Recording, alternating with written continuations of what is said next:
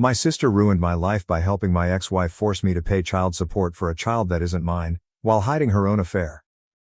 I'll start by saying that I truly despise my sister, albeit this wasn't always the case. She is my older sister, and as we grew up I admired her greatly. However, she has shown me throughout time that she can be a dreadful sister. My ex-wife Susie and I had been married for 2 years before I found she was cheating on me.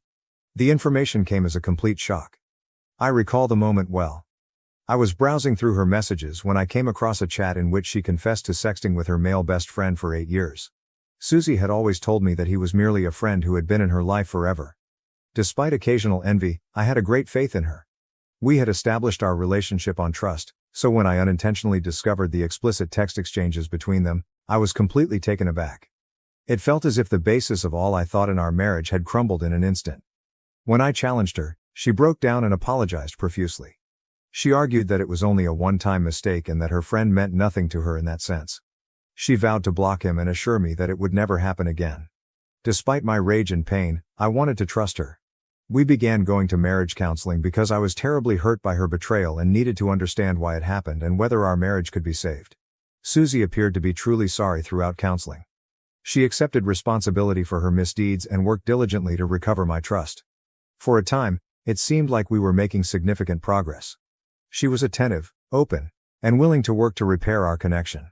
I decided to stay and give our marriage another opportunity because I still loved her and wanted to believe that people could change and relationships could be repaired. However, as you may have predicted, it was a huge error. After a while, I discovered that my ex-wife was attempting to meet up discreetly with her male closest friend. She had told me earlier that evening that she was going out with a coworker, but something about her demeanor looked off, and I had a nagging suspicion she was lying. I trusted my instincts and called the coworker after Susie departed to check in. To my dismay, they informed me that they had no plans with Susie.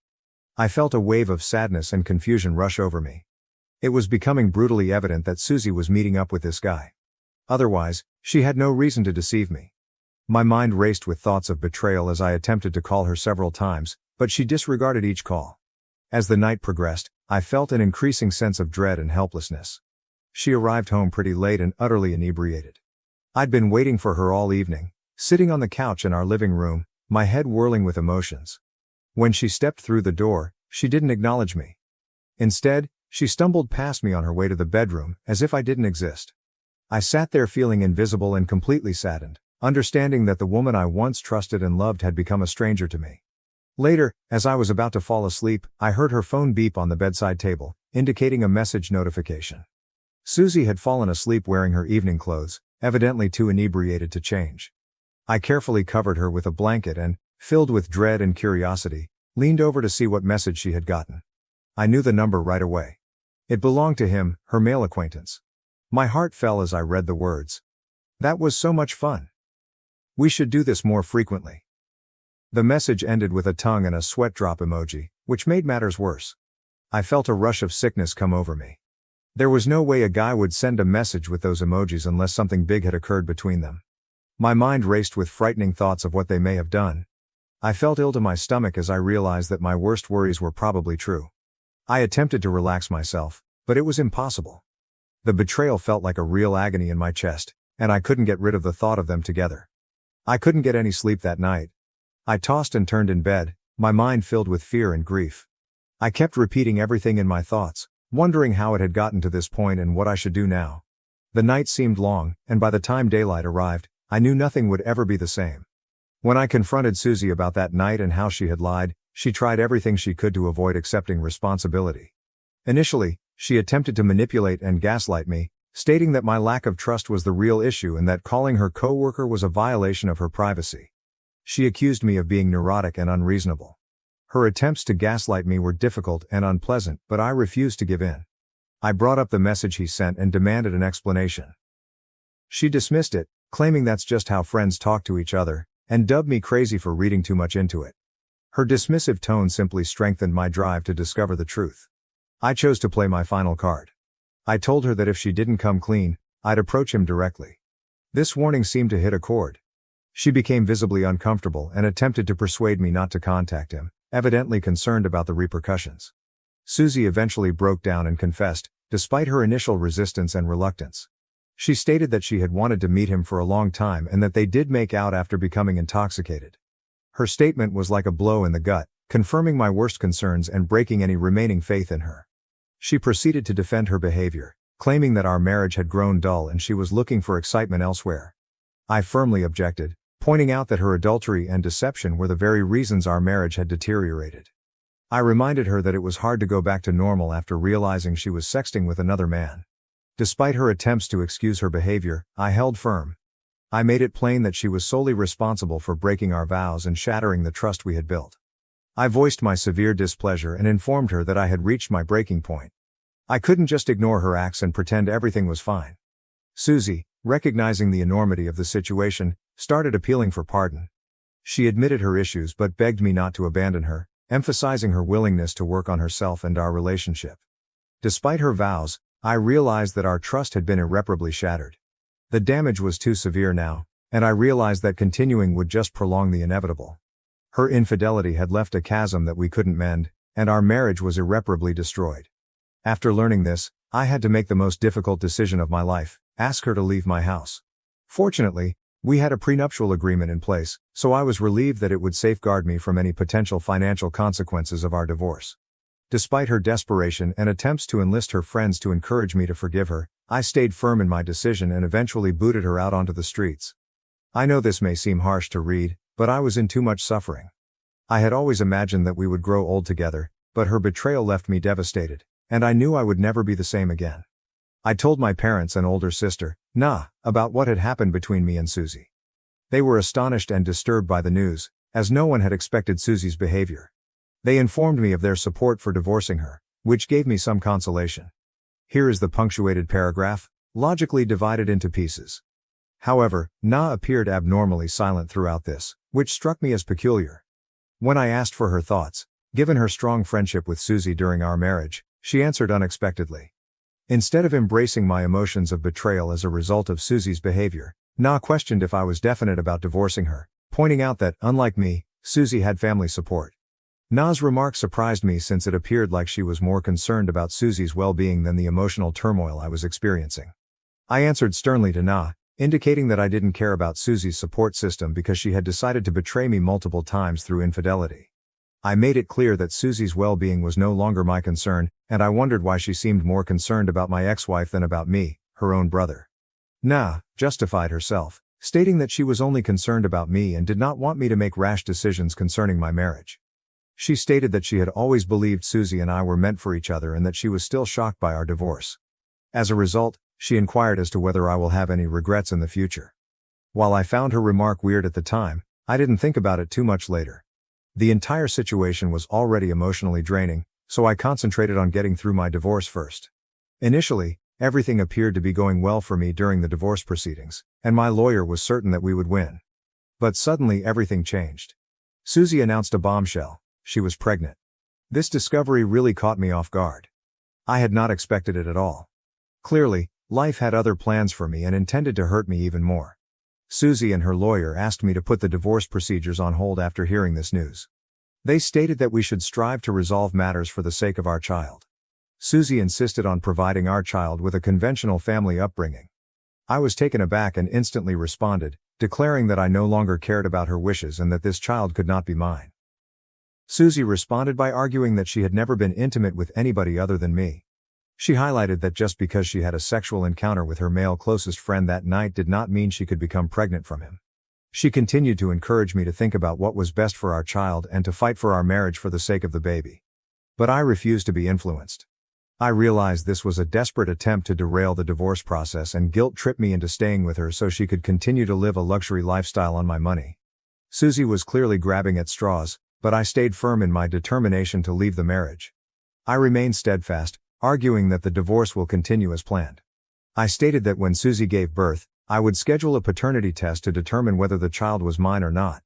However, Susie's lawyer refuted our case, arguing that because Susie was still legally married to me and had declared that she had not been intimate with anyone else, I was automatically the father of the kid. They stated that they would seek child support from me as a result of this. My lawyer vehemently disagreed, arguing that such allegations were baseless without a paternity test. Unfortunately, we were all too aware of the flaws in our judicial system, particularly when it came to defending men in cases like this. Susie's lawyer later sued me for child support, offering proof to back up their allegation that Susie had not been intimate with anyone else. They presented me as a controlling freak who attempted to avoid paying child support and accepting responsibility for my acts. They even called in witnesses to testify on Susie's behalf. My older sister, Na, was among the witnesses, which shocked me. I had no idea she would even be present. Initially, I figured she was there to observe and support me, but to my surprise, she testified against me, claiming that she had been friends with Susie for a long time and was confident that Susie could not have betrayed me by sleeping with someone else. My sister said Susie was still in love with me. Na claimed unequivocally that she believed the child belonged to me. Hearing my sister back my ex-wife over me was terrible. Na knew how much I loved Susie and how much she had wounded me, yet she was there to defend her deceptive behavior. Later, once we were out of court, I confronted my sister about her surprise testimony. I voiced my amazement and betrayal, feeling absolutely taken aback by her behavior. Na, on the other hand, stayed firm in her choice, saying that she was doing the right thing and that I would come to respect her stance in the future.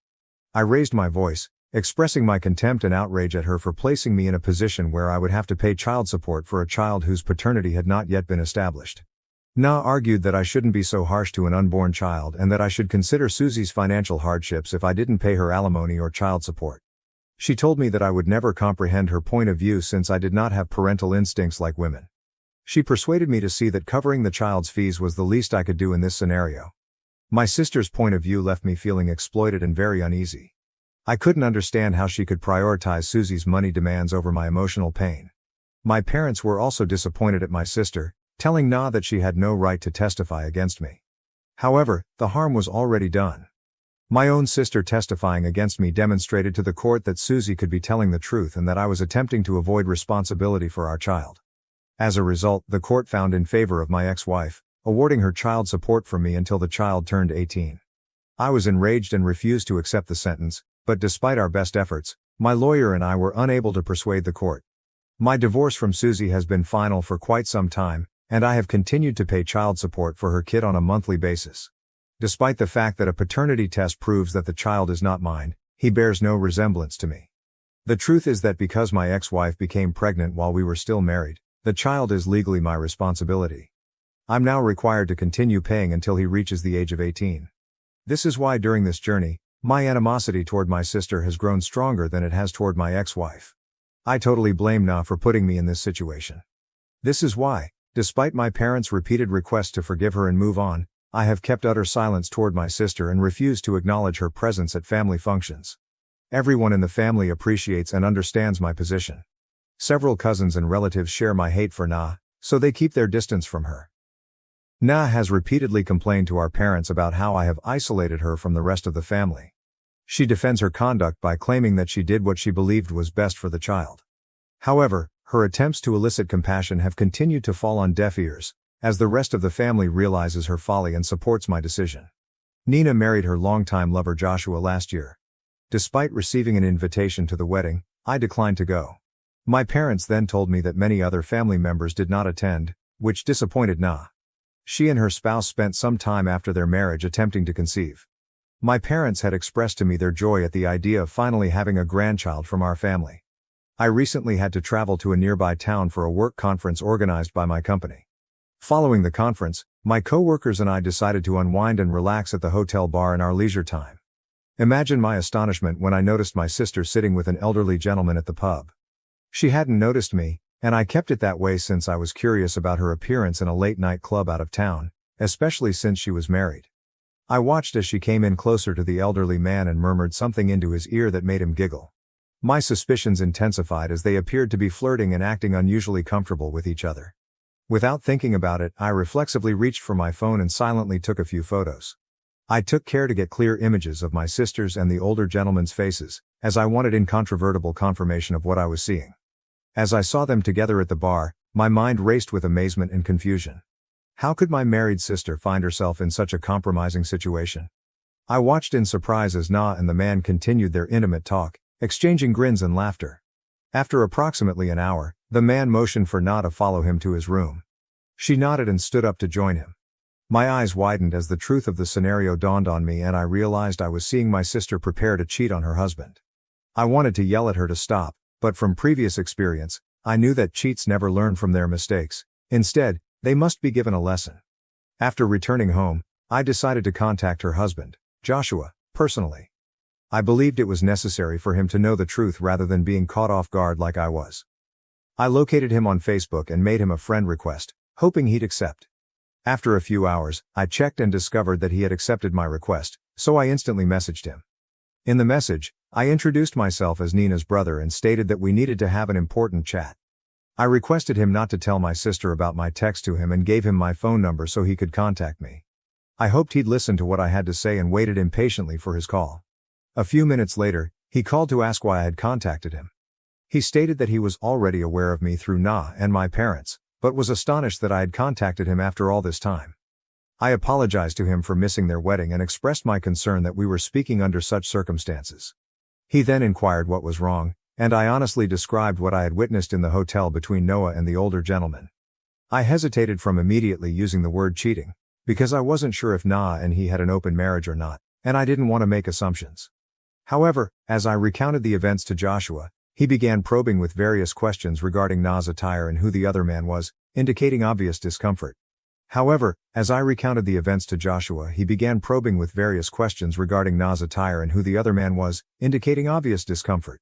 To back up my story, I said that I had taken photographs of her with the gentleman, as I found it difficult to believe myself. I immediately shared those photographs with him to provide actual proof of what I had experienced.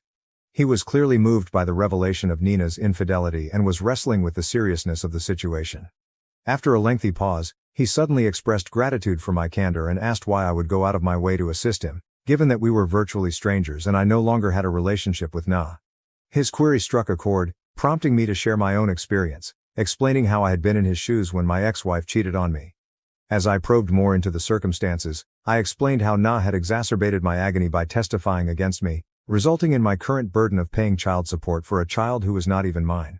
Joshua remained quiet for a few minutes after hearing my story. He then revealed that Na told him an entirely different version of the truth. Susie and my marriage, she claimed, were already faltering. And we had ceased being affectionate, prompting Susie to make a one-time error that allegedly led to our split. I was furious after hearing this distortion of truth, and I explained to Joshua that Susie had cheated on me twice, demonstrating that our divorce was not the result of a single error, but of her continually breaking my trust with her male buddy.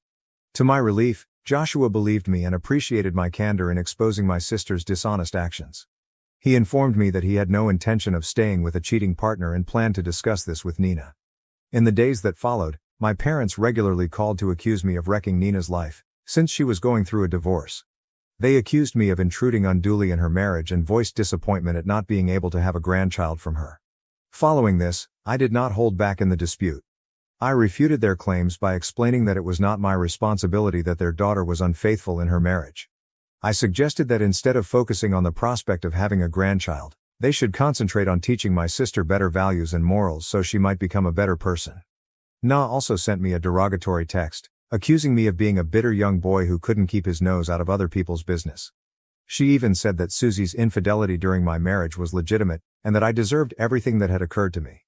Her message enraged me, and it took me several hours to calm down after reading it. However, fate appeared to have its own way of balancing things, as I recently discovered that Na is presumably pregnant. She claims Joshua is the father, but he refuses to accept any responsibility.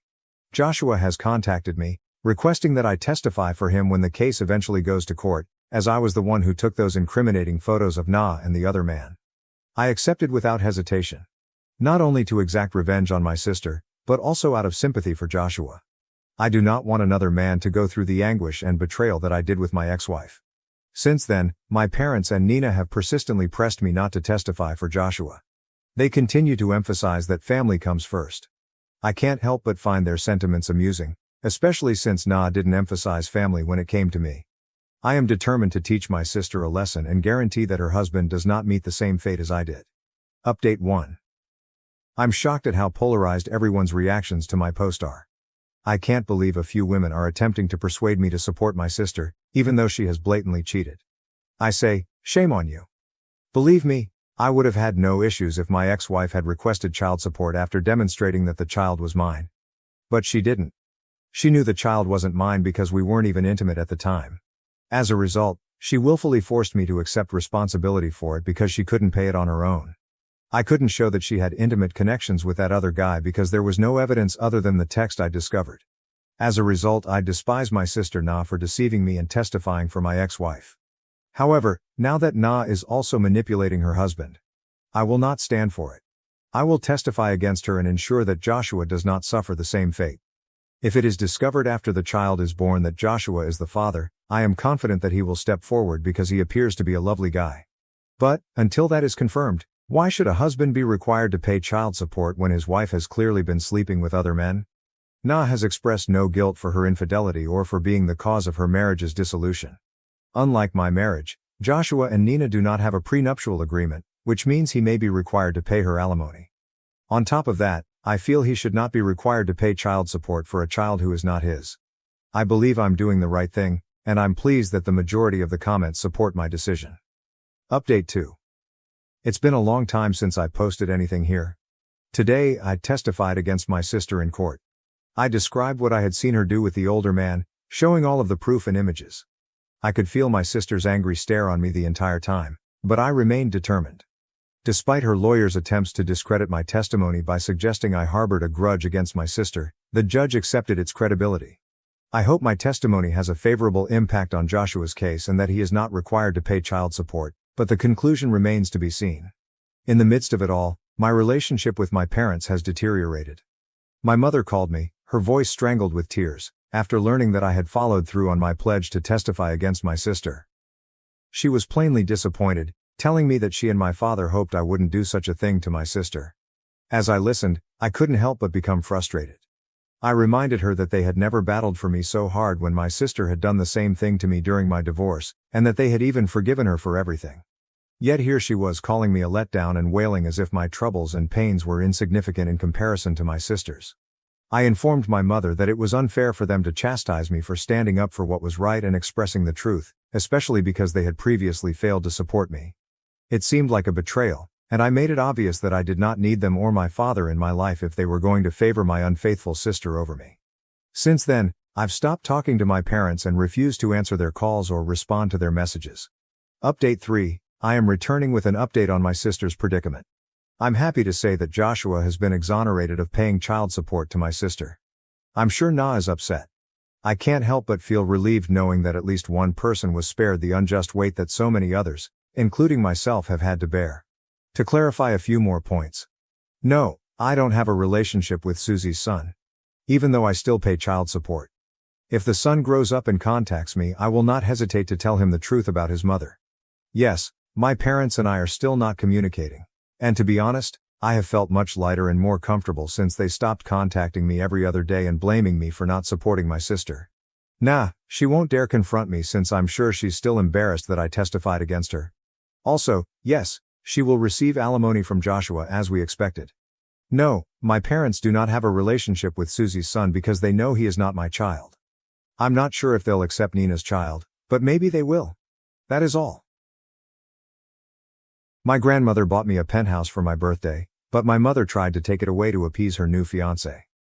Hello everyone, so I just turned 15 3 days ago and my grandmother gave me a very rare and lovely gift. She handed ownership of her penthouse apartment to me. My grandmother does not reside there. She lives in the suburbs but has owned the apartment for a few years and visits occasionally when she wants to be closer to the city. I was overjoyed because the previous year and a half had been a nightmare for me. First, my father abandoned our family. Even though Dad had always been a workaholic with no time for me or my mother, this still surprised me. My mother didn't even tell me about it until my father quietly walked out of the house over a year ago. Apparently, by the time they told me about it, they had already filed for divorce, and my parents had decided that they couldn't live together any longer because my father was simply too burdened. I don't know what overwhelmed him. He did not even say goodbye to me in person. He texted me one more time after he moved out, telling me to be fine. That was it. I didn't see him after that, and my parents eventually separated. Because our state does not have a significant waiting time, my mother was able to maintain the house and have complete custody of my brother and me. My dad had visiting rights, but he hasn't used them yet, so I'm not sure what's going on. As if that wasn't awful enough, my mother informed me around 2 months ago that she had been dating this guy, let's call him Robert, for about 3 months. They were in love, and she didn't want to waste time because she was getting older, So they got engaged. I barely had time to grasp the fact that my mother was seeing someone new.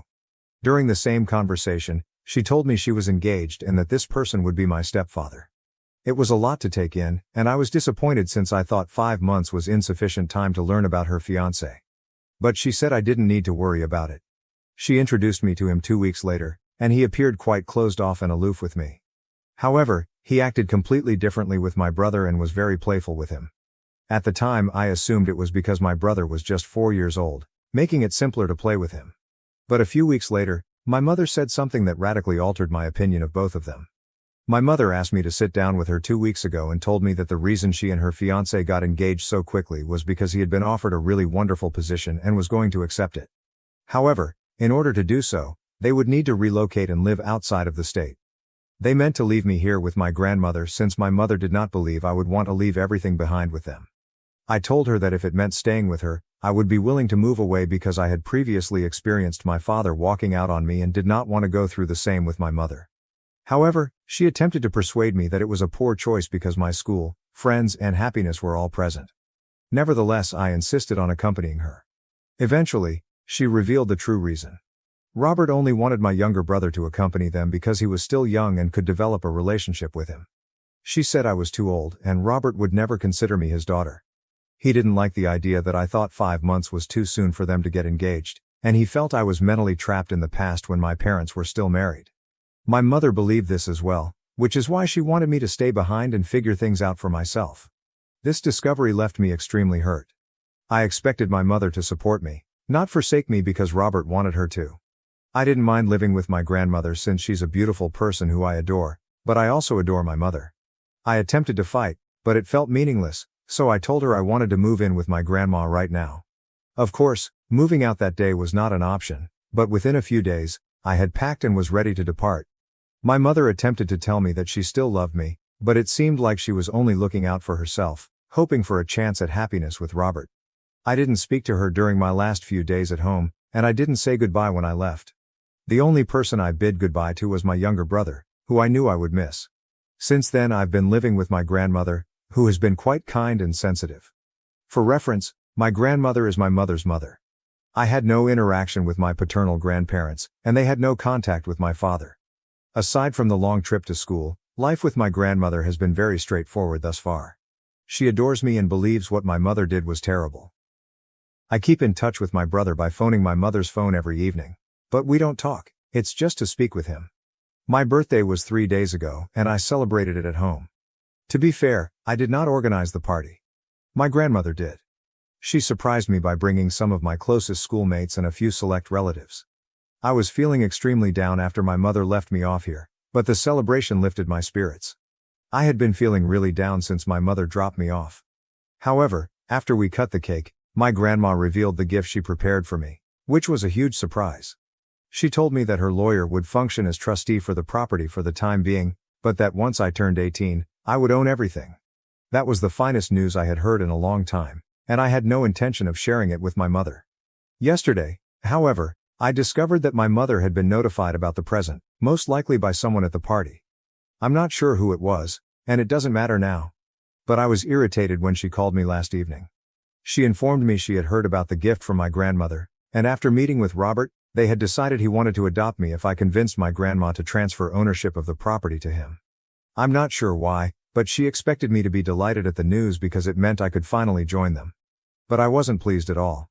I told her that I was not going to do anything like that and that she no longer needed to call me. Then I hung up. A few minutes later, she called me again, but I didn't answer. Then she texted me, and this is what she sent. I'm sorry if you felt horrible because I was trying to play by Robert's rules and live life on his terms, but you must understand that after your father and I separated, he was the only person who truly cared for me.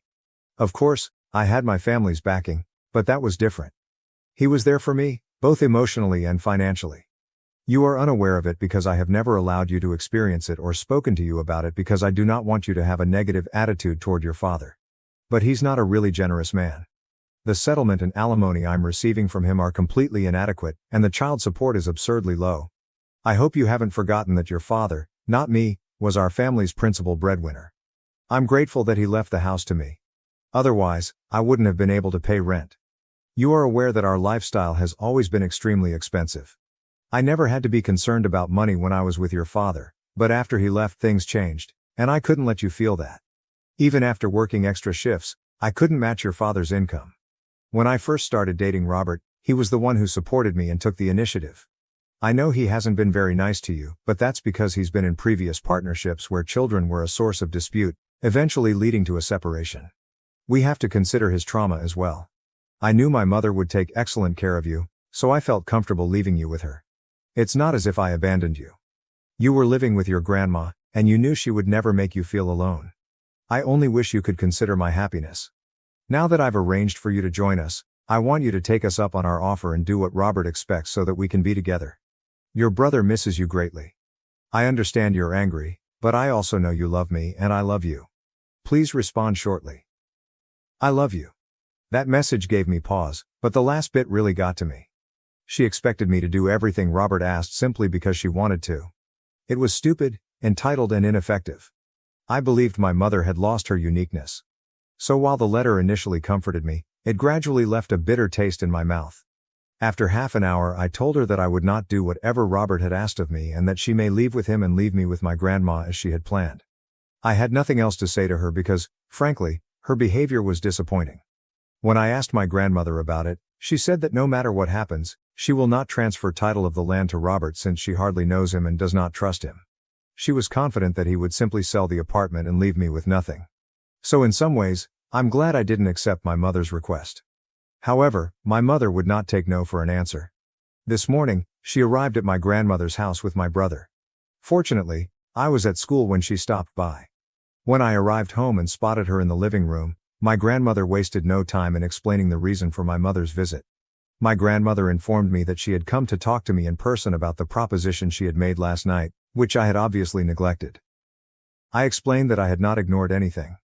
I responded to my mother's message and was quite clear about what I wanted. I wanted her to stick to her original plan because I was not going to persuade my grandma to transfer the land to Robert. We didn't trust him. I made my position plain, so I didn't see why she was still puzzled. I was rude and had a strong tone, but can you blame me? Anyway, my mother began crying and stated that she was simply trying to make everyone happy, but no matter how hard she tried, it didn't work. I was upset because she was crying when it should have been me. After all, I was the one being treated poorly by both of my parents. I told her to cut it out, and she had it absolutely backwards. She wasn't trying to make everyone happy. She was just trying to make herself happy and expecting everyone else to go out of their way to accommodate her. Perhaps everyone else was willing to do so, but not me. I had a life ahead of me, and I wasn't going to waste it by racing after her to make sure she was okay. That took her by surprise, and she quickly departed. Later, I noticed she had blocked me and I now feel horrible about what I said. So I'd like to ask, am I a jerk, AITA, for telling my mother that she was selfish and just concerned with her own happiness? Update 1. Hello everyone. Before I begin, I'd like to thank everyone who commented on my first post. It truly opened my eyes. There are other aspects I hadn't considered previously. It hadn't occurred to me that my mother's relationship with Robert may have existed before the divorce. She may just be telling us about it now because it's simpler and more convenient for her now that the divorce has been finalized, and we'd have no idea. Honestly, I hadn't considered it since I couldn't see my mother as a cheater. But now I'm really not sure. She might be, for all I know. Anyway, it's none of my concern because she's made it clear she doesn't want anything to do with me. The only issue is that I can no longer communicate with my brother and I miss him. He and I always got along well, and I hate to think that he could be Robert's child, as many of you have suggested. I'm trying not to think about it, but now that people are discussing it, it's difficult for me to ignore. I genuinely want to know the truth, but I'm terrified. Since I wrote that post, I've had several lengthy discussions with my grandma about these possibilities. While we haven't been able to reach any conclusions regarding the truth, it's gotten increasingly difficult for us to think of my mother in the same manner. I believe that talking to my father about this would provide us with some insight, but I am not sure if he would want to discuss it with us. My mother paid us a visit 4 days ago, and we haven't spoken to her since. On the first day, she blocked me, and later my grandmother informed me that she had blocked her too. To be honest, it's a little ungrateful of my mother. My grandma has been caring for me without expecting child support because she is self-sufficient. My grandmother cares for me out of sheer compassion and love. I can't picture somebody giving up their retirement to care for their grandchildren, But that's precisely what my grandmother is doing. I believe my mother should have been grateful, but instead she blocked her. There are so many things I'm angry about with my mother, and I still have so many unanswered questions. I'm simply hoping that everything will come out in the open. Update 2. Hello everyone. So this is going to be a long update because my father paid me a visit this evening. Apparently, my grandma had called him, but she hadn't told me since she wasn't sure whether he would come and didn't want to raise my expectations. Anyway, he did pay a visit, and as soon as he learned that my mother was engaged to Robert, there were a lot of revelations, which I'm still processing, but I'll attempt to discuss them here. I was astonished to see him and even more surprised when he hugged me and apologized for everything. He eventually sat down with me and my grandmother and told us everything he knew. He informed me that he and my mother had fallen out of love a long time ago, but they stayed together for my happiness because they didn't want to split up the family and put me through the pain of growing up in a broken house. Then around 3 years ago my father began an affair with a coworker. He wanted to inform my mother about it but lacked the confidence to do so. She discovered out on her own approximately a year ago and filed for divorce. She promised him she would keep quiet about it as long as he stayed away from us. She laid forth a number of requirements, including leaving the house fully to her, giving her full custody and promising not to visit us until she gave her permission. She also requested a large payout, alimony, and child support, and he agreed to all of them. The only thing he requested in exchange was that she keep his affair a secret and never tell me, as he didn't want me to despise him or regard him as a cheater. So far, she has upheld her half of the bargain, but at the expense of my connection with him. He also apologized for always being a workaholic and not doing more to foster a relationship with me. In his defense, my mother always demanded more, so Dad was compelled to work all the time. He couldn't afford the lifestyle she craved unless he worked around the clock. He told me it wasn't an excuse, but he wanted me to understand that it wasn't all his fault. I understand, yet it is still tough for me to accept. Anyway, he explained why he broke his pledge to my mother and came to see me without first asking her. In the note she left for him, my grandma mentioned Robert's name and inquired if my father knew him. This is why he raced over.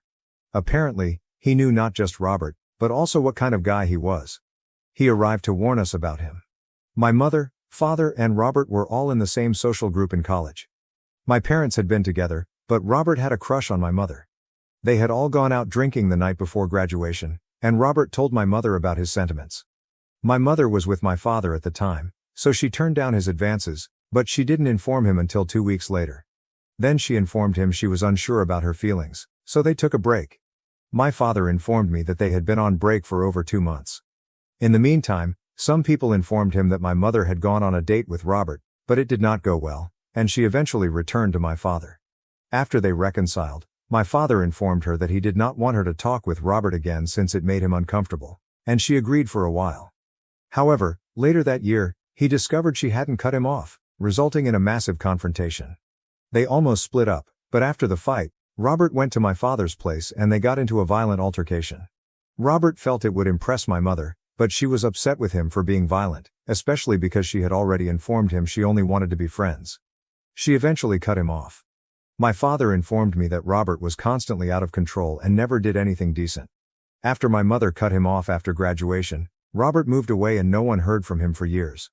Now my father believes my mother and Robert reconnected a few years ago when she claimed hearing from some acquaintances that Robert was back in town. He wasn't sure when my mother began conversing with Robert again, but if they were engaged, it meant she had been cheating on him, nullifying all of the conditions she had established during the divorce. My father informed me he was going to confront my mother, but first I wanted to speak with her and figure out what was going on. He agreed to wait until I spoke with her.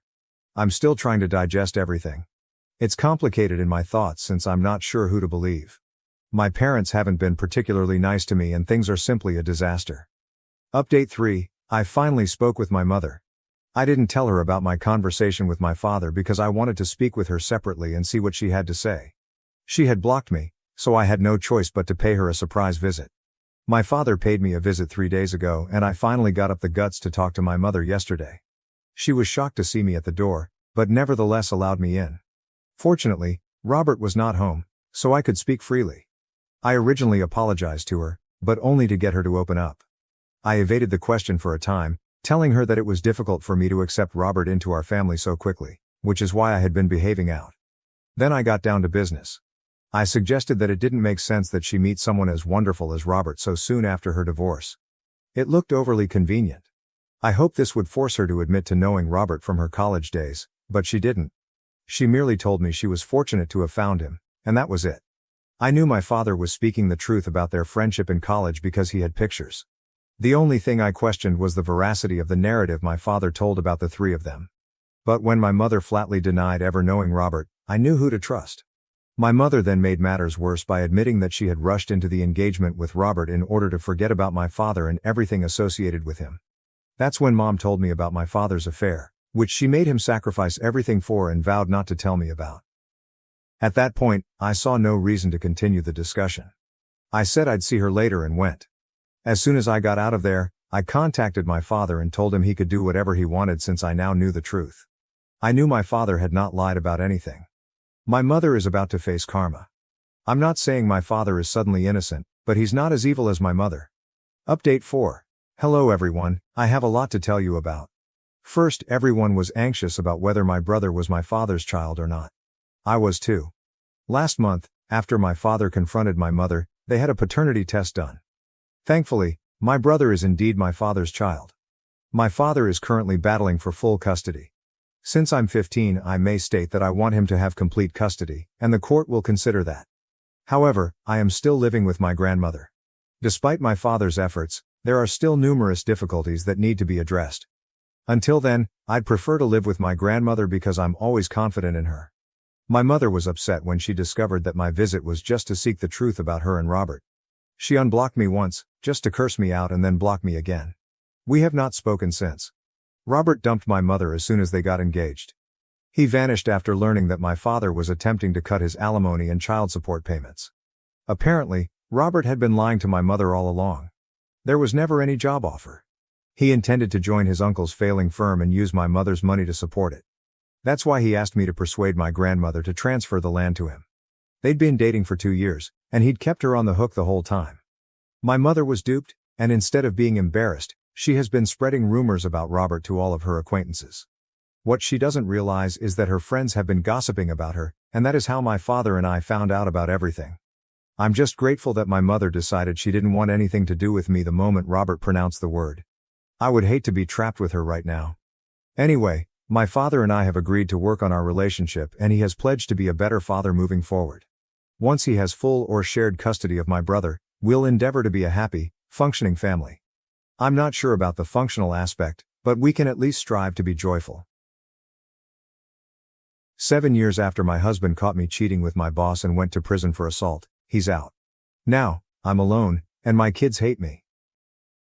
I'm a selfish person, or so I tell myself practically every night when I hear the silence in my home. My children aren't here, my ex-husband hates me for good cause, my immediate family is fractured, and I've never stopped hating myself for what I did. My selfish conduct occurred in 2015. I had just reached 39, and I admit that I took my ex-husband for granted. My ex told me every day that I was beautiful, that he wanted to be intimate with me, that he cared for me, and that he treated me as an equal. He never regarded me as a queen or princess. I was his partner. We'd been married for 20 years by that point, high school sweethearts and each other's only, and it seemed right. My family adored him, my brother looked up to him, and my ex supported him through many difficult moments. My ex was the person people contacted when they were in difficulties, and he assisted them. He was a good guy. Over the years, I have given him 2 strong boys. At the time of this narrative, they were 18 and 16, and we had twin girls who were 13 years old. I had gained weight and felt self-conscious, but he still called me lovely. Our fights were rare and far between. We discussed everything, but when we disagreed, it was typically over sex or a lack thereof on my part, as well as the things I refused to do in bed. It wasn't that I didn't want to do things, it was just that I wasn't in the mood, which he understood. When I turned 39, my birthday celebration unveiled the new me. I had spent the entire year in the gym, doing yoga and Pilates. My efforts helped me lose 180 pounds and reach 135, which was an incredible transformation for me. I had always been a plump girl, so having a tight fit figure was a new sensation for me. My ex-husband also went to the gym with me, albeit not as frequently, but he dropped from 260 pounds to 225 and began to shape his physique. My ex-husband could not keep his hands off of me, but I was still not in the mood. He certainly made an effort. We attended dinners, danced and went for regular walks. He always helped around the house, and I could see in his eyes how much he adored and lusted after me. After 20 years together, he still gazed at me with passion. I believe any woman would desire that, but I wasn't in the mood. At the time, I assumed I was going through early menopause because we only had sex 2, maybe 3 times a month and I was a one and done, but he desired more. No matter how hard he tried, I just wasn't into it. He suggested couple counseling, but I refused. So my selfishness comes into play. A new manager began working in my office a few days after my birthday. He was significantly younger and more attractive, and for some reason, he was interested in me. Initially, I ignored him. Then it switched from ignoring to casual chatting. He flirted, so I showed him my ring. However, after 2 months of relentless flirtation, I reciprocated, which led to me telling him about my life and finding myself thinking about him more and more. This was an emotional affair, as I now realize, but I was high at the time. My ex-husband suspected something was wrong with me. We had a furious dispute over it, which I feel I began. He moved to kiss me and I subconsciously produced a horrified expression. It wasn't directed at my ex. I was thinking about another man as my husband leaned in, and I was dissatisfied with the whole situation. At least that is what I tell myself. A week later, I asked the new boss to meet me in a cafe so we could discuss. I was about to beg him to leave me alone and that I couldn't do this, but he kissed me first, and my thoughts went blank. That marked the beginning of our 6-month affair. During that period, I did things with this man that my ex-husband had long desired. I was more enthusiastic, willing, and usually in the mood. I think it was because it was something new. During this time, my ex and I continued to have sex, albeit less regularly. I started pushing him away, nitpicking his minor habits and even criticizing him. I'm ashamed of how I handled him at the time. I only understood what I was doing when my brother came to visit and informed me that my ex had confided in him. My ex was despondent and contemplating divorce, claiming that he no longer loved me and that he was beginning to lose interest in me. That brought me out of it. So I immediately called it off, quit my job, and promised myself that I would make my husband feel loved and cherished. I was going to change this. If possible, I would be a better wife. My AP, affair partner, arrived at my residence with a package of office supplies from my desk, which I had ordered to be shipped. We spoke. He wanted to know what he had done wrong, and I told him I needed to work on my marriage. I told him to leave, but he wanted one final chance. I told him no, but he begged and pleaded, and like a fool, I gave in. We went into the guest room and started fighting. I'm not sure how long we were doing this, but when he was on top of me, I felt him violently snap back, and there was a huge crash. I sat up, and my ex looked at me. My AP was on the floor, and there was a big hole in the wall. I tried to talk to my ex, but his eyes were bloodshot. His lips trembled as tears streamed down his cheeks. I could tell he was in a lot of agony, and I felt disgusted. I witnessed my AP stand up and try to leave. My ex looked at him, and my AP told him that if he knew what was best for him, he'd back off. So my ex assaulted him. I yelled and cried for my ex to stop. Desperate, I jumped on his back, causing me to be slammed to the ground. Everything became blurry for a time. Sentences sounded muffled, but when I awoke, my ex had my AP by his side and was on the phone. All I could do was stare at my AP's injured face and the blood and teeth on the floor next to him. There was a loud bang on the door, and I saw my ex put the phone on speaker, carefully set it on the floor, drop to his knees, and place his hands on the back of his head. The door opened and the police entered and handcuffed him. Paramedics came shortly later. I quickly found that he had phoned 911 himself. At the hospital, everything went terribly wrong. My father didn't say anything to me, he just stared at me with shame. My brother was yelling at me, looking upset and questioning how I could have done that to my ex. My mother was comforting me, telling me everything will be fine, which prompted my father to yell at her. His family was infuriated. His sisters threatened me, and his parents seemed to wish to put me to an early grave. I approached my children, but they refused to speak with me. My sons wouldn't even look at me. My AP was severely damaged and required reconstructive surgery on his face. My ex had nearly crushed it. At the hospital, a woman entered my room and immediately attacked me. My brother grabbed her away from me and it turned out she was my AP's wife. I didn't realize he was married. He never wore a ring and never said anything. It made me feel even worse. Prior to the trial, my boys stayed with their grandparents on my husband's side, while my girls refused to speak with me. My ex did not want to see me either. I attempted to visit him at the county jail, but was forbidden. My brother made sure my ex went to the correctional facility where he worked so he could monitor him. When I requested my brother to deliver a message for me, he told me to go to hell. During the trial, I saw my ex for the first time in months. He gazed at me with rage, and it hurt more than I could have imagined. He had always looked at me with love, even while we were fighting. He always looked at me with love, but throughout the trial, it was hatred. I had to excuse myself for crying in the restroom. As the days passed, I was compelled to recount my affair in full for everyone to hear. When I informed them how long it had lasted, my ex looked devastated, and my father stood up and exited the courtroom. During my ex's testimony, I discovered that he had returned home to surprise me with lunch and a weekend trip for 2 to the Catskills. He had planned a romantic retreat, but as we walked in, he responded. He claimed that when the AP told him to step aside, he snapped and pummeled him, stopping only after he flung me off his back. He instantly called 911, and we heard the recording in court. Hearing the misery in his voice and sobbing as he did everything the operator told him to do was heartbreaking. The AP couldn't speak verbally and was extremely drugged, so they utilized photographs of him, which made me sick because I was to blame for everything. My ex broke his eye socket, cheekbones and jaw. They claimed there were bone fragments that were too small to piece together. My ex was charged with a third-degree felony and sentenced to 7 years in prison, causing my kids to yell and protest, as well as my girls and his family to let out a howl that still haunts me today. The first 3 months were terrible. My AP's soon-to-be ex-wife sued me for affection-based alienation. My ex has filed for divorce.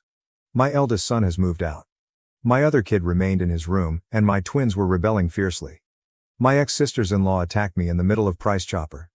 When I tried to apologize to his mother, she spat in my face. My father and brother refused to speak with me. Eventually, I needed to locate a new job. There was no money coming in, and I nearly depleted my funds, but I was essentially blacklisted in my sector. It was negative publicity for the accounting firm, so I started working in retail and became a seasonal H&R block adjuster during the tax season. I almost lost my house. My ex refused to let me visit him, and each letter I sent was returned. Crying in the shower became practically a daily habit. My parents almost split up because my mother was continually defending me. My brother refused to accept me, and my pals, whom I'd known since elementary school, were divided. I soon began to have ideas of terminating things, of packing my goods and going. The guilt was so heavy. I eventually saw a therapist, who admonished me for being too familiar with my ex.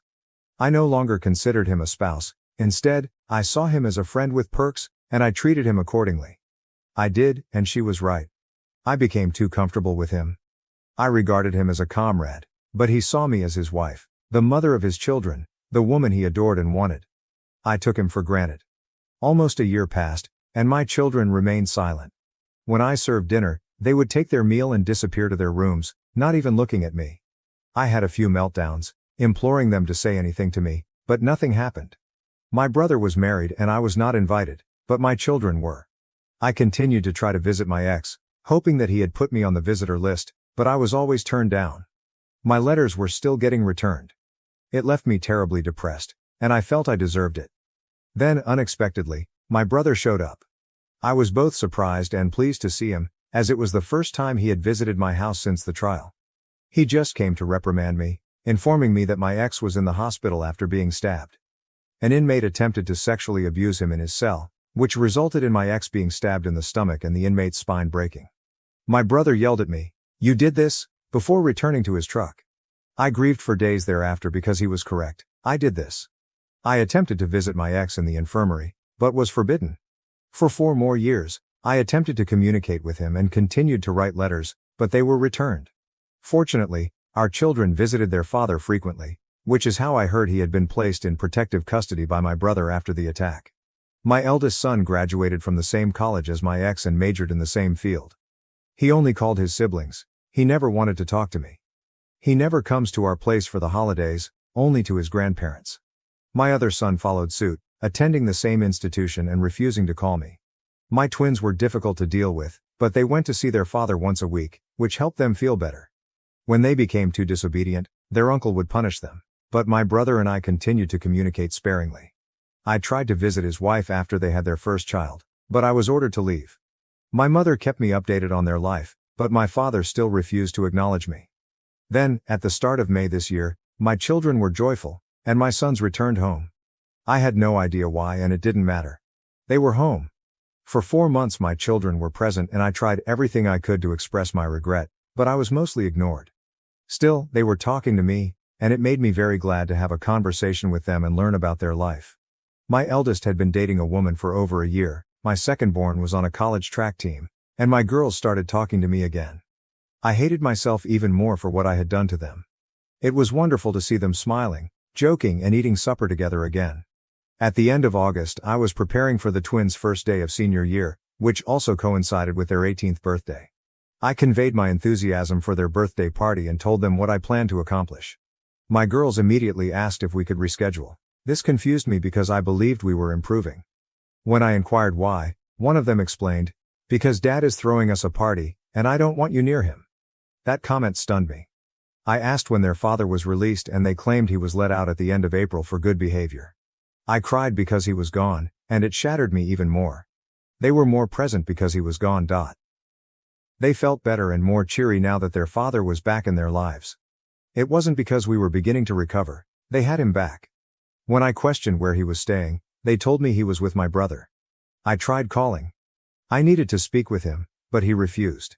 I attempted going over, holding all the letters that had been returned throughout the years, and I caught a glimpse of him through the crack in the door. I called his name, but my brother told me to leave. I handed him the letters and departed. When I reached the driveway, I heard his voice. When I turned around, he was walking toward me. I immediately started crying and rushed to hug him, but he returned my letters. "You forgot this," he coldly told me. I cried as he walked away. I begged and pleaded for him to talk to me, but he simply walked back into the home. My children stood outside the entrance, staring at me, with no love in their eyes. At that point, I knew my children were simply tolerating me. However, I still want to improve it. I'd like to tell them how selfish I was. I want to tell him how much I miss him and how sorry I am for destroying what we had. So I'm still trying to go through my daily existence. My mother informed me that my AP's ex-wife began seeing my ex 2 years ago and has been returning to see him. I don't really care, all I want is for him to forgive me. I want him to speak to me. I want him to be with me. I want him to look at me like he used to. I want my kids to be with us. I really want my family back, but I know I do not deserve it. Even if we miraculously reunite, it will never be the same. I was selfish and I wish I could take it back. My son's response. This is a response to my mother's post entitled "My Selfishness Ruined My Family."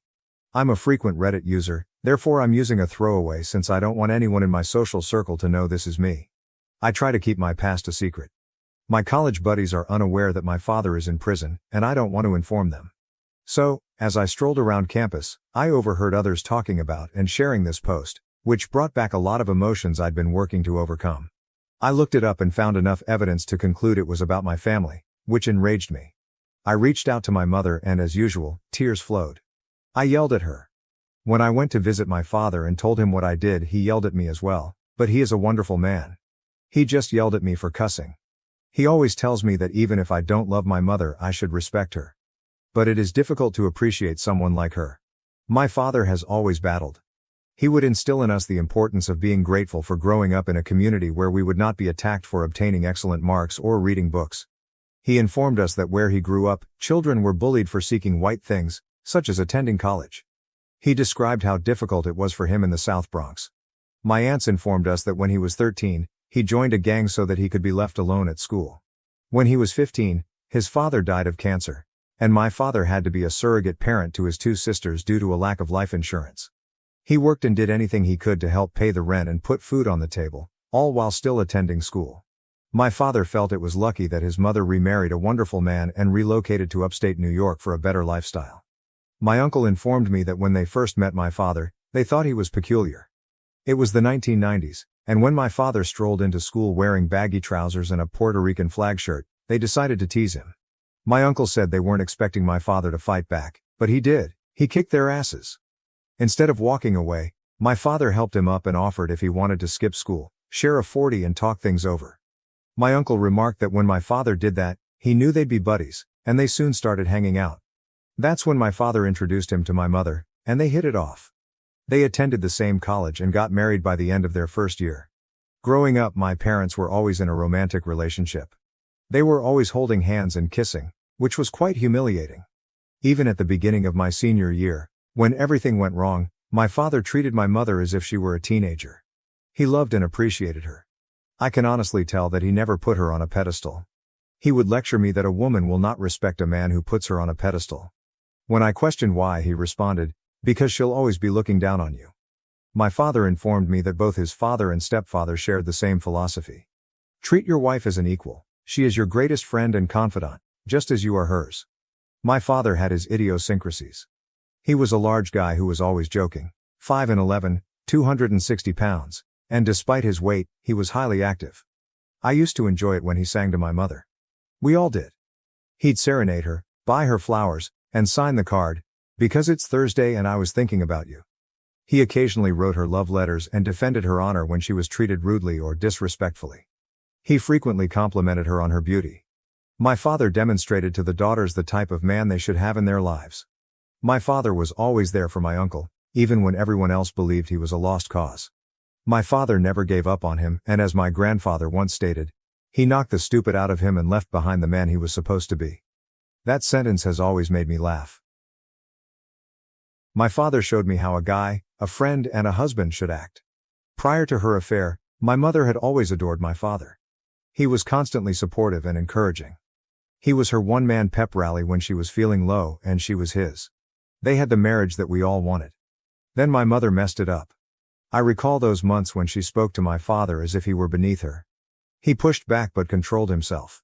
Even though my father was a college graduate and a successful financial consultant, he could go from zero to ghetto in 5 seconds.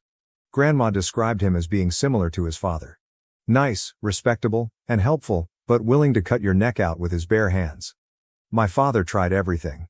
Buying her flowers, taking her out to dinner and dancing, but she was in her own little world and mistreated him. We all witnessed it. It had a significant impact on my brother and twin sisters, but my father smiled and assured us that everything will work out. He would add that Mom was probably stressed out at work and bringing it home. I believed it, especially after she quit her job. I honestly believed it was her employment that was the issue. Then my father was arrested. Mom, do you know how embarrassed we felt when the entire school was discussing what happened? My father got detained because my mother couldn't close her legs. I couldn't bear looking at you, so I went to stay at Grandma's place. The sight of you repulsed me. When I visited Dad, he couldn't bear to look at me. He was embarrassed. He told me he had failed as a husband and a guy. I told him he didn't, but he said he did since a man would have considered the repercussions of his actions before doing anything so idiotic. He said he failed as a husband because his wife had cheated on him with another man. I implored him to please look at me, but he refused. Then you had the nerve to seek our forgiveness, and for the first time in my life, I wanted to physically harm you. We were all hurting, and you asked for forgiveness. Sitting in that trial and listening to that 911 call was the worst 25 minutes of my life.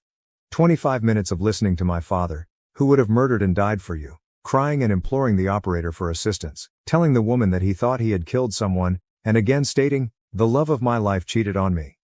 It harmed us more than anything. I understand you attempted to act as a character witness for Dad. We all told you not to do it, but you did anyway. Why? Did you want to show us that you still loved him? Tell the court that he is a good man. Because, in my opinion, the cross-examination in which you informed everyone how long you had been with that son of a bitch was the reason we lost him and sent him to jail. I believe if we had an actual lawyer rather than an appointed one, he would have walked. As a result, I experienced anger issues.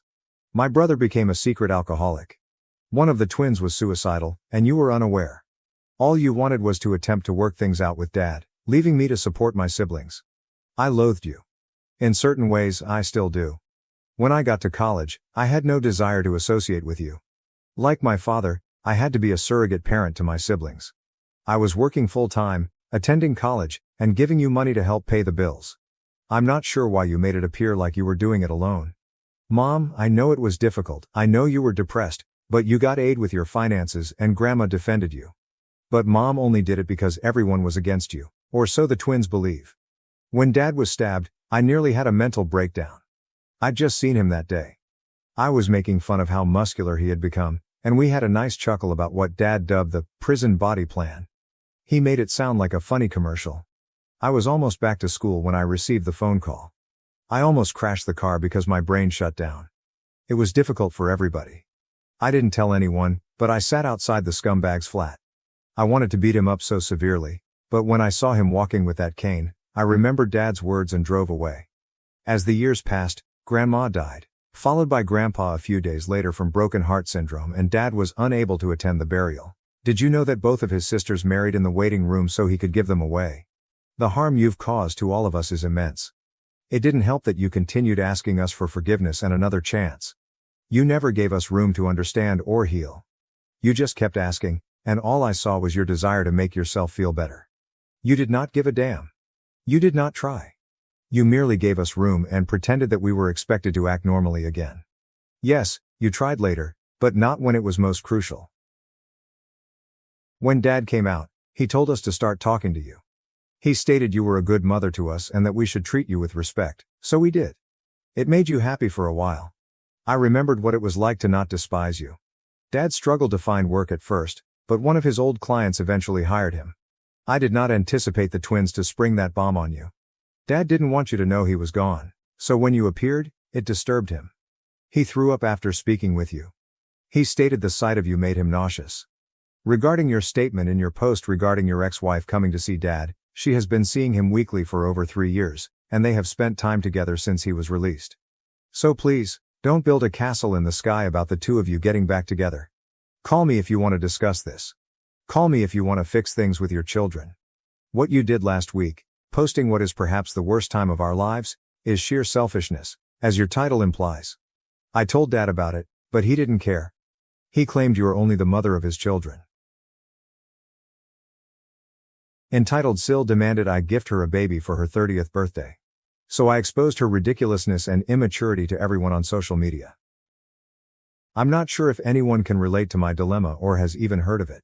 It feels strange to even write this. It's about my Mill and Syl, who are pampered brats. Syl is 29 and a single woman. Well, that's not the issue. The issue is that she is an entitled woman who will not accept no as an answer. I am 37 years old and have been married to my 40-year-old husband for 12 years. We have 2 children, a 9-year-old boy and a 5-year-old girl. Despite our blissful marriage, touch wood, my pain in the neck is my overly theatrical Mill and my overly spoiled Syl. Before I tell you more about my position, let me paint a picture of my mother-in-law and sister-in-law. They are social butterflies, similar to upper-class rich ladies in soap operas who spend their days at salons and massage parlors, and their evenings at bars chatting about other useless women. They exist in their own fantasy universe. They do not work. All they do is shop and chat. My FIL is busy generating money, while these women are busy spending it. FIL is essentially a non-existent part of the family, or rather a cash cow. There's a rumor that FIL has a mistress, and MIL is aware of it, so they have an unspoken agreement. He fulfills all of their demands without question, in exchange for having a mistress. I am not sure how true it is, but given Phil's status in the family, it appears likely. Otherwise, no sensible man would be silent about Mill and Syl's foolishness. Now, back to my sad existence. Last week, Mill called and invited me out to lunch, on a Wednesday afternoon. I wanted to say no, but she hadn't requested to meet with me in a long time. So I suggested an alternate schedule. I suggested that we meet for dinner in the evening, but they are busy women at night, spending time with friends at the gaming parlor. So we decided to meet on Saturday afternoon. I arrived in my usual attire, whereas she wore a completely shimmering black dress.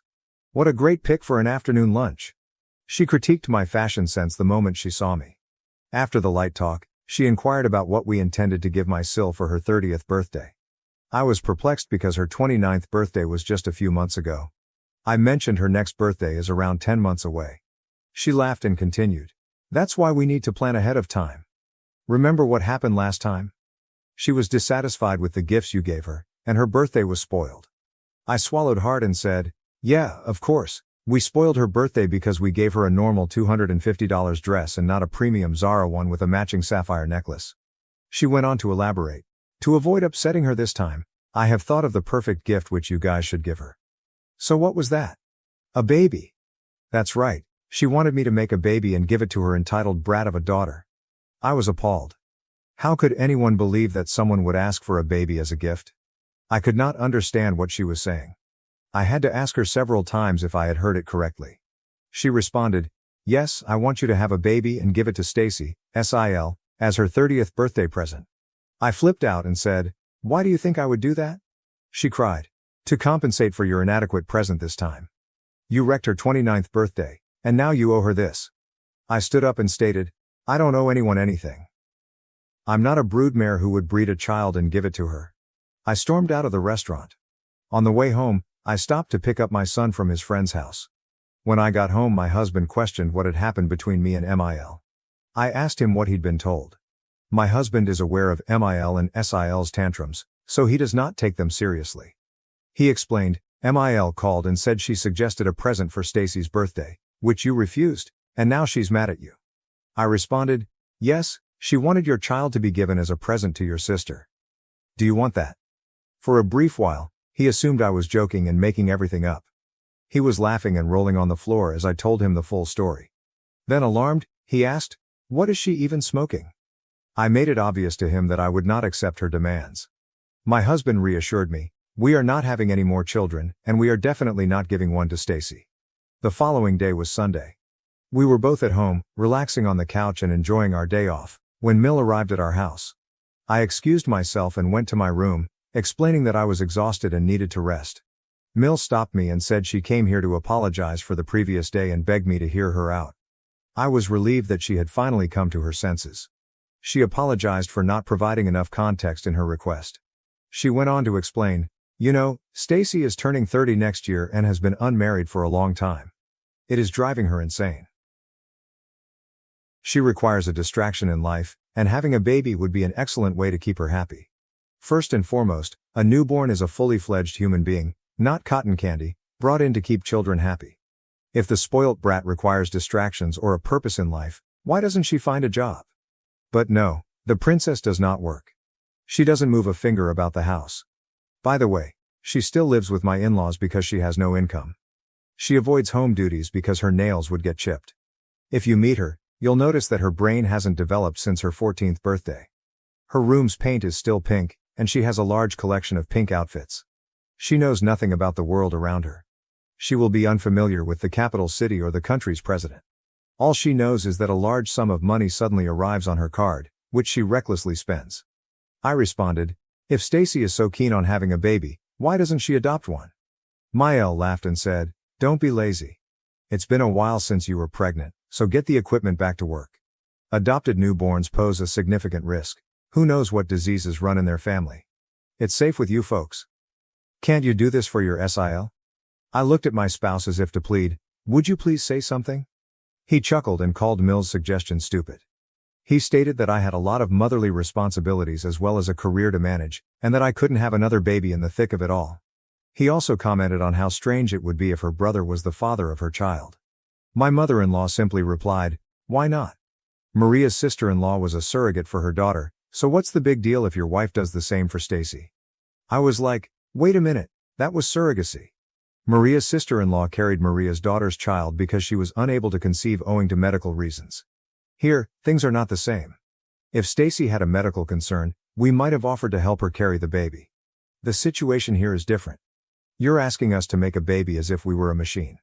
My partner had advised, Stacy should find a guy, settle down with him, and have her own family rather than complicating the situation here. Mil began sobbing and lamented, my little girl has tried so many times to find a man, but you know how awful men are these days. She pointed at me and said, you're a lucky woman to have my son, but sweetheart, not everyone is as fortunate as you. Stacy can't be with just any regular man. You know she has great expectations. The man should treat her like we do.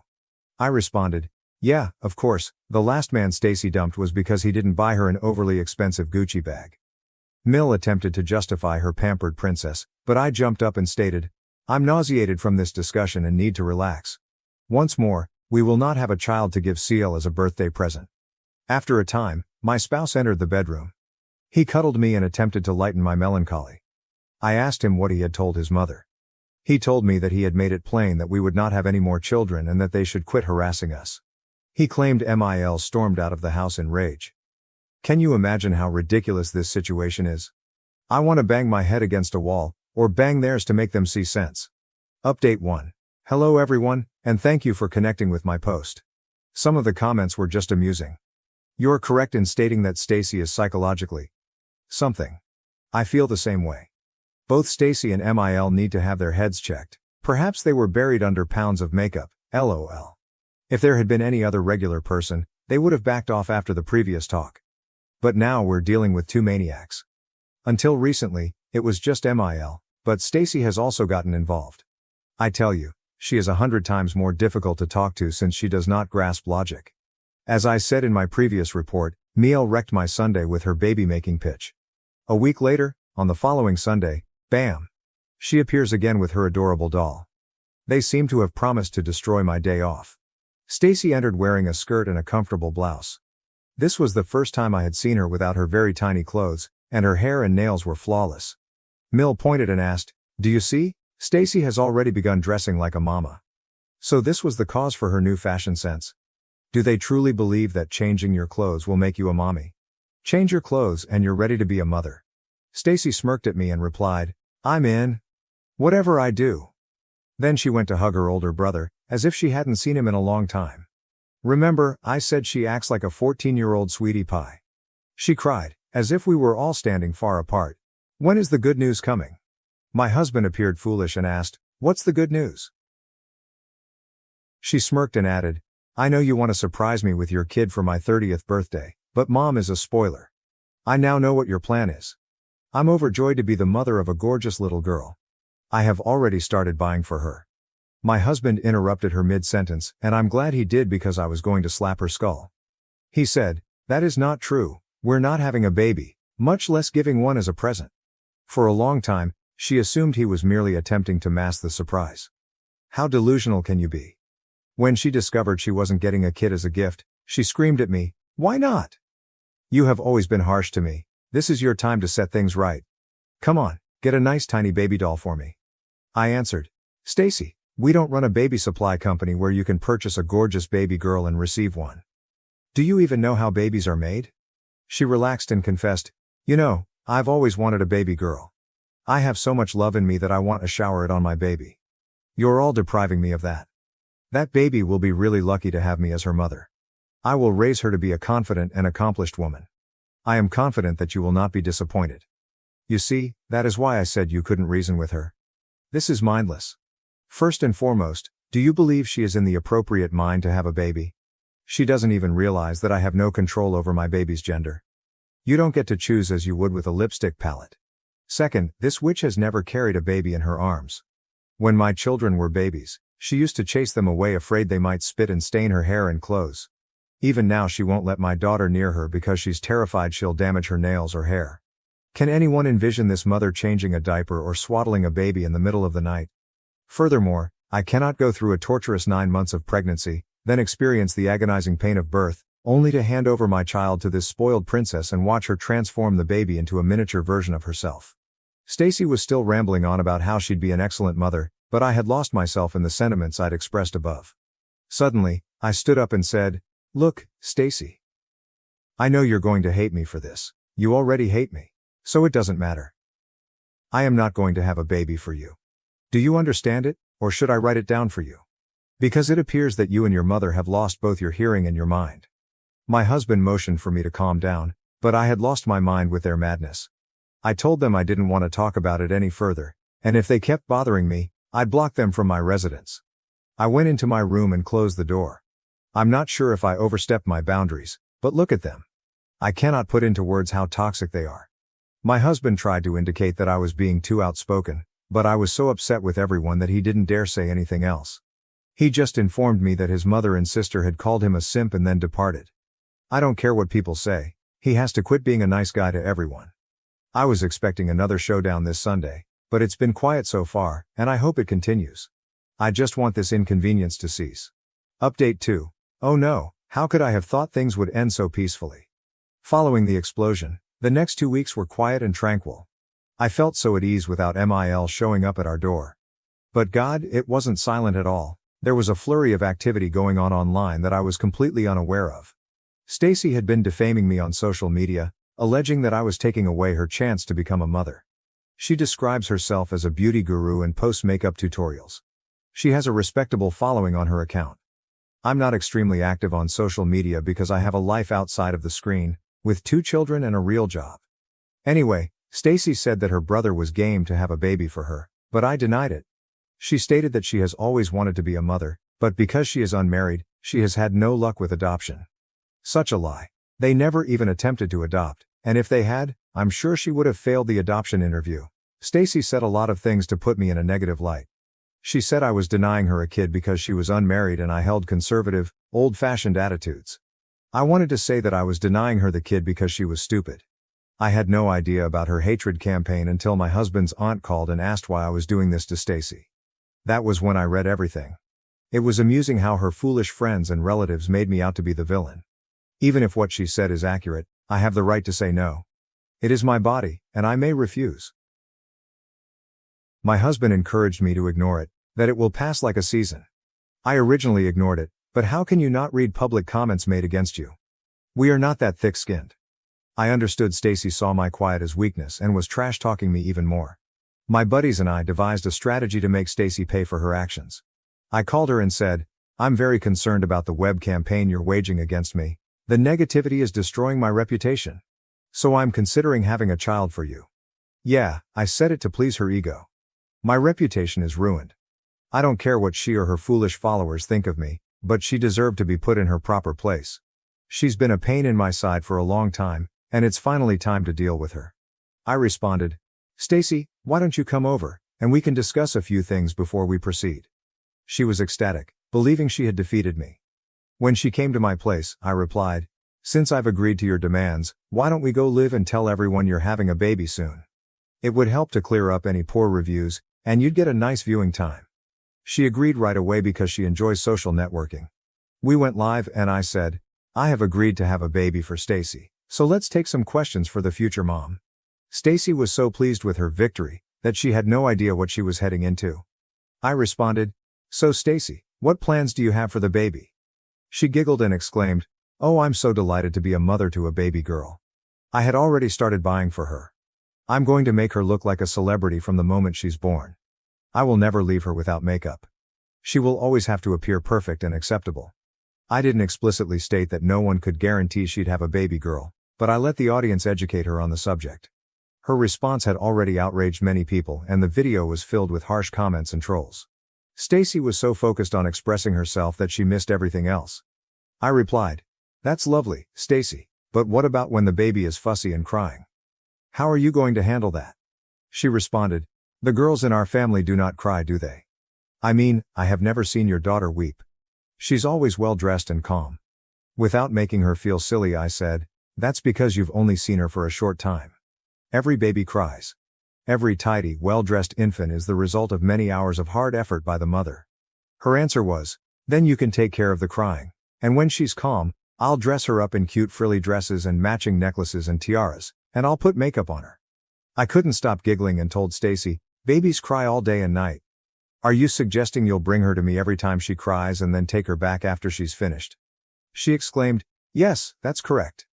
"Why not?" I could no longer pretend and let out an evil laugh.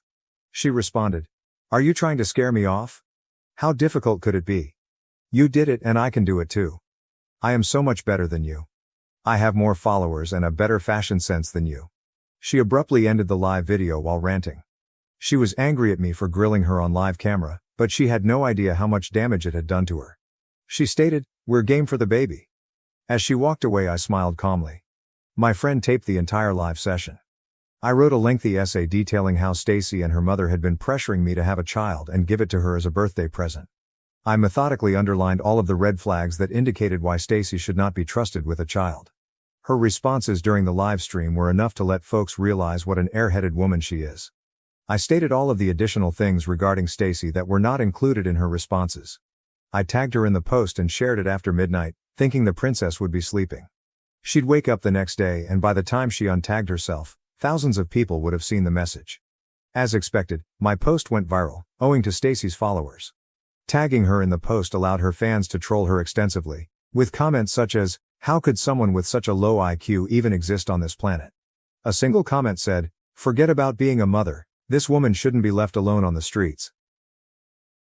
Following this internet argument, my mother-in-law called me. Before she could say anything, I told her, "Before you say anything, please know that you are being recorded and I will not hesitate to post it publicly."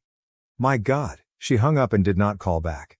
I didn't hear from the pampered princess again because I warned MIL that I was going to record all of their calls and conversations, as well as any attempts to make trouble at my place. It was quite satisfying to put them in their place. My husband and I are still giggling while reading the haters' comments on Stacy's video. It's just hilarious. Mom chose my step-siblings over me and demanded I share my deceased dad's college fund. Now I'm fighting for my independence and future. Before I get into what happened, here's some backstory. I'm a 17-year-old girl who lives with my mother, 43F, stepfather, and 2 stepsisters. I have a stepbrother, Jackson, who is a year older than me, and a stepsister, Emma, who is 2 years younger. We all attend the same high school, but we have no mutual acquaintances and have never been close. My mother and their father married after nearly 5 years of dating. The wedding occurred 3 years ago, but our families had been living together for 6 years, so the wedding was really a formality. My father went away when I was quite young, so I never got to spend much time with him. I scarcely remember him because I was so young when Dad died. My parents were never married and my father's family disapproved of my mother since she was a party girl with a bad reputation in their area. So they lived together for a brief period but didn't marry because his parents would have undoubtedly kicked him out. He was diagnosed with leukemia in its late stages at the age of 27, and it was too late to intervene. Fortunately, Dad had time to organize his affairs, and he was able to establish an education fund for me, so I wouldn't have to worry about the future, and my mother wouldn't have to force herself to work hard after his death. I've known about it since his lawyer informed me when I was very little. The lawyer was in charge of the money flow, but after I turned 18, I would have complete control over the fund. For a long time after my father died, it was just me and my mother, and I grew accustomed to it. Then, when I was about 8 years old, my stepfather entered the picture, and after a while of dating, we moved in together. My mother moved out of the town where we used to reside because she found it too traumatic to dwell where she and my father met. I've never met my paternal grandparents because they were never interested in meeting me. We periodically visit my mother's parents, and they are kind enough, but my mother's family is not very close. When I moved in with my stepfather and his children, I had high hopes that I'd finally have a large family. When I was younger, I had a lot of hopes, but unfortunately, my new family did not meet them. I don't blame them, but it was quite disappointing for me. When I was younger, it wasn't that they didn't make me feel welcome or treated me poorly, but there was something strange about everyone's energy. We all lived together, but we never felt like a family, and I never connected with my stepfather or his children. We lived in the same house, but they never tried to make me feel welcome or get to know me.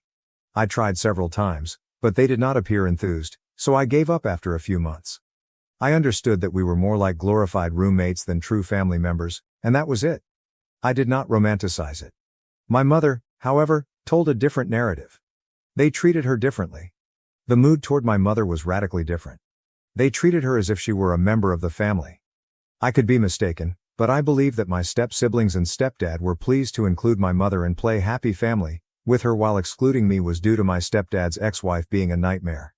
I've never met her, but according to what I've heard, she was a total gold digger who left my stepfather nearly bankrupt following their divorce. He had to start again in his life, and to make matters worse, he had to care for my step-siblings on his own after their mother gave up custody and abandoned them to be with her new partner shortly after their divorce.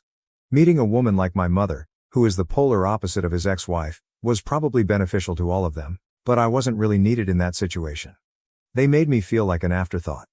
I can't quantify it or give particular examples, but it was all about vibes and energy.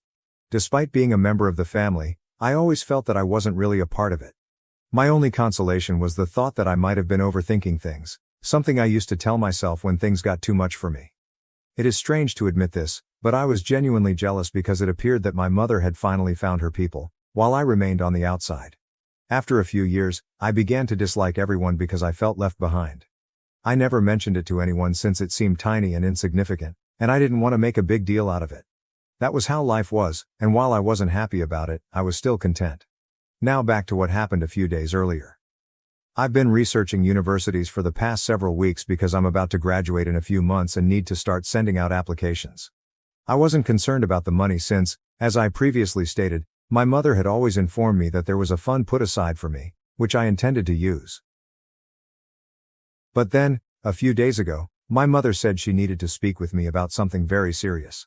She explained that my stepfather had been unable to save enough money for his children to attend college, so she asked me to assist the family and allow my step-siblings to use the money from my college fund as well. Jackson had taken a gap year and was set to enter college at the same time as me, so that was the primary focus of our chat.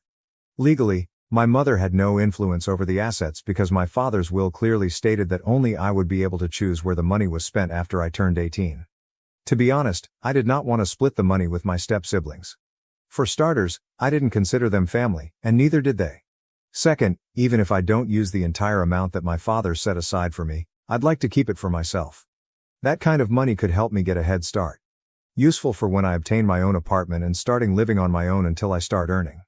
I had already saved a lot because I went to public school rather than private, so my mother did not have to spend any money on my education thus far. I was also an excellent student, so I hoped to receive a scholarship at whatever institution I applied to and enrolled in. Money had never been a problem for me, but as I grew older and approached 18 in a few months, I began to consider saving and earning.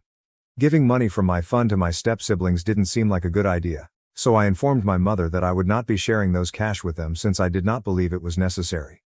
If Jackson truly wanted to attend college, he could simply take out a student loan, like millions of other students do. My mother was not pleased with my response and accused me of being selfish. I didn't even disagree. I was being selfish, and I saw nothing wrong with it. So instead of battling with her, I simply informed her that I was being selfish, which was perfectly acceptable because I did not consider my step-siblings family. That's when my mother yelled at me, as if what I said was a criminal violation. It took me a few seconds to realize she was losing her mind because I had given her the truth. I did not consider my step-sibling family.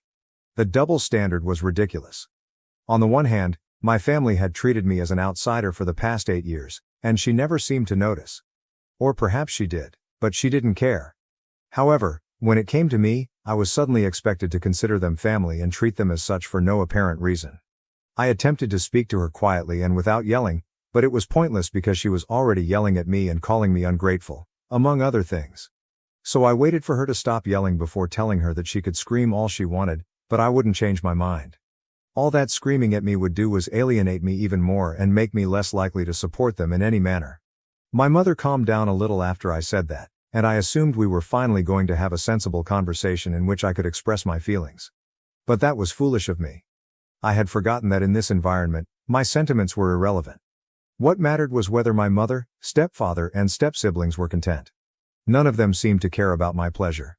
After my mother cooled down, she informed me that I had a week to decide, but if I didn't agree to divide the college fund with my step-siblings, she would have to kick me out of the family. I assumed she was joking because it looked so ludicrous, but she assured me otherwise. With my birthday approaching in less than a month, she stated that she would soon no longer be legally compelled to let me remain with them because I would not be a child.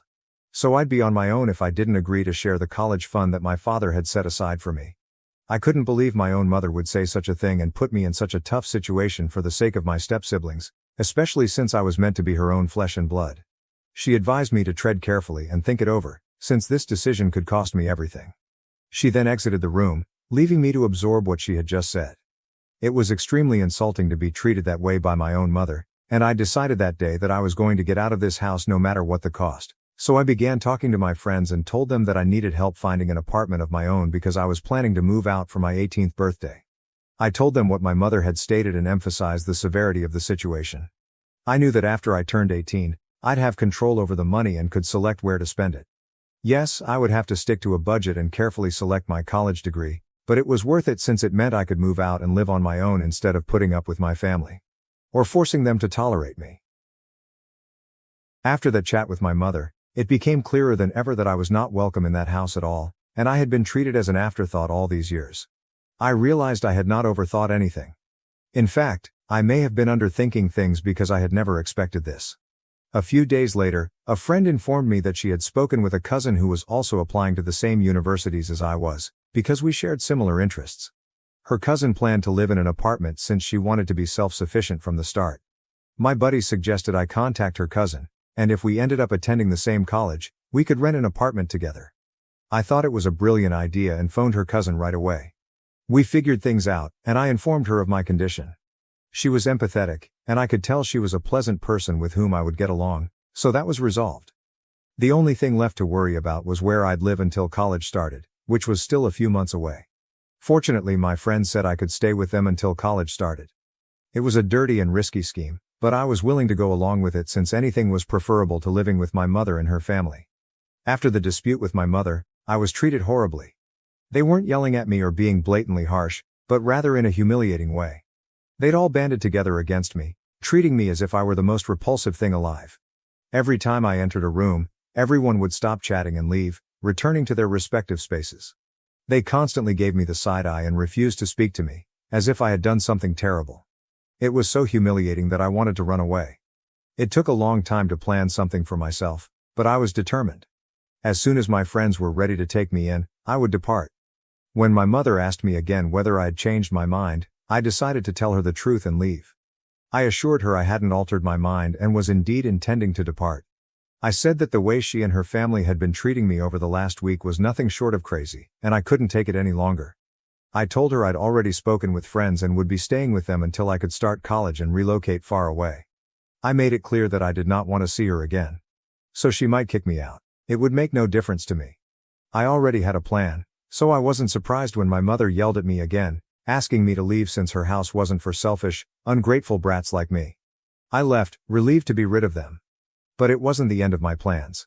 During my time alone in my room, I had been planning methods to retaliate against my mother.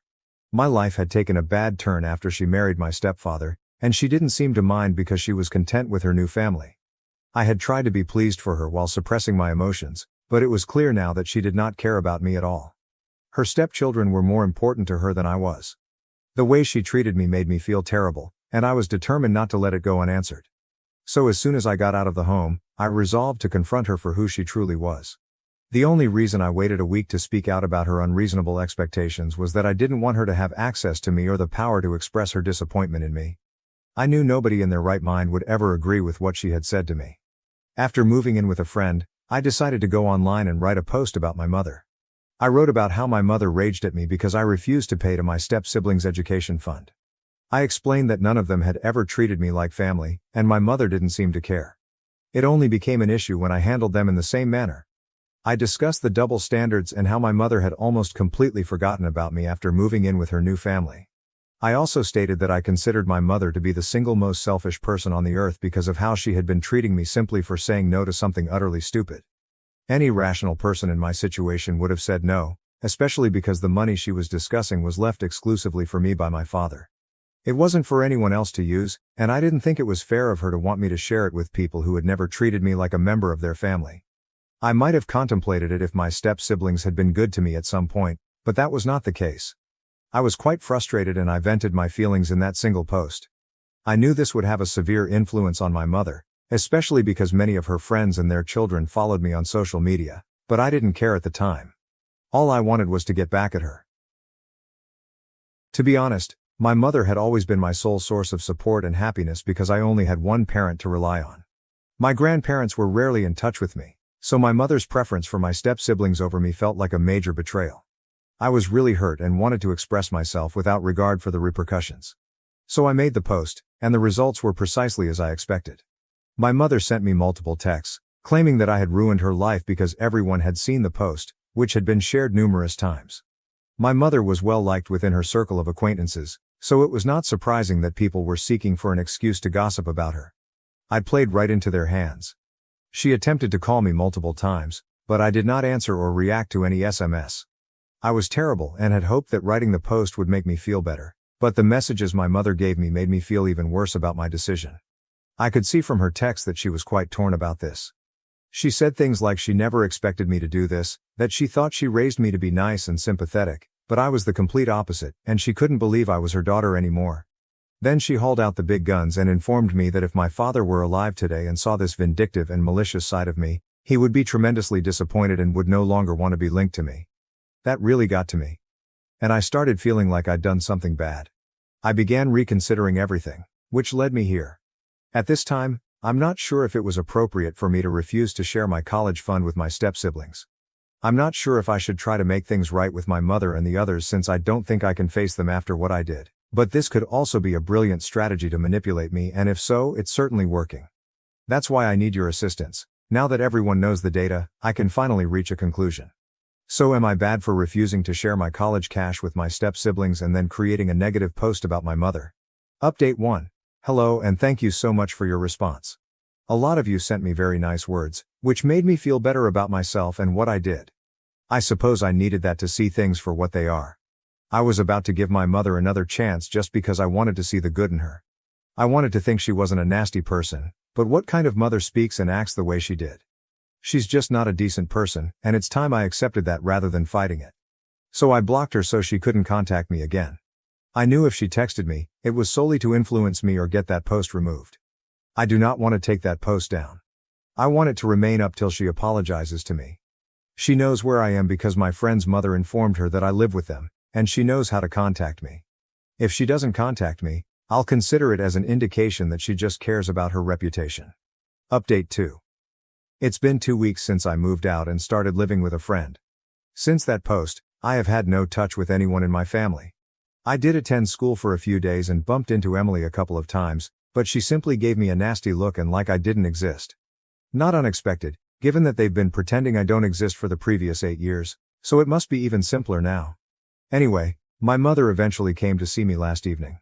She arrived with a black plastic garbage bag and put it in the living room, claiming it included all of my leftovers, basically everything I had managed to get into my duffel bag before leaving the house.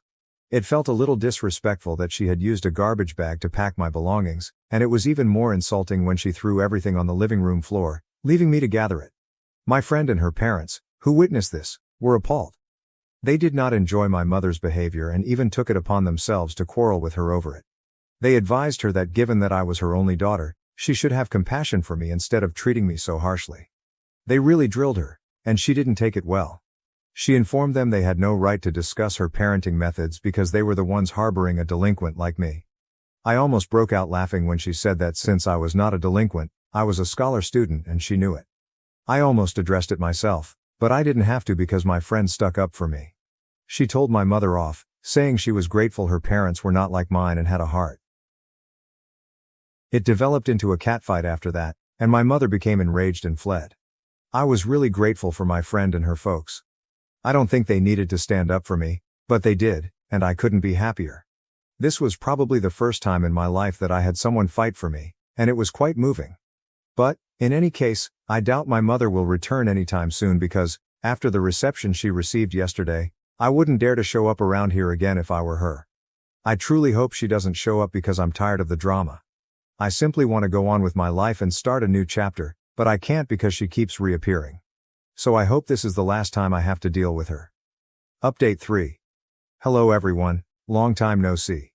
I've been MIA for a few months I believe, but you can't blame me. I've been applying to colleges, hoping to get into a good one with a scholarship. I've been working extremely hard and it has all paid off. I got into my first choice school, and I'm keeping to the strategy I devised a few months ago. My friend's cousin, who applied to the same universities, was also accepted, and we plan to rent an apartment and live together. She's a really sweet girl, and the fact that she's my friend's cousin is just icing on the cake since it allows me to stay in touch with everyone. The last few months have been really challenging for me emotionally, but my friends have helped me get through everything. I can't express how grateful I am to have such folks in my life. I know that many people with bad parents and families rely on their friends for emotional support, but I attempted to avoid it. However, now that I know how far my friends will go for me, I feel like they are family. I will always be grateful for everything individuals have done for me. Seriously, I don't think I could have gotten this far without everyone's help. Even the people here who reached out via message and said such encouraging things to help me get through this. It's just bizarre and funny that my mother hasn't texted me once since I moved out. She didn't care that I had unblocked her and she could now speak to me. That is how little I mean to her. But you and my pals advised me to believe in myself because I could accomplish it. It's pretty funny how strangers on the internet helped me more than my mother ever did. But that's all in the past. I'm looking forward to a fresh start here, and I'm quite thrilled about what the future holds. I overheard my girlfriend brutally mocking me to her best friend about our sex life. What happened next completely shattered our relationship. My girlfriend, Jenna, and I have been dating for just over 2 years. I am a veterinarian, and we met in my office when she brought her dog in for an ear infection. What should have been a 15-minute meeting grew into an hour-long discussion. I've never been so smitten by a woman before. Before Jenna, I lived the bachelor lifestyle and assumed I'd be unmarried forever, but that life of occasional flings was becoming old. Jenna is a charismatic woman with a large circle of acquaintances, her best buddy being Dylan, a gentleman from her hometown. I trust Jenna, but I'd be lying if I claimed I didn't care about their connection. I don't get angry or quarrel with her about it. She assures me that they've been friends their entire lives and have never had a sexual relationship. I understood that they were merely pals and attempted to buddy up with Dylan. He's been to the city 3 times and seems like a nice man, but he doesn't appear to like me much. Jenna claims he's simply being protective, but I get the impression he's jealous. Jenna finished graduate school this spring, but she's had a difficult time finding work. We've been living together for a year, and while I'm financially secure and don't mind covering expenditures, I've made it clear that if she gets a job, she must begin contributing. She texted me on Monday to say she had gotten a job, one she truly wanted, after some hard interviews. I was so pleased with her that I decided to surprise her by leaving work early and purchasing her favorite drink, Chinese takeout, flowers, and a necklace she adored from a boutique. I wanted to make the occasion exceptional. I returned home and entered the basement to get the hidden necklace, intending to surprise her. As I climbed the basement stairs, I overheard her talking on the phone and giggling excessively. It was cute, so I decided to surprise her. She was speaking with Dylan, which was not unusual. But then I noticed they were laughing at me. Specifically, about our sexual experiences. I heard her reply, "No, he doesn't even compare to my ex. My ex had at least 3 inches on me. I feel horrible every time I eat a mini carrot in front of him. It must be unpleasant for him to watch me munching on something his size." She chuckled and said, "His body is amazing as long as he keeps his boxers on." I don't care what people on Reddit say about the size of my member, but having her make fun of me in front of someone I already felt embarrassed about was extremely terrible. What made matters worse was that what she was saying wasn't accurate. I'm quite average, nothing spectacular, but certainly not comical. She also ridiculed me for being gorgeous but not super smart, which was strange given that I'm well educated. Hearing her rip me apart like that felt like a strike in the belly. I departed after that. Yes, I threw the flowers out the vehicle window and cried in the parking lot. I believe she heard the basement door close or saw my car go since she began messaging me shortly after, wondering when I was returning home. That was Monday, and I still haven't mentioned it. I'm not sure why. I guess I'm still absorbing things. It's extremely embarrassing and hurtful, but gosh, I adore this girl. I am not saying I will necessarily forgive her. I just want to emphasize how difficult this whole situation is for me. I know I should bring it up with her, but how? Any recommendations on how to begin this conversation? I am deeply upset and I'm not sure whether I can forgive her for this. TLDR, my girlfriend and her male buddy made fun of me about our sex life and my penis. It's quite hurtful stuff. I feel like a puppy that has just been kicked in the face. I am devastated, all jokes aside. I plan to propose within the next few months. I don't see how I can forgive her or remain with her. Advice? Edit. Wow, hey, thank you everybody. I simply wanted to say that I will surely split up with Jenna. I had a beer with 3 of my buddies tonight and told them everything. Their sentiments are similar to the majority of yours. Dump her and do it quick. I called my mother and told her about it. Yes, I told her everything, as embarrassing as it was. We are getting close, and I wanted her to know the complete tale. I've never heard her so outraged about anything. She knew I had purchased a ring for Jenna. I'll post an update once I finish it. It will most likely happen tomorrow, although I may not talk about it for a few days. I'm going to be a wreck emotionally. Thank you again for your comments, messages of support and encouragement. I never expected so many people to be rooting for me. Update. I, 33M, overheard my girlfriend, 28F, make harsh fun of me in front of her best friend, 27M. When I say brutally, I actually mean *brutally. Asterisk. Well, Reddit strangers, I stayed strong and broke up with Jenna on Thursday evening. This has honestly been the most dramatic few days of my life. I am fatigued. Things became really unpleasant on her end. Sorry for the lengthy post, a lot has transpired. At the recommendation of my friends, mother, brother, and many of you, I spoke with her in a private but still public setting. The idea was that someone who could be so harsh and reveal themselves as a liar would try to twist things and say she left me because I wounded her, or something similar. I'd like to believe she wouldn't do something like that, but who knows, especially after what has transpired. Better safe than sorry. I considered simply boxing up her belongings and breaking things up without explanation, but we've been together for nearly 2 years. I felt the best thing to do was face her gently and listen to her. Even if her explanation did not influence my choice to end our relationship, I wanted to give her the opportunity to explain. So I took her to a wine bar downtown with small private booths and half curtains.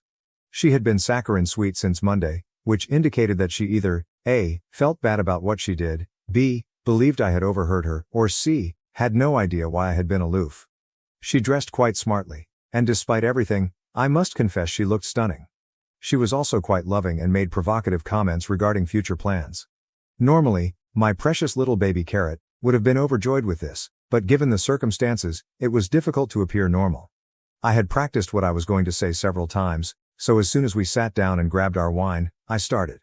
I can't remember exactly what I said, my adrenaline was pumping, but I basically told her how much I loved her. How she's the first woman I've ever felt so close to that I opened myself totally and trusted her. I told her she was the only woman I'd ever considered marrying, but I didn't mention that I'd already bought the ring. I remarked that I hoped to have children with her in the coming years. She kept interrupting and claiming she loved me too. Then I looked her in the eyes and asked her directly why, if she loved me so much, she made fun of me in front of Dylan. Her expression seemed slightly satisfied. As expected, she initially denied it, claiming she had no idea what I was talking about. She stated that Dylan is aware of how much she loves me and would never make fun of me in front of him. I simply glanced at her and said, "Come on, Jenna." Even after I told her I'd arrived home early on Monday and overheard her conversation, she denied it. It was frustrating, but I maintained my composure. I told her that we were both aware she was lying and that what she said was unforgivable. I couldn't understand why she would say such things to Dylan, especially since she was lying solely to make fun of me. She kept rejecting it, behaving as if I were insane. She stated she loved me, was not unsatisfied with our sexual relationship, and would never complain about me. If I hadn't witnessed the exchange, I would have believed her. She deserves an Oscar for her portrayal. Some people inquired if I was certain she was talking about me.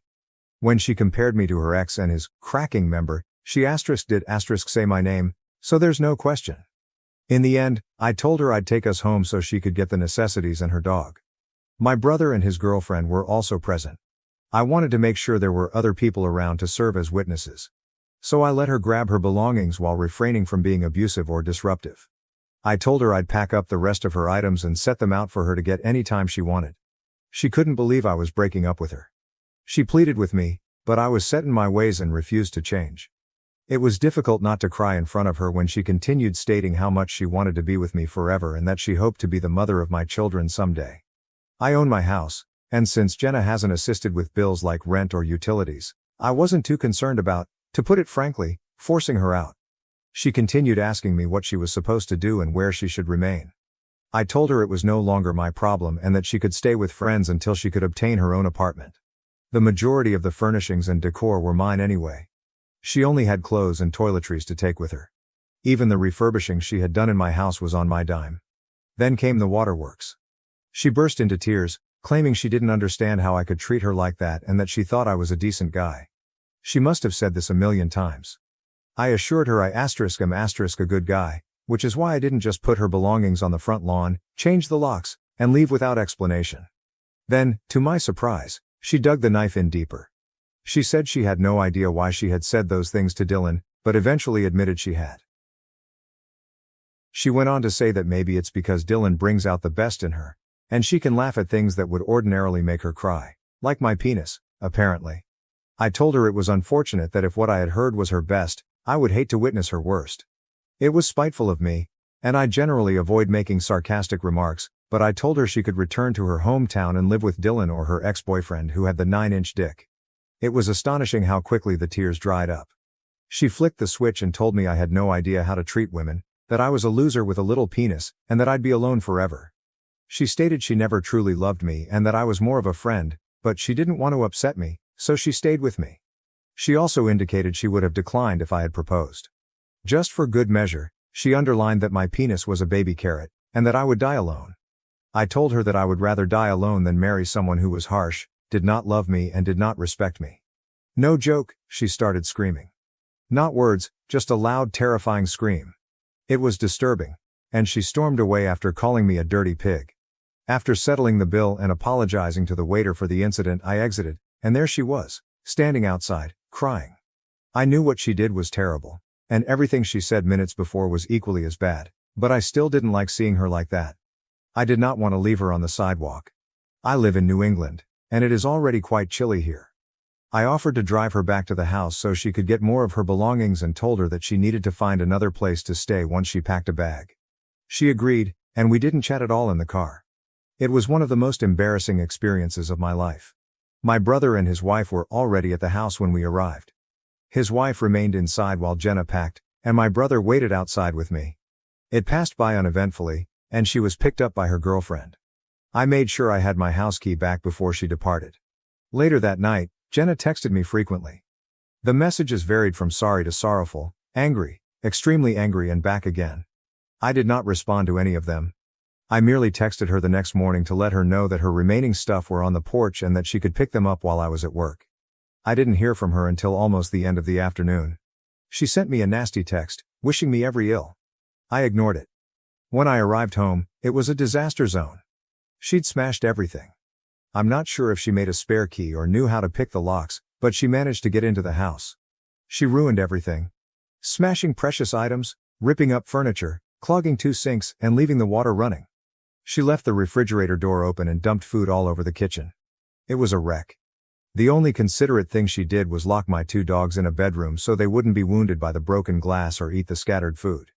I own 2 vehicles, one for regular use and an SUV for work, which I use to carry large or unusual animals to the clinic.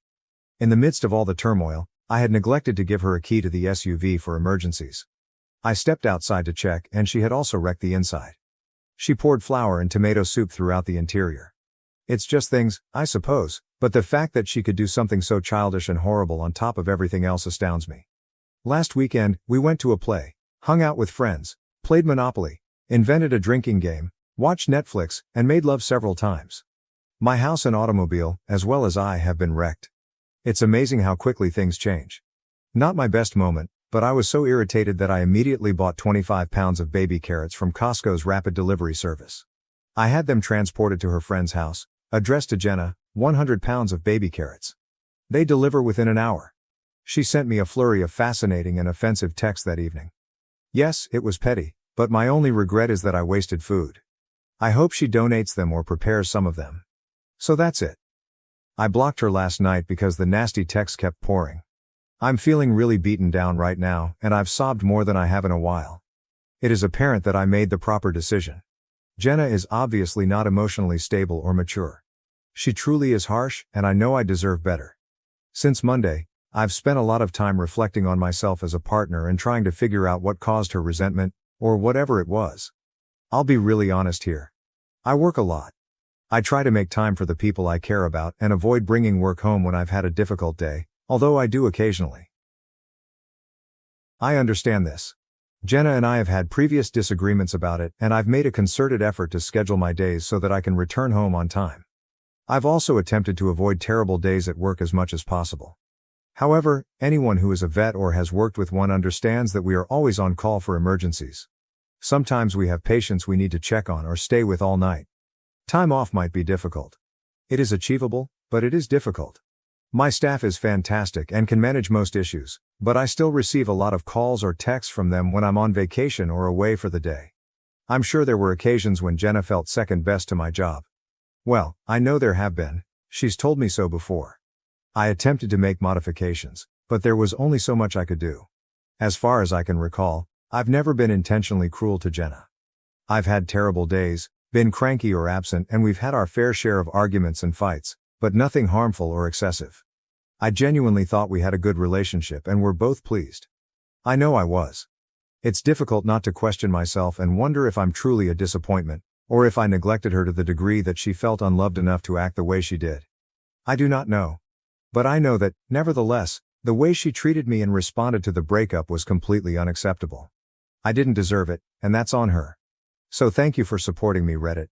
It's been wonderful to read all of the supportive comments and suggestions. It's time for me and my baby carrot to find a woman who values us for who we are. TLDR, I broke up with Jenna on Thursday night. It didn't go well. She turned vicious and destroyed my house, car, and me, but I did it and it's finished. I've blocked her on my phone and social media. In a fit of anger, I also sent her 100 pounds of baby carrots. Edit. I did file a police report and take pictures, which might help me reclaim part of the money lost through insurance. The police report is unlikely to yield any results because I cannot confirm it was her. The same goes for attempting to sue her in small claims court. Frankly, I'd prefer not deal with her anymore. I'm going to hope that insurance covers the damages and then move on with my life. Helping my brother leave his bride at the altar because she invited our estranged mother. A family drama unfolds with surprising twists. We are 34, 32, and 28, while his ex-fiancée is 30. Not in the US. I have two older brothers. This is about the middle one. Our parents split when I was quite young, owing to our mother's irrational jealousy. My father was able to deal with it at first, but when she made comments about wanting me to be like his wife, he had had enough. She quickly reconnected with a man with two children and shared custody for a period. But when my father remarried, she went insane, calling his new wife every awful term and claiming he had cheated on her while they were married. I was always closer to my brothers and father than my mother, who was always harsh to me. Long story short, my stepmother died in a horrific car accident and my father contacted her in the middle of the night to tell her he would pick us up earlier so we could attend the burial. She chose to take us on a nice trip instead to commemorate something. It was the happiest we had ever seen her, and when we understood what had happened and began crying, she informed us that only useless people cry for prostitutes. Needless to say, things escalated, and my father requested full custody with visitation privileges for her. He always kept the lines of communication open and paid for us to see her after she moved away, but it was still really unpleasant. We began reducing contact with her as soon as we turned 18. We last saw her at my high school graduation, where she made it a point to tell everyone that we were ungrateful kids, and her husband also called us names. We have remained no contact, NC, since then.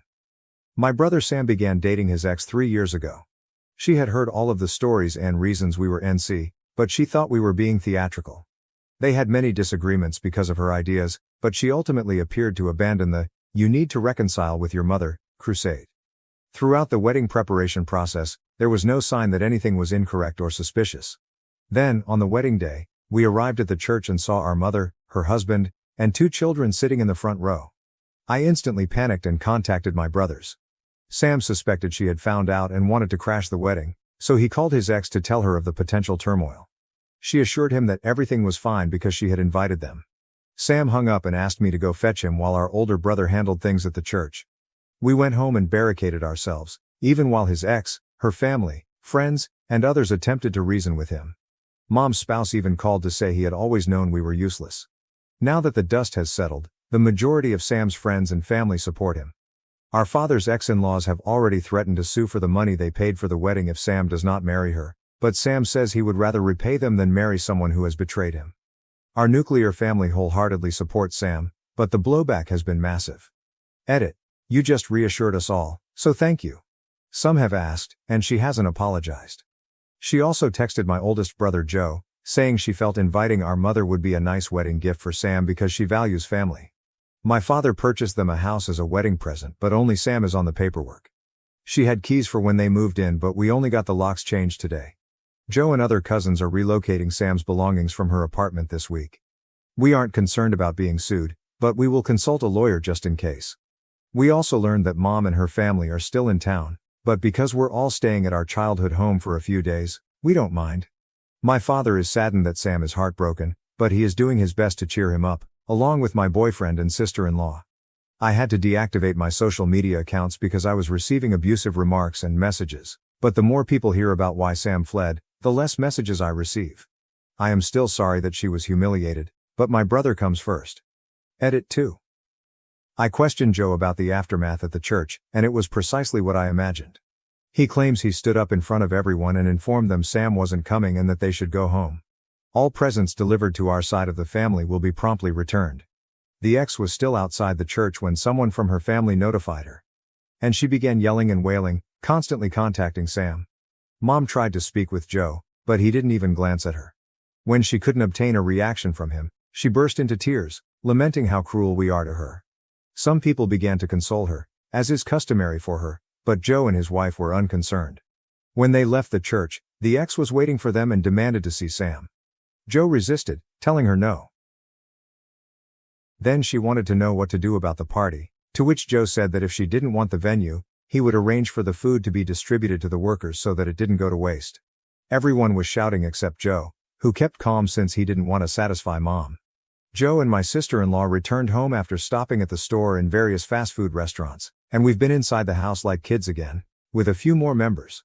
When we asked Sam if he wanted them to leave, he insisted on staying.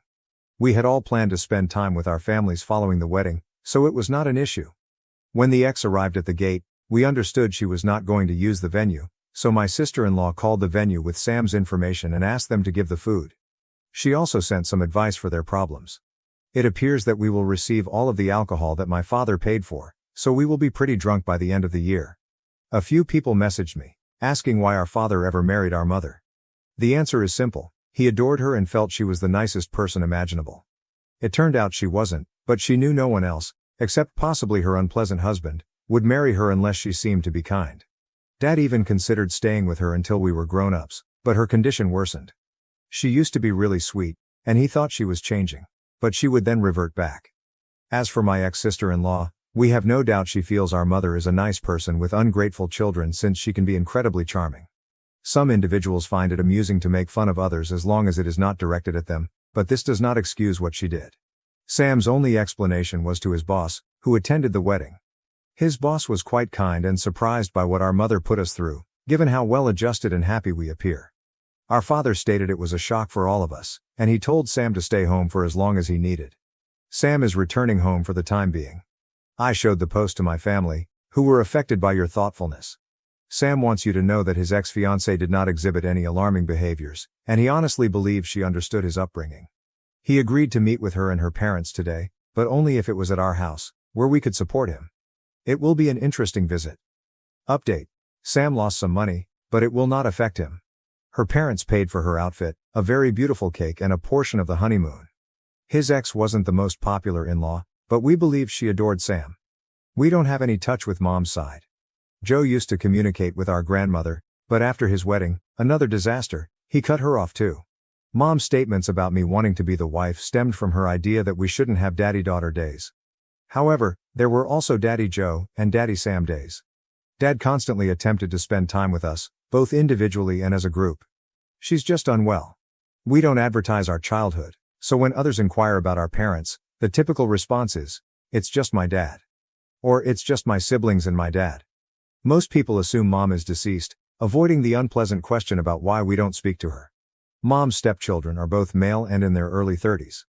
Our father now has a long-term girlfriend, and we really enjoy her.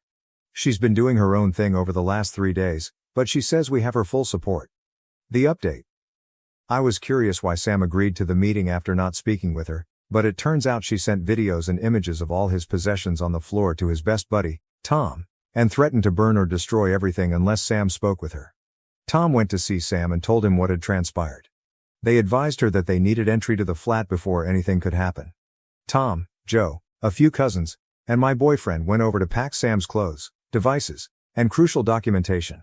Sam joked that they were the fastest moving staff he'd ever witnessed. The meeting, for lack of a better term, was absurd. She arrived with her parents and sisters and attempted to speak to Sam alone, but when he refused, she simply began chatting. Not once did she apologize. She stated it was not her fault that we don't appreciate the value of a true family and were trained to despise mothers. She stated that her main purpose was to teach Sam to value mothers because she was terrified he would take her children from her, as he had been taught to do. Sam said nothing until she called our family a cult and humiliated our father. As you might expect, this is a sore subject for all of us, and we won't let anyone insult our father. Sam went off on her, calling her a disgusting liar, stating he was horrified that he had ever held her hand, and thanking the world that I am always early to everything. He informed her that sticking with a dishonest husband, like her mother did, is not anything to be proud of. He claimed she had merely pretended to be kind so that he would marry her. He then detailed all of the small faults he had overlooked because he sincerely loved her, or at least who he believed she was. Sam stated that he would never forgive her for the suffering she caused his siblings, but he did not hate her because she did not deserve so much of his attention. He concluded by saying she had had enough time to straighten things up and that because she acted like the victim, he would make sure everyone understood why he didn't attend the wedding. It was horrible, but it was therapeutic and important for Sam. Her parents said nothing but were clearly embarrassed. She cried, and her sisters attempted to defend her and their parents' relationship, expecting us to argue back, but we did not. Sam then told his ex-fiancée's father, Phil, that he could sue if he wanted, but that doing so would expose all of his family's dirty laundry to the world, which he doubted Phil would want to see. Amazingly, Phil continued to urge that Sam should try to make amends and marry his ex since they're not getting any younger, and all families fight. I have never rolled my eyes harder.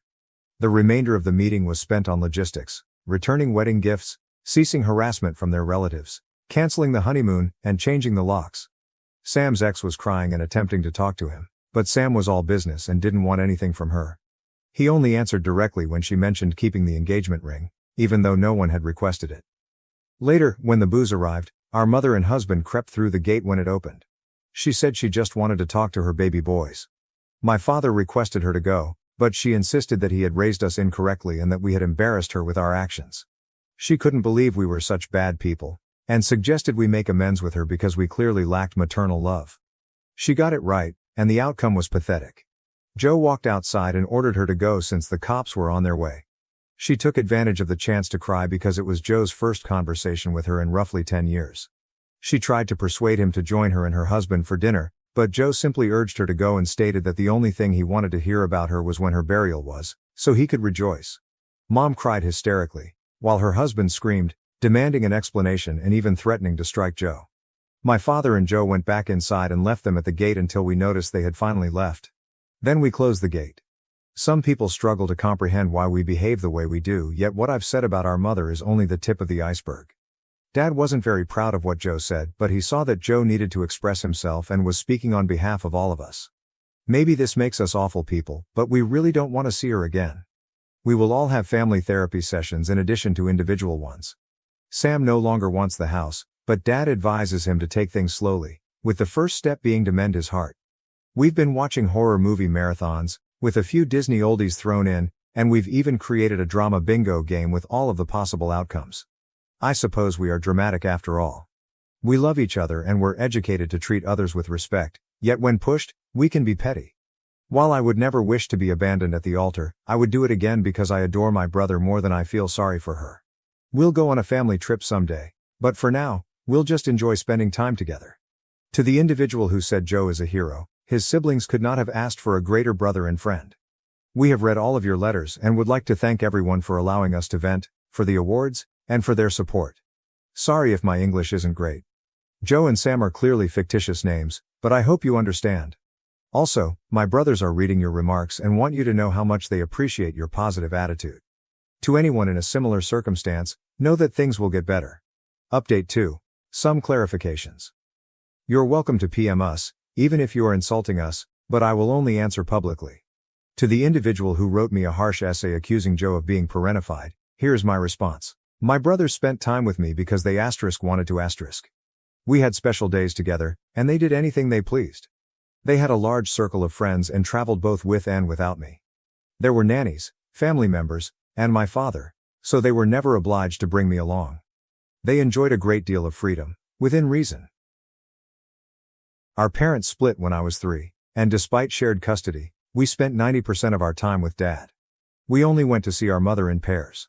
Joe and Sam only paid her visits once she turned 18, and I had to accompany them because they didn't want me alone. We've all been in therapy for a while, but now we're having extra sessions because we saw our mother again. Joe was the only one to interact with her. We also know how to defend ourselves. Joe confronted our mother on his own. We did not ask him to do so. Why didn't my dad accompany Joe to church? Because Sam begged our father to go home, we didn't think he needed to visit our mother again, even though he had to speak with her later. Sam has cried. He is not a monster. He is simply heartbroken. He believed he could spend the rest of his life with Daniela, that he was a good judge of character, and that he would never have to face our mother again. There are many emotions, but because of our upbringing, we've gotten quite skilled at controlling our feelings with people we don't trust or like. We learned this survival ability as a result of how we were treated. Joe had a relationship with our grandma, but he stopped communicating with her after she invited our mother to his wedding as her +1. The location did not host any religious ceremonies, and security had a no-entry list. Joe sent Grandma a note and never spoke with her again. We also did not attend her funeral. The wedding had roughly 250 attendees, and Daniela used different names on the seating chart, so we didn't know about the invitation. By the way, Daniela is not Brazilian, and my father wanted me to let you know that his children are not alcoholics. He's worried that people will believe we are, even though this is anonymous, LOL. Anyway, this week has been crazy. Those who advised being prepared for the pregnancy technique were right on. She announced online that she was pregnant, leading others to stress out and phone Sam to see whether it was true. Sam called her and urged her to remove the post, but she kept insisting she was pregnant. He told her they needed to talk, so she erased the post and met up with him. This woman assumed he wanted her back. I accompanied Sam to meet her. She was joyful until she saw me enter the room, at which point she burst into tears and clutched her tummy. Sam questioned her whether she was truly pregnant, and she responded yes, claiming she did not want her child to grow up in a shattered home. Sam insisted on going to the doctor right away to confirm, and she cried even more, yelling that he didn't believe her. Long story short, she was not pregnant. However, following the encounter, she claimed online that Sam was pressuring her to have an abortion and that she was upset. As you may guess, this was terrible, and people were phoning Sam, unsure what to trust anymore. When my sister-in-law, Anna, learned about the posts, she called Daniela. I am not sure what was stated during that chat, but I have never seen Anna so upset. The posts were removed, but Anna sent an email to everyone on the wedding list explaining everything, including the fact that Daniela was never pregnant. This morning, we learned that Daniela had a breakdown and left voicemails for Sam stating that if she couldn't be with him, she wanted to die. This is straight out of our mother's playbook, so Sam called the cops and reported what had occurred. Her family put her into therapy, and she is currently being monitored. None of this makes us happy, but we don't want to be involved anymore. We've already changed our phone numbers and requested new ones. Our mother even emailed Anna, threatening to sue her for defamation over the email campaign, but we aren't worried. Anna's parents are wonderful and fully back how she handled the situation. Joe was upset, but Anna persuaded him to let go and move forward. Mom's spouse has been charming as usual, and Dad is considering a restraining order, which isn't very effective where we live. We had a great time together at home yesterday. There was karaoke, dancing, delicious food and beverages, games, and even a bouncy house, because why not? We adore them. Most people avoided discussing the wedding and the drama, but those who did so in an appropriate manner. Dad has already handed most of the alcohol he paid for as wedding gifts to his employees, allowing them to select one bottle each. He's also including bottles in his Christmas gift baskets this year. We are spending the holidays together and traveling. I told Sam about a new paint color for the house, but he simply does not want to live there anymore. He plans to rent it out. When I joked about eloping or not having a formal wedding to avoid turmoil, Joe told me unequivocally that if I chose to marry, I would have the largest party ever. He is still the finest. Thank you for all of your wonderful comments and messages, not the negative ones, awards, and interest in our situation. And to all the lovely Danielas out there. Sorry, but this is not about you. Holiday update. Thank you for your continued interest. It's always enjoyable to log in and keep you updated on the situation. First, a few points. Hello, finest subreddit and YouTube. You've become part of our family lore. I read every single comment and message. Some people commented that I lacked a feminine figure in my life, although I had my grandmother, aunts, and others. Rita, my father's girlfriend, is not a mother figure, and I do not consider myself a bad woman because of it. When I got my period, my father had a complete plan in place. He told my brothers, and they each took their own method. It may sound awkward to me, but it was even more so for them. It's a funny story that makes me realize how much they care about me. Rita is great, and we adore her. She doesn't mind not being married to Dad, and he doesn't want to marry again, but if he did, we'd support him.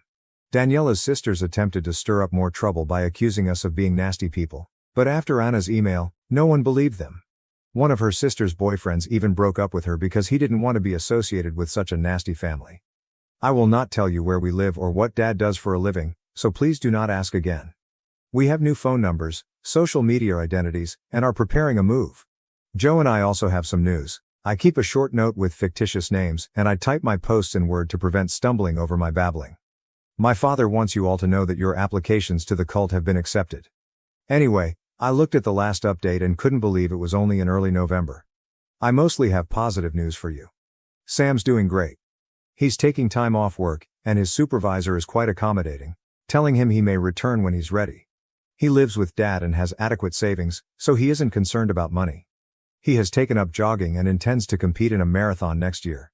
Sam is gradually returning to his goofy self, and he is actively assisting Dad in renovating their home, primarily by painting rooms and creating murals. They're having a great time. Daniela wrote Sam a note, but he returned it. The house was listed as a rental, which Sam is fine with. Now for some more exciting news. I am engaged?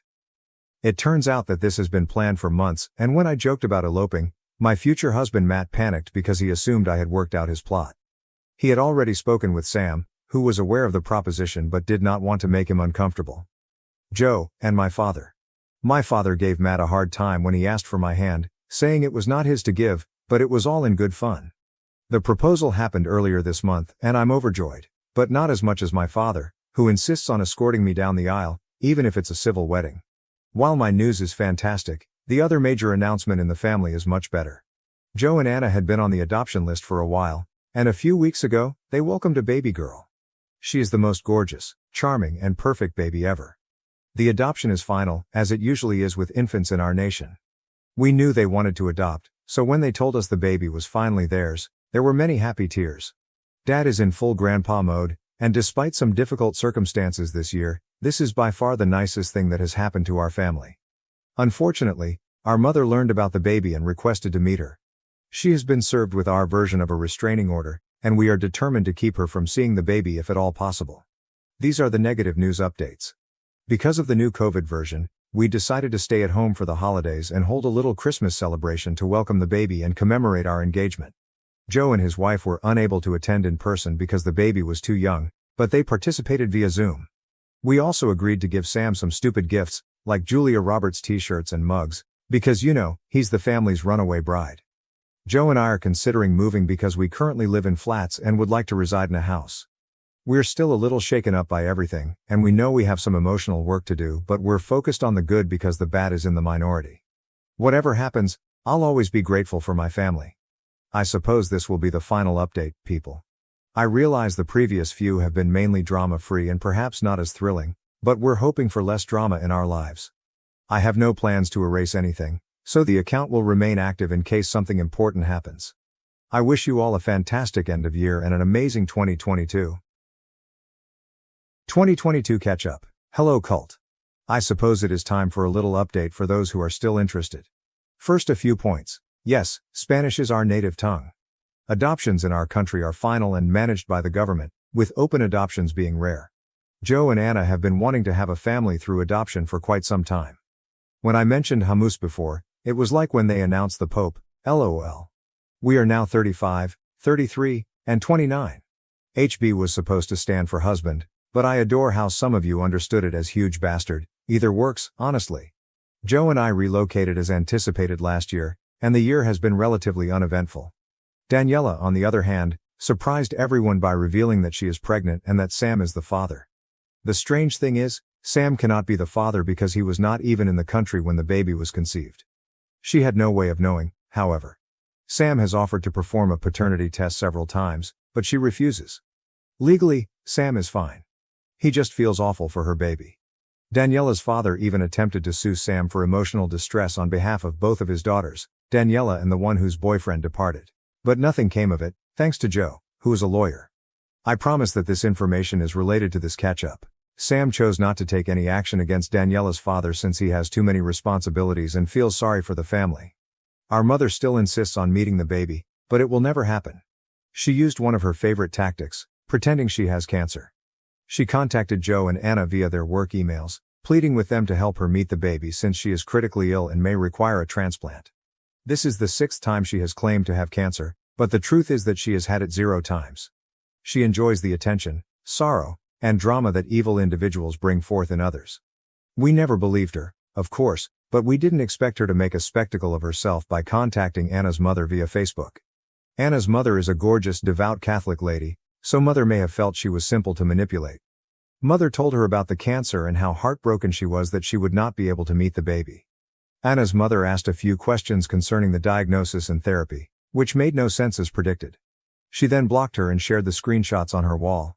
It's similar to high school drama, but with more mature characters and witty comebacks. Other than that, the baby is absolutely happy and healthy. The only point of contention was what to call Rita, Dad's girlfriend. Our mother insisted Rita had no right to be called Grandma. Joe and Anna spoke with Rita, and they all agreed that for all intents and purposes, she is Grandma Rita, and our mother can do nothing about it. Sam's doing great. He resigned his job and embarked on his own venture. He is still living in the family home, renting out the second house, and is seeing someone. She's polite, knows about the drama, bakes beautiful cakes, and knows how to knit. We like her, so we're optimistic and cautious. They're taking things slowly, but it's great to see him with someone like this. He also continued to paint rooms with Dad, and the results are painfully comical and stupid, like something you'd see in kindergarten. Please keep in mind that I adore them. Dad contracted COVID for the first time, and he became so afraid that he decided to rewrite his will. That's why Joe's profession is important. They wanted Sam and me to know about it after they were done. Everything Dad has is divided into 4 parts, 3 for his children and the remaining quarter for any grandkids. However, the family home will not be divided and will soon be transferred into my name. I was perplexed, but Joe and Dad reviewed it and decided I could have it, but only if Sam agreed. He did, and he's pleased with it. They didn't provide many explanations, other than that it was the correct thing to do. I believe it's partly because I'm the baby of the family, but that's fine. Joe acquired a house in the same neighborhood as our family home, so while we're not on the same block, we're close. Matt and I are no longer buying anything because I will be getting the house, which makes no sense. We relocated to the family home, which has been interesting yet enjoyable. Dad has started semi-retirement and is spending more time at Rita's, which benefits everyone. Sam, of course, can stay as long as he likes, but his murals must go, LOL. We're still engaged, happy, enjoying babysitting, and not pregnant. But we bought a kitten this spring. We're planning a wedding in December and couldn't have asked for a nicer year-ending celebration. So that is it, no drama, or at least not much drama. We're making progress and healing at a steady pace, which is exactly what we want. In case you're wondering why I'm posting now, one of us is a big admirer of the best of Redditor updates and reminded us of the posts. Anyway, hello from the cult, and we wish you everyone a fantastic final few months of 2022. 2023. Catch up, welcome to Reddit. First, as tradition dictates, we now have 2 cats. Sam moved in with his girlfriend, and we're so glad he's happy again. Dad has semi-moved in with Rita, which has been heartbreaking, but we remain cheerful and supportive of one another. Let us start with the negative news. It turns out that there was cancer on our mother's side, but not hers. One of her stepchildren got it and died earlier this year. She's milking it for all it's worth, and we're furious with her as always. While we sympathize with her loss, we will not change our no contact, NC policy with her and her entire family. Daniela had her kid, a very lovely boy who is clearly not Sam's, not that we ever doubted it.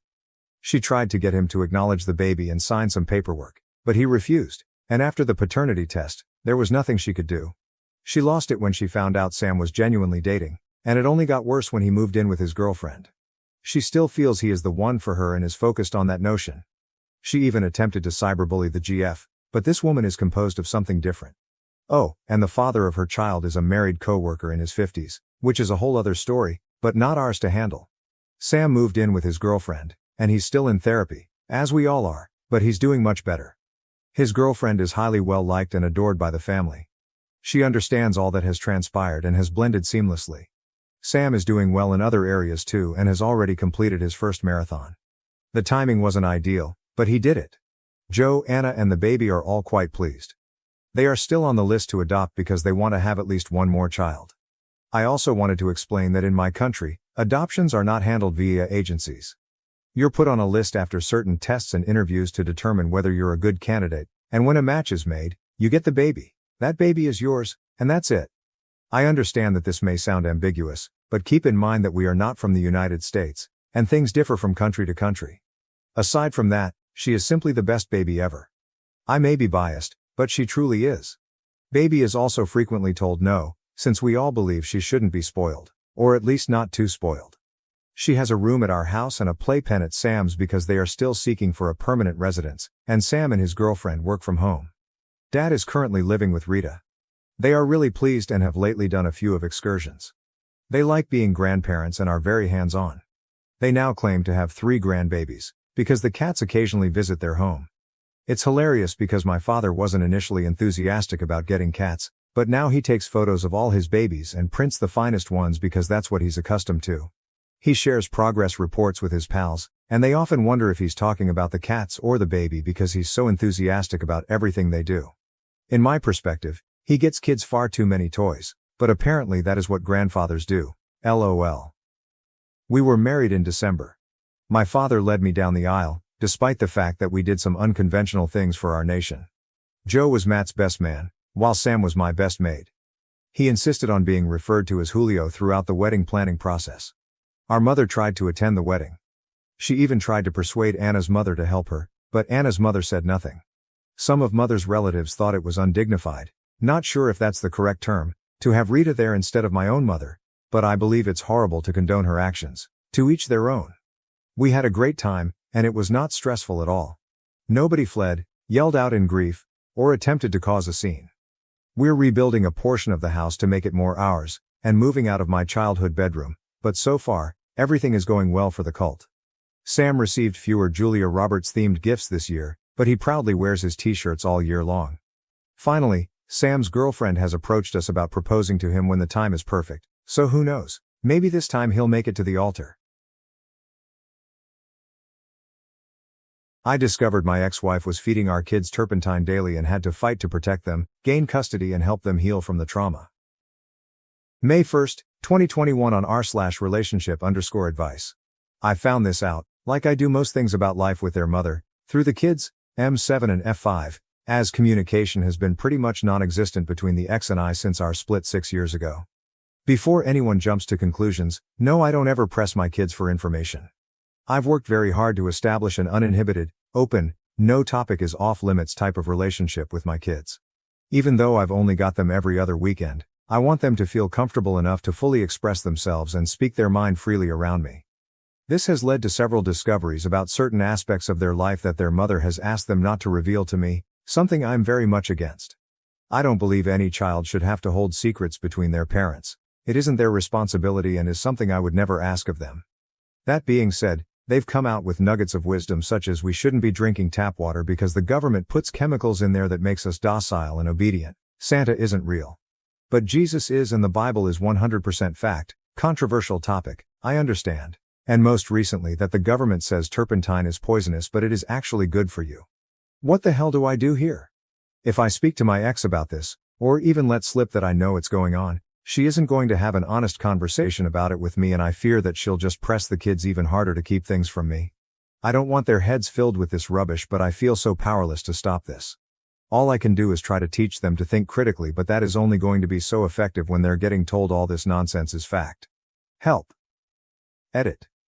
I spoke to my children about it and recorded the conversation to ensure there was no confusion about what was being said.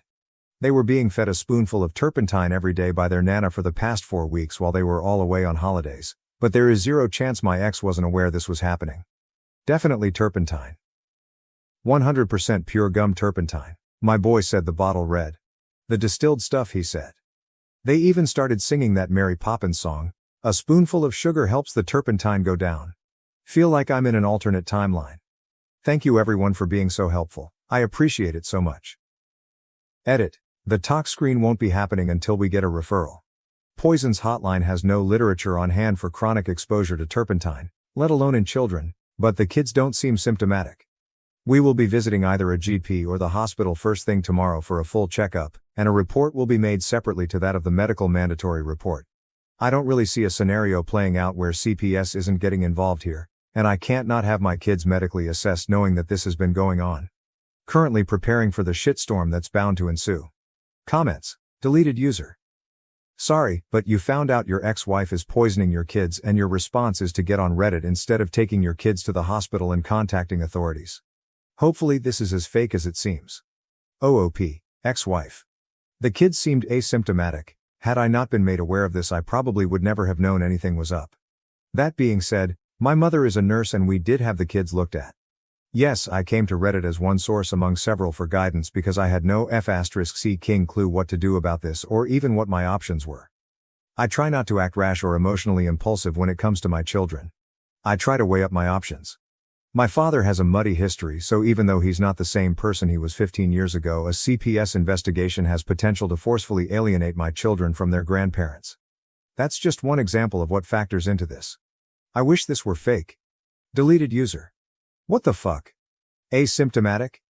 Dude, they've told you she's poisoning them. You should have immediately taken them to the hospital, regardless of whether you can see symptoms. I don't care if your mom is a nurse, she can't run tests by looking at them. Anyway, I still am not convinced this is real, but if it is, what you just said about your dad makes this all more confusing and sketchy. Take your kids to the hospital and seek legal help. OP, we spoke to the hospital man, we called ahead. There was literally nothing they were prepared to do for us other than what we had already done. They wouldn't run tests unless the kids were exhibiting symptoms or they had a referral, even after telling them what was going on. The nurse was very apologetic, but it is what it is. Best they could offer was a place 2 hours away that wouldn't open until tomorrow anyway. I know what you're saying, but it just isn't that simple. And yeah, I understand that seems sketchy. I guess it kind of is. There's no legal help I could possibly get on a Sunday evening and no way we could move things forward without rushing into it. We are going through everything tomorrow, properly and thoughtfully. Fast walking short guy, Jesus Christ. Record some evidence, send it to the cops, and have your ex imprisoned for child endangerment at the very least. This type of potato is going to start feeding them fucking bleach or urine sooner than later, not even joking. She is a dangerous level of stupid that your kids should not be forced to suffer. It is your responsibility to take action to protect them from her. OOP. Unfortunately, the only evidence I have is a second-hand verbal account of the testimony of a 7-year-old boy. He told my mother, his grandmother, who is a career nurse, who promptly told me what was going on. She's 50 shades deep into crazy conspiracy theories herself, and even she was mortified upon hearing this. My ex won't say or admit to anything, and I don't trust her to be honest. If her custody arrangement is on the line, it's all just conjecture at this point.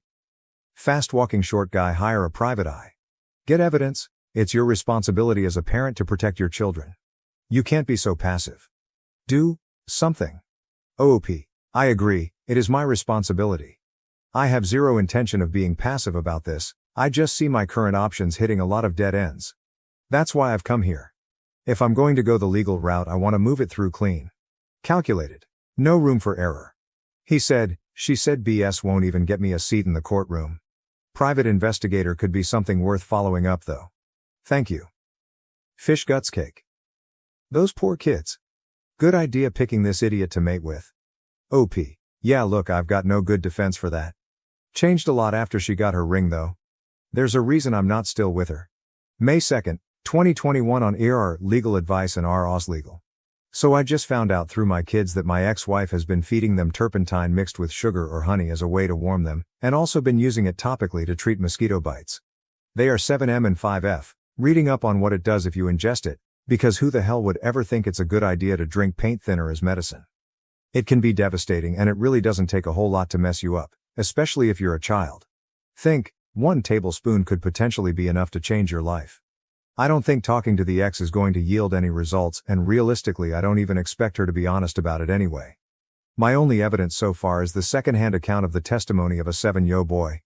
He told my mom his grandma and she went and told me. Do I have any legal options here? Should I be collecting evidence, and if so, what kind? I honestly don't know what to do. I can't have my kids being fed literal poison, and to top it off they were saying, yeah, the government tells us it's poison but it's actually good for you. This isn't the first time they've come out with little nuggets of conspiracy-soaked wisdom like this, tap water makes you docile and obedient sort of stuff, but this one is truly terrifying. They were meant to go back to their mother today, but I've got them in my care until next weekend due to an undisclosed emergency that my ex sprung on me about an hour ago. Never mind that I'm starting a new job tomorrow and wasn't prepared in any way to look after them for a week with no notice. But please, if anyone here can give me a few tips or pointers, I would be so grateful. I'm stressing pretty bad about this. I don't know what to do. Edit. I'm located in Victoria, Australia, if that makes any difference to the situation. May 2nd, 2021 on RR Ask Docs. So for the last 4 or so weeks my kids, 7M and 5F, have been ingesting a spoonful of turpentine every day, and been using it topically to treat mosquito bites. 100% gum turpentine. My boy said the bottle read, paint thinner. I've questioned them about it and I have zero doubt this was happening. Now I've wanted to book in for a tox screen and blood work but would have to travel 2 hours to get it done, the only other option being police and CPS, both unfavorable options, or seeing a GP. What am I in for here? What damage would chronic ingestion of turpentine cause a 7-year or 5-year child? What are the things I should look out for? Would terps even show up in a screen in such a small volume? And if there's anyone here from Victoria, Australia, would a GP be able to help initiate a tox screen? May 2nd, 2021 on Art of Toxicology. The contents of this post were not able to be recovered. However, this comment was deemed relevant, as it has information about turpentine therapy. Solomon Gilbert, MOD. I'm sorry to hear of this happening. Usually, we wouldn't allow medical advice requests, but this is an exception. Turpentine has been touted as an alternative medicine cure-all, as has been amplified by misinformation on the internet. Please seek immediate medical assistance from a trained healthcare professional and take any discussions surrounding medical advice here with an enormous pinch of salt. That said, This subject is very important to discuss and could help others who may have come across similar cases. OOP, my apologies. I will admit I didn't carefully look through the rules of this sub before posting. I did stumble across this particular school of thought this evening, unfortunately, whilst researching the effects of turpentine ingestion. It saddens me to learn of its existence, but honestly I'm not as surprised nor shocked as I feel I should be. Understandably, advice from strangers on the internet will never be a credible substitute for a trained professional opinion. Sorry guys. But I do appreciate your concern and the willingness of those who helped. Thank you. May 3, 2021 in a comment on the AskReddit post. Update on the situation. The kids have been medically assessed. They've had blood work done, testing for liver and kidney function, as well as any other abnormalities, and have undergone some minor testing. Thankfully, everything has come back clear and they seem to be happy and in good health, apart from my daughter being a little upset about being jabbed with needles. There were, however, some very concerning statements made by my kids to the doctors who screened them, both with and without any family present. Everything said has been transcribed and documented in their discharge papers. CPS has since been informed of the situation. The situation has been reported to the police and a medical release statement has been filed with them. They told me they would remain in contact with CPS and wait for their lead. The kids are legally staying within the care of myself and my family until further notice from Child Services. At this point in time, I've had no contact with my ex since this all came about. I have a tip on a great family law legal representative whom I will contact in the very near future to discuss my steps moving forward, and about making a claim for primary custodial care. My family fully supports this decision and we are all still incredibly shocked about this whole scenario. I am on the verge of having an absolute meltdown, but things actually seem okay for now. My kids are safe. I couldn't be more grateful for how supportive my family and friends have been over the last couple of days. Thank you to everyone who gave me their advice and support. I appreciate every one of you. Please do not feed your children turpentine. UDG.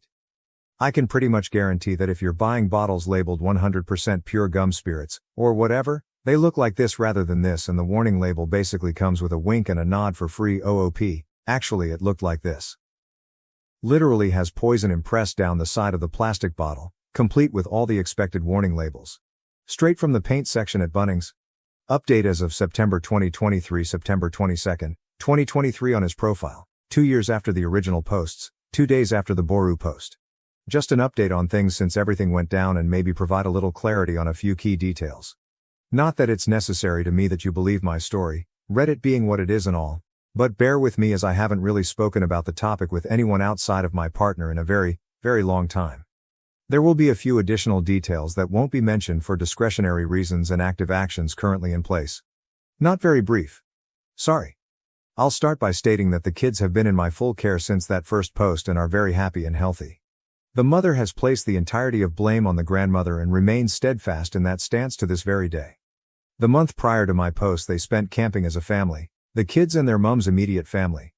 They spent that entire time in her care and there is no way she wasn't privy to what was happening. Every goddamn day.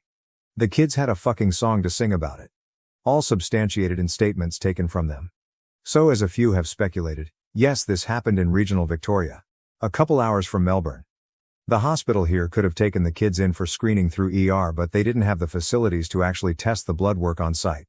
The turnaround for a result, I was told, would have been a few days, possibly longer, as it had to get sent off. Alternatively, I could just wait until the following day to make the trip to the nearest facility that was capable of producing same-day results. We took that option. The kids were triaged the following day through ER. Tested for organ functionality, blood work came back clean. They were privately spoken to and assessed by on-site well-being officers, or whatever their title, and CPS was contacted through the hospital and a case opened. Note, yes, we do call them child protection here even though they operate under the DFFH banner. But so does Community Housing and Disability Support, in tangent with NDIS, so do with that information as you will. It's a broad department. We left with the medical reports, which included statements given by the children, and holy fuck were they were being fed some wild facts about the world. That night I made an informal statement at the local police station stating what the situation was and the actions taken, just so they had it on record. For those tracking the chronology of all this, we are roughly 30 HRS into the timeline from me first finding out. CPS conducted several interviews over the next month with all parties involved, as well as a house call to my residence. Not sure how extensively they interviewed the mum. They concluded the children unfit to be in the mother's care but were comfortable in closing their case should they remain with me full time. Surprisingly, there was no legal order put in place. Apparently they are happy to move on from a situation once comfortable with the results. Found a good law firm and started the legal process, which has been very slow due to a, unsurprising, lack of cooperation. Essentially though, we have restricted the mother's access to supervised visitation and removed her parental right as a legal actor regarding medical decisions. She has only seen them a handful of times in the 2 years following despite constant efforts to facilitate visitation. The kids have had therapy and I've spent many hours talking to them over the last 2 years helping them navigate their way through this. They'll have a lot of questions they'll expect answers for when they're older, I'm sure. Currently, we have managed to secure scheduled visitation with the mother through a professional contact center which facilitates supervised visits. It has been a fucking wild ride, but we are incredibly lucky and happy to have the strong family unit we currently do, including my partner and her daughter who have been next to us through most of this process. Please teach your kids it's safe to be honest and open with you. I ended my relationship after my ex secretly bought an $87K truck, and now he has also returned it. I'm very annoyed. He didn't even speak to me about it. We had so many discussions about moving in together, getting married, and then he goes and purchases a truck $2K more than his yearly salary. If you're asking how a truck can be $87K, that's the price you get when you put every addition you want on it. He showed me the truck expecting me to be excited and I was livid. When he bought this truck, we were only a month from moving in together. We got into a bad argument where he told me it was his money and he could do whatever he wanted with it. So I said fine and I told him I'm not comfortable moving in with him anymore. I asked my landlord if my apartment was still available and if I could renew my lease and they said yes. Now my BF is saying he can't afford his place and his truck. I don't feel bad. You should have thought of that before buying something so expensive without talking to your GF of 2 years. I have had some of his friends' GF reach out to me and say I should support him, and one even says that I'm not loyal and this shows I wouldn't support him if we were married since I run away when finances get bad. That's bullshit. He didn't lose his job or get hurt. He bought an expensive item without discussing it. I have been trying to get him to return the truck because it's already affecting his finances badly. He has only had this truck for 2 weeks and he is worried that in the next month or two, he won't be able to cover all the expenses he usually has. This past weekend, we had another argument and I think our relationship is going to end. I'm not helping him pay for this truck and I'm not moving in with him. I have asked for a break and will be thinking about what to do. Edit. I appreciate the different opinions everyone has given me. I have a lot to think about. To answer 2 questions, no, he doesn't need the truck. He works from home and if he has to check in at work, he has an office. Also, his friends and their girlfriends know about this issue because he asked for their views when we went to a get-together last week. Only 2 GFS reached out to me to tell me I wasn't being supportive. The others have minded their business. Comments. Comment 1. Good job recognizing a bad situation when you see one. This dude fully expected you to supplement his lifestyle after moving in together. All his money would have gone to paying that truck, leaving you stuck with the lion's share of the bills. And that's why he's panicking now. Stay in your own apartment, OP. Comment 2. And he had the audacity to say that it was his money and he could do what he wanted with it, knowing full well he would have to live out of the truck if OP didn't supplement for him. Really tells you what he thinks about OP's money, that it's his money too. Entitled ass. I would dump him so hard.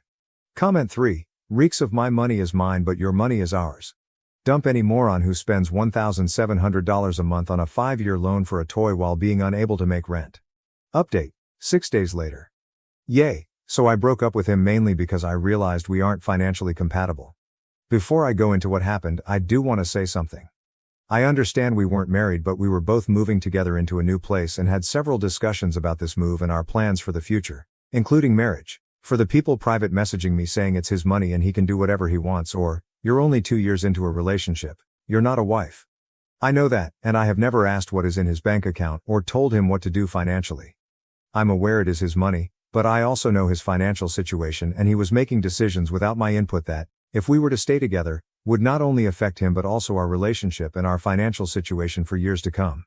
I will die on this hill. This is not okay, and if it's okay for you, that's fine, but for me, if we make a financial plan and you make a huge decision without me, I won't be okay with it, and that's a big reason why I backed out of moving into a new apartment with him.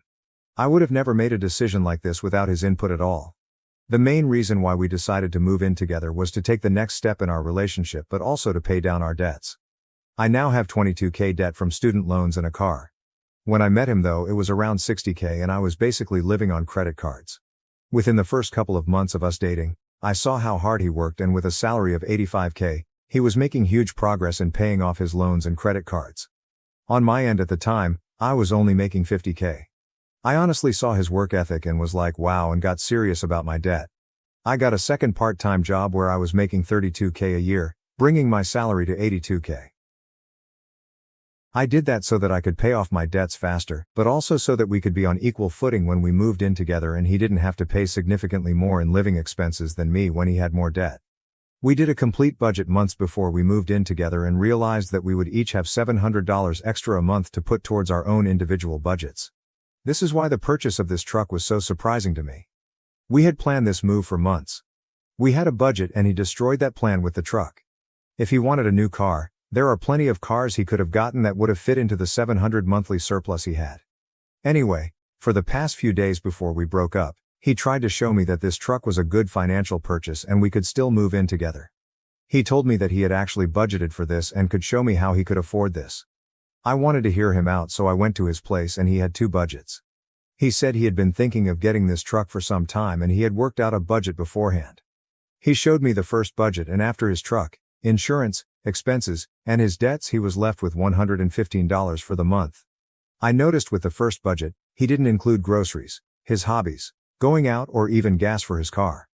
I asked him how $115 was enough to live off of for an entire month. I asked him how he could afford all of this and his truck, and if he planned to give up some things. He said no, he didn't plan to give up anything and that he could make everything work in his budget. I asked him what if he had an emergency or needed gas for his truck, and he just kept saying he would work it out without explaining how.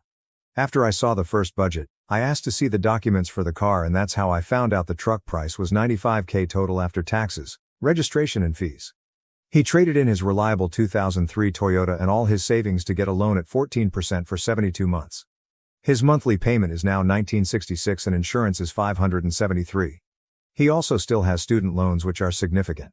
I kept telling him $115 left over monthly wasn't enough. That's when he showed me his second budget, which had a combined higher monthly income. I asked him if he was getting a second job, and he said due to his job relying on him to be on call, he couldn't. I asked where the income was coming from, and this man said, "Well, you're getting a raise soon." I froze because I had mentioned this raise once months ago. My first job is my career job, and I work in a field where when you hit certain milestones, you get a pay bump. In September, if my raise is approved, I will go from 50K to 80K, and with my second job, my total yearly income will be 112K. But getting the raise isn't a guarantee. You have to meet certain criteria, and if you don't, you have to wait 3 months before trying again. When he said that, I was quiet, and then I said, "So you planned a budget that included additional income that I wouldn't get for at least 6 months and income that I might not even get in September?" He said when I got my raise, the ratio of what he would pay would decrease and he would have more disposable income. I asked him why it was okay for him to plan budgets with my income, but yet I had no say in how he spent his. He couldn't answer that. I told him I had no issue with paying more bills if I got a raise, but the fact that he banked on that, didn't discuss it, and now expects me to be okay with this is ridiculous. I also said there's no way I wouldn't be paying more with the first budget because he wouldn't have been able to survive on $115. I told him he didn't communicate, and this is on him because he made huge financial plans without discussing anything. Finally, I told him I would never have done any of this without going to him first because I thought we were a team that was building something. I ended things the next day, and he has been trying to reach out, but I'm not interested. He has financially crippled himself with this truck. If with my income now he could barely make it, he sure isn't making it on his own. I really hope that things work out for him and he is able to keep his truck and recover, but I'm not paying the consequences for such a massive financial mistake that is going to hugely affect him for years to come. If I were to stay, this financial decision affects me as well and would continue to affect both of us for years. Again, this is different from becoming ill or losing a job. He chose this and refuses to budge and fix it. I now realize we are not financially compatible, and that's okay, and I wish him the best. Edit. Thanks everyone for all the support. I don't hate my ex and I really hope he's able to recover from this. It was such a learning lesson for me in how one mistake can ruin you financially. It has made me even more cautious but also determined to keep working towards a better financial future for myself. Comments. Comment 1. You are very smart. I have a wife like you and we are going to retire comfortably because of that. Comment 2. People who will give her grief over this either have no idea how marriage is supposed to work or are bad with their finances. Financial incompatibility is a huge deal in relationships, and she is being incredibly mature here. Comment 3. All I have to ask is, how are you handling this with so much grace? I would be pissed if my ex, who I was so emotionally invested in, pulled this on me. It's not just that he made an irresponsible decision, it's the fact that he thought he could leech off you and your money to pay for it and somehow blindside you to get away with that. You don't badmouth him a single time and did the right thing immediately, break up, and have already accepted that you both are incompatible. I'm in awe of how decisive and yet non-aggressive you were. I wish I could be that way. OP, to answer your question about why I'm not bad-mouthing him, it's because I'm sad. I'm sad about what he did to himself and that I had to leave because he isn't seeing how bad this is. I'm sad that just a few months ago, I was planning on living together in a life and now that's gone. Most of all, I'm sad for him. He was doing so well and he rubbed off on me immensely in terms of paying off debt and watching your spending. I'm sad that he threw away all his hard work. Dumping on him even more isn't worth it because when he realizes this mistake, it will be so bad for him. I don't see a point to do it, but I'm not judging anyone who would in these circumstances. New update. 7 months later. Update. I posted a few months ago about ending my relationship with my ex who bought an $87K truck without telling me. Going ahead with that decision means that I paid off my student loans this past month. He also returned the truck. Hi everyone. So I posted a few months about a situation I was dealing with my ex and him buying a car without telling me. I really doubted myself when I first made my first post because I had received such strong negative reactions from other people about me wanting to back out of the move. I appreciate the comments I got not only on the posts but through the messages as well. It really helped solidify for me that these feelings I had about the situation shouldn't be ignored. So thank you guys for responding because it saved me financially. Looking back at the situation now months later, I can see that I was being set up to be financially abused. When I broke up with my ex, I thought that we were financially incompatible and that unfortunately it took this large purchase to see it. But I can see now, that's not the case. My ex made a plan in his head and what made sense to him was for me to pay most of the expenses and he thought this was okay and that I should be okay with it too. Even though I can see the reality of what he was trying to do, I can't hate my ex because he helped start me on this path of looking at my finances. I remember when we first started dating and I went to pay for an item I was getting and my card declined and without batting an eye, even though it was a little embarrassing, I took out another card and paid. I was used to this happening every once in a while, because I was literally living paycheck up to paycheck. I'm not putting down anyone where that's the case. But in my situation then, I was living way above my means. I would justify every single one and get it and I thought because I was making minimum payments and on time, I wasn't as bad as the next person. When the situation with my card happened, after we got back to my ex's car, he kindly asked if this type of thing happens all the time and I told him sometimes and he basically gave me advice. He did not try to force me to stop spending. He asked me to track my purchases and recommended a few apps. The first 2 months that we were seeing each other, he would encourage me every other day or every once in a while, to just track what I spent, to shop like I usually did, but to track everything. Being able to see how much I was spending, especially when I broke it down into categories, was astounding. There was one month I spent $68 on bagels. It wasn't for work. It wasn't for other people. It was me stopping at a bagel place every morning and getting a bagel. I would sometimes get variations, which is why the bagels cost so much. Once I realized how much I was spending on stupid things, my ex helped me make a plan that would work for me and that plan has continued to consistently work. I have added to it and changed things or tweaked things as my financial status has continued to improve, and so far, so good. This is why I don't have any bad feelings about my ex. He never pushed for me to pay my bills in front of him. He never saw credit card statements on apps, nothing. He only kept encouraging me to look at my finances and fix them. He helped give me the foundation to start to manage my finances and I thought in my head that we were on the same page. And because he was such a stickler for finances and he was so frugal, that is why this truck purchase was such a surprise to me. It was unplanned, not discussed, was a large amount of money and, just knowing the general view of how much debt he had, I know without a doubt that there was no way he could afford this truck. I'm not trying to paint my ex as a saint. I am explaining why he had such a positive impact on me financially. So when the truck purchase happened, and he refused to budge, I honestly was shocked and seeing how bad this situation was, I had to walk away. It's been about 6 months since everything's happened and I'm doing very well. I recently paid off my student loans last month. I now only have my car left, so 12 grand left to pay. I also have a small savings. Because of that, I have changed the focus and I'm putting the majority of my income now towards my car. I'm not rich by any means, but I'm definitely living within my means and I'm okay with that. The last two things I'm updating on are my raise and my ex's truck. I had a few people message me about the raise and unfortunately I did not get it due to a big mistake I made on a project. Once I realized the mistake, I knew that it would jeopardize things for my raise because I had made the mistake so close to my evaluation and I didn't get the raise. But I fixed the mistake, and when I get re-evaluated after 3 months I am hopeful I will get it this time. Losing the possibility of the raise made me realize even more that I had made the right decision because I would be so screwed right now if I hadn't ended my relationship. With my ex, we have spoken once and that is when we broke up. I cut communication completely, because he was still trying to fix things without addressing the truck and the fact that he was keeping it. I know from a person close to him that actually 4 months after we broke up, he did a voluntary repossession. I also know the truck is gone, because he deleted all the pictures he had of it. I was actually relieved to hear that for him because he can hopefully start to fix the situation he got himself in. I really do want the best for my ex and I don't know the thought process that led to him getting this truck, or what could have influenced him, but hopefully he can get back to where he was and make more improvements.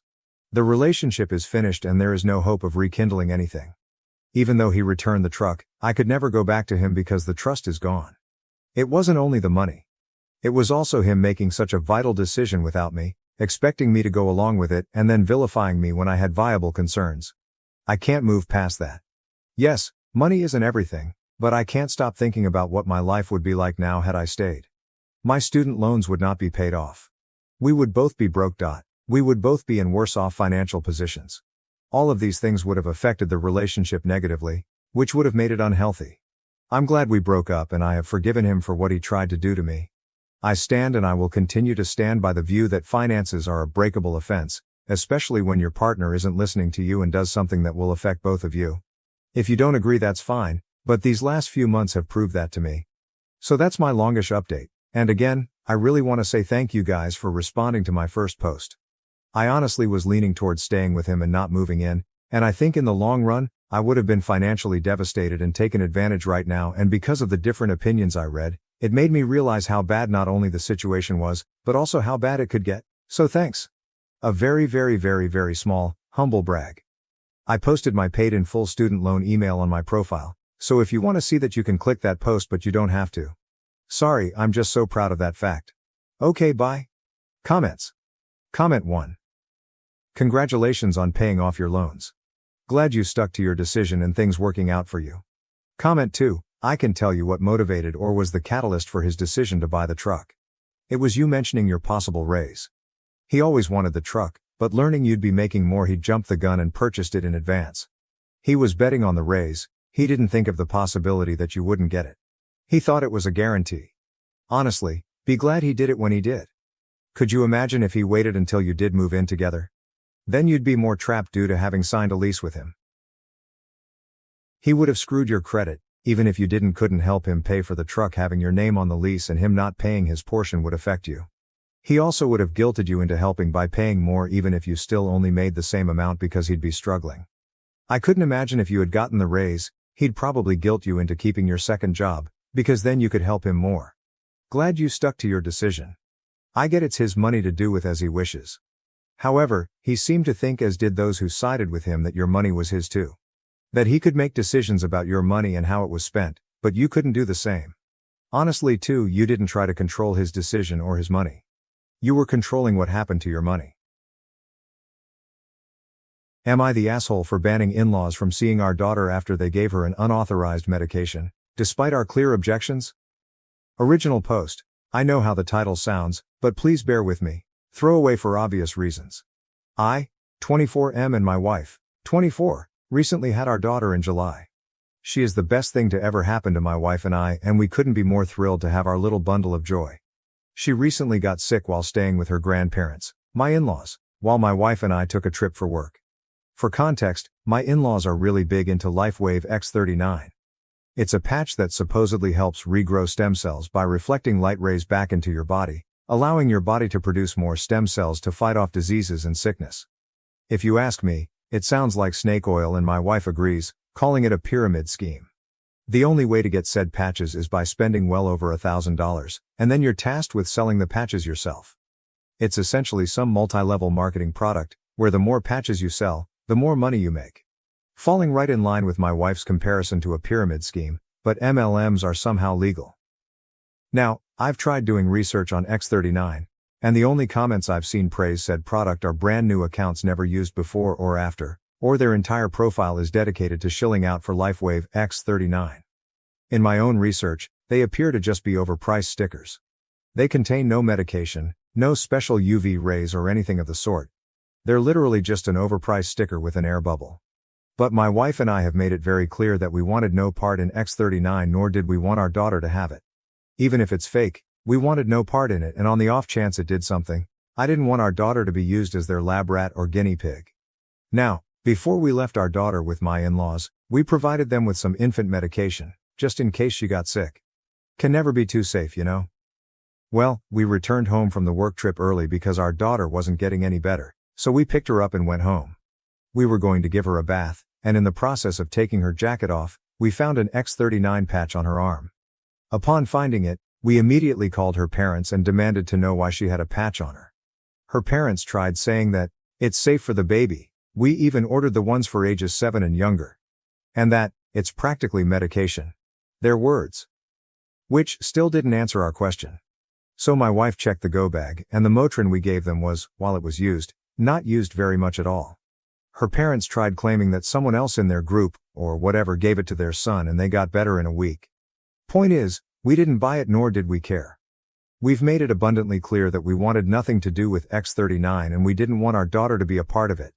They failed to listen. My wife was on the phone with them for over an hour, and while I don't know the exact length the conversation went to, I know it at least ended with her screaming, "Going to see my fucking daughter again, and if you attempt to come to my house we will call the police," before hanging up. That was 3 days ago now, and we've had several missed calls from family members, her parents, her siblings, and even family friends, all saying that we overreacted, and they were just trying to help. Maybe we overreacted, but we wanted nothing to do with that, and despite making it clear, they went against our wishes and did it anyway. And instead of giving my daughter actual medication, they try to give her some placebo patch. Her parents tried claiming that we're stopping them from seeing their only grandchild over something so small. But we did want to hear it. Aita? Aita has no consensus bot, OOP was NTA relevant comments.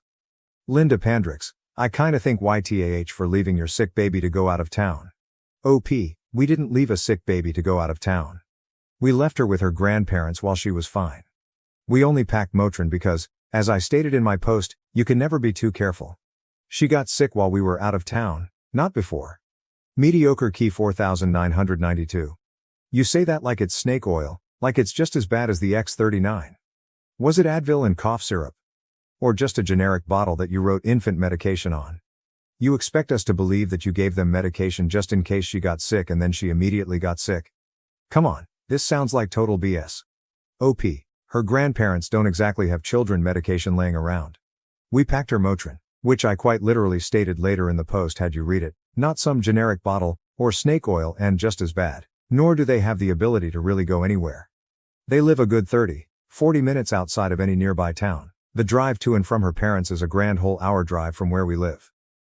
And my wife and I quite literally work with sick people all the time. No, I'm not a doctor nor do we have medical expertise. So my wife and I contracting something is usually pretty high, so we pack Motrin or whatever the store brand is that we'll buy, every time we left her with her grandparents for more than a day. Update 1. About a month ago I made this post ranting about my in-laws' weird obsession with a, for lack of a better term, cult regarding stem cell regeneration through patches, which, clearly isn't a real thing. There's been some development on that end, and while I'm confident things will likely end here, I wanted to give a quick update for those who may have been curious. I'm writing this on the toilet at work, so don't mind the rushiness of it all. After my wife essentially cut ties with them and we all received a million phone calls and text messages from family and friends, things quieted down for about a week or two. We started having my sister watch our daughter instead, when we had to work. We haven't had another out-of-trip town since the initial post, however. Through those couple of weeks we never really heard anything beyond a couple of supposed shit-talking posts on Facebook bitching about us, but I can't seem to find the posts. We thought things were, probably, hopefully, going to end there, but boy were we wrong. And this is quite the jump from the last post. My wife and I were visited by CPS about 2 weeks ago or so, after they received concerning calls about supposed child abuse and negligence within the household. Of course, nothing like that happened, and the caseworker was very quick to see that. We had asked who reported her, and while she couldn't say, we had a suspicion it was from her parents. We were completely helpful and cooperative with the caseworker, and after she left that night, my wife called her mom up and asked her if she's the one who called CPS. Surprisingly, her mother took full accountability, but not so surprisingly, tried to spin it around in her favor, claiming that she did it for our own good, because our daughter was sick and she wasn't getting any better when she was there, so clearly we were doing something awful as parents. Kids get sick, it happens. But they're also extreme anti-vaxxers.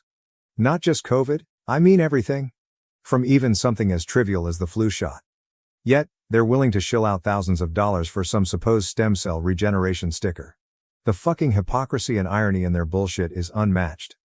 My wife didn't really know how to react to that, so she basically told her mom to go fuck herself, and she wants nothing to do with her again. I know I saw a few comments on the last post saying maybe we shouldn't have cut them out entirely, but now I'm starting to question why we didn't cut them out years ago, before our daughter was even a thought in our heads.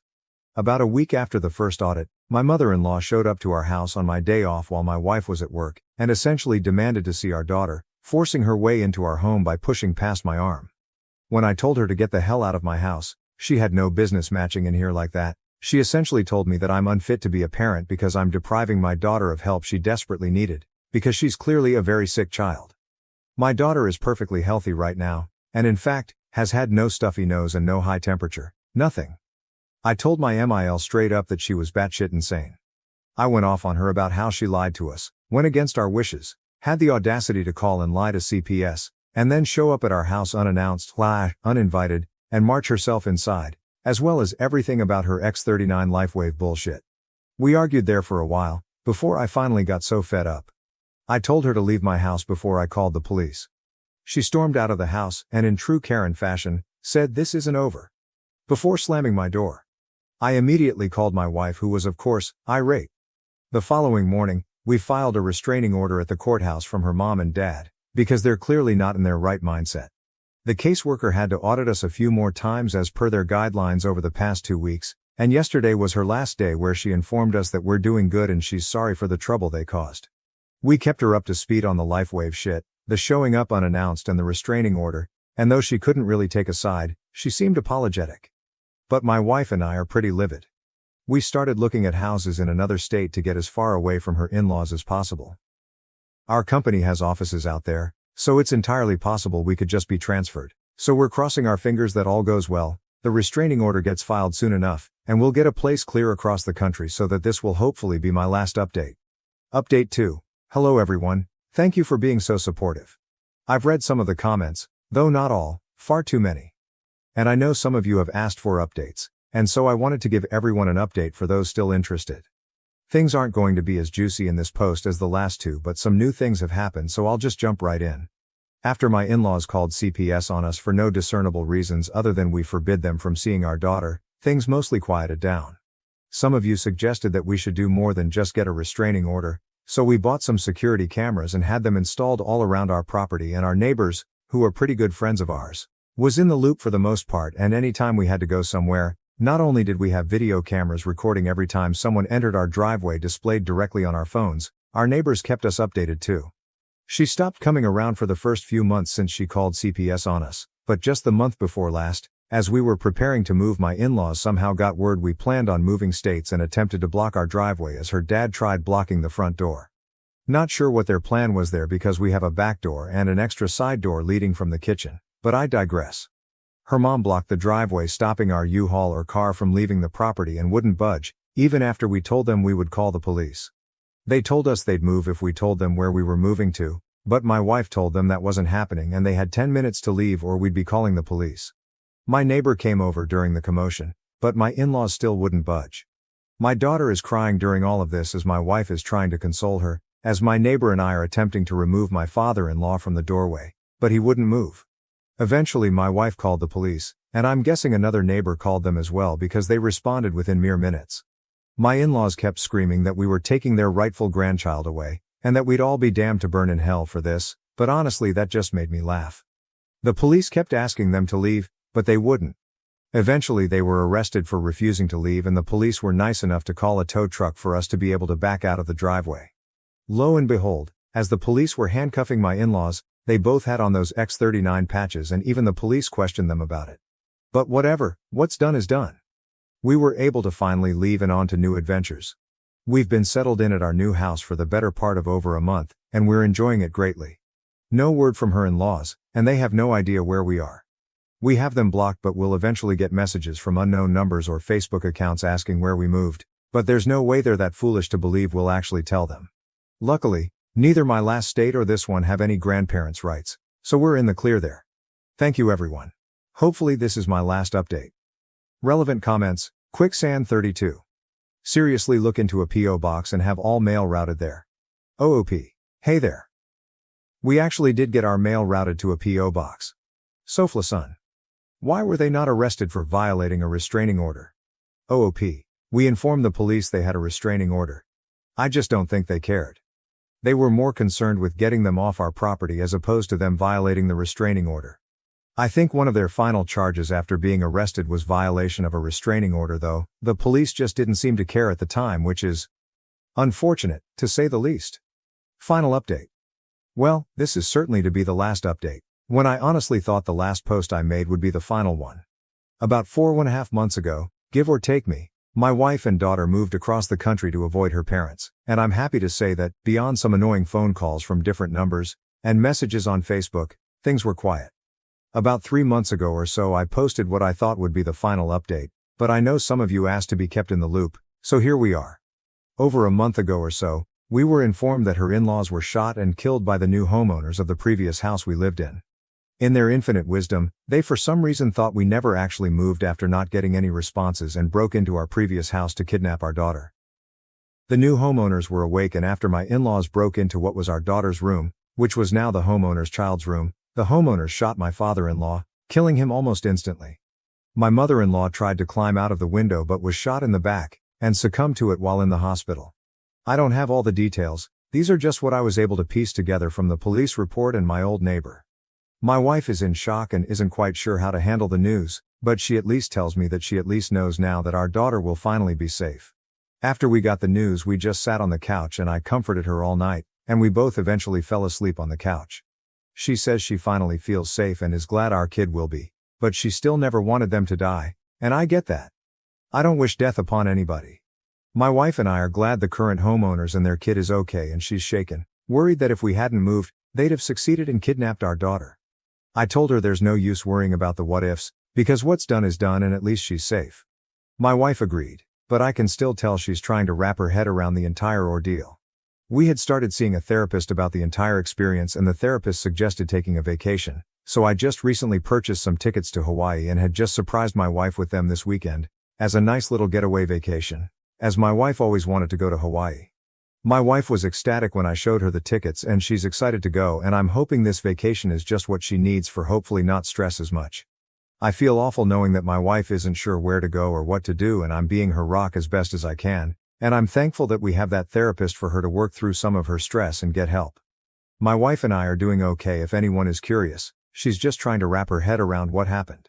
This will be my final update, everyone, and I'm hoping everyone here has a great day. We leave for Hawaii in a week, so we're both excited. My wife has been trying to keep her mind off things by focusing on the trip, as she says it's helping. I'll catch everyone later, but don't expect any updates. Goodbye everyone, thank you all for your support. My wife is delusional, believing she is pregnant with twins despite negative tests. She also thinks I am going to abandon her and our children. This is all over the place. I really need help. My wife and I, M42, have been married for 2 years, together for 15. All this time we had either not decided to have kids or had problems getting pregnant. After some medical testing we found out that it was near impossible to get pregnant due to some medical issues with her. We were thinking of adopting when one day she came home and told me she was expecting. Of course I was super happy. A week later we had an appointment at the gyno and she had some blood drawn.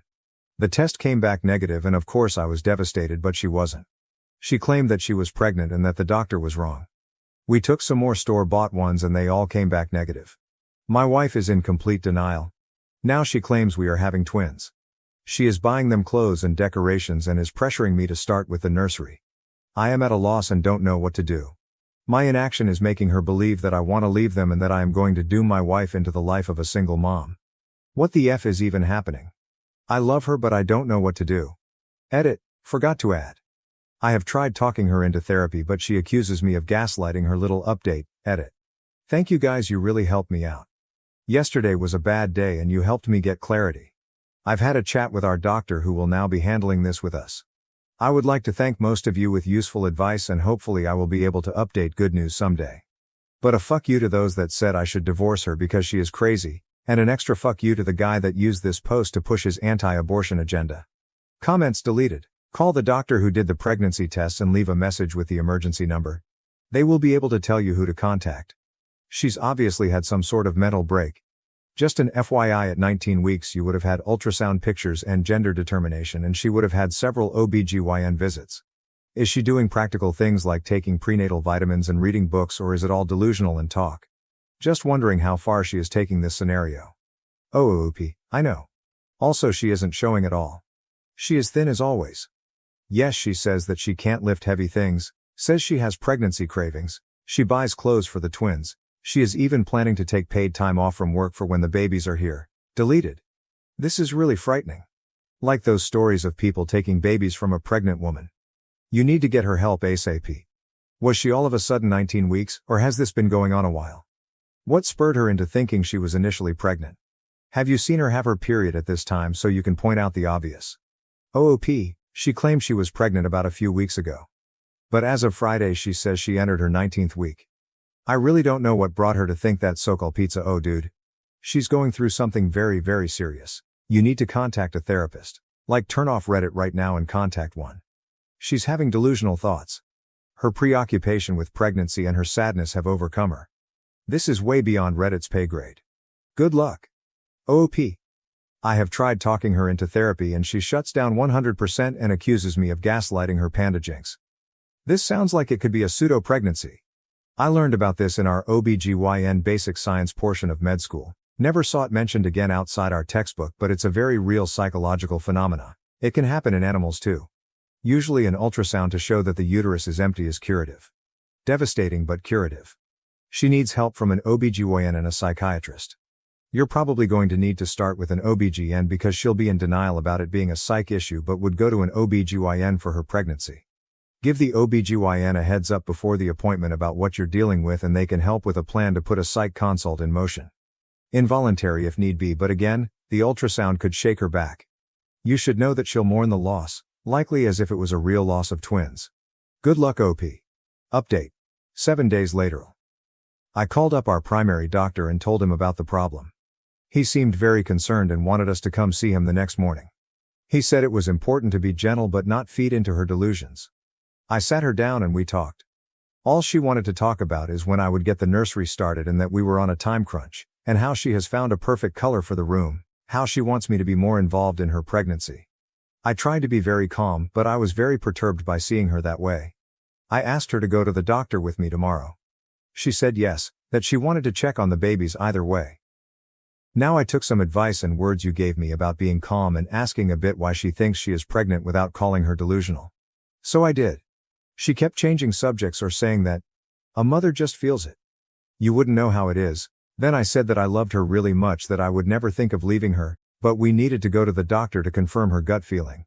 She got very agitated and was crying, telling me that if I wanted to leave her I should simply leave, but I shouldn't call her a liar. Somehow I managed to calm her down enough for her to go to sleep. After she did, I went on her computer. I never snoop on her. But I remembered a commenter pointing out forums about cryptic pregnancy, and so I went for the look. Oh boy. She was in 2 Facebook groups. One was a normal mommy Facebook group and the other was a group about women that believed they were pregnant. In the normal group she would post updates about her symptoms and pictures of her belly, and her story about how she was almost not able to have children, but that's to the grace of God that kissed her tummy, the gift of life was given to her. And how she was compensated for all this years of suffering with twins. In the other group the women were quite literally, and excuse me here, fucking insane. They were feeding into each other's delusions. A woman said that she was almost 2 years pregnant and how sometimes it just takes longer. My wife would post there complaining about doctors that do not take her seriously and about me. So many women were making her fear that I would leave. saying things like men cannot stick to a woman. Many recounted their stories about how their marriages broke down because their spouses could not handle the pregnancy. I was really fucking scared. I researched phantom pregnancies and I read somewhere that could also be a sign of schizophrenia. So to say the least, I could not sleep. I was and am still very afraid of losing her. She woke up and I tried to act like nothing was wrong.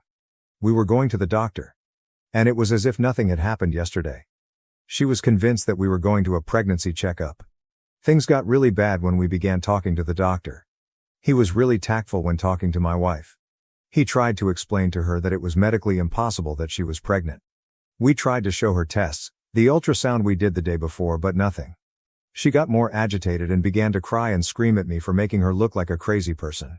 She began bouncing back and forth and holding her head with both hands. We could not calm her and she went into a full-on panic attack. She could not breathe. The doctor laid her down and tried giving her some medicine for her to relax, but it did not help as he didn't have the necessary tools to treat a panic attack that was that bad. She had to go to the hospital where they took care of her. Did an EKG to exclude that she was suffering a heart attack. At that point I really had no other option than to inquire about involuntary commit. So I could not do it myself. I needed my doctor's statement that she was a danger to herself and others, and he had to initiate the process of an involuntary examination of 72 hours. After that, we will have to submit a written statement to the court to determine whether or not she can stay there against her will.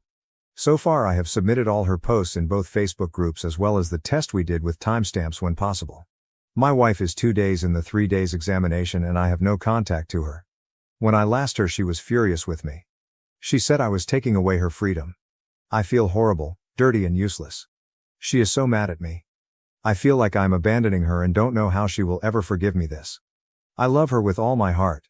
I am afraid of what will happen if the courts decide that I can't commit her. How our life will be affected. I feel like I failed to protect her. At this point I am just rambling. Sorry for the long post, I guess I just need to vent because I have no one else to really turn to that just wants to listen. I feel judged by everyone and pitied. I just hate it. Sorry for spelling mistakes, edit. I will not fucking leave my wife, you unempathetic dickheads. When I gave my vows I meant through illness and bad times. I am not only on the ride for the good times. If you truly love someone you will do whatever it takes to see them healthy again. Would you leave your spouse if they went through a severe physical illness? I am here to stay. I will not divorce her. She is not a fucking psycho, she is sick. I hope no one of your loved ones ever has to go through this because their support net will consist of cowardly dickheads. Sorry for the rant. But if you want to say something in line divorce that nut, don't even bother.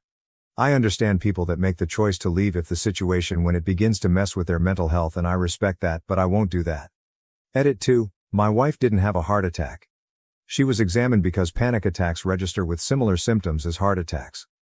I don't exactly know what our doctor gave her as I was so distraught, but I was not a sedative. I think it was something along the lines of Valium or Baldrian.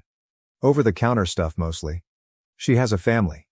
She is estranged from most of them. Her sister is now at our place to help. Also refrain from such stupid comments like, I'll bet she will leave, bro. She is crazy, how did you marry her? Because they are not helpful at all.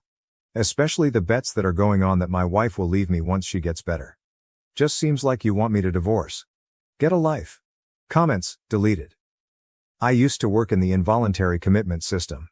Everyone is upset with their loved ones when they get committed. Everyone. And it's a normal thing for family members and partners to feel a ton of guilt. But your wife needs help. You took the steps to get her that help even though it was scary. You will not regret this.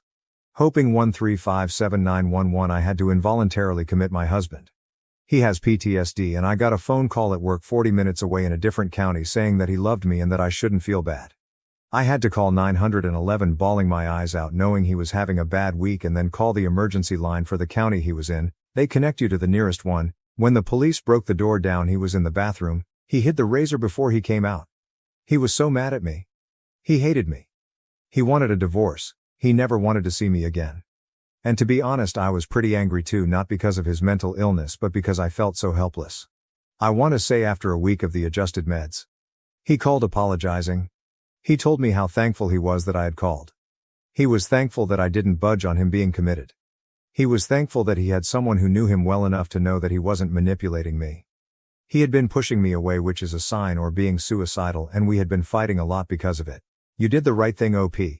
You definitely have done the right thing for her well-being no matter how angry she is now. She'll see it one day. Queen Moogle dude, what you did is so incredibly fucking hard. But it was the right decision. You tried everything. Doctors, kindness, everything. This is not a normal don't snoop in your partner's stuff circumstance. Your wife is having an actual legitimate health crisis.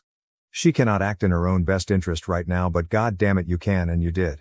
It may take a long ass time for both of you to see it completely, but she needed immediate and intensive psychiatric treatment. Everything matcha. Yup, we are so proud of you OP for doing something so hard for your wife. She may resent you now, but when she gets better she'll understand. She cannot comprehend that what you are doing is saving her. We are all rooting for you and your wife's recovery OP. Hang in there. Update, 8 months later. Hi guys, it's me again. We have a lot of time on our hands, so I thought why not update the community that helped me. Even if it was just to let me know that I could vent. I don't even know how much time has passed, but I am very happy to say that things are working out. I have my wife's permission to share this with you all, and she is even telling me to greet you. After being in the 72-hour stay, it was determined that she had to stay there. My wife was pissed for the first few weeks. It was a devastating time. But time and therapy heals all wounds. Slowly I was allowed to come visit. And every day I went I saw a bit more of the person I loved. There were setbacks along the way and I had to watch a lot what I said and did. For example, the first few weeks she wouldn't tolerate touch or something like that. Our trust had to be regained slowly. From both parts. We put so much work in. And even now that she is back home, and has been for a while, we sometimes have bad days where it is difficult for my wife to get out of bed or where I am suspicious of her getting back into that state. But at the end of the day I'm happy. We go to counseling together and we are on individual therapy as well. Especially because due to the stress I developed a form of anxiety. But every day it's a bit better. I have discovered new sides of my wife, like the new hobby that she has of making resin jewelry and decorations. Even our quarantine time has been quite peaceful. We still have remote therapy and everything. Things are not normal yet. And adoption is not back on the table as of now. We have given yourself at least a year of therapy before we think about parenting and raising a child. One thing is for certain. I am still in love with my wife and I still love her so much. Our relationship might not be better than ever, but it sure as hell is stronger than ever. Also, she has done a lot of self-reflection and of course has thanked me for how I handled things. She is lovely. We are happy. Comments would it. Did you ever get a definitive cause from the doctors? This seems so surreal, I've never heard of it before. OOP, not a definitive cause but the trigger at least. 7 Orange Files. This is wonderful news. I remember your story. It was terrifying. Full marks for supporting her. Sick and tired, good on you for helping your wife get the help she needs. That was a terrible experience, but you really stepped up. Even if things aren't perfect, you've both come a long way. I'm so happy for you. Minok 33. Good to hear things are looking up and you won't be considering adopting in the near future. Matter of fact, it might be a good time to use some of those therapy sessions to start preparing yourselves for the likely possibility that you won't ever be able to adopt. Agencies have to say that an applicant's mental history isn't an automatic deal killer, but in reality it often is. They simply can't risk adopting out children to people suffering from such extreme mental illness that involuntary stays were required. It's all but a guarantee that they'd never allow children to be placed under your wife's care. Your mental health history is part of the background check, and red flags like involuntary holds will often exclude you from adopting. They'll still have you go through the whole process and pretend like you have a chance, but reality is you probably won't be eligible. They just can't risk putting children in the care of people with a history of mental illnesses. My boyfriend's ex sent him nude pictures, so I confronted him and found out he had been cheating throughout our entire relationship. It's finally gaining some traction. I won't name the podcast because of privacy concerns and the fact that I appear in some of the episodes. He's far from famous, but he's gaining recognition. I used to be the major co-host, but I've been too busy with work lately to be really active on the podcast. Obviously, you cannot have a podcast with just one person. It would be dull. So Isaac informed me that he had found someone to be a more consistent co-host when I was unavailable. I told him that was fantastic and inquired who it was. He told me her name was Abigail and even provided me her Instagram. It didn't appear that he was hiding anything, so everything seemed okay. About a week later, we were having dinner with our friend group when Isaac's best friend Josh commented in front of everyone that he was astonished by how fine I was with Isaac working with his ex-fling. Let's just say my reaction was polar opposite of cool. I was more outraged that Isaac had lied to me than anything else. Why would he feel compelled to lie about something like that? I like to think of myself as quite laid back about these things. Would I felt awkward? Yes, but the show is taped at the apartment Isaac and I share, and I highly doubt he is cheating on me. We're really serious and have even discussed marriage recently. But what about the fact that he was lying? That's the only red flag he's ever showed me, and it just feels strange. When we went home, I made him tell me about it. He told me that approximately a year before we met, he had a friends with benefits relationship with Abigail. Apparently, he stopped relations with her because he desired something more serious, with labels, but she refused. Again, not really disturbing, but he lied to me. The way his best friend expressed it, almost in awe, as if the concept was unfathomable, made me believe there was more to the story. I told Isaac that I wasn't comfortable with him working with Abigail. If he felt compelled to lie about working with an ex-fling, it was probably not the best decision. He stated that if I was unable to co-host the show, he required someone to do so on a regular basis. I told him he'd have to find someone else because I wasn't comfortable with the situation. I emphasized that I would have been fine with it if he hadn't lied, but he squandered the opportunity. I even went so far as to imply that if he continued talking to her, I might have to reassess our relationship. He eventually consented, but he has been giving me the silent treatment for the past few days. Our friends are aware of what occurred as a result of the mid-dinner announcement. They're split 50-50. Some of my friends suggest I should give him a break because he didn't mean to lie and didn't want to harm my feelings. They insist that Isaac is a decent person. But now I have a very horrible feeling about it. I'm scared that I overreacted. Other things like this have happened previously, now that I think about it, but so many of our friends believe I'm overreacting to a minor mistake. I believe they might be correct. Small things like this have happened before, but the truth is that I adore Isaac. I am willing to keep trying for him, but I can't get rid of this bad feeling in my gut. My friends suggest I should keep talking to him about it, but I have no idea what to say at this point. I urgently need some guidance. Edit. For those who are rushing to break up, I'd want to clarify that I genuinely like this man. We have been dating for 4 years. We have a child. Well, I'm kidding. She's a cat. I recognize that terminating things may be the only option, but right now I'd like to focus on advice rather than hearing how I should end things. Isaac has been with me through one of the most difficult times in my life, the loss of my sister. He is strong, kind, and in the best possible way, an airhead. If we have to break up, we'll alter gears, but right now all I need is some brutal honesty and advice on what to speak to him. Edit. He does have another job because we can't live on my income and the show alone. He works today, while I work evening. I'll only have an hour to speak with him, and I want it to be a long conversation. So I'll wait till I'm off on Friday. I'm not sure what I'll say yet, but I will figure it out.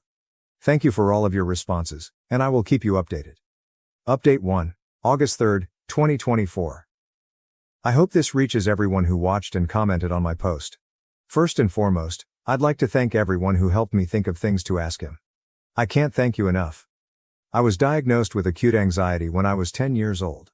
I spent the entire morning pacing and had a little anxiety attack before speaking with him.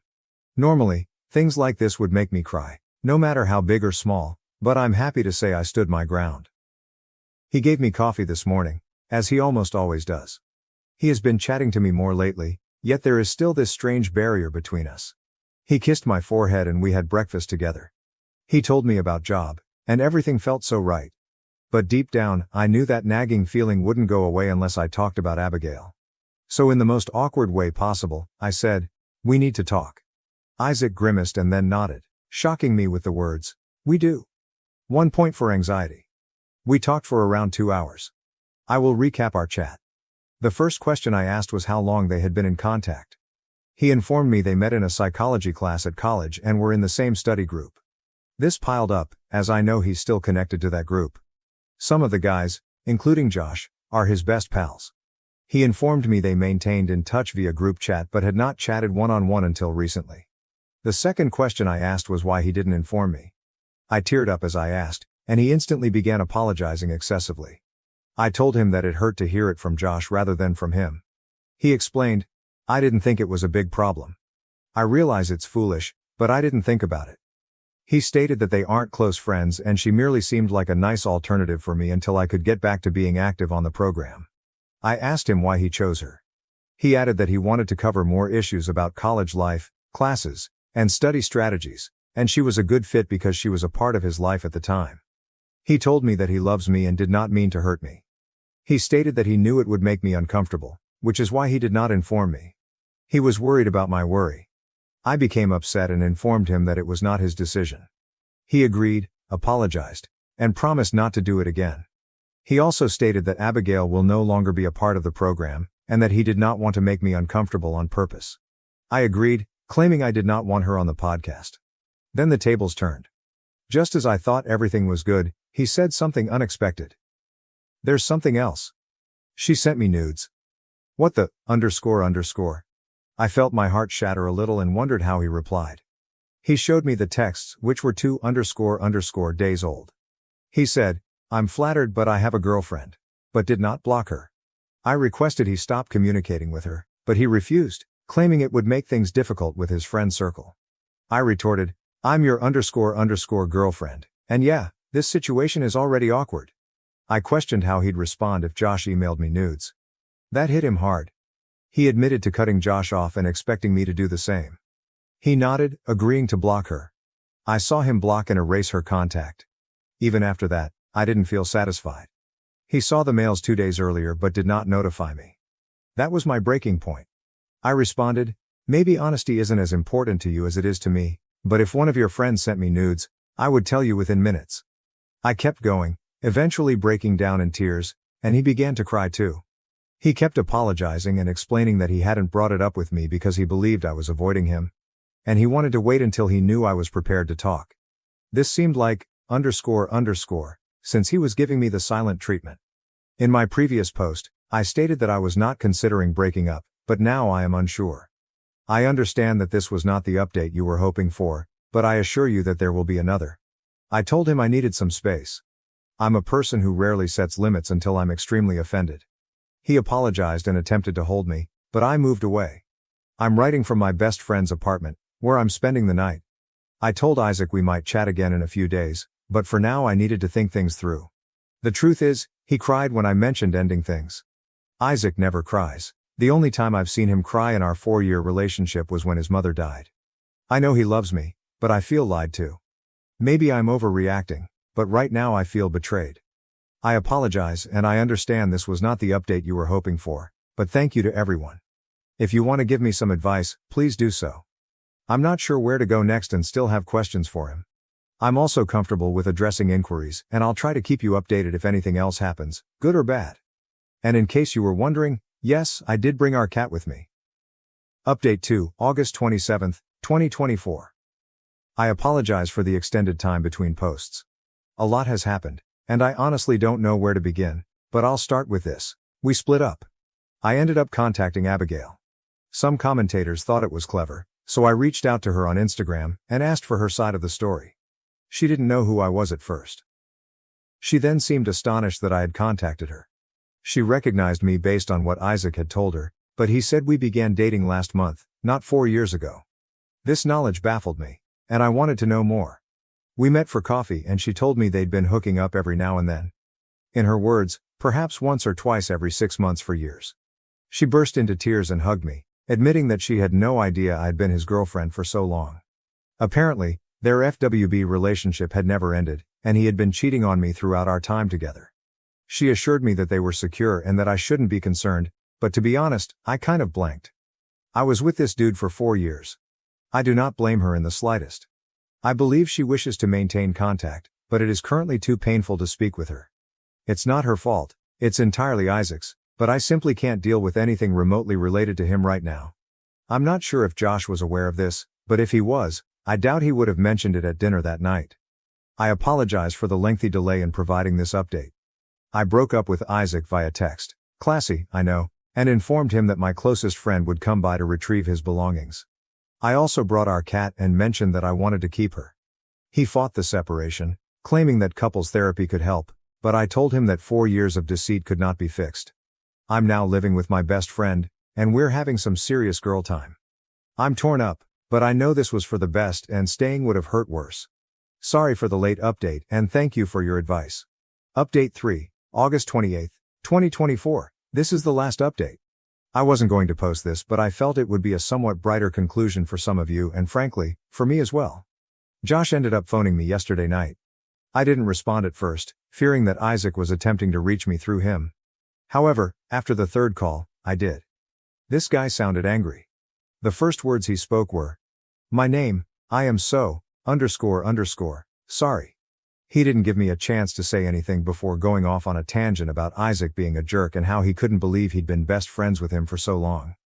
He told me that he paid a surprise visit to my previous apartment, which was not unusual for him, and was perplexed when he realized I no longer lived there. Isaac admitted to cheating on me, which Josh had suspected. You were correct, he made that comment at dinner to warn me. Some things I've realized. Isaac was possessive. He refused to let me hang out with our male friends one-on-one, and he was always hovering next to me.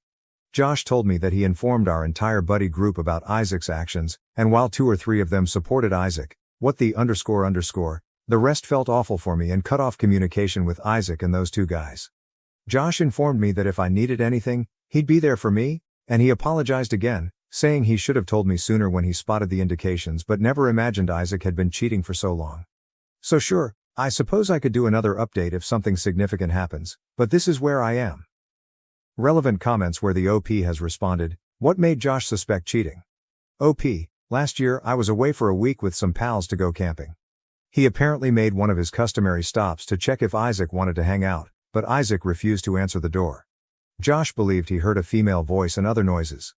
Isaac ended up telling him I was on the phone with him, which is false because I had no service during the entire camping trip. When asked to hook up with Josh, the OP said, "I already said this to a reply up there, but Josh is the last person I want to see right now. Frankly, I do not wish to date anyone. I just found out that the man I wanted to marry has been cheating on me throughout our relationship. I'm probably not going back into the dating pool for at least a year, and I prefer a strong emotional connection before sleeping with someone." Josh is a fantastic buddy, but it was difficult to hear his voice over the phone because he was so closely attached to Isaac.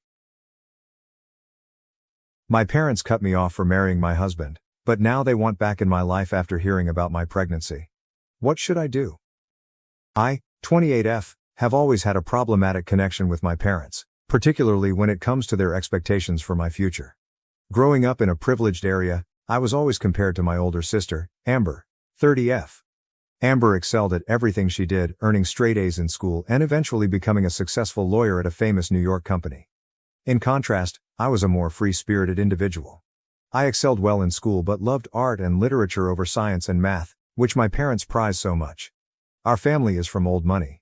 My father, Richard, 60M, is a rather affluent individual, whereas my mother, Rose, 58F, comes from a similarly wealthy family and devotes the majority of her time to various charity organizations, more for the social element than true philanthropy, if I'm being honest. They've always been obsessed with preserving our social standing and connections. My parents planned out my entire life from the day I was born. I was meant to attend an Ivy League institution, preferably Harvard, like my father, major in business or law, marry someone from a good family, defined as equally affluent and well-connected, and eventually take over the family firm alongside Amber. But that is not the life I envisioned for myself. I was always more interested in the arts. I enjoyed painting, writing poetry, and visiting the city's museums.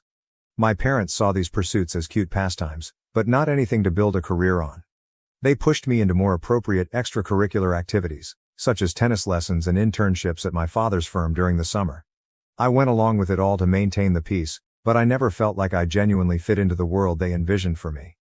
When I was accepted to Brown University, my parents were disappointed that it wasn't Harvard but believed it was okay. They hoped that surrounding me with the right kind of people would finally put me on the road they had always desired. They had no idea that it would bring me to the person who would forever transform my life. I met Chad, 29M, in my sophomore year of college. We actually bumped into each other at the campus coffee shop. I was racing to get to class and hadn't looked where I was going, while he was leaving with a tray full of coffees for his study group. The accident caused hot coffee to fly everywhere, ruining both of our clothes. Instead of getting furious, Chad laughed and said, "Well, I guess this is one way to break the ice."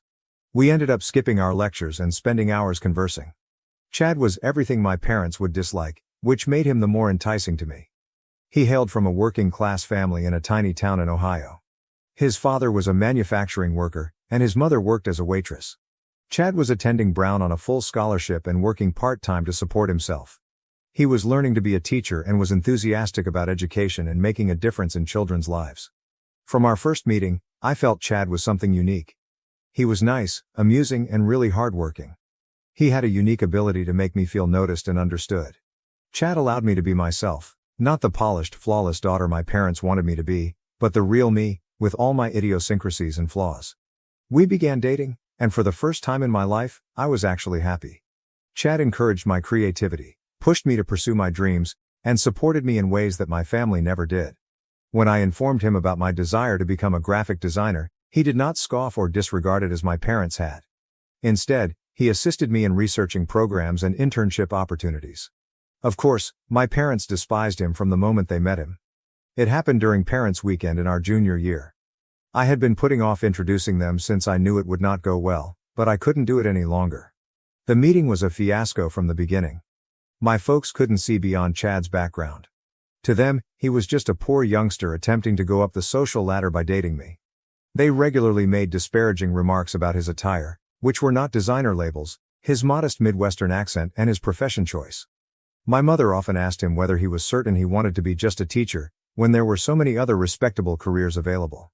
My father scarcely recognized Chad's presence, speaking exclusively to me and expressing his disapproval. They didn't care that Chad treated me better than all of the trust fund boys they tried to put me up with.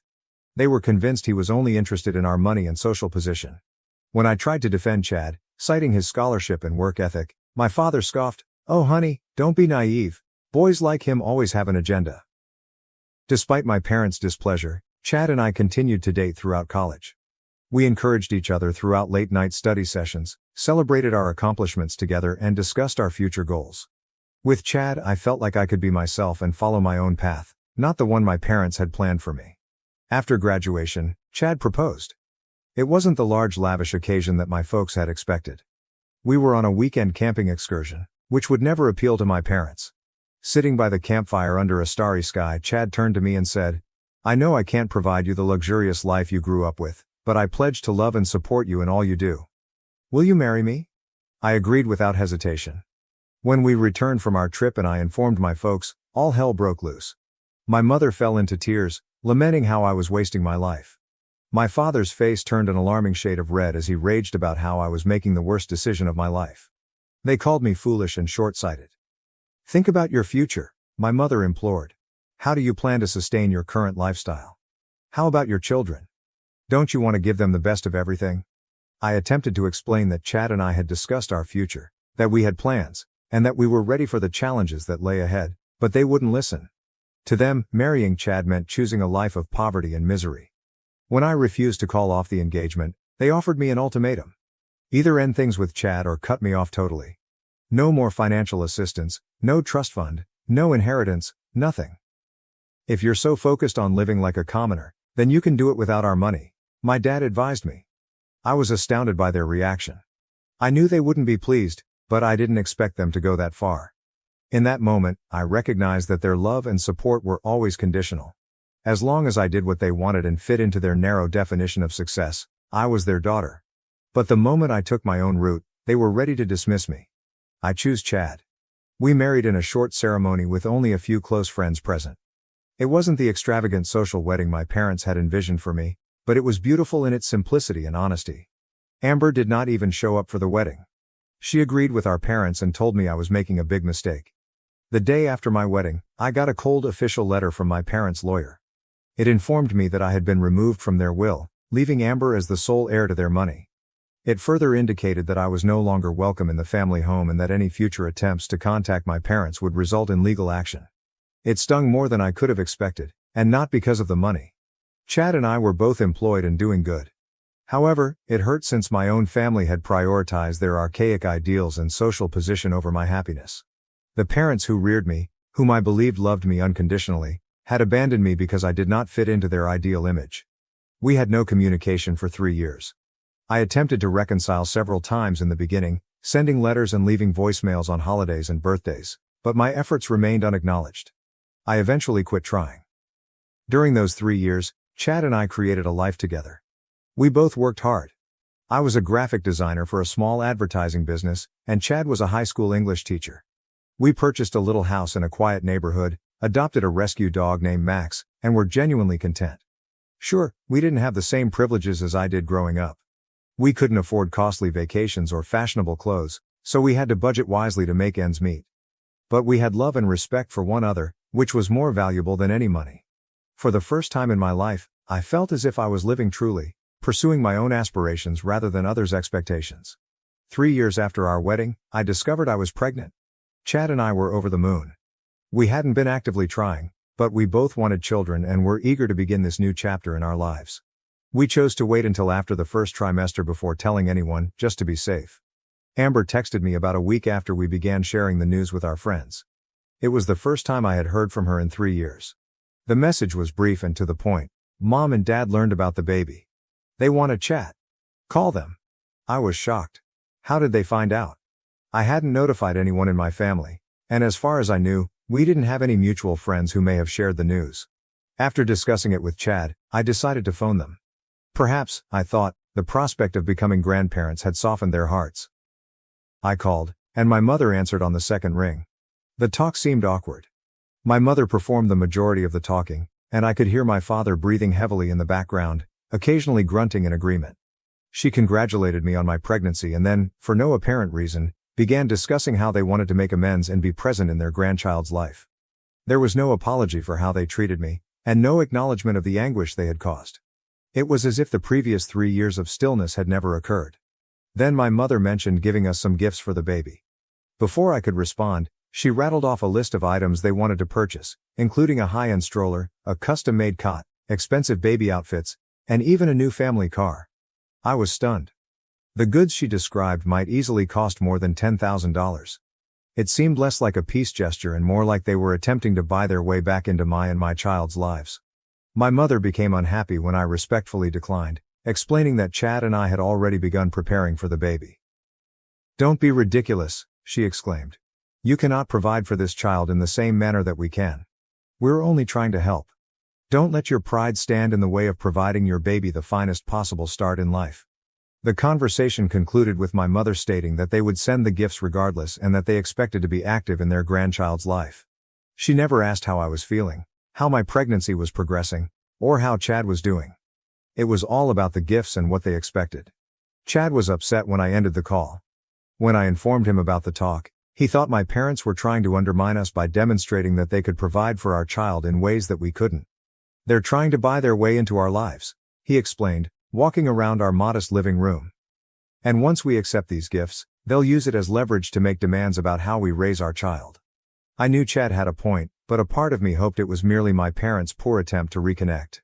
Perhaps if we gave them a chance, they might learn to accept Chad and our life together. "Maybe they've changed," I murmured, but I didn't believe it. "Maybe becoming grandparents has made them realize what's truly important." Chad asked me, "Do you really believe that, or are you just hoping it's true because you miss them?" His words struck home. I do miss my family. Despite everything, I miss the good times. Family meals, Christmas parties, and secret jokes that only we knew. But I couldn't forget the terrible times. The relentless pressure, the criticism, the way they dismissed me when I didn't meet their expectations.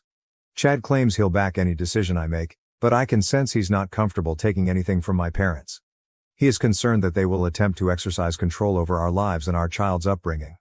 "We've been doing fine on our own," he says. "We don't need their money or their approval." Amber has been blowing up my phone, alternately guilt-tripping me for nursing a grudge and gushing about being an aunt. She does not seem to grasp why I'm hesitant to accept our parents' offer. "They're trying to make things right," she says. "Why can't you just let the past go?" But it isn't that simple. The past is more than simply the past. It has influenced who I am and the path I've chosen. So Reddit, what should I do now? I desperately need some helpful suggestions on what to do. Update 1. It's been nearly a month since my previous post, and a lot has happened. First and foremost, I'd like to thank everyone for their advice and support. After much debate with Chad, we decided to decline my parents' present offer.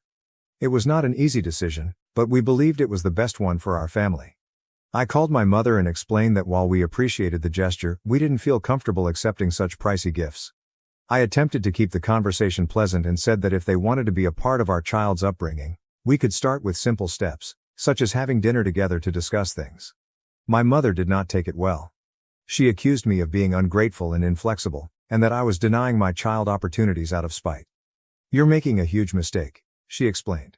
"You're going to regret this when your child grows up without the advantages we can provide." I stood my ground, however. I emphasized that Chad and I could provide for our child and that all we wanted from them was a connection, not financial possessions. My mother ended the call by hanging up on me. I believed that was the end of it, but I was mistaken. A few days later, a truck arrived at our house, loaded with all of the things my mother had indicated, including the stroller, crib, baby clothes, and even a set of keys to a new car parked on our street. A note was attached, reading, "For our grandchild. We will not allow your stubbornness deny them the best." Chad and I were startled. We had no idea what to do with all this stuff. It felt like a violation of our limits. We opted to store everything in the garage for the time being until we could figure out what to do. Chad wanted to send it all back right away, but I hesitated.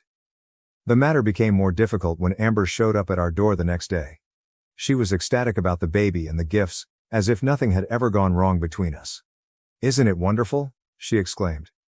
"Mom and Dad are really pleased to be grandparents. They want to do anything they can to help." I attempted to convey our perspective to her, but she did not appear to grasp. "Why are you being so difficult?" she inquired. "Most individuals would be delighted to receive such wonderful gifts. You're acting as if Mom and Dad are the criminals here." The talk immediately escalated into an argument. Amber accused me of being selfish and clinging onto old grudges. "They're trying to make amends," she insisted. "Why can't you just accept their love and move on?" At that point I lost my temper. "Love?" I asked. "Is that what you call ignoring me for 3 years and then attempting to buy their way back into my life? That is not love, Amber. That is control." Amber stormed out, accusing me of making a tremendous mistake.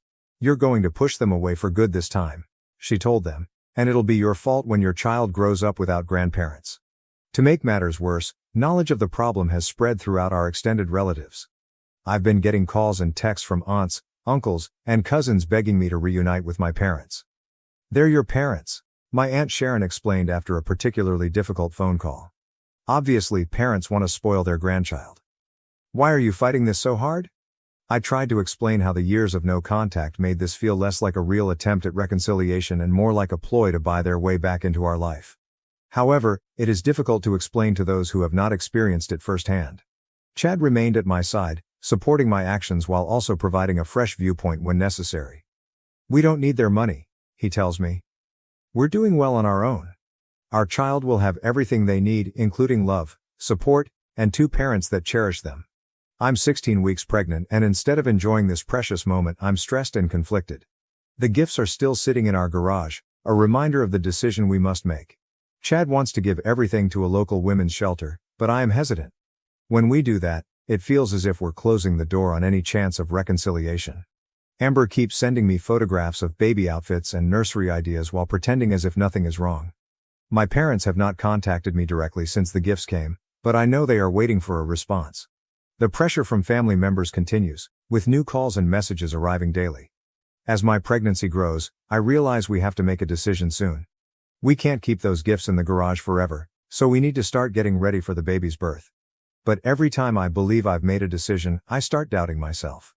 Chad and I have discussed consulting a family counselor to help us manage this scenario.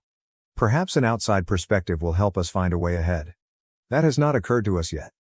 For the time being, we are taking each day as it comes. I'm trying to focus on the positive parts of my pregnancy and our relationship, but family turmoil is always present. I just hope whichever decision we make is right for our child. Final update. It's been 6 months since my last update, and I'd want to tell the outcome of our predicament. A lot has changed, and I have made some difficult but essential decisions. After weeks of debating what to do, Chad and I decided to consult a family counselor. We had multiple sessions, both together and individually, to discuss our feelings concerning the issue with my parents.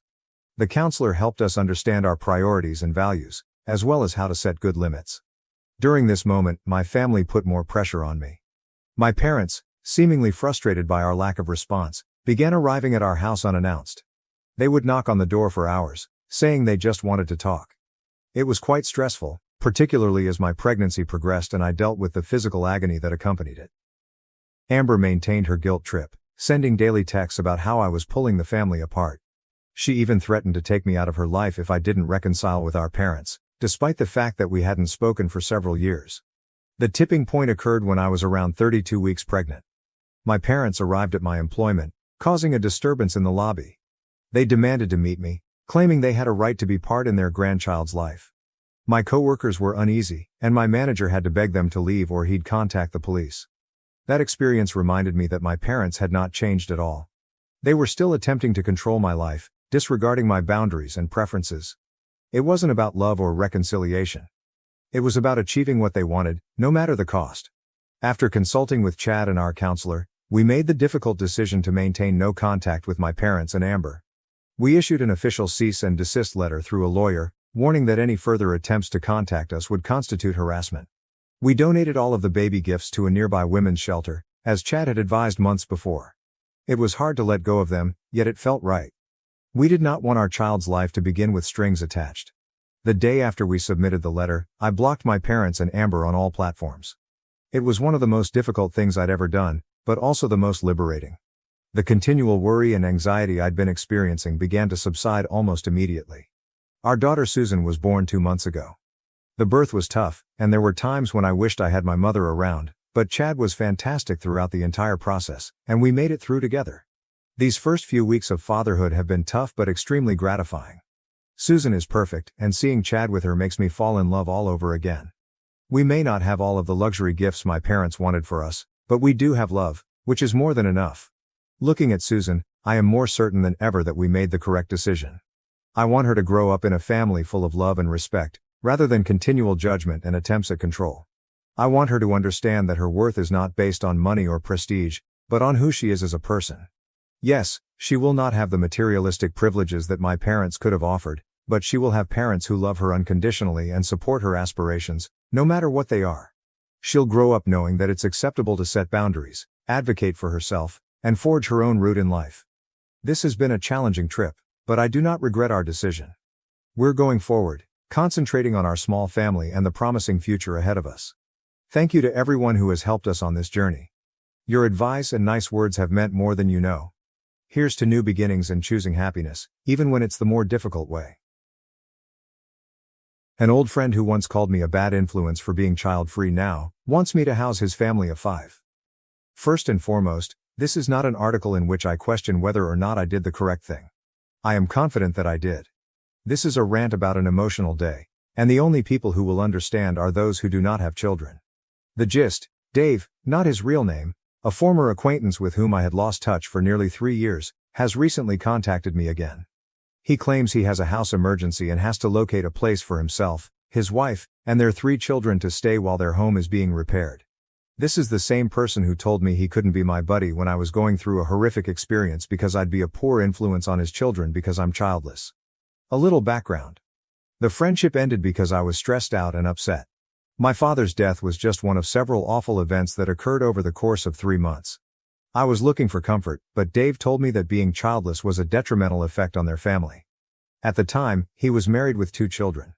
In short, they didn't want to spend time with me because I wasn't worth anything compared to their more valuable pals. This was someone I had known since graduate school, and we had spent a lot of time doing enjoyable things together. Like rock climbing. Dave and I were part of a group of common friends who frequently rented out lake cottages or winter lodges for summer and winter sporting activities. We've been pals for over 10 years, and he suddenly deserted me because he decided I wasn't useful.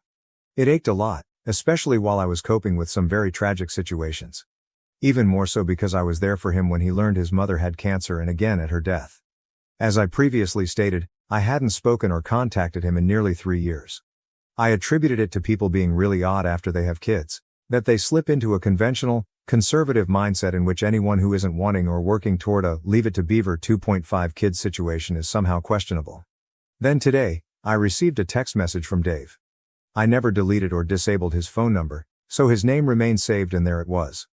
He asked me to allow him and his 3 children to stay at my place since their water heater had broken, and it was an emergency situation. He knows I now live in the same city as him, and it would be a huge help. And here's the kicker. It appears that he and his wife had a 3rd child after telling me I was a terrible influence. Co-baby, I suppose. My main question was, why ask me of all people? I asked Dave why he wanted me to do this for him. His reaction was essentially that he is out of alternatives and no one else has room for him and his 3 children, especially his 5-month-old. I asked him why he couldn't book a hotel room for them. He stated it would be very expensive and that they are in a lot of medical debt because their newest child had to be in the NICU when he was born. I said it sounded challenging, but why me? He said he knew I helped someone with emergency lodging last year and noticed I had plenty of extra space for guests. Because I was so generous then, I could be generous with him now. I knew precisely what he was talking about, but I wanted to know how he knew it. That scenario was touchy, and I assumed it was a private family affair. He claimed it was put on Facebook by the people I assisted. Quick segue. Around this time last year, one of my good college friends, Kate, who has lupus, contracted COVID-19. She was also being very careful. It sucked because this was before immunizations were made available to vulnerable populations. She's my age, in her mid-30s, and aside from lupus, she's in excellent health. In fact, she runs marathons. Kate's lupus exacerbated COVID, and she ended up in the ICU. Furthermore, she was pregnant, and her husband had to choose between saving her life and protecting the fetus. It was basically a choice between providing Kate with life-saving medicine and care at the price of the fetus or having her die. Fortunately, her husband is a decent guy and allowed the doctors to terminate the pregnancy in order to save her life. Kate's mother was a nightmare, claiming her daughter should have perished with the baby. She even attempted to arrange for a priest to perform Kate's funeral rites while she was in a coma. As expected, this resulted in a massive, dramatic fallout. Kate's brother and his wife urgently needed a place to stay away from their mother. I had an extra room and am conveniently located near the hospital. They stayed with me for 2 days before securing a hotel room in one of those long-term residential hotels. Nobody was sure Kate would make it out alive, so they naturally wanted to be nearby. They lived out of state and were living with their cruel mother while their sister was in the hospital. Fortunately, Kate got it out alive and has since disowned her mother. While in a coma, she recalls hearing others discussing the priest's attempted break-in. I welcomed Kate's brother and his wife into my home because they were lovely people, had always been supportive, and are still among the most kind people I know. Apparently, unbeknownst to me because I don't use Facebook, Kate's brother or wife posted something about how nice I was to help them out in a time of need, a ray of sunshine in what had been a very dark era for them. They told me directly, but I had no idea they had published the matter on social media. Let's get back to today. Dave saw those things last year, remembered it, and assumed I would welcome his family and children into my home with open arms. Honestly, I told him to shove it. I was furious that he was attempting to shame me into allowing him and his family into my home for an indeterminate period of time. He knows I don't have children. He even said that my lack of children was a poor influence on his family, but now that it's convenient for him, I'm no longer a bad influence. Now he believes he can waltz back into my life without even apologizing for the horrific things he said 3 years ago. I explained to him that being child-free means I do not want children in my home for a lengthy period of time. If I did, I would not be child-free. I was not going to interrupt my life or my 2 cats only to be a bed and breakfast for his 3 children. He stated I was selfish and should worry about his children, and that there is no hot water in his house. I told him, tough. You can use a credit card or ask a family to pay for a hotel stay. He made additional excuses, bringing up their medical debt again, and assured me that it would just be for a few days. I informed him that many days for a damaged hot water heater seems exceedingly suspicious. Things like these can be corrected rather fast. I am aware of our state's residency regulations, and if someone stays in someone's home for 7 days, they are entitled to tenant rights.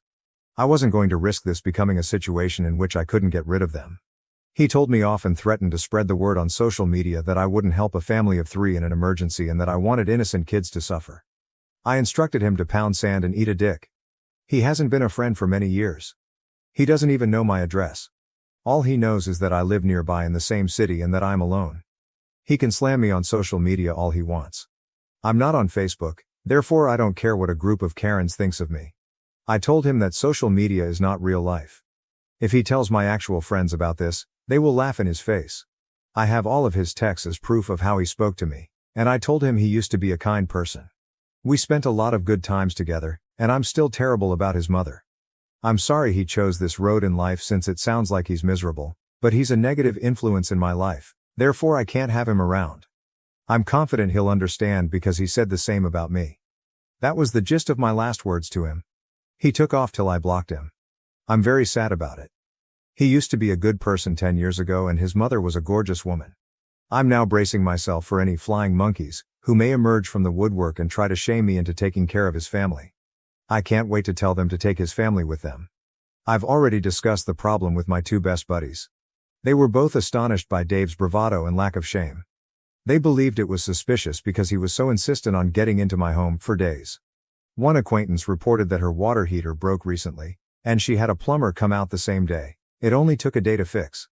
His opposition to the hotel plan raised a red flag for them, and they're curious about the whole situation. I agreed that there is a sense of absence. I feel righteous about all of this. I know I did the right thing. I resent that a past act of compassion was turned against me. Years ago I felt he had a point, that I was somehow unworthy because I was depressed, and people dislike sad people. But now that I see things clearly, I see that he had a deeply flawed personality. It did bring back old melancholy memories. Anyway, thanks for reading if you got all the way through. I needed to get this off my chest and rant. Update on Dave's water heater. An old friend, who once described me as a negative influence on his family, now wants me to house his family. Well, I'm pleased, and a bit shocked, that most issues have been rectified barely over 24 hours after they began. I suppose this is one of the benefits of having people working for you behind the scenes. I also wanted to thank everyone who interacted with my last post. I appreciate the encouragement and knew you'd understand my outburst. RIP to my inbox, but I read everything. And you all are the best Reddit community. No trolls, which I believe is a Reddit miracle. So on to the update. I'm writing this while drinking hot tea and I encourage you to do the same. This is going to be long. The deal. All of your gut instincts were correct. It was suspected that a damaged water heater would force a family of 5 to seek an alternative home, especially because Dave does not even have a water heater. It was all a lie. All of you go, I knew it. So here's the deal. Dave sold his house 6 months ago, and he and his wife Shelley have been looking for a larger home ever since. As I am writing this, they are already in a motel with their children. They have a lot of hot water. I imagine you all bobbing your heads up and down, saying, yep, I knew it. You requested an update because the water heater excuse sounded strange, so here it is. Seriously, grab yourself some tea. My sister, who is in another time zone and has a few hours on me, appears to be looking into Dave. Her spouse worked as a PI throughout graduate school, and she has a professional talent to find information about people. She's a little spooky but in a good way. She also uses social media, but I do not. I gave her Dave's complete name and some information I knew about him, such as his prior residence, his wife's name, and the names of his children. She went into town. She told me that his house went on the market around 6 months ago and sold swiftly for significantly more than it was purchased for years ago. It's a seller's market, and this was a big sale. I was like, oh, that's interesting. Then she stated she checked around the city and adjacent towns and couldn't locate any records of him purchasing further land. It appeared that his house had sold, but nothing further occurred. So I texted my 2 friends from yesterday, telling them what my sister discovered and that it appears Dave sold his house and no longer has a water heater problem, because he doesn't have one. My friends were asking, WTF? Allison, one of the 2 pals, contacted my sister, and the 2 embarked on a social media journey. My sister was scared I was being duped. Allison was a graduate school classmate of mine and Dave over a decade ago. She wasn't particularly close to him, and he wasn't on her radar, but she was one of his Facebook friends. We learned more after people friended absolutely everyone they knew on Facebook. Around the same time, I heard from Kate's brother and sister-in-law, who had remained with me while she was in the hospital. Kate's sister-in-law, Laura, expressed gratitude for my donation on Facebook. She confirmed that she had posted 2 pictures, one of my cat, who appeared to be laying down the home rules, and one of my large Monster Deliciosa plant, which she adored. You may extract information about my home from the images, such as the clean and spacious kitchen and the great pantry, which will be useful later. Laura was humiliated when I told her what was going on, and she realized she might have been somewhat to blame for Dave wanting to get into my house. She deleted the post, untagged my name and provided me with a screenshot to prove it. She even asked if she could assist with anything else. I told her that my sister was obviously doing a deep dive and could use some assistance. I put Laura in touch with my sister. Laura then allegedly contacted Allison at random, and late in the morning, Allison requested screenshots of the specific parts in the text discussion where Dave stated that his problem was with the water heater and that he wanted me to care for his family and children for a few days. I gave it to her, and there was radio silence for the majority of the day. I mused, I wonder what's going on. In the early evening, I learned a lot more about the story. My sister, Allison, and Laura sent me texts. I'm going to try to lay it out, even if it's a little circuitous. Dave and his wife Shelley sold their home 6 months ago. They want additional space and bedrooms for their now 3 children and wanted to upgrade. Because it was a tremendous and volatile seller's market, their home was projected to have gained high 6 figures in equity since they purchased it. They were thrilled to put it on the market. Dave and Shelley wanted to earn top cash for the house, so they sold it without a condition that they must purchase a home before the new buyer could move in and legally take possession. Dave was certain that with the large sale, they could acquire another one shortly. Their home sold quickly, and there was a bidding war. Dave bragged about it.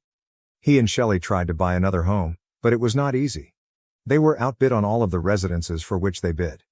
When the new owners took over the house, they had to move out. Dave and Shelley didn't think this was a big deal. A friend took them in with the understanding that it would be temporary and that they would be actively looking for a home. They tried, but were still outbid. They refused to reduce their expectations or change their budget. They wouldn't look at properties the same size as their previous one because the whole point of selling was to buy a larger home. They couldn't win any of the bidding wars, and Dave refused to raise the budget. Their third child was born prematurely and was in the NICU, so they do have medical debt. Dave did not want to spend any more money or take out new debts. So Dave, Shelley, and the 3 children went to someone else's house to stay. They kept looking for homes but couldn't find one. This happened again, this time at a third person's house. At this point, people began encouraging him that it could be a good idea to wait out the housing bubble until it was no longer a seller's market and then get an apartment in the interim. Dave batted this down since he said that an apartment costs the same as a mortgage. If he's going to pay for living expenses each month, it better be a mortgage. He considered paying for an apartment to be a financial drain. Shelley became further enraged at the suggestion. She didn't want to live in an apartment that was smaller than their prior home. Dave's family appeared to be overstaying their welcome.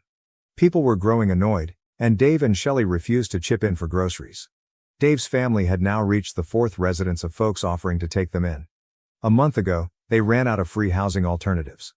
Hilariously, they were all sold out because people required the space for their own families visiting for the holidays.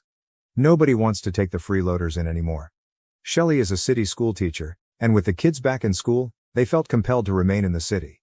Their only other possibilities for free accommodation were Dave's brother, who lives approximately 2 hours away, and Shelley's parents, who reside 6 hours away.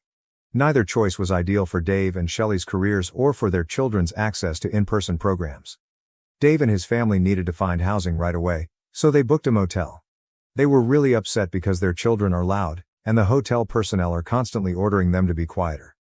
Dave and Shelley grumbled about how much they dislike living in hotels and how unfair it is that they can't afford a house despite having so much money. To be clear, they have more than enough money to get by living in a hotel, which is still significantly more expensive than renting an apartment. Dave likes the notion of the hotel because there is no need to sign a lease. They can go at any moment, and they have maid service. Shelley gets all poor me, saying that the kids are sad because they don't have a backyard to play in, and that staying in a hotel prevents them from being kids. Slight segue. Allison went back through Shelley's posts and discovered an incident in which Shelley and a group of her pals were not very polite about me. This occurred at the beginning of the pandemic. It was back when everyone was panicking out and buying up all the toilet paper. People also purchased a large quantity of food before it could be refilled due to panic buying. In the early evening, I learned a lot more about the story. My sister, Allison, and Laura sent me texts. I'll try to explain it, even if it's a little circuitous. Dave and his wife Shelley sold their home 6 months ago. They want additional space and bedrooms for their now 3 children and wanted to upgrade. It was a hot seller's market, and their home was projected to have gained high 6 figures in equity since they purchased it. They were thrilled to put it on the market. Dave and Shelley wanted to achieve the highest possible price for their home, so they sold it without first purchasing a new one. Dave was confident that with the big sale, they could obtain another one fast. Their home sold quickly, and there was a bidding war. Dave bragged about it. He and Shelley attempted to purchase another property, but it was a difficult process. Every home they bid on was won by someone else who bid higher. Dave and Shelley had to leave their old house when the new owners moved in. They didn't believe it was such a huge thing at first. A friend took them in, assuming it would be temporary and that they would be actively looking for a home. They tried but were still outbid. They refused to reduce their expectations or change their budget. They would not consider homes that were the same size as their previous one because the whole point of selling was to move into a larger home. They could not win any bidding wars, and Dave refused to raise the budget. To make matters worse, their third child was delivered prematurely and required care in the NICU, resulting in medical debt. Dave did not want to spend more money or take out more debts. So Dave, Shelley, and the 3 children went to stay at someone else's house. They continued to look for a home but were unsuccessful. This pattern repeated when they went to a third person's house. People began encouraging Dave that it could be a good idea to wait out the housing bubble, when it was less of a seller's market, and get an apartment in the meanwhile. Dave rejected this since he claimed that renting an apartment costs as much as a mortgage. He figured that if he was going to pay for living expenses on a monthly basis, it should be for a mortgage. He viewed renting a flat as a financial drain. Shelley became further enraged at the suggestion. She did not want to live in an apartment that was smaller than their previous home. Dave's family had overstayed their welcome. People were growing annoyed, and Dave and Shelley refused to chip in for groceries. Dave's family was now in their fourth place to stay. A month ago, they ran out of free housing alternatives. Ironically, they were asked to leave because folks needed to make room for their own relatives visiting for the holidays. Nobody wants to take in freeloaders anymore. Shelley is a school teacher in the city, and now that their children are back in school, they need to stay in the city. However, their only other possibilities for free accommodation were Dave's brother, who lives 2 hours away, and Shelley's parents, who reside 6 hours away. Neither choice was ideal for Dave and Shelley's careers, nor for bringing their children to in-person lessons. So Dave and his family booked a hotel. They were very upset because their children were being loud, and the hotel personnel kept ordering them to be quieter. Dave and Shelley talked about how much they disliked living in a hotel and how unfair it was that they couldn't afford a house despite having so much money. To be clear, they have enough money to stay in a hotel, but it is still significantly more expensive than renting an apartment. Dave loved the hotel idea because they didn't have to sign a lease, could leave at any moment, and had maid service.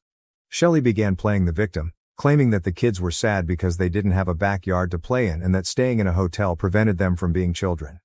Meanwhile, Allison went back and uncovered posts from Shelley in which she and a group of pals were talking negatively about me. This occurred at the beginning of the pandemic, when people panicked and purchased items such as toilet paper and food. Someone I knew from graduate school contacted me to see how I was doing.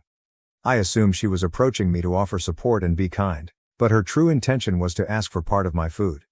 I've always kept a well-stocked pantry, a tradition passed down from my grandmother, who survived World War II. This acquaintance knew I had a good supply of food and requested me to give her some because I didn't have any children to feed. She stated her child was a picky eater and that I probably have some frozen chicken on hand. I was astonished by her audacity and told her that if she needed food, she could go to a food bank. I was not going to simply hand her my lunch since her child only ate homemade chicken nuggets. There was no food scarcity, it was simply panic shopping. I suggested that she go to the grocery store early in the morning, when they usually refill, and she'd be able to obtain chicken. She labeled me selfish and brought it to social media, where she conversed behind my back with other spouses of graduate school colleagues. Back to Shelley, she sided with the woman who had tried to persuade me to give her my frozen chicken. Shelley also thought I was selfish for not assisting a mother out. She even commented that it was weird for me to keep so much food around while I lived alone, implying that I definitely had difficulties. If you guessed Dave's bad influence comment about me was planted by his wife, you'd be correct. When Laura posted about my generosity in allowing her and her husband to stay at my house for a few days while Kate was in the hospital, Shelley originally commented sweetly, stating how nice it was of me to do so and how lovely my home looked. But behind the scenes she wasn't as nice. Shelley's recent tweets moan about how sad her children are because they don't have a backyard to play in, and how staying in a hotel prevents them from being kids. Then, just 2 days ago, she tweeted about finding a new home for her family that was so cute and had a fantastic kitchen. Dave texted me unexpectedly after 3 years of no communication, claiming he had a damaged water heater and asking me to host his family for a few days. You all know I told him no. My pals noticed that Dave and Shelley made passive-aggressive comments on social media this morning about how bad society is nowadays when friends refuse to aid families in need. Shelley grumbled that their new home had fallen through and received a lot of sympathy from her Karen pals. She claimed her children were quite disappointed. I believe this is when Allison requested screenshots of Dave's water heater sob tale. Allison went on a tear, uploading the screenshots and revealing that Dave and Shelley never had a new home scenario planned. They were simply trying to influence me by lying. Regarding a damaged water heater, I had never agreed to having them stay in my home. Laura confronted them for attempting to take advantage of me. Allison went on a rage over the situation that occurred 3 years ago. My true friends, like Allison, were very supportive, whereas Dave was indifferent, saying, "Yeah, I don't care," and branding me a bad influence on his family. Allison informed everyone about Dave labeling me a terrible influence because of my child-free lifestyle, and how stupid it was for him to believe he could simply stroll back into someone's life after criticizing them. Allison, who is childless, found it particularly offensive. People began chastising Dave for being so nasty before requesting favors. People began calling him cheap and a leech, and the situation appeared to escalate. Some of the folks who had let his family stay with them for the previous 6 months came out of the woodwork to criticize him. One guest mentioned how filthy Dave's family was and how much extra cleaning they had to perform. They claimed his children had no manners, frightened their dogs, and that it was a relief when they eventually departed. People were outraged that Dave and Shelley had sought to deceive me and then portray me as the bad guy on social media. People I hadn't spoken with in a long time came out to defend me, telling Dave I was a decent person and reminded him of how I had helped them in graduate school. It was quite good to hear. Some even commented that I had helped them acquire jobs, which was more than Dave had ever done. I'm quite involved in the graduate school networking scene, and I appreciate sharing career prospects and mentoring others, especially those looking for scientific jobs. Even Dave's own brother expressed displeasure at Dave's behavior. He remembered how much I had helped them when their mother died and stated that if she knew how Dave treated others, she would be rolling in her grave. My sister ended up getting me on Zoom with her and screen sharing her display to show me what all the fuss was about. Perhaps this is why I never received mail accusing me of not allowing a family into my home. I expected some blowback, but I never received it. Oh God, Schadenfreude. Dave had threatened to put me on blast on Facebook, but he ended up getting blasted himself. How ridiculous, how utterly idiotic. I have text messages from him lying about the goddamned water heater. He must have assumed that because I was not on social media, I would be unable to inform others that he was lying or that I would be unaware that he was truly enjoying hot water at his hotel. I feel like I escaped a nuclear-tipped rocket. After work, I had to pour myself a drink and ponder about it all. After examining everything, I believe Dave and Shelley intended to try to squat in my house. Dave went off when I cited the 7-day rule, which allows tenants to gain rights in our state. I felt something was fishy, and you all did too. I believe Dave was a cheap bastard who didn't want to pay extra for a hotel, didn't want to rent an apartment, and had exhausted all of his in-city free lodging options with pals. It was their last desperate attempt. Shelley knew I was welcoming to visitors, and they both knew my home was clean and well stocked with food for their children. They already had a reputation for eating people out of their homes. If they had stayed with me for a week, they would have been tenants, and I would have had to go through the legal process to evict them. It may have taken several months. It is much easier to con a single person and force them out of their own home than to try the same trick on friends with children and limited space. He was simply seeking for free housing so he could invest every dime he had towards his goal of purchasing a 4+ bedroom house with the proceeds from the sale of his previous home. I don't know for sure, but it makes sense. So I decided to send him one final SMS. I unblocked him and sent this message before reblocking his number. Hey Dave, I found out you were lying about the water heater. You don't even have one. You're staying in a hotel while sitting on a large sum of money from selling your old property. I think it's incredibly shady of you to lie to me and try to get into my home to leech off of me, especially since you wrecked our friendship by calling me a terrible influence on your family. I didn't tell you back then, but I'll tell you now, you are trash. Your mother would be embarrassed of you. I see it as all projection since you're a negative influence on not only my life but also the lives of others. If you truly believed that I was a terrible influence, you would not have attempted to bring your family into my home this week. But if you still think I'm a terrible influence, you won't have to worry about me aiding you or doing you any favors in the future. I will keep my evil influence away from your family. Oh, and Shelley appears to have become a genuine treat. Because I am not a monster, the final thing I will do for you is remind you that you must fulfill your responsibilities as a husband and father by providing a secure dwelling for your family. Stop playing those freeloader games. Here is a link to our local Craigslist housing page. I am confident you will find something. Oh, and I hope to see you at our next non-Zoom alumni event.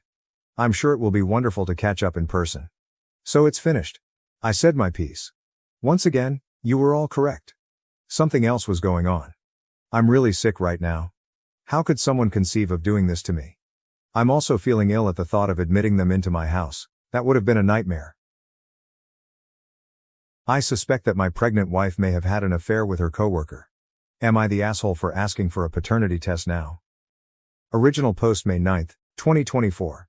My wife, 38F, and I, 39M, have been together for 12 years. I don't know how to describe it other than calling it the perfect relationship. I think in 12 years we've only ever gotten to the point of really raising our voices at one another maybe 2 or 3 times. We do everything together, but always have never had issues allowing each other to lead our own lives and follow our own interests. We bought a house where we wanted.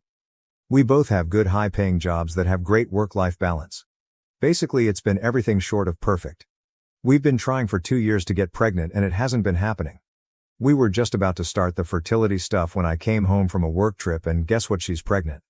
I had this weird instant thought of, wait, I thought we didn't try during the week last month because of the fertility testing.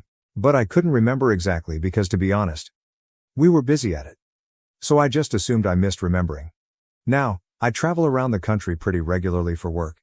Other than COVID, I've been on the road as much as 40 weeks a year sometimes. Since COVID it's been less but still more than a week a month. Over the last 4-5 years my wife has gotten very friendly with a guy she works with, let's call him Matt. Matt is slightly younger, I think 34 or so. I know him, he's married, I know his wife. They've worked together for I think 7 years or so. He's always been around, he and I've been friendly. Have I ever thought something was happening? No, but I've always thought. You'd be a fool to not think there's even a 1% chance your spouse would go outside the relationship. Maybe I'm naive, but I've always seen it as a safeguard to not take my wife or any other partner in the past for granted. She's never given me a reason to think she'd do that. But anything is possible. So about a month ago I'm out of state for work and she's at home. I ask her what she's doing earlier in the day and she says Matt is coming by for dinner. Not out of the ordinary, Matt comes by from time to time. Sometimes with his wife, sometimes without, sometimes when I'm not there. I don't think much of it. We have a security system which includes cameras both inside and outside of the house which we installed after an unrelated incident a few years ago. They record and are live accessible by both her and I. I often use those cameras to check on the dog when I or both of us are away, as the rest of the system is monitored by a company in case of an alarm going off. She knows I check those cameras. There's a system installed where I can talk through them. I'll mess with my wife and she will be with me if either of us are out of town. She travels for work as well, but far less than I do. Point is, it's known that I check them often when I'm not at home.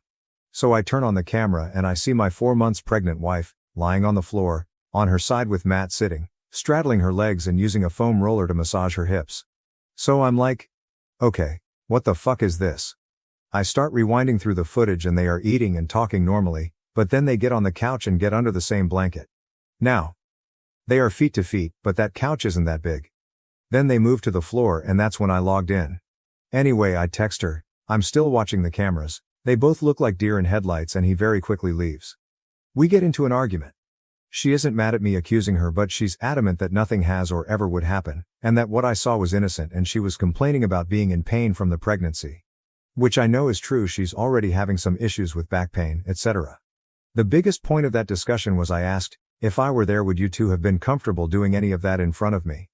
And she reluctantly admitted, no, probably not. I told her I didn't want to talk after that and we'd talk when I got home 3 days later. That's when it hit me. What if my weird gut moment feeling about her telling me she was finally pregnant was this? What if my 1% happened and this is not my child we are having? Now, it eats away at me while I'm at a hotel alone 1,000 miles away for 3 days. I reconcile with myself that, I think it's less likely than more likely that something between them has happened. But basically my 1% just jumped to 10%, 20% maybe. I get home and she's on eggshells and doesn't mention it. I kinda wait to see what she's going to do. 2 days later, she finally brings it up and breaks down. Swears nothing has happened. She would never. Doesn't do anything over the top to try and prove anything. Which I took as a good sign.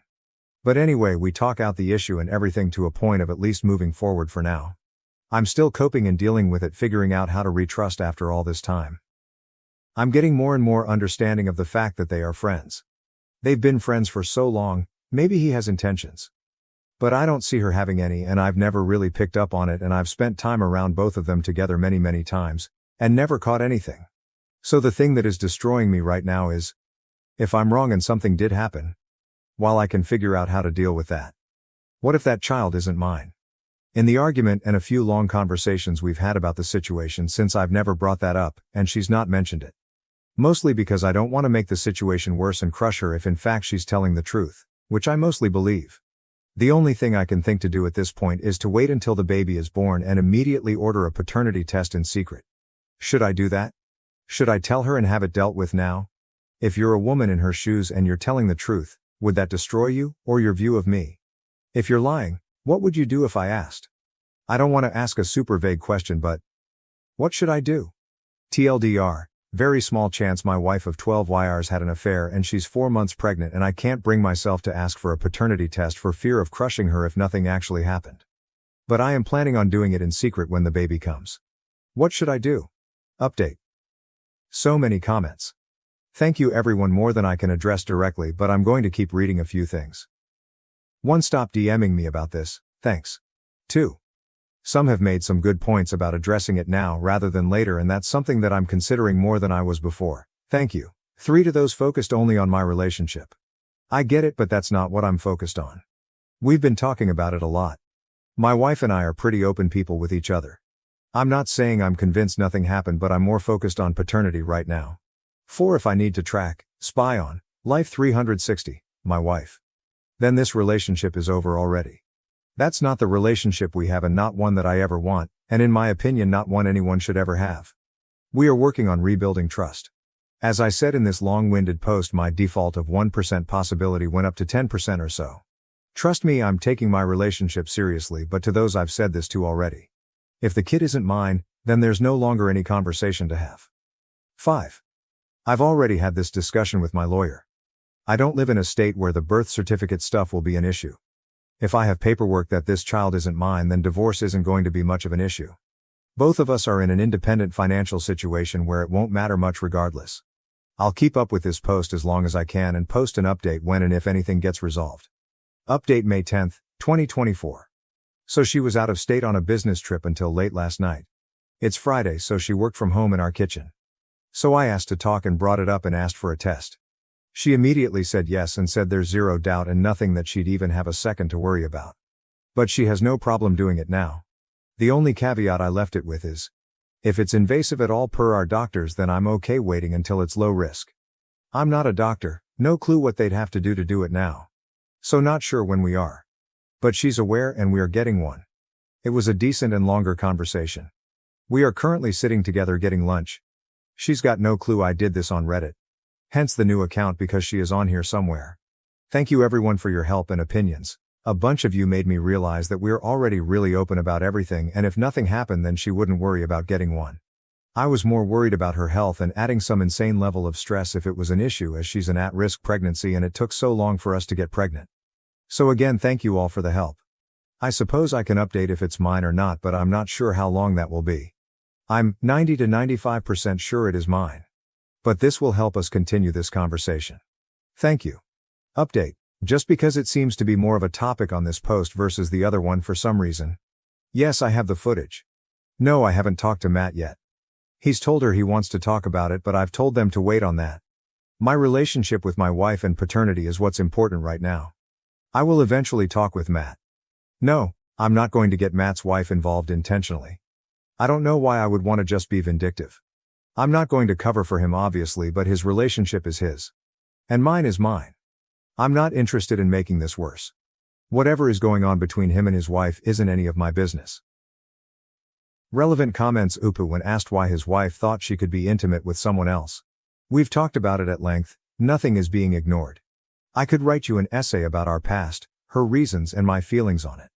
But instead I'll just say, I'm aware of it. She's claiming innocence of anything further, but at the same time admitting that it wasn't a good look, but she wasn't thinking about it at the time. And that's what we are currently working through. When told it doesn't look innocent and asked if his wife goes to Matt's house when his wife isn't home, she's 4 months old. I was home. And we had been on the clock. To the point of the days blending together, trust me. We are pretty open people and pretty comfortable with ourselves and each other. I don't know if she's been to his house without his wife. I mean, the 3 and 4 of us all hang out probably once or twice a month, but they work directly together every day and have for years. So obviously there's a closeness there. They are both upper management in their company, and at my company I have long-term friends that are women. I've traveled with them.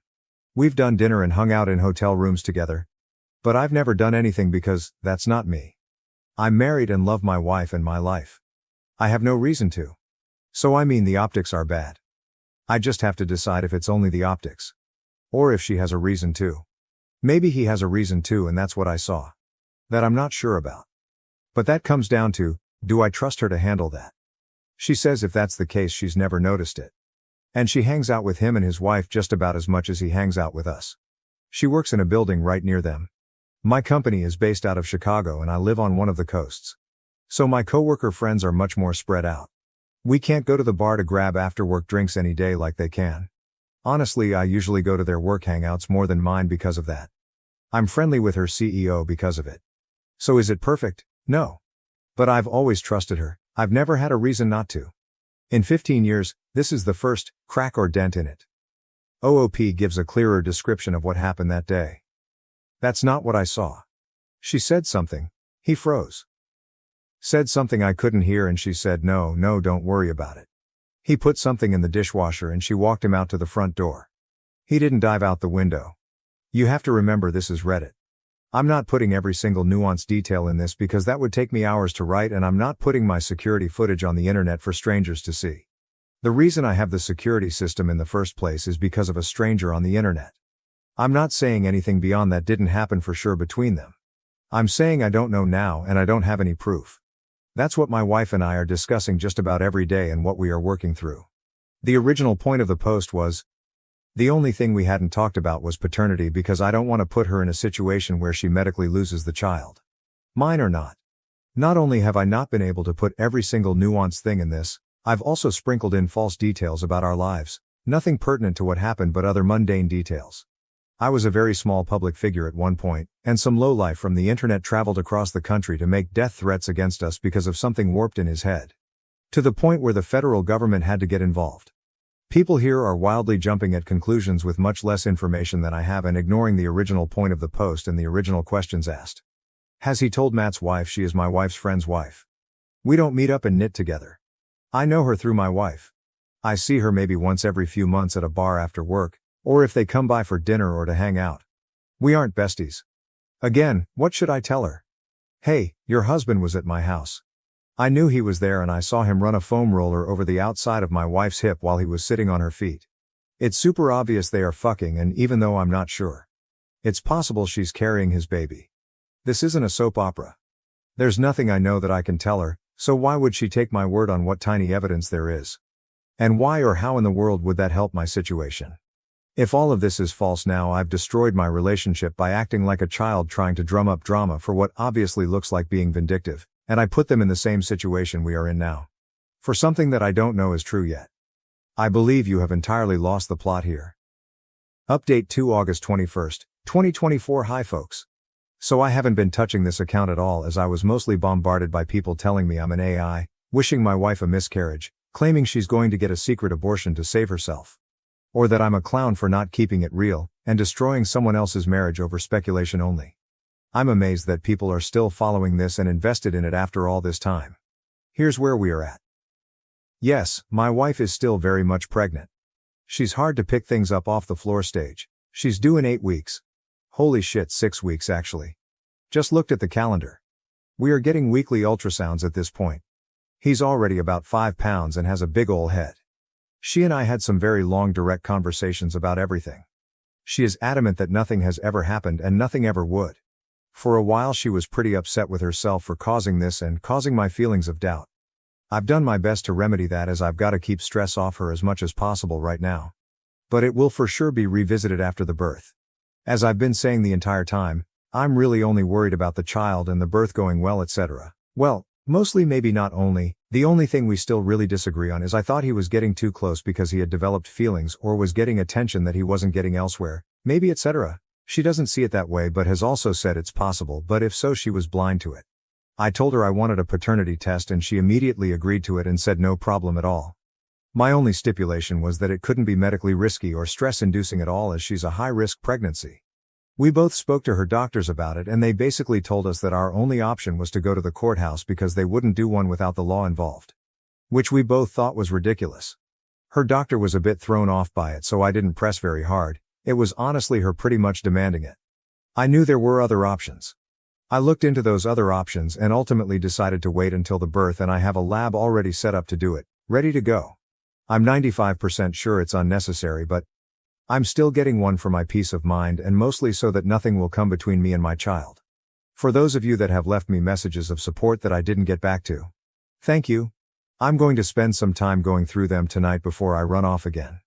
For those of you who've left messages that think I should be acting like a 17-year-old high school student and either getting violent, purposely cheating on my wife to prove a point, or other childish trash. Thanks for the entertainment at least. Stop watching TLC and TikTok. That dumbass drama ain't the way, kiddos. And to the one person who suggested I cause an accident with my wife, I hope you end up behind bars someday.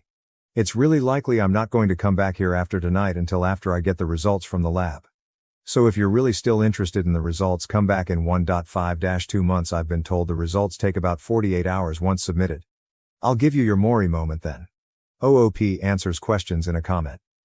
Here, just as a preempt, I'm going to post something I responded to someone else on the last post just a minute ago, but I likely won't check this account until after the birth after this.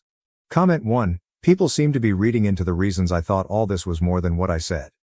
I've seen dude, they were in bed together. You caught them. Or, they were cuddling under a blanket. Totally get how the telephone game works.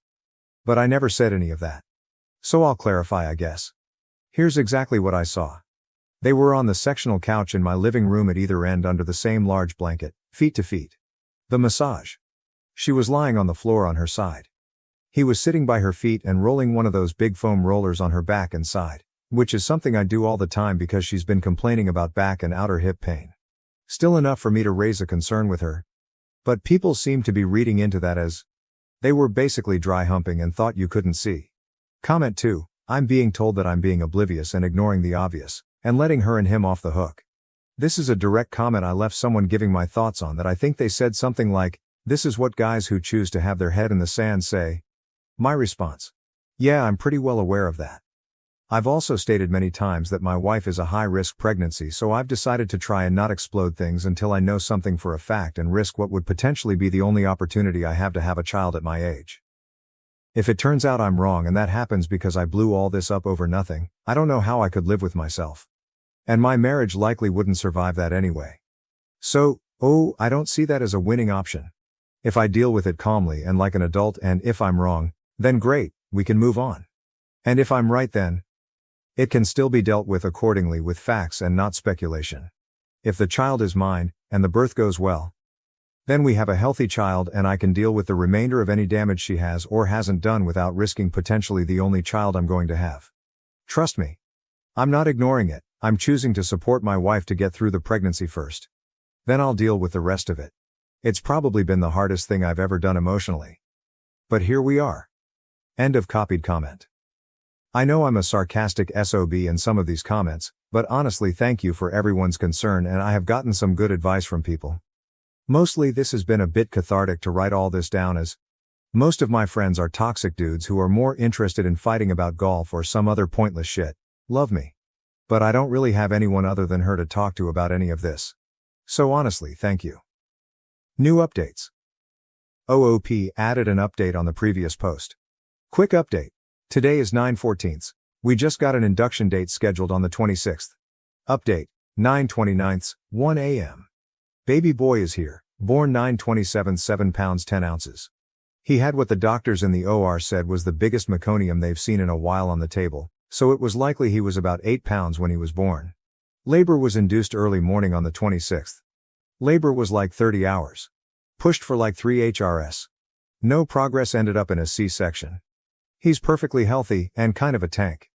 I was almost a 10 pounds baby. Mom is dealing with recovery and not having a fun time, but we are getting there. We are being discharged on Tuesday, they tell us. We live about 2 miles from the hospital. So I've been going back to the house to shower and sneak in like an hour or two a couple times. Otherwise I've been here the entire time. As far as paternity, just out of all that entails with the birth of a newborn and recovery and honestly a bit of embarrassment. We haven't started the test, but it's set up and ready to start on Tuesday when we get out of here. So I'll give a final update after the results come back. So maybe another week to 10 days. My honest opinion after looking at this kid is, he is mine. Matt and I are physically very opposite. Different heritages. I'm 6'3", 240 pounds, he's probably 5'8", 175 to 180 pounds. I've always held the belief that babies all generically look the same other than obvious ancestral differences. But yes, this moose of a baby has some obvious traits that would only come from me. Still doing the test, but I'm very much not worried about it. I'll make a new post when I get the results back. Final update results are in October 10, 2024 TLDR, child is mine. The baby is as healthy as could be so far. Mom, on the other hand, has been having issues. Baby was born on 9/27. Labor was 30 hours, ending in a C-section. 7 pounds 10 ounces. Mom didn't do so well. We were supposed to be in for 4 days and ended up being 8 days. Mom has been back to the hospital twice since. I'm currently sitting in the car with the little guy because Mom's in the emergency room right now. She is making progress but still having a hard time with a few things. As I mentioned before, she has some pre-existing issues that we knew would make this hard. But there have been a few hurdles, but we are getting over them together. As far as paternity, the results came back this morning. Greater than 99.9999 match that I am the father. I did pretty much already know this, but now there is no question and I can put it behind me. My wife and I have had long conversations about all this leading up to the birth, especially around the time of the original post when all this started. We're in a good place, and while it's always going to be there, we both have things to work on communication-wise that came from all this. I did also see Matt today. That's been settled. I'm pretty satisfied that what I saw was it and there wasn't anything else beyond that, and it was a friend helping her with pain the same way I do. I do want to thank everyone who left a message or DM'd me. Good or bad comments, thank you. Talking to the void and all you strangers helped me wait this out. I appreciate it. I'm going to go enjoy my son's company now. Thank you again. Relevant comments. J7488 Congratulations. This may have gotten buried in the comments, but did your wife have a real understanding of the optics of what you saw? She realized how truly suspicious it looked. OOP, yay, she realizes it after she saw the video herself. Believable toadstool. Also, why are you still not informing Matt's wife of what you walked in on? Feels dishonest. She deserves to know and make her own decision. OOP, I didn't walk in on anything. His wife apparently was aware the entire time because Matt told her what was going on. Am I the asshole for calling my friend a creepy weirdo after she posted a TikTok about my husband? Original post, I, 28F, am friends with this girl, let's call her June, also 28F. In fact, my husband, 32M, and I often hang out with June and her boyfriend, i.e. go on double dates, have weekend trips, etc. We've known each other for over 2 years. I would say that we four were pretty tight as a group, up until this weekend. My husband is an orthodontist. One of his patients is June's half-sister, Rhea, 12F. June often is the one accompanying Rhea to her dental appointments. June is also a small time for online influencers. She's always recording and vlogging and stuff. Though my husband and I have made it clear to her that we're absolutely not okay with our faces in her vlogs online, and she seemed to respect that boundary. We don't use social media, apart from Reddit. And we trusted her word when she said she's not gonna post us online. Cut to last weekend, my brother sent me this TikTok link with the message, dude, you gotta watch this. I opened the link and it directed me to June's TikTok account. She doesn't have much followers, less than 10K, but the particular video he sent me had like 500,000 views or likes, I'm not sure which. Lo and behold, it was a video compilation of my husband with the title, God, I see what you've done for others. The video was honestly the creepiest thing I've ever seen. She had recorded my husband during various of our double dates together, and it was clear he wasn't even aware he's being recorded. In some of the clips, she would start with her face and then pan the camera towards my husband with a cutesy expression and mouthing words like, oh my God. The worst one was where he was working on her half-sister, Rhea, wearing scrubs, and she'd recorded even that. She didn't even bother to blur out the kid's face while she was lying on the dental chair. I showed the video to my husband and he was horrified. He said it made him so uncomfortable and violated knowing that someone had been secretly recording him. He was angry that she'd recorded him working on a patient. He texted her asking to take down the video and delete every video she has of him. First she feigned ignorance, then she said that she meant no harm and that it was all for online engagement, since, I quote, TikTok with hot guys go viral very fast, and that she'd gained a lot of followers after posting that. This was all so weird, but my husband and I got our families and friends to report the video, and thankfully it's being taken down now. This pissed off June and she sent me a long-ass text saying how I was jealous of her online success and that I couldn't stand seeing her succeed, blah blah blah. I replied saying, you're delusional and unhinged. You're not successful and you'll never be. Stay away from us, you creepy weirdo.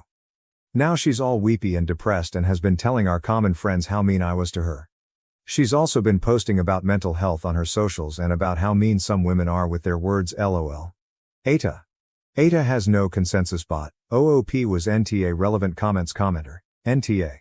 You and your husband had set clear boundaries and she violated those boundaries. This shows that she doesn't respect you at all. I recommend cutting her off entirely, as anyone who disturbs your peace is not worth your time. OOP, yes. We're cutting her off entirely. I don't know if her boyfriend is aware of this or not, but I guess he'll have to be collateral damage, cause I don't want her to weasel her way back into our lives. Commenter 2, NTA. People who think online engagement is more important than basic human decency are sadly not at all uncommon, and they are, as you say, delusional and unhinged. Their success is not real, and except in a very few cases, it never will be. OP, it's psychotic honestly. My husband is so freaked out about this. I feel so bad for him. Commenter 3. He might need to drop the half-sister as a patient and/or tell the parents that she, June, is not allowed to accompany her anymore. I agree, that is a creepy weirdo. If she can't get followers or likes without lying and getting consent for people to be recorded, then she needs to find a new career. OOP, yes, he's in the process of informing her parents. I don't think he's gonna drop her as a patient, as her treatment is almost done and it's gonna be a hassle for her to find a new orthodontist. Commenter 4. He needs to ban her sister, your former friend, RL, from the room while he is treating the patient. He needs to have a female staff member assist him and act as chaperone should your friend try to make baseless accusations. OOP, there's a rule in his practice that a female dental assistant has to present whenever they, the male doctors, are working on female patients, as most of the patients are young kids, teens, and they might be more comfortable with a woman around. Even in the video she posted, there is a woman assisting my husband. He's reached out to the kids' parents. They're being given two choices. Either they chaperone their daughter or they need to find a different orthodontist. I really hope it doesn't come to baseless accusations though. Update. I don't want to make another post for the same thing, and I doubt I'm going to be updating again. My husband's practice reached out to Raya's parents and informed them about the situation via an email, as they wanted everything documented, like I mentioned in the comments. The parents have responded. They are shocked and very, very apologetic. They have agreed to chaperone Raya on her appointments instead of June. They wanted to meet my husband personally to apologize, but he informed them that that won't be necessary. June's TikTok video is still in the process of being taken down. No new updates on that. I guess she contested the reports or something. I'm not entirely sure. My husband and I have blocked her. My brother is keeping an eye on her account though, just in case she posts something else about us. We'll see what to do when it happens. We're gonna be consulting a lawyer if she bothers us again in the future. My husband is kinda shaken up / upset / annoyed about this whole thing. He's taken some days off from work and so have I. We'll plan a trip somewhere maybe, to take his mind off of these things. Right now I need to be there for him. I won't be posting anything for now. We haven't contacted her boyfriend yet. My husband is not in the right headspace right now and I feel it'll be better if we focus on ourselves for the time being. We don't want the added headache of how the boyfriend will react if he's in on this or whatever. We'll inform him after some time. I know this is selfish, but I think it's for the best. Thank you all for the responses. New update. We thought the drama was done, but nope. We filled June's boyfriend in on everything, and he was shocked, hurt, and confused.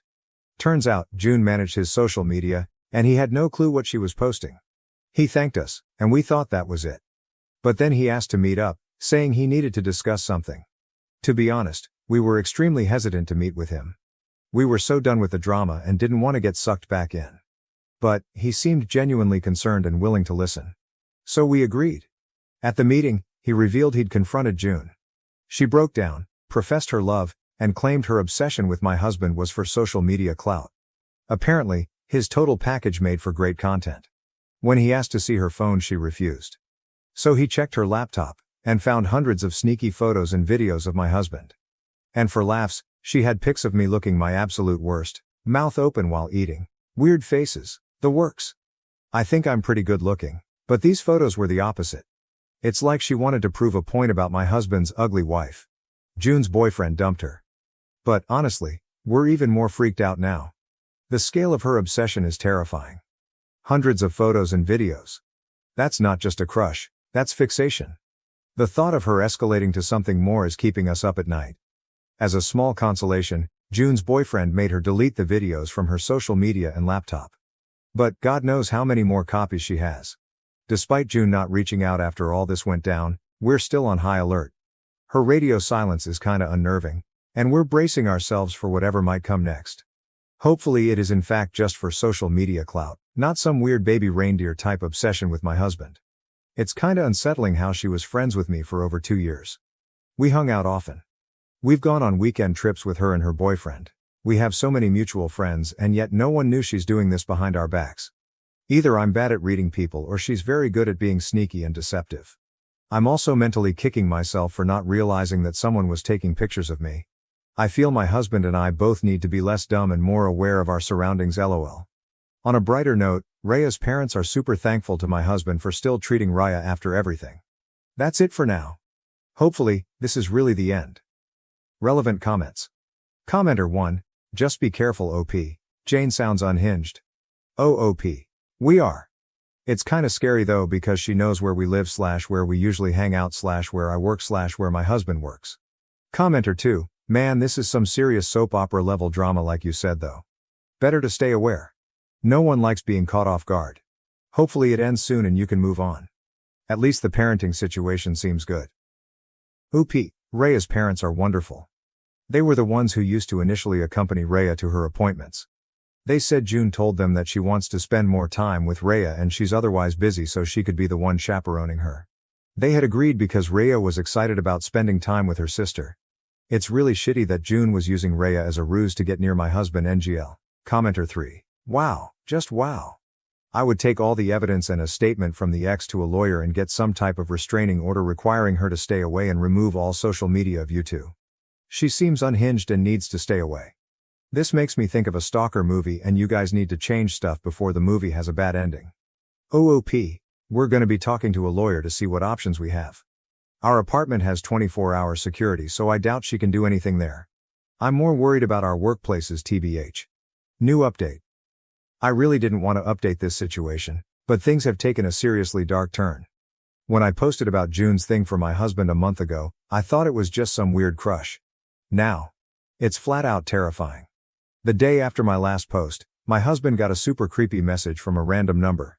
You have got it all wrong, please meet me, I'll make you understand. We freaked.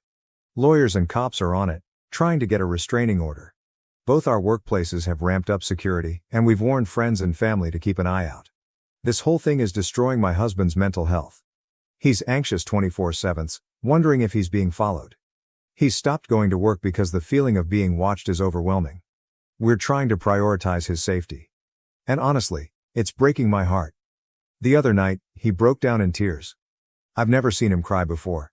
It was shattering. He's been talking to a therapist online, trying to cope with the stress and anxiety. But even that's not easing his mind. He's consumed by fear for my safety, constantly worrying that June will harm me to get to him. We're covering our bases, security cams, dash cams, the whole works. And I've scoured our home twice for any hidden devices, thank God, all clear. If things get worse, we're prepared to get up and move. Honestly, it's better to have a life in a different state than to be dead here. It's heartbreaking to think about leaving our friends, family, and everything behind, but we'll do what it takes to stay safe. Some of the advice on here was really helpful, and I've done most of what was suggested. If someone, anyone, has any more insights, please share. I'm desperate at this point tbh. My fiancé's best man is planning to slut-shame me during his wedding speech as a joke, and I'm unsure how to handle it. What should I do? Original post April 1st, 2024. My fiancé, best man, groomsman, and I have known each other since we were kids. We collectively met between 6th and 7th grade and have been running around in the same friend group ever since. The group has grown and shrunk over the years, but a small core of us have remained extremely close. Recently, my fiancé's best man Jay, 30M, has been making jokes when we're hanging out about the two of us dating that have now escalated. Admittedly, when I met Jay in 6th grade, I had the hugest crush on him, and everyone knew. I was much taller than average for a girl at that age and he was one of 2 guys in the entire school as tall as me. That though is where the story ends. I had one hell of an awkward phase in middle school, and he was very clear from the start that he was not into it. Post-awkward phase, as friends and adults, it was something we constantly joked about, but never seriously, since everything between us had always been platonic. This joke of me being rejected by him has now recently turned into how he dated me first, whenever fiancé and I are around. Despite the inaccuracy and an increase of it being brought up, everything has remained pretty lighthearted in context and while annoying, is something I have been able to brush off or quickly rebuttal. This escalated this weekend when 2 of fiancé's groomsmen were over hanging out with fiancé and I. The wedding was brought up, and after a concerning look between the two, They mentioned something had happened with Jay they thought we should know about. Apparently Jay had been telling them stories he was considering for his best man speech, with the main one centering around how I had been shared around and had made my way through the entire friend group. While they kept what was explicitly said fairly vague out of respect for me, they were clear it crossed the line and insisted I had slept with the entirety of the group attending the wedding. They were very clear with Jay that he could not say anything like this in his speech, toast. Jay responded with an I know, stating that I had already made it clear my maid of honor would be proofreading all speeches prior to the wedding, so he wouldn't be able to get away with it anyway. But ended the conversation by saying something along the lines of, "But what if I could?" Leaving the possibility open. Of all the groomsmen in the party, 6 including Jay, these 2 were the only ones in this core friend group, and the only ones I had any sort of history with that could potentially be notable. It was all prior to high school and very innocent.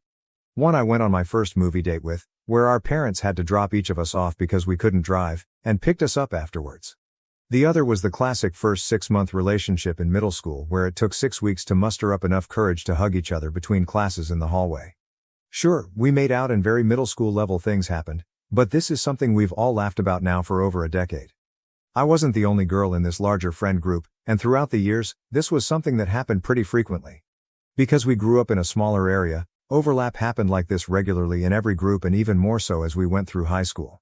My fiancé is the only one I have seriously dated or had any sort of intimate relationship with of this friend group. We had an on-again, off-again relationship throughout high school that ended for a bit once I moved out of state for college, but we remained close friends and eventually reconnected when I moved back in 2019. We started dating in 2021 and got engaged in 2023. He's the only one in all of this I've ever slept with, who has seen me naked, and so on, making this situation even more odd and off-putting. Jay and I have been close friends since high school. When fiancé was in a toxic relationship that isolated him from Jay after I had left for college, Jay would reach out to me for advice on school, girls, relationships and more. He had always been our number one supporter, advocating for fiancé and I to reconcile our relationship throughout college and into adulthood. He even took a bit of credit and would throw around an "I told you so" here and there when we eventually did reconnect. I'm not sure how to handle this. I could write an additional post about how frustrated, confused, wronged, and uncomfortable I feel, all of which I plan to discuss in more detail with fiancé after sitting on the issue for a bit longer. We've all talked about it, recognizing the way Jay is framing things is wrong, but fiancé and the groomsmen are able to brush it off in a way I feel like I can't. I don't know how to move forward from this or what to do next. Additional information: fiancé and I aren't getting married until the end of next summer, so much of the conversations we had about toasts and speeches have been more theoretical, except that a few have asked for the opportunity to give a toast, including best man. We have loosely put this information and save the dates on the website and other prints. Fiancé and best man have been best friends since kindergarten. They were neighbors and inseparable until they each went their own way for college. My fiancé's parents basically raised him alongside fiancé. Jay has strictly only ever expressed platonic feelings for me. Even when both single, or alone together, we have only ever acted as friends towards each other after the embarrassing early middle school crush I had. TLDR, my fiancé's best man is lying about having history with me as well as my history with others, proposing the idea that he calls me out as a joke for being shared around their friend group in his best man speech, toast at our wedding. I don't know how to move forward from this or what to do next. Update April 3, 2024. First, I wanted to thank those who were clear and honest about how alarming the situation was from their perspective.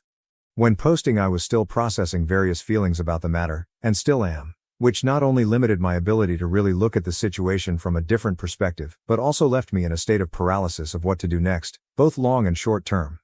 Given the nature of this situation, there was a lot of historical context that was omitted to avoid making the original post too lengthy. I have done my best to include the context that seems most relevant based on the original comments in my update below. Update. Since posting, I have spoken in further detail to both my fiancé and one of the other groomsmen. I also confided in my maid of honor about the situation for an additional perspective outside of this specific friend group. After these conversations and reading through all comments on the original post, I've come to realize the significance of a few key details. Jay has a deep-rooted superiority complex. He always has, and it is something many in our friend group have become accustomed to. He has always been the type who seemed to believe he was the standout amongst his friends. Whether that be through education, athletics, his career, or with women. Jazz has also always been a bit egocentric, and a lack of accountability or consequences for his actions has been growing for some time now. Despite it almost always being unintentional, he more often than not is oblivious to the inconveniences and harm he causes others, as long as it is beneficial to his personal ego. This is about jealousy from a few different angles, but not about me specifically. When looking at the full picture, this escalation feels like a continued attempt to knock my fiancé down for reaching that next stage in life. Whether that is because fiancé has reached it before him or has moved onward without him, I cannot say for sure. Jay has issues with misogyny that have also been escalating in tangent with everything else. His lack of respect for the women he has dated has also seemed to increase. Much of the personal tension he and I have had recently pertained to his perspective of women that have begun to veer into a more disrespectful realm, alluding to an increased belief that due to their gender alone, women are inferior. The good friend he was to me over the years, who was always kind and supportive, who never overstepped boundaries and was always there when needed, can exist in tangent with the above information. They are not mutually exclusive. Life happens and people grow, sometimes in opposite directions. I spoke in depth with one of the groomsmen to have further transparency of the situation and what was explicitly said. He acknowledged that the conversation initially centered around the excitement they had for the wedding, and Jay clearly stated he wanted to give fiancé and I the best wedding and experience possible. The conversation evolved and Jay mentioned looking for icebreakers for his speech toast and began bouncing a variety of distasteful jokes that focused more so on the expense of my fiancé than anything else. Then the idea was proposed about explicitly stating that my being passed around the friend group was how they all remained relatively close since middle school and high school. Jay was immediately shut down by the other groomsmen, told to know his audience, and also recognize he was openly alluding to things that were untrue and that could have an extremely negative impact on me personally. The conversation stopped shortly after this and the groomsmen, without context of how this issue had been escalating, chalked it up to a one-off situation with Jay acting full of himself in the moment. Fiancé and I are the first of our cohort to get married and have a full-blown wedding with a ceremony and reception.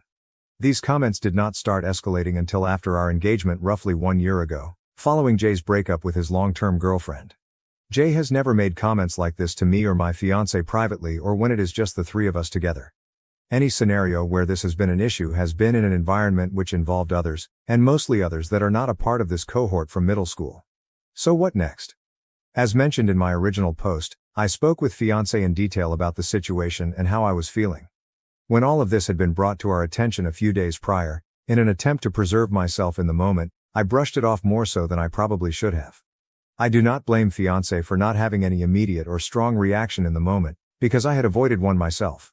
I think it's important to note that Jay is not a day-to-day character in our lives.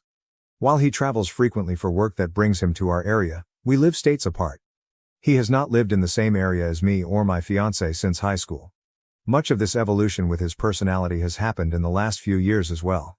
I recognize this is not an excuse for the lack of accountability on our part, but felt it added important context that this was not something that was observed and ignored daily, but one that has slowly been recognized over time, since we maybe see him 4 times a year at most. Fiancé was extremely open in conversation, immediately brought up having a conversation with Jay, but admitted to not viewing this as anything more than Jay just being Jay and that he was all talk. At this point, we had only discussed how Jay had continually escalated the situation and how uncomfortable I had now become from this. The lack of accountability fiancé had made for Jay's action definitely hurt, but then I recalled a commenter who had asked if I still considered Jay a friend because he actually was, or because that was how it has always been. To sum up what turned into a lengthier and much more productive conversation with fiancé, I told him that while I recognized his friendship with Jay was something that had always been a part of his life, I did not personally want to be friends with him anymore after this. I brought to fiancé's attention that while the scenario was explicitly about me, and attacking the integrity and character of a 12-year-old girl, every action or usage of the scenario was used against him to invalidate his accomplishments of getting married or make him come off as less than. I told fiancé it was up to him on how he handles his conversation with Jay, but regardless, the disrespect Jay had shown me in this was a clear statement of what he thought of our own personal friendship. I firmly believe it is not my place to force how my fiancé handles his own personal relationship with Jay in this. All of this was deeply taken to heart, and you could tell that fiancé had started coming to his own realizations as the conversation progressed. He recognized that if the roles were reversed, or if it had been any one of my bridesmaids slandering me or him in any way, he would be firmly advocating for me to reevaluate my friendship with them. Fiancé asked for a few days to stomach the information himself and reflect on what he wants to say to Jay. He asked if it would be acceptable for him to bring up that I no longer wanted to be friends with Jay personally, and I said yes. I was clear that if Jay wanted to talk with me following their conversation as well, It would need to be the three of us and not a personal conversation. I am still evaluating how to approach the speeches toasts at our wedding and be open to perspectives and ideas. For now, I reserve the right with my fiancé to omit Jay from giving a speech and having my fiancé choose another groomsman to do so in his place, potentially canceling the speeches toasts altogether, and if Jay is allowed to give a toast, telling the DJ to cut the mic if need be. All of which he agreed with. There is still plenty of time for the situation to develop, and for potential future updates, but I wanted to again thank those that emphasized the seriousness of this issue, gave their honest input and advice on how to handle the situation, and provided perspective on what they believe should be done next. When originally posting, I was still in a state of shock, trying to accept the situation as it had unfolded. Your responses constructively pushed me into the reality of what was happening, and what I was feeling. Relevant comments. Additional info, miserably winning. Wow, I have a couple of comments. How were you fiancé friends with this guy for that long and been okay with his behavior? Why is his best man so comfortable to even joke about something like that? Why does he need time to digest cutting him off? Why is he even still involved in the wedding? Personally, I wouldn't allow anyone to disrespect my significant other, let alone someone I'm supposed to be marrying. Best man or not. I think they are both walking red flags. Jay for being a misogynist and your fiancé for not cutting him out of the wedding and his life. These things can be taken as a joke for sure, but the level of disrespect is too great and your fiancé should stick up for you if he has any shroud of decency and respect for you as his fiancé and soon-to-be wife. OOP happy to answer, since I think it will be helpful for many. I also added a very small edit to the update to acknowledge a bit of this. Much of this behavior has developed over time and apart from all of us. As a kid he always had a superiority complex, but he was also very kind and respectful. It came off more as immaturity than anything else. Plus, at the time, we were kids too. Following high school, Jay and I each moved a significant distance away from where we grew up. He still lives that far away. We get together maybe 4 times a year at most, and I genuinely believe he did not see me as more than some woman to use as collateral to knock his friend down when he made those comments. Fiancé has no brothers, and Jay has always been a part of his life, filling that space. Jay also has no immediate family in his life and hasn't for quite some time, making fiancé's role a bit more impactful. It is much more similar to him cutting off a brother than just another friend. Fiancé has also always been extremely kind and had a very peaceful soul. Don't get me wrong, while fiancé prefers to avoid conflict, he has always been willing to stand up when necessary as well. I don't believe he realized how much had been at his expense as of late until after our conversation. Given their long history, I believe he's reflecting on a lot more than just this specific situation. The wedding is still over a year away, and not until the end of next summer. And this all has happened in less than a week. Neither fiancé nor I have talked with Jay yet, so I did not feel it was right to post about any hard decisions regarding cutting him from the wedding, and so on. These things can be taken as a joke, but the level of disrespect is too great and your fiancé should stick up for you if he has any shroud of decency and respect for you as his fiancé and soon-to-be wife. This was a huge part of the larger conversation we had and something my fiancé acknowledged as well. I think initially, it was viewed under the lens of us collectively being childhood friends, and fiancé as the mediator, rather than the lens of me as his wife until our second, much larger conversation. OOP's reply about the fiancé's reaction: it's only been a handful of days since this all came to light. I wish your fiancé's reaction had been more about coming to your defense than Jay's, but understand that sometimes people need time to truly process all that contributes to a messy situation, especially one with deep roots and close ties. Thank you for conveying this so well. I did my best to add an emphasis to this, but could not do so as well in my own words and fear it got lost in the length of the post, something for me to work on in future posts for sure. I very much have worries, and knowing my personality, will also be worried day of. I expressed this to my fiancé as well, and he completely understood. I recognize there is still plenty of concern to still address with my fiancé, but given how fresh this situation is, I wanted to afford myself a little grace of absorbing my feelings for what has happened before figuring out exactly what to do. I lost a friend too. New update 2 October 11th, 2024. I'm considering canceling our wedding and calling off our engagement over a pizza. TLDR. After canceling his health insurance without discussion or my knowledge, and a severe lack of support, consideration and accountability, I'm considering calling everything off. Buckle up, because this is a long one. While the drama around my fiancé's best man has simmered, the deeper issues surrounding a lack of support have not. Apologies in advance for this not being centered around my fiancé's best man. Not much has honestly changed. A conversation between them was had, Much of which was my fiancé assuring him that things would blow over and accommodating Jay's stresses that it was only a joke. While my fiancé acknowledged what was said was wrong, the conversation wasn't to set boundaries. I eventually had to have my own conversation with Jay that my fiancé stood silently in the room for. I reached my breaking point 2 weeks ago. Following everything with his best man and a few other challenges we'd been facing, I tried putting my best foot forward these past 6 months. I sought out therapy to address the lack of support and anxiety I was feeling and have made intentional efforts to work on our relationship to ensure we were in a stronger place before committing to each other. In May, after some unexpected and startling health concerns requiring an emergency room visit, my fiancé came clean to me about secretly canceling his health insurance in January without talking to or telling me. When I asked him why, he blamed the cost of the wedding being too expensive and wanting to save the $150 a month, taking no other accountability for his actions, outside of an apology. I have a small amount of experience in accounting and have budgeted the wedding down to the last dollar. This has included the consideration of inflation and other potentials as well. In total, from the smallest decoration to the cost of a marriage certificate, everything comes down to around $22,000, all of which I have strategically budgeted for throughout our 2-year engagement.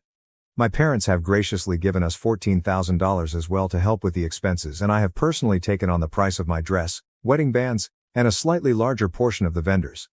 To put it simply, while it may not be as much as others, we have privilege. Not only was there no need for this cancellation, but I have yet to see any of that additional support for expenses. Regardless, in response, I took it upon myself to take more of the costs on and pursue a part-time job on top of my full-time position that earns roughly $70,000 a year. While it's not by a large margin, I do make the most between us individually, and have a larger responsibility in my daily work life with longer hours and a significant level of expected travel as a result. The choice to take on a part-time role was not one of want, but of desire to ease the burden he was feeling. I started a role reviewing blogs, essays, resumes, and other forms of writing in July, and our relationship quickly unraveled. Because I commute, I typically arrive home 3 hours after my fiancé. After arriving, I would immediately have to hop on my laptop and review writings for the next 2 hours or so to stay on top of my quota. I tried my best to make a routine out of it, so we would have intentional time together once I finished each night. This was met with cold shouldering, frustration, and a lack of consideration for my level of exhaustion and strain for months. Anytime I asked him to choose a show to watch or decide on dinner, he usually does cook because I get home so much later. While I revised, I was met with scoffs and accusations that I no longer cared to tend to our relationship. I tried countless times to address his frustrations and was shut out or cornered in a circular argument about my priorities. 2 weeks ago, I was slated to travel for my full-time position to Atlanta during Hurricane Helene. In a matter of 12 hours, my afternoon flight for the next day was shifted to one leaving at 5 a.m., to give me ample time to shelter in place prior to the arrival of the storm. I rushed home to finish packing and prepare myself to drive over an hour to the airport and stay at a hotel nearby for additional flexibility in case of issues surrounding my early travel that next morning. After arriving home, I immediately hopped in the shower and asked my fiancé to order dinner so we could have one final meal together. During my shower, he offered to order a hot honey, jalapeno, and pineapple pizza from a new place we'd been wanting to try. Which I normally would have been happy to try.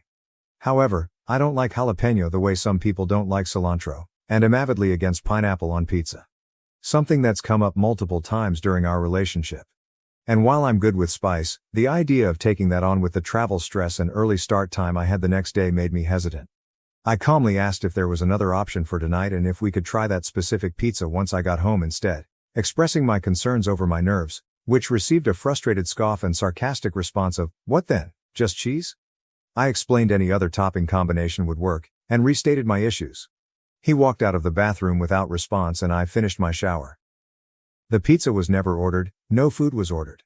I followed up as soon as I got out of the shower, asking if there was another option he wanted or a place he wanted to consider, and received a prompt no. As I finished getting ready, I asked if anything had been ordered again, and no. I finally snapped and begged and demanded him to order the hot honey pizza because I was out of time. He accused me of making him feel like he's forcing me into the decision, but after a bit of back and forth, the pizza was ordered and the mood immediately shifted. Everything was peaceful, warm, and loving at home up until I left. Yet I cried the entire hour and 15-minute drive to the airport hotel. I cried the entire next day, throughout the storm in Atlanta, and the entire day after. Following a lack of sleep, stress, and intense emotions, I had a complete mental breakdown, realizing I can't live like this. I called my fiancé and poured out every frustration, emotion and feeling, which I admit was probably not presented in the best light, but none of it was well received. In the 2 weeks since, despite many attempts, conversations have gone nowhere, with only ultimatums being offered for me to make. I've proposed countless alternatives that focus on us working on ourselves and together these next few months, but he is only seeking an answer to whether or not we will be getting married next summer, and has made it known this is a decision that must be made by the end of October. At this point, I don't see how I can possibly gain the confidence to commit myself to him by next summer. For the sake of not doubling the length of this post, I will leave it at this for now. All of this is being discussed with my therapist. At this time, he has chosen not to pursue counseling with me, despite my asking and advocating. Many words have been expressed, and I'm trying. But I'm starting to second guess and waver on just how far love can get me through all of this. My aunt posted a video exposing my parents calling me a freeloader, despite all I've done for them. My name is Cameron, and I grew up in the shadow of a star. That star represented my older sister, Lily. Our house was usually full of people, uncles, aunts, cousins, you name it. They'd crowd into our backyard like ants at a picnic, drawn by the promise of my mother's wonderful barbecue and the opportunity to see Lily play. Our backyard was like a stage, with its beautifully groomed lawn and the large oak tree providing the perfect backdrop. Dad would light the grill, the aroma of charcoal and sizzling meat filling the air, while Mom went around making sure everyone had a drink in hand. "Lily, sweetie," Aunt Marge would call out, her voice cutting through the din, "why don't you give us a little song?" All eyes would immediately turn to my sister. Lily would bounce into a chair, her golden curls bouncing and a naughty sparkle in her eyes. She'd clear her throat dramatically and then, like magic, belt out asterisk my heart will go on asterisk in her best Celine Dion impersonation. The adults would go wild, clapping and yelling as if they were at a live concert. Mom and Dad were beaming with joy and Dad frequently wiped a tear from his eye. Meanwhile, I'd stand to the side, attempting to blend in with the shrubs. It wasn't that I didn't want to participate, but every time I opened my mouth to sing it sounded like a cat being strangled. What about poetry? Forget about it. The words would jumble on my tongue, leaving me red-faced and stammering. My family has whispered that I am so unlike my sister. Not only were the relatives present but Mom and Dad made it plain who the family's star was. While Lily was shuttled between ballet courses, singing lessons, and art workshops, I was left to my own devices. Not that I cared much. I sought refuge in the dusty old books that adorned our shelf. The only person who appeared to understand me was Great Aunt Maggie. She'd discover me hidden behind the garage or in the treehouse, nose buried in a book. "What adventure are you on today, Cameron?" she'd ask, snuggling down next to me. I would look up, thankful for the interruption. "Oh, just reading about ancient Egypt," I'd say, showing her the cover of my most recent find. Maggie nodded, her eyes gleaming. "You have a good head on your shoulders, girl. Don't let anyone tell you otherwise." Those moments with Maggie were like a balm for my soul. She did not ask me to perform or be anything other than who I was. With her, I could simply be Cameron, the quiet bookish girl who preferred the company of paper and ink to the commotion of family gatherings. But, as much as I treasured those memories, they couldn't take away the agony of being the neglected child. Every time Lily learned a new song or received an award, my parents would lavish her with praise and gifts. New clothes, the latest electronics, you name it. "Lily got it, what about me?" I received hand-me-downs and signs of frustration. School became my refuge. While I wasn't the most popular student, I did find my rhythm in class. I wasn't content to simply sit there and let the lessons wash over me. No, I was determined to understand what the lecturers stated. "Mrs. Thompson," I'd say after class, my voice soft but steady, "could you please explain that bit about mitosis again? I didn't quite understand it." She would smile, clearly pleased with my involvement. "Of course, Cameron. Why don't we discuss it together?" If a teacher couldn't spare the time, I'd request book recommendations.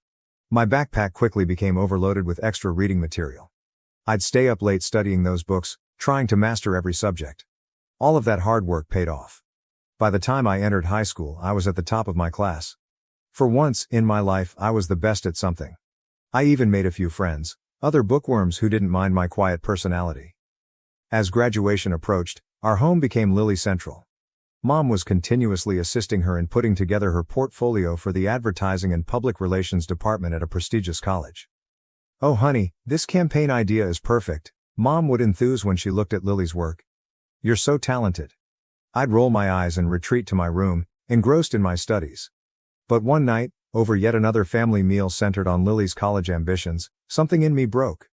"I'm going to college too," I blurted out. "I want to study management." The hush that ensued was deafening. Then, to my surprise and hurt, they all started laughing. "Oh, sweetie," Mom murmured, brushing away her tears. "We don't have the money for that. You'll need to acquire a job following graduation. You're simply not as talented as your sister." I felt as though I had been slapped. But I'm the top student in my class," I stammered, angry and embarrassed. "I get straight A's." I raced inside my room and returned with my report card, slamming it on the table. They all leaned in to look, their eyes widening in amazement. "Well, I'll be damned," Dad said, scratching his head. "When did this happen?" "It's been happening for years," I snapped. "Not that any of you ever noticed." Mom had the decency to show shame. "Cameron, we had no idea," she began, but Dad interrupted her. "Look, that doesn't do anything. We spent all of our savings on Lily's education. There is nothing left for you, Cameron. I'm sorry, but that's simply how things are. You'll work at my cousin Frank's restaurant after graduation." I turned and ran, ignoring their calls. I rushed up the stairs to my room, slamming the door so hard that the walls trembled. As I dropped into my bed, sobbing coursing through my body, I felt something inside me tighten. "Fine," I thought, stiffening my fists. "If they don't help me, I'll find another method. I'll show them all Cameron can do." The following several months were a blur. Lily left for college, accompanied by sad goodbyes and triumphant parental embraces. Meanwhile, I redoubled my efforts in my studies, aiming to graduate at the top of my class. During this period, I found myself spending increasingly more time with Great Aunt Maggie. Her little pleasant abode became my safe haven from the stress at home. One afternoon, while we sipped tea in her bright kitchen, she asked me the question I had been dreading. "So Cameron," she asked, her sympathetic eyes fixated on my, "what are your plans after graduation?" I looked into my teacup, fighting back tears. I'm not sure, Aunt Maggie. Mom and Dad will not assist me with college. They claim there is no money left after paying for Lily's education. Maggie was quiet for a time before reaching across the table and squeezing my hand. "Cameron, dear, I have some savings. I would like to give these to you for college. You're as brilliant as a whip, and I'll be damned if I waste that brain of yours." The reality of her words struck me like a tidal wave. I fell into tears, stunned by her generosity and the understanding that my dreams had not died after all. "Thank you," I sobbed and threw my arms around her. "Thank you so much, Aunt Maggie." The months passed quickly, and before I knew it I was going across the stage at graduation, diploma in hand. As I searched the crowd, I noticed Aunt Maggie smiling at me. My parents were also present, looking proud but uncomfortable. Mom strolled in one evening as I was poring over college brochures. "Cameron, honey," she continued, her voice syrupy sweet, "your father's cousin Frank has called. He has a waitressing position for you at his restaurant. Isn't this exciting?" I took a deep breath. "Actually, Mom, I won't need that job. I am going to college." Dad appeared at the doorway, unhappy. "And how exactly do you plan to pay for that?" "Aunt Maggie is assisting me," I stated, my chin held high. "She's giving me her savings for tuition." The stunned hush that ensued was almost hilarious. Then, to my surprise, Dad's face became red with fury. "Absolutely not," he exclaimed. "If Maggie has any money to spare, it should go to Lily. She wants a car for her advertising job following graduation next year." I couldn't believe what I heard. "Are you serious?" I spit. "This is my chance to get an education, to make something of myself." "Don't be selfish, Cameron," Mom interjected. "Your sister needs that money more than you do." "No," I replied, my voice shaky but firm. "This is my money now, and I'm spending it on education." End of discussion. From then on, living at home became miserable. My parents either ignored me totally or yelled at me for the tiniest things. The tension was suffocating. After a particularly scathing dispute, I called Aunt Maggie in tears and revealed everything. "Pack your bags, sweetheart," she stated without hesitation. "You're moving in with me." The next day I packed my belongings into a cab and drove away, watching my childhood home shrink in the rearview mirror. As I drove up to Aunt Maggie's house, I felt a weight lift off my shoulders. The summer went by in a blur of preparation, and before I knew it I was walking onto the campus of State University. Thanks to my excellent grades and Aunt Maggie's generosity, I was accepted into the management program of my dreams. My first day of school, I felt like I was flying on air. As I sat in my Introduction to Business course, taking in every word, I couldn't help but think, I did it. I'm actually here. Meanwhile, Lily began her final year at her posh institution. I hadn't heard much from her or my parents since I moved out, but I tried not to be concerned. I was too busy enjoying my newfound independence and the exhilaration of college life. However, around a month into the semester, Aunt Maggie phoned me. "Cameron, dear," she started tentatively, "I think you should sit down for this." My pulse raced as she told me about the family drama I had missed. Lily apparently showed up at home unexpectedly, expressing her decision to drop out of college. "What's the reason?" She was pregnant. Aunt Maggie claimed Lily had been cavalier about the whole situation. "Oh, don't worry," she'd said, tossing her hair. "The baby's father is wealthy. We'll get married soon." But the narrative did not stop there. It came out that Lily's boyfriend was not as serious as she imagined. When he discovered she'd also been sleeping with his pal, all hell broke loose. They didn't even know who the father was. Aunt Maggie sighed. I sat there, phone pressed against my ear, trying to digest everything. Part of me felt a sick sense of satisfaction. The golden child had fallen from her pedestal. But ultimately, I was sad for Lily and the mess she had gotten herself into. The saga continued for several months. Aunt Maggie kept me informed of all the gossip from the family parties I no longer attended. When Lily's kid was born, a DNA test proved that her boyfriend was the father. But instead of the fairy tale wedding Lily had hoped for, he just agreed to pay child support. The ultimate blow came when Lily, desperate for employment, accepted a position as a server at Uncle Frank's restaurant, the same job my parents had tried to force on me. As I hung up the phone, I experienced a flurry of emotions. A small, petty part of me wanted to brag, to rub my accomplishment in my family's faces. But ultimately, I felt deeply grateful for where I was and how far I'd come. 4 years passed in a flurry of lectures, tests and late-night study sessions. Before I knew it, I was walking across the stage at graduation, clutching my hard-earned management degree. As I searched the crowd, I noticed Aunt Maggie smiling at me, tears of pride in her eyes. My outstanding grades and glowing references from my instructors helped me obtain a job as a manager at the Gilded Fork, one of the city's most prominent restaurants. The compensation exceeded my expectations, and for the first time in my life, I felt truly accomplished. I knew what I wanted to accomplish after receiving my first paycheck. I marched into the electronics store and purchased the most recent smartphone for Aunt Maggie. Her face brightened up as I showed it to her. "Oh, Cameron," she said, turning the sleek device over in her hands. "This is too much." I grinned and pulled out my own phone. "Not at all. Now let me show you how to utilize it." I spent the following 3 weeks teaching Aunt Maggie the ins and outs of social media. She took to it like a duck to water, particularly enjoying Facebook's video feature. Her page quickly filled up with videos of her garden, cat, and the fabled apple pie in various stages of preparation. During my lunch breaks, I'd view her videos and give comments and likes. It was our method of remaining in touch, even when work kept me busy. My phone buzzed one day when I was getting ready for the dinner rush. I looked at it, astonished to find my mother's name on the screen. We hadn't spoken for years. "Cameron," she said hesitantly. "We were hoping you might come over to talk." After a lengthy delay, I consented. That Sunday, I was standing on the porch of my boyhood house, my hand hanging over the doorbell. Before I could press it, the door opened. "Cameron!" My mother drew me into a close hug. "Oh, sweetie, it's so good to see you." Inside, I found my father, Lily, and a toddler who I assumed was my niece. The atmosphere was tense, but not aggressive, as I had imagined. "You look good, kiddo," Dad observed, his tone stern yet loving. "We hear you're doing well for yourself." I nodded, being apprehensive. "I am. I currently work as a manager at the Gilded Fork." Their eyes opened at the restaurant's name. Mother cleared her throat. "That's amazing, sweetie. Actually, that is one of the reasons we wanted to speak with you." Over the next hour, they apologized for how they had treated me, confessing their mistake in dismissing my potential. Then came the true reason for the gathering. "Cameron," Mom remarked, looking at Lily. We were wondering if you might be able to help Lily get a job at your restaurant." I looked at my sister, who was bouncing her daughter on her knee. She refused to meet my gaze. "I'll see what I can do," I concluded. "No promises, but I'll ask." True to my word, I spoke with the restaurant owner, Mr. Reeves, about Lily. To my astonishment, he agreed to give her a chance as administrator. Lily began the following week. I watched her intently, half expecting her to fail or make trouble, but to my surprise, she excelled. She was punctual and efficient, and her customers adored her charm. As the weeks went, I found myself becoming more relaxed with her.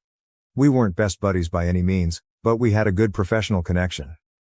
Just when I thought I had it all figured out, the universe decided to throw me another curveball, this time a good one. Mr. Reeves called me into his office one day. My heart raced, and I wondered whether I had done something wrong. Instead, he winked at me and asked, "Cameron, how would you like to help me expand the business?" Before I knew it, I was overseeing the opening of 3 more restaurants. My days became a blur of staff meetings, food tastings, and data crunching. It was grueling, exhilarating, and all I could have imagined. The promotion included a large pay increase, and I suddenly found myself with more money than I knew what to do with. That's when my parents' calls started. At first, it was just minor issues. "The roof is leaking," Mom would say, her tone apprehensive. "We were wondering if you might be able to help out a little." I was amazed at how nice it felt to say yes and fix their difficulties with a simple transfer of dollars. It began with the roof, then a new water heater, and before long, I was financing a full home restoration.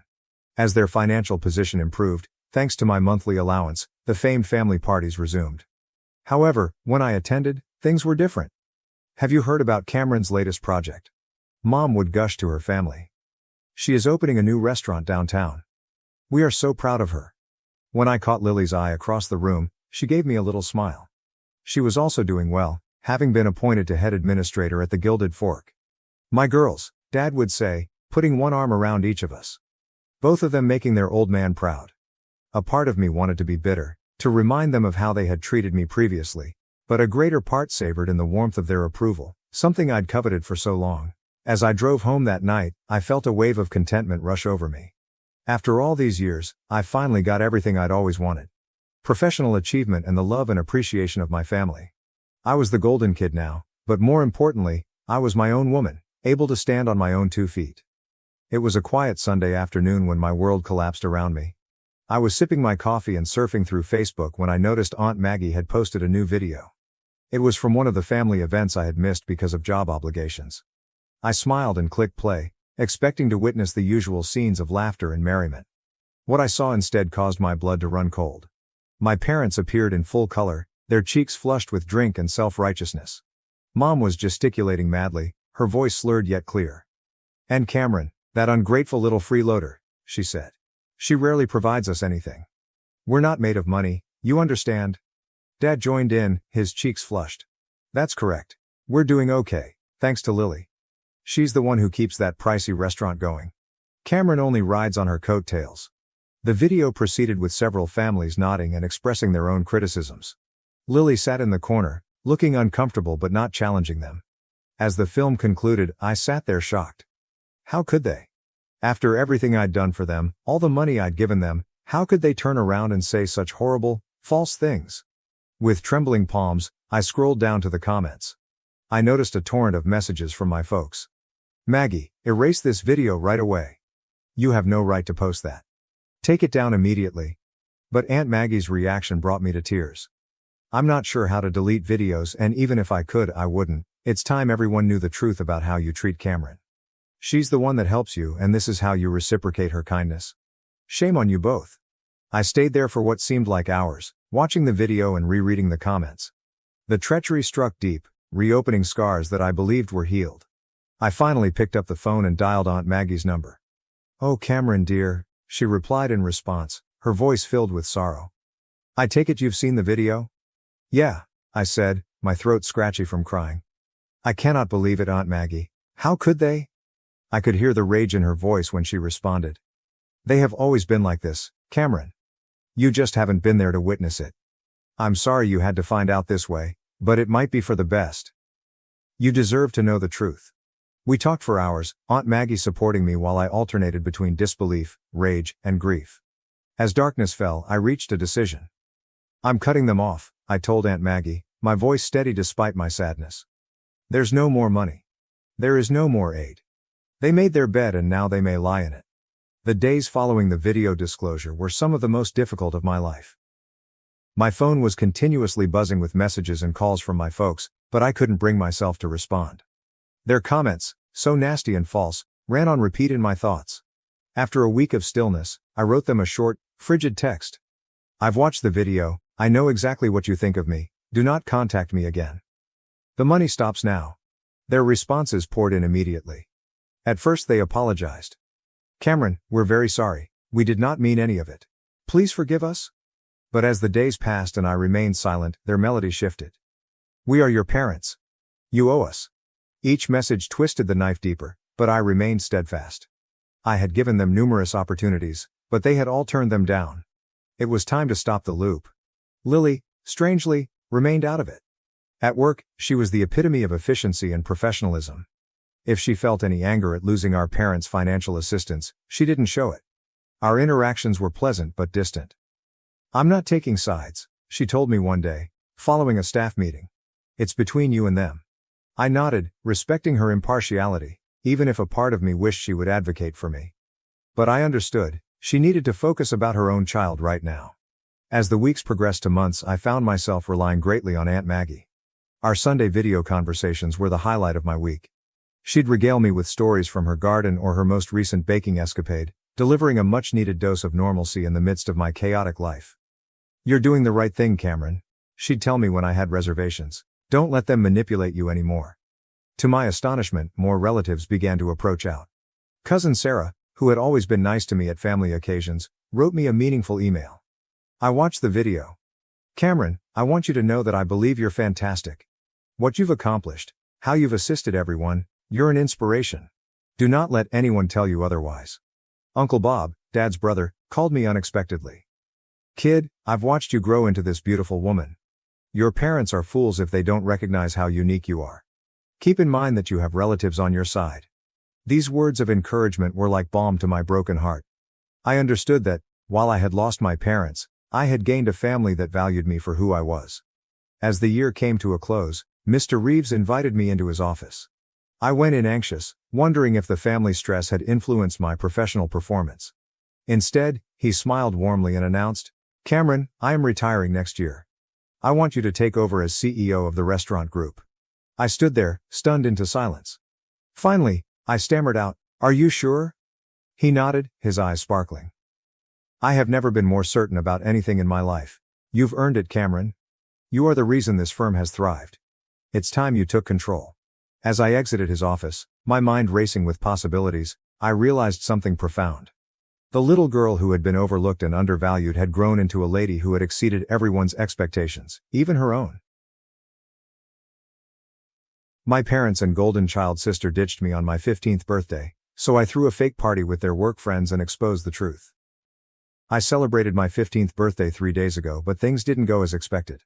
On the morning of my birthday, my parents enthusiastically informed me that they had planned a surprise family trip to the Poconos.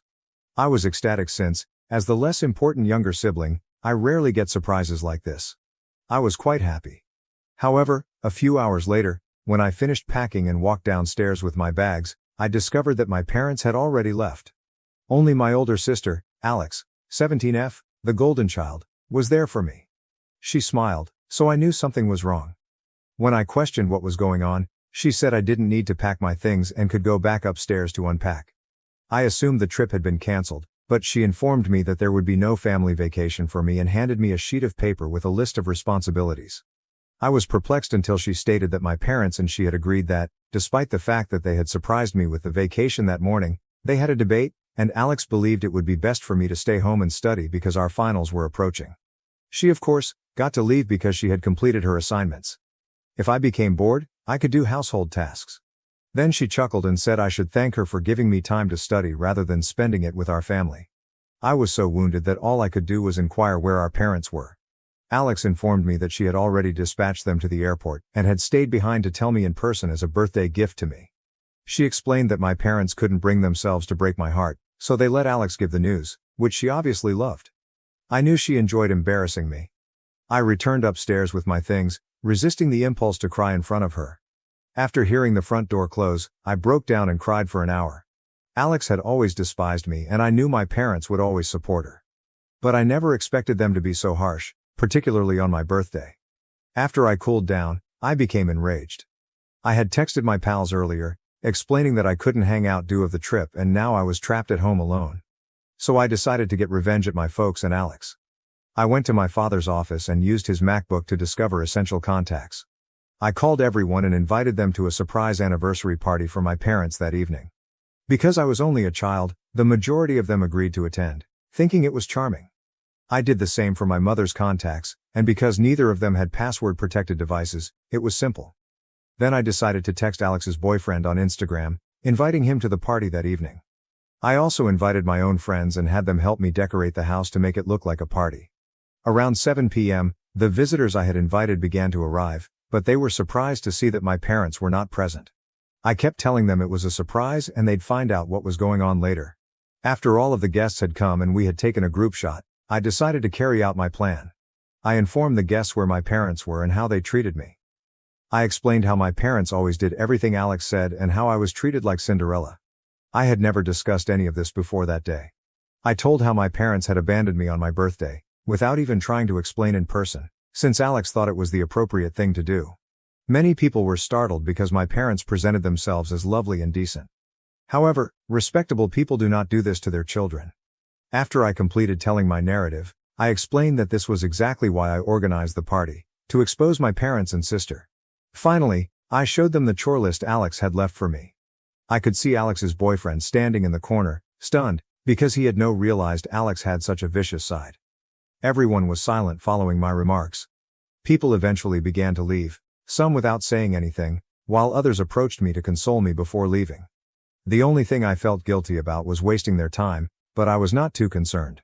After everyone left, I texted the group photo to my parents and Alex with the following caption: "Had some people over for my birthday party today. I believe I'll start with the list Alex left me." It was a fantastic strategy. My parents reacted quickly after I sent the message, insisting that I solve everything right away and informing me that they would be returning on the next aircraft. I blocked them all and went to my closest friend Fiona's house with my belongings, knowing that my home was no longer mine. Fiona and her parents were lovely people who always said their doors were open. So I decided to take them up on their offer. I had no idea how long they could sustain me, but I was pleased they opened their home so generously. On my birthday, I did not hear from my parents. But the next day, they went to Fiona's place.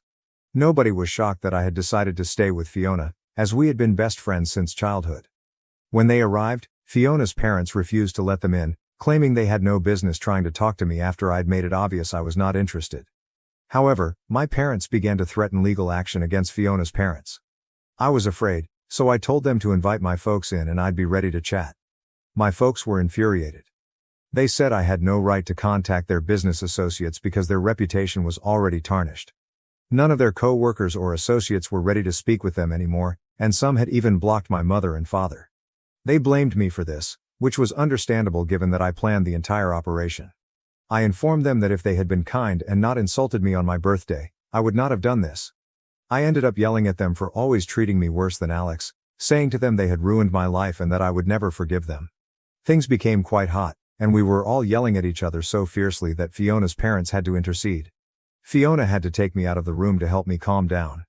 When I finally calmed down, her parents approached me and told me that my parents had departed. They also told me that my parents would not be able to speak with me until I was ready to face them.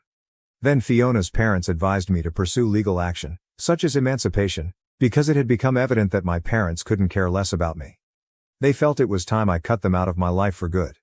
After discussing this with Fiona's parents, I decided to consult a lawyer, and we are currently considering emancipation. I'm still perplexed because this is a big decision, and I don't want to regret it in the future. However, at the current rate, I doubt I will. Yesterday, my parents contacted me again about my choice. Last evening, I received an email from my parents, which I recognized based on the address. I tried hard not to open it, but curiosity got the best of me and I read it. They began by saying that the reason they surprised me with the vacation was that one of my father's clients had opened a new spa and resort in the Poconos, which was a bonus for my father. He had chosen to seize the opportunity around the same time as my birthday. However, when Alex mentioned my exams, they didn't want my grades to suffer simply because I went on vacation with them. They couldn't believe I had misinterpreted the situation and attempted to get revenge on them for it. They stated it made them feel like they had failed to raise me properly. According to them, Alex was simply attempting to be a nice, caring big sister, and there was no reason for me to overreact. It was all rubbish, and I was quite irritated. I almost gave up reading halfway through, but the second portion was about how furious they were that I had included others in our family drama and aired our dirty laundry in public. They stated that they never expected or wanted this to happen. They said that if I had just spoken to them directly about my concerns, they might have been able to resolve them. Instead, I took such harsh measures. They conceded that Alex's list of responsibilities was excessive, but they stated I should have called and questioned them about it. They said that if they had known I felt excluded, they would have returned right away. They insisted that the manner I handled the matter was unexpected, and they felt awful about it. They said that it was an unfortunate mistake that had been blown out of control. They want me to talk to them and work things out, but I'm not sure what I want to do. I have extremely mixed thoughts about this. Please help me. Am I the jerk for holding a party and exposing my parents to their co-workers and business associates after they ignored me while on vacation? Update 1. Okay, so most of you believe that what I did was perfectly acceptable and that they deserved it, therefore I have nothing to apologize for. I've decided not to apologize. I disabled the email address they used to contact me, so they couldn't reach me again. I know they may build a new one and try to contact me, but I'll just continue to block them. I've decided that regardless of what they say, I will not answer or even read it.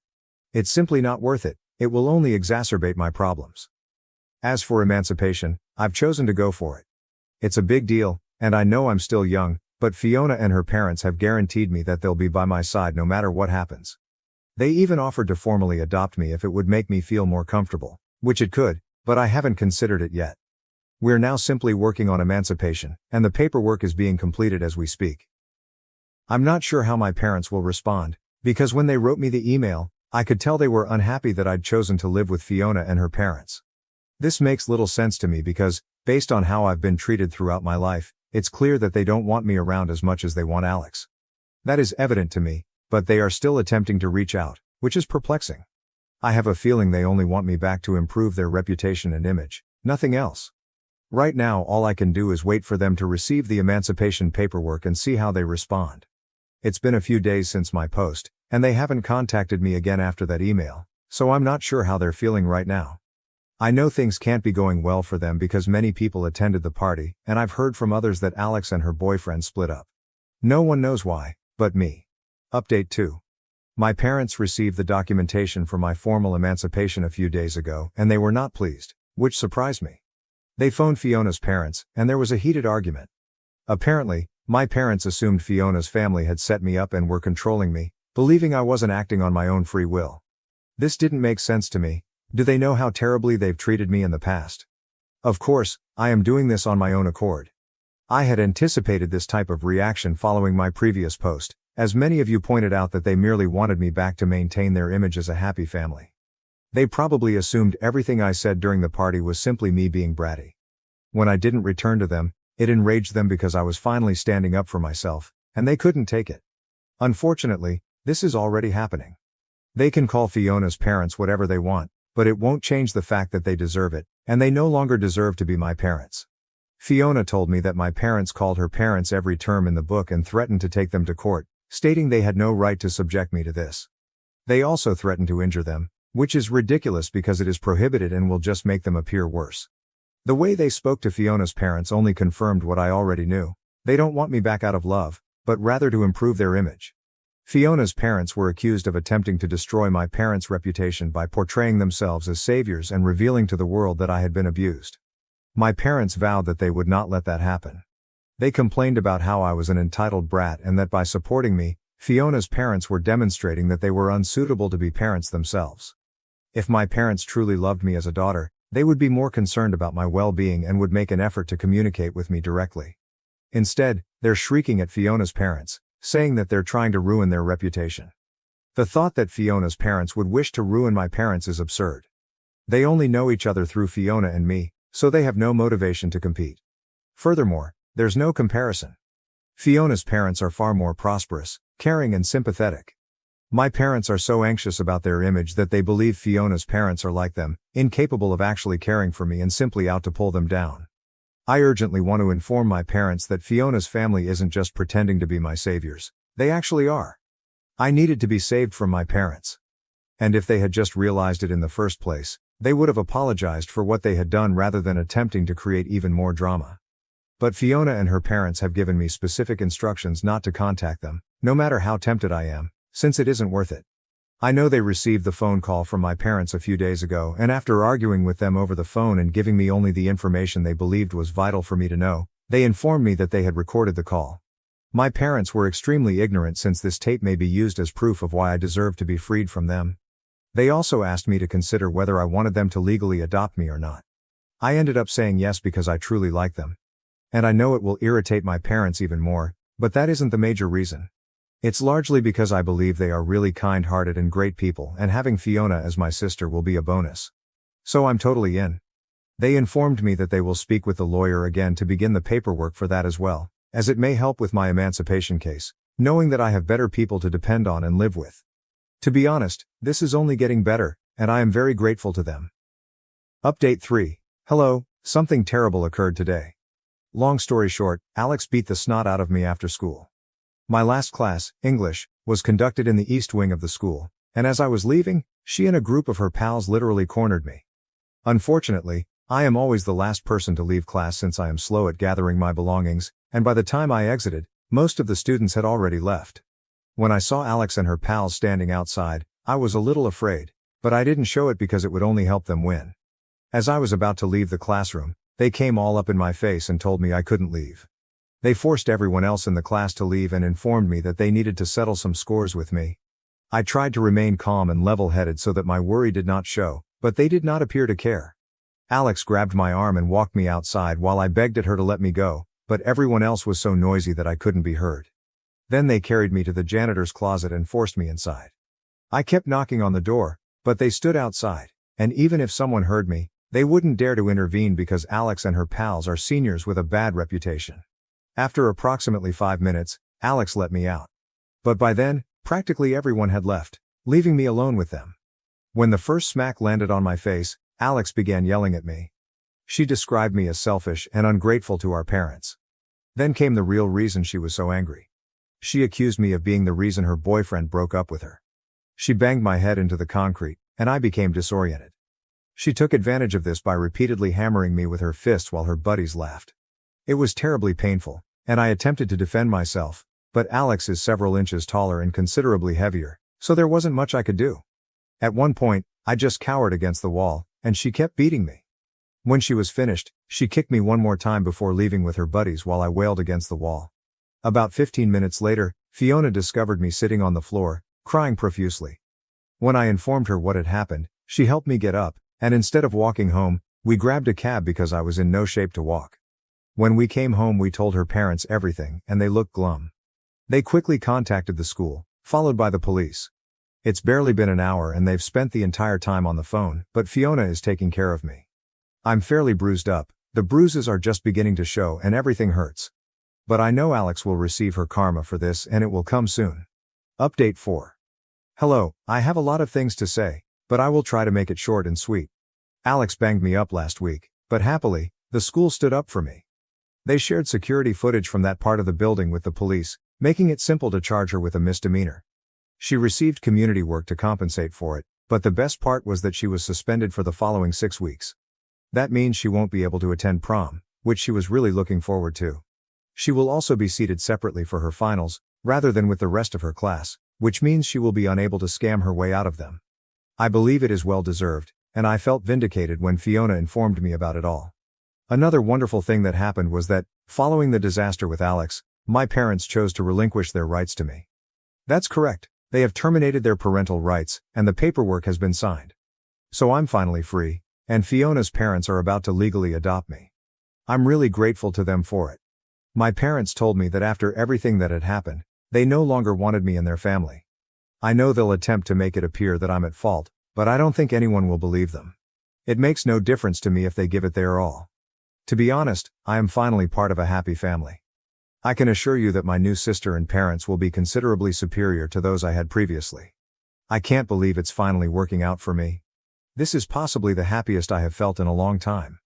I even forgot about my upcoming finals, but Fiona and I are going to crack on and show everyone what I'm made of. My wife and the mother of our 3 kids is cheating on me and she thinks I don't know. What should I do now? Original post. I don't even know how to start all of this. I feel like I will faint. I have been married to my wife for 9 years, together 11. We are both from Europe, but not from the same country and currently live in Asia. We have lived in Asia for the last 10 years, but in this country we are living for the last 8. We have 3 kids. M8, M6, F3. My wife has not worked since our first son was born. I have permanent residence in the country where we live, and she and my kids are allowed by the law to stay with me even though they are not citizens and she is not working. Marriage is in my eyes pretty good. We had some fights in these 9 years but nothing special. I work 5 days per week from 8 a.m. till 4 p.m. She never told me she feels lonely, or not loved or bored. She has her routine. Oldest son goes to school, my younger son goes to preschool, and my daughter goes to kindergarten. She drives them every day to school and picks them after. Makes lunch and waits for me. We would go on vacations, trips, holidays. Dates every weekend. I have never ever thought she is doing something behind my back. We also have an open phone policy, but I don't remember when I checked her phone before all of this. I don't think I've used it 5 times in my life. This Wednesday I came to our house and parked the car outside. I don't think she heard me. But I heard her talking with someone about how she misses that person and can't wait to see it this week. I don't know if she heard me or saw my car, but literally 5 seconds after she said that, she hung up the call. I asked her who that was and she said it's one of her friends who is currently on the trip. To be fair, I didn't suspect it was AP. I know, I am an idiot, but I couldn't imagine that. Also, that friend was really on the trip, which I know. But the things were off. She was trying that day too much. She was always nice and was in a good mood, but that day everything was a little bit too much. I had a really weird feeling, but I said I will wait until the next day, and I'm probably making things up in my head. I came to work on Thursday and was just asking myself, am I paranoid or what? It bothered me why she ended the call immediately when I was in the house if that was her friend. During the day I called her and asked where she was. She said she was in the house, but I heard noises around her. I seriously thought she was cheating on me. I left work and jumped in the car and went to my house. It's about a 30-minute drive. When I came, she was not there. I called her again and wanted to ask her again where she was, but didn't want to look suspicious, so I asked her if she could look at some things in the house. And while she was on the call, she was saying she is checking those things. I knew then that she was cheating. I came home and she was lovely as always. Wanted to go out with me and the kids later. I seriously don't know how I remained calm then and how I didn't kick her out immediately. And I pretended the rest of the day that I was just tired. Yesterday I told everything to my best friend. He was furious when I was waiting and that I should confront her right away. But I didn't have any evidence. I said I will look at her phone and laptop when she goes to sleep. When I came home she was behaving well. We even had sex. I think if I stay under the shower for 10 months it will not be enough. I wasn't in the mood and she asked me if everything was okay and I said it's just too much stress at work. She hugged me and went to sleep saying everything is okay. During the night I checked her phone. I don't know if she was that stupid or so sure I won't see messages, but she didn't delete anything. They were hidden, but not deleted. I had about 30-40 minutes to look because she woke up. AP is some kid. I mean, technically not a kid, but he is younger than me. I would say 23, 27. I checked his IG and he is apparently some fuckboy. He follows 80% girls. Tattoos, jewelry, muscles, and he is white. So he is not a local guy. To be honest, he is attractive. I can't lie, attractive enough for her to ruin marriage and family. By his name I would say he is from Europe also, but I'm not sure. He seems to have a lot of cash. I don't know if he is some daddy's boy or what, but I can see he has 2 supercars, travels the world and posts pictures from going to parties weekly. They were physical at least 4-5 times. She sent him so many nudes almost all during the morning when she was alone and without kids near her. It seems this is going on for about a month. I have no idea how they meet. She was going out last month sometimes, as she would say, on girls' nights.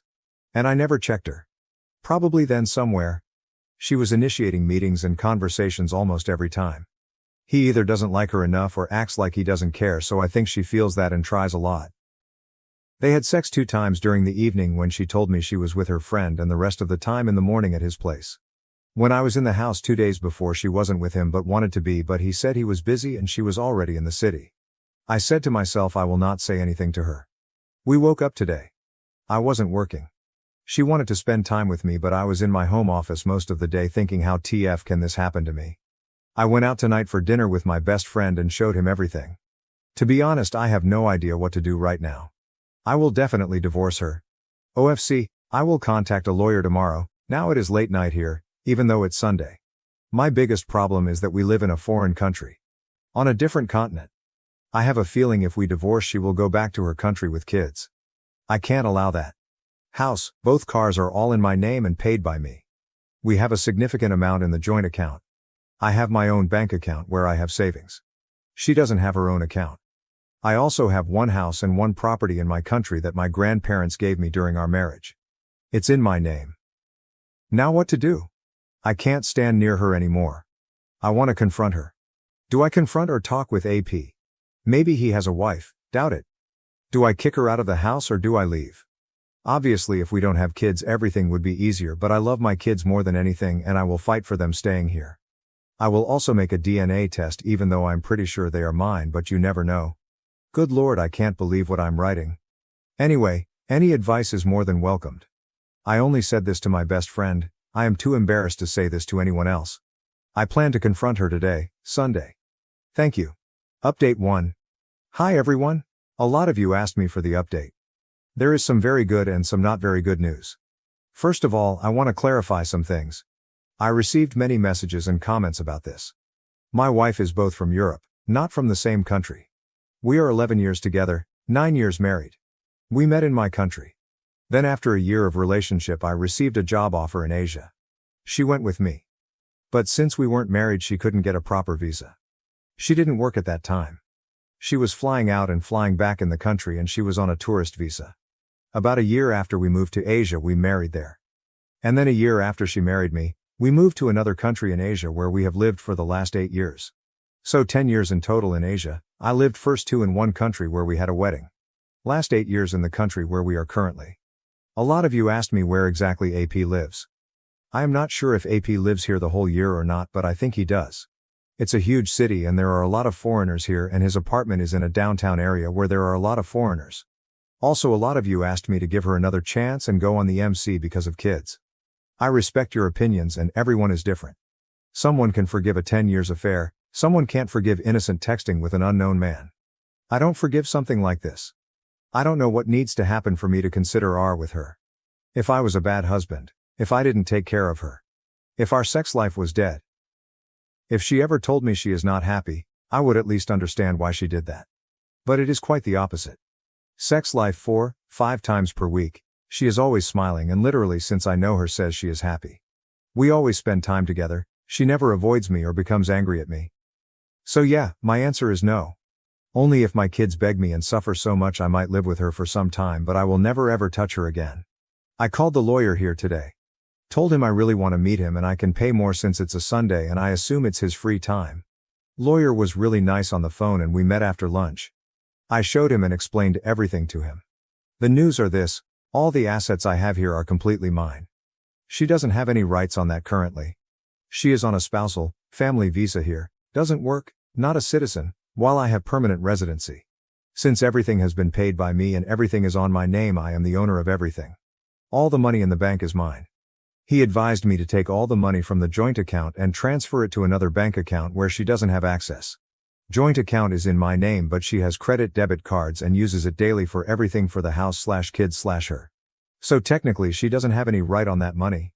Cars are the same story because they are all in my name and paid for by me with clear evidence that I paid for it. The bad news are about the most important thing. Kids. Since, I repeat again, she is on the spousal visa, if we divorce she can't stay here anymore. She needs to find a job or be on a tourist visa. She can't use tourist visas forever and sooner or later someone at the immigration will stop her and deny her entry. My kids can stay with me on the family visa. Things become very tough right here about divorce. Basically 4 countries are involved. 2 home countries, the country where we married each other and the country where we are now. If we divorce in Asia there are big chances I will be the primary custody parent. At worst we will share the custody. But if we divorce in Europe I am basically fucked. And most likely I will have to return if I want to be near my kids. He also told me about the idea that I offer her some assets or money to make a deal that kids stay in Asia with me, but I doubt she would accept that. If I kick her out of the house and the police get involved I won't have problems. Since I have proof I am the father, even if the police get involved kids will stay at my house. Passports are safe and she doesn't know where I hid them. Lawyer told me to make DNA tests for the kids and to not leave the house so my wife can stay with them. I will do DNA tests tomorrow. In the meantime he will start making everything about the divorce. After we get results from the DNA test she will be served. All in all, a very tough and complex situation, but I will fight. I also talked with a lawyer from my home country.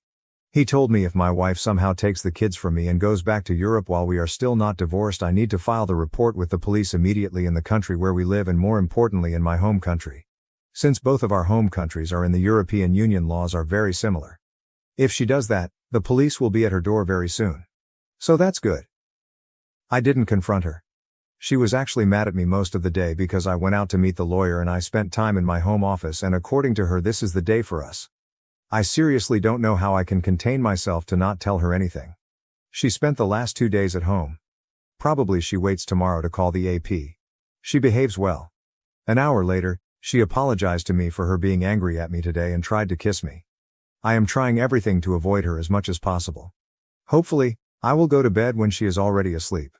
Tomorrow I will make DNA tests for all the kids. Lawyer told me he will call me with all details for the best options for the divorce. I will ask for some free days at work and after that I will confront her in April. Lawyer told me to record everything he says. Thank you so much for your messages and comments. Your advice helped me a lot. Thank you once again. Update 2. First of all, I want to say something. I am reading all of your comments or most of them. What some of you can write is just pure craziness. Stop putting your own words and stories in my mouth. I have never ever said I want to see my wife out of the country where we live right now. If there is one person in the world that wants her to stay here, that's me then. Because that means my kids are staying. I will offer her the best deal that will allow her to stay here, but that deal includes divorce. If she rejects it, then we will fight for custody. I am not the one who should fight for her future. I didn't do shit to her. According to some of you, I should go back to Europe, in her country. I've been there 4 times in my life. I have to leave everything I have built in Asia so I could see my kids 3 days per week while I didn't do anything. She did. She cheated on me and I should destroy everything I have so she could be in the nice spot. Because I am the father and she is cheating the mother. Or even better, I should not divorce her so she can stay here because she was cheating and doesn't know how to keep her legs closed and I need to suffer and never meet anyone else in my life. Brilliant logic. Maybe she can find the job here and stay in the country legally and with the kids that have everything. Huh, that's also not okay? Poor her, she needs to work. Some of you said she gave up on her career because of me and kids. Again, you're making stories without knowing anything. She didn't give up on anything. I was the one telling her if she wants to work, she finished only high school, she can and I will hire the nanny. But she didn't want to because she probably needed time for her AP. I am not forcing her out of the country. Immigration will force her if we divorce and she doesn't have a job. That's normal in every country. I am not above the law. She can find a job and stay with the kids because the best for kids is to stay here. She should do everything to be near kids. In the end, I love our kids more than she does because I didn't ruin our family, she did. Not to mention my kids don't know anyone in her country except her family. Don't speak her language and have friends and go to school, kindergarten here. Well, if you ever experience something like this in your life, you can use your logic. I will stick with mine. So to conclude this rant, I will offer her the deal with the kids staying here. She stays here but not with me. If she rejects it, we go to court and we will see what the judge will say. I also never said if we divorce she will not get anything. She will, but not as much as she would get in Europe, and I honestly don't care if I lose money, house or whatever if my kids stay here. I could transfer ownership of my house on my brother, cars, send all the money as a gift loan to him or to my parents like my lawyer told me to do if I want to keep everything after the divorce, because at this moment she is not entitled at anything before the divorce since she doesn't even have residency status here, let alone citizenship, and everything is in my name. So I can do that before I file for the divorce and she will get huge nothing here. But I am not doing that. I will earn that money back in a few years max, but my kids are forever. Now news and long updates. Yesterday I had long talks with my lawyer. He will make everything so we can divorce here where we live. It will be a tough process but we are ready. He also gave me the contact of the lawyer in the country where we married each other. That lawyer told me that according to everything I told him I'm in a great position. So I am literally building 2 cases if I need to. I need to divorce in Asia, not in Europe. If I divorce in the country where we live or where we married each other, there are huge chances kids will stay with me. EU courts have 0 rights or jurisdiction here, so if she ever thinks to send kids in Europe with her, she can only dream. The court, according to my lawyers, would keep kids here because 2 of 3 my kids are already in the school, spent whole life here. I am working. She doesn't. I have house, financial power for their good life and residency status. My wife could ask for the appeal in her own country where she would have bigger chances, but that process could go for years and I can delay it also in the multiple ways, and my kids would not be allowed to leave the country where we are without me allowing that. So that's great. I sent all the details about the house, cars and bank accounts to my lawyer and he is building the case. Also, I agreed with him that we make a deal for her. She can keep the house and car, but I will be the primary custody parent. Or I keep the house and I will pay for the place where she can live and we share the custody. Anything else I don't accept. When I came back home from work she was waiting for me with the kids. Again, she looked good. We went out as a family during the evening. I had a great time with the kids, I couldn't stand her. When we came home she tried to initiate sex but I politely refused. She was laughing while talking about some nice moments in our past most of the night in bed, so I had to ask myself if she was completely out of her mind. Today she drove our kids to school and kindergarten before I left the house. I took all the papers I needed, suit, some clothes and left. I decided yesterday that I will not confront her directly because of the kids. They are always near us and I don't want them to have trauma because of this. While I was at work she was texting me about plans for us tonight. I was acting like everything was fine because I thought she might come to my work if I confronted her already and that would cause me huge problems at my work. When she texted me at 3 p.m. that the kids are home and that they are all eating, I knew that's the moment. I finished the job shortly after. I left her some money on the joint, mine, but she has access account and took everything else to my other bank account. I sent her the text at 4:05 p.m. The funniest thing, with all the evidence I have, I still can't believe this is the reality. 11 years. I want to tell you so many things right now, but I am so disgusted by you that I just want this to end as soon as possible. You made your choice, now I am making mine. You can stay tonight. Tomorrow, after the kids leave for school, I want you to see out of my house. Don't try to do something stupid with the kids, you will just have bigger problems. I am ready for every scenario. My lawyers are ready. Be normal and we can end this in the most normal way, everything else will just put you in the worst position possible. In the end I can't say I want you all the best, but if your best is away from me then I want you all the best. Don't call me and I repeat, don't do something stupid because I will not tolerate that. My lawyer will contact you about the kids immediately when you leave my house. You can meet and be with them every day, but you are not allowed to enter my property after everything you did. P.S. You look good in those nudes pictures you sent to AP. She was online when I sent her the message but didn't respond or call for the next 20 minutes. I wish I could see her face during those 20 minutes. During those 20 minutes I called the AP. He rejected the call and sent the message asking who it was. I called again and he answered. I told him that I will not do anything to him. I just want normal talk, and if he has any human decency he will meet with me wherever and whenever he wants. Whole day I thought he would reject the possible meeting, but he apologized to me and asked me where I was. I explained to him, he told me where he was, and we decided to meet at 5:30 p.m. in a bar near his flat. When my wife started to call me I put the phone in airplane mode. AP was waiting for me. I saw that he was looking at me from 10 m away at least. I was audio recording the meeting. OFC, he knew how I look. I mean, my wife has pictures with me on her IG and us as a profile picture on WhatsApp and Line. What a lovely wife. He immediately asked me if he said everything, and after that I could ask him whatever I wanted. I told him he can, but after he says everything about him. He's 26 years old, he is from one country in Europe as I assumed. He doesn't have any GF or wife, no kids. He lives here the whole year and just enjoys his life. He looks good. He is an attractive young guy and seems like someone who only wants to bang girls. Then he started to talk about how he met my wife. They were in one restaurant club in the early August. He was with friends, she was with friends. I knew about this because she asked me if she would go out with her friends. After some time they all started to sit together. They talked a little bit, he told his IG when some of wife's friends asked. He says she wasn't flirty that day. He saw her ring and assumed she was married and didn't want anything. He showed me messages with her from other apps that I didn't know to see. She started to talk a little and after that they talked more and more. She said she loves me but that I have cheated on her. I've never looked, let alone touched another woman since I met her. Before a month, and that is her revenge. When I saw that I wanted to vomit. She was saying this before or after the first time they were physical. He told me they had sex 4 times, 1 round. Whenever they would meet she would be nervous after the sex and would always say this is wrong and she would leave shortly after. He was confused with her behavior and even texted her to not meet anymore. According to him she cried last time and said this is over and that she made the worst mistakes in her life. She loves me and even though I cheated on her. This is not okay.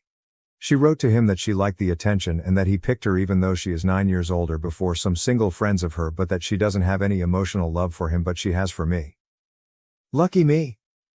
Last Thursday when I came into the house in the middle of the work to catch her and found the empty house and caught her lying to me, she called him to meet. This guy actually told me with a straight face that he wanted to have sex with her that day. I mean, he has balls. He was busy somewhere and she was waiting for him in the lobby of the building where he lives. He thought she came because of sex, but according to him she rejected him and told him they were done. She told him to not call her anymore and that she will never stop regretting everything that she did. She also asked him to not say a thing to anyone. He showed me messages after the meeting where she said almost the same thing because he was confused, so he asked her again if she's sure. She blocked him after that on everything and never called again. Probably she deleted all these messages because I didn't see those messages on her phone. Did she forget to delete those hidden messages I actually saw? I have no idea. I don't know if he is lying, but I don't think he does. He doesn't have any reason to defend her because he actually said a lot of bad things about her and gave me every evidence I needed. He showed me literally every message, he said about every disgusting detail. He even told me one of my wife's friends knew about them. So he told me basically more than I wanted. While we were talking, my wife called him. He showed me and asked me if I wanted him to answer. I told him to not answer. She started to send him messages and voice messages. Some of the quoted messages are voice messages where she screamed like a lunatic. Her, where is he? Why did you tell him? I hate it, you destroyed my life, where is he? Him, what are you talking about? Why are you attacking me when you lied to me and him? Her, how does he know? He left me. You destroyed me. I told you we are over, why did you do this? Where is he? I am trying to find him. Him. I didn't tell him anything. I didn't do anything. You are married. Her, I made mistakes but I don't love you. I love my husband. I don't love you. I never loved anyone except him. I made the worst mistake in my life. I never liked you except for fun. I wish I never met you. Him, I really don't care who you love, but why did you lie to me? Her, I didn't lie about anything. I really love my husband and he left me now. I don't want to live, he left me. Him, I am not talking about that. You lied, he cheated on you and that's why you are doing this. How many guys have you been behind his back saying the same thing you told me? Her, with 0, you are the first and last and I can't believe I did this. You told him and destroyed me because I don't want to have anything to do with you anymore. Him, I don't give a damn what you want or not. I didn't tell him anything. Answer my question. Her, you told him, you're a horrible human being. Him, answer the question. Her, what question? Him, why did you lie he cheated on you? Her, because I am an idiot and liked the attention and lost control and now I lost everything. How does he know about this if you didn't tell him? Him, I didn't say anything and I need to go. Her, how do you know I lied about him if you didn't talk? I know you told him everything. I hate you, you destroyed me. Him, again, I didn't tell him anything but I hope he will not forgive you. She blocked him after this. I was just looking at him for 2 minutes without saying anything. I was close to starting to cry. He was apologizing like crazy and said if he knew that she is happily married he wouldn't do anything. He says I don't need to believe him but that's the truth. He told me he doesn't want anything with her and never planned. Also he sent me SS of all their messages immediately so I can have it during the divorce process. He asked me what I want to do with her in the marriage. I told him everything and he wished me and my kids best of luck and asked me if she called him or sent him any message. Do I want him to tell me? I said I wanted to. He told me if I need anything I can call him. We even shook hands. If someone told me before a week that I will DNA test my 3 kids and shake hands with my wife's lover I would think I am high, but this is my life. In the end, it's not his fault. I didn't marry him. I sent the audio recording of the meeting and SS of their messages to my lawyer, and talked with him a little bit. He told me with everything AP said and messages that he sent me, it would increase even more my chances during the divorce. Now, I am in the hotel. I didn't block my wife. She sent me a billion messages and called me at least 100 times. Even my friends called me asking where I was because my wife told them we had a huge fight and I left the house. In the morning when my kids leave for school kindergarten I will confront her eyes and eyes and then in the afternoon I will DNA test kids. I took some free days from work this week so I have time. That's it. I know some of you will tell me I shouldn't do this and that but I am trying my best. It's much easier to give advice from the phone than actually living this shit and going through a roller coaster of emotions. This is by far my worst period in my life and I have been through some really shitty situations during my life. I don't know if I will update, probably I will put in another sub or at my profile, but if I don't, just be smarter than I was. Thank you all and take care. Update 3. I will post here because I don't have time to deal with the trolls. Hey guys, a lot of you asked me for the update. I am really busy these days, but a lot of things have happened, so let me share because strangely enough I find writing about this very therapeutic. Okay, so my last update was when I was at the hotel. During that night my wife's best friend called me and said she will be near her with the kids. Me and her have a great relationship and she is in my eyes by far her best friend. She called me on Wednesday early in the morning that she is driving my kids for the school because my wife can't stop crying. I jumped in the car, picked my friend, Witness, and we came to my house. Honestly, I can say it was much easier than I expected to kick her out.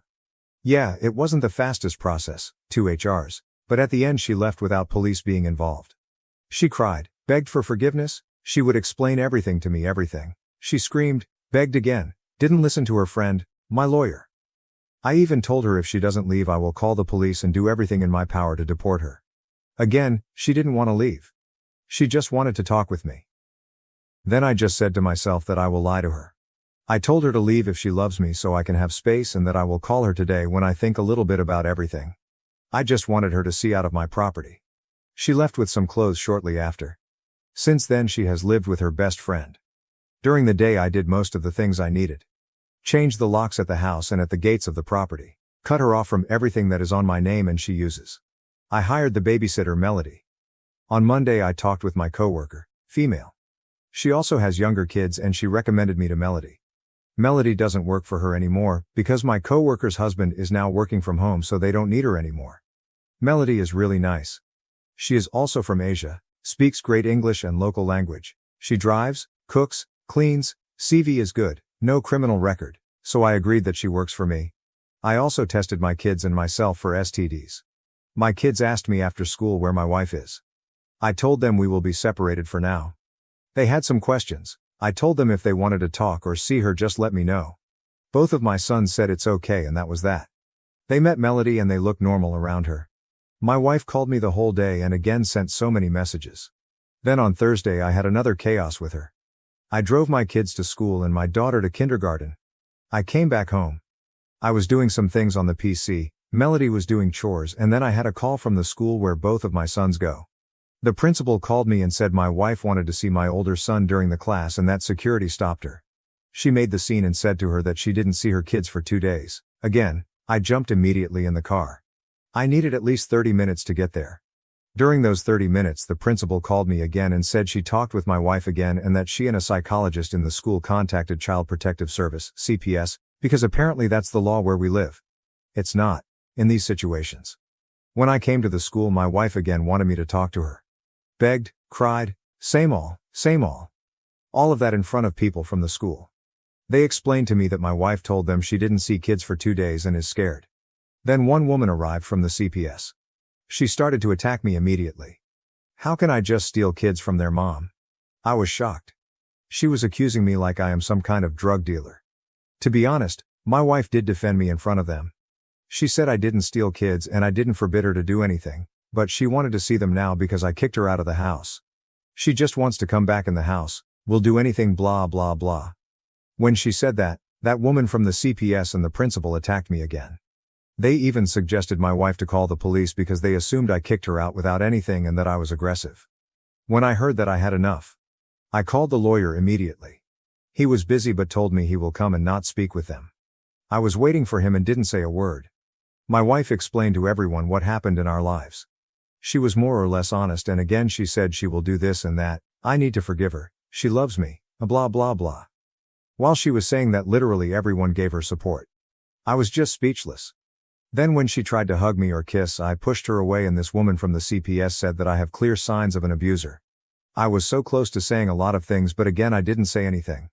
My wife told her that's not true and that I have never ever raised my voice let alone hand it to her and it's her fault but she loves me and can't live without me. Before my lawyer came, another woman from CPS arrived and she was the same as the first one. I am the worst, I am horrible, my wife is sweet and innocent. Whatever. My lawyer came and he was furious with them.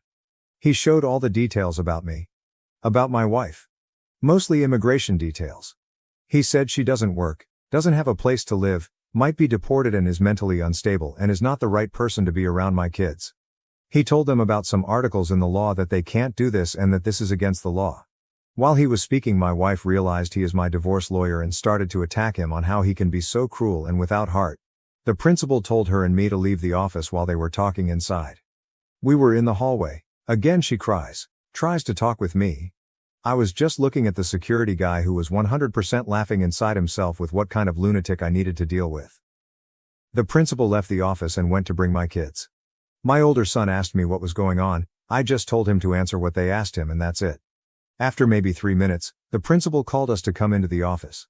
That first cow from the CPS said the kids said everything and that they have the most important details. I asked them what details and she said both of my sons said they want to stay with me and that they enjoy being with me. They repeated the same in front of me and my wife. My wife for the 100th time started to cry again. My older son even moved a little bit so she couldn't hug him. They left after that. These women from CPS said me and my wife need to make a deal for the kids. I said we will after I solve everything that I need. And then she gave me a paper and told me to sign. It was in the local language, so I needed a little bit of time to read all of that, so my lawyer took that paper and told me to not sign. They wanted me to sign that so they have legal grounds to visit my home every week uninvited to see how I'm doing with the kids. My lawyer attacked them that they are doing this for their bonuses and that they don't have any legal right to ask me to sign this and that they can call whoever they want. They said they will contact their supervisors and that the police will probably contact me. I left immediately. No one contacted me still.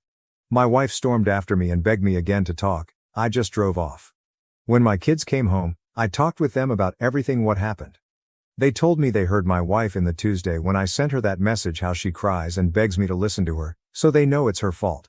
Smart little kids. I drove them to football practice. My daughter was with Melody. She likes her a lot. My sons even helped Melody to clean after they ate and they wouldn't do that with my wife, so I think deep down they know they need to behave as best as possible and help me during this time. Again, my wife calls me 24/7. I think she should be in the Guinness World Records for the most calls made and messages sent. Today was a much better day. Everything in the school was good. My daughter stayed at home because they have a free day today. Melody is making her hair, they sing, they are a great duo for now. My wife's friend called me in the afternoon saying that my wife wants to see kids. I told her it's okay. They arrived and my wife immediately saw I changed the gates. My daughter was very happy to see her. Wife was crying when she saw her. She was waiting for my sons. And both of them told her they don't want to be with her now. I told them to talk a little bit with her because she was crying literally on the street, but they refused and went into their bedroom and later to play with their friends on the street. I told her to leave and she begged me again to give her a chance to tell me everything. I told her that she needs to wait to talk with me until I receive DNA tests. She put my daughter on the ground and just looked at me for 10 seconds completely frozen. Honestly, I thought at those moments kids are not mine. She was shocked and said kids are mine and she can't believe I'm saying this. I really think this was the moment when she finally realized what she did. She told me again that the kids are mine and she jumped in the car. I talked a little bit with her friend and I could see my wife was crying like crazy. They left after that. My wife's friend brought my daughter back. She said my wife locked herself in the bedroom. She called her parents to confess everything and she is in a state of shock that I've tested our kids. Kids are mine. She never looked at anyone during the marriage except AP. My wife told her friend that she can't believe what she did and that she knows now she lost everything when I did the DNA test because that's very extreme and she thinks I don't trust her anything. Her parents called me tonight. To say they are furious is understatement. Her mom begged me to not cut the contact between them and my kids. I said they can always call them and come here but that I will not allow my kids to leave Asia before we divorce. She is fine with that and thanked me. Her father told me she is not welcome anymore in their home. They are disgusted she could do something like this and he told her to not call them anymore. They are very conservative, 40 plus years in the marriage, so this was kinda expected. Her older brother told me the same. That he blocked her and that he is disgusted that she is his sister. They all gave me full support and told me to inform them about everything. They FaceTimed a little bit with my kids and they had a good time. That's about that. Hopefully the weekend will be much easier. I am very tired.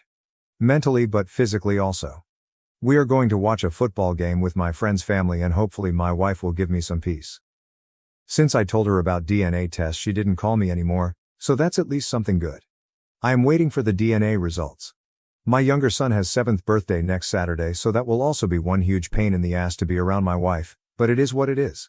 Thank you for your advice and nice words. Update 4. Hello. Yes, I am the father. I mean, I knew 99% of the kids were mine, but you never know. In the end, I thought my wife was a loyal woman, but she isn't. I can say I can breathe with the full lungs finally. Now everything is easier. When I received the results today, I was so scared to read it. I needed to take 10 minutes before I actually saw the results. Damn, if someone told me this will be my life. But here we are. I started to work again today. Melody is taking care of everything. My friend and his wife are there to help her. She sent me pictures of my kids when she drove them from the school and when they were eating. She is really good and kids love her. Well, these last 5 days were really tough mentally, so let me start. Weekend, my wife didn't call me at all since I told her about DNA tests. She was still sending me messages but didn't call. Her friend told me she looks like shit and behaves like she has a mental breakdown. She would send me about 30 messages per day, before it was 150, 200 at least. Mostly were something like this. Good morning, have a great day, I am so sorry for everything, please call me if you have any desire. I am so proud of you how you're taking care of everything. I can't express how sorry I am for everything. I wish I never went out that night, I wish I told you immediately. She would sometimes change the words, but the context would be the same. And she would send me some pictures of us and kids from the past, from the vacations, us all being on the couch, in the restaurants, etc. I have to say that until yesterday she would just FaceTime with my daughter, sons still refuse, every day, but she didn't come to pick her up. IDKY, but as her friend says, she just doesn't seem normal right now. Well, my brother called me on the Saturday. I didn't tell him or anyone in my family what was going on. Whenever they would call to see my kids, me and my wife, I would have some excuse why my wife isn't near me. I knew she didn't tell them. Until she actually did. So my brother called me and he told me she confessed everything. He was shocked and couldn't believe it. He thought we were joking with him. Yes, people, with all the evidence still no one can believe. I think people would rather believe she became president of the USA than this. That's how shocking and how big betrayal this is. My brother's wife is very close to my wife.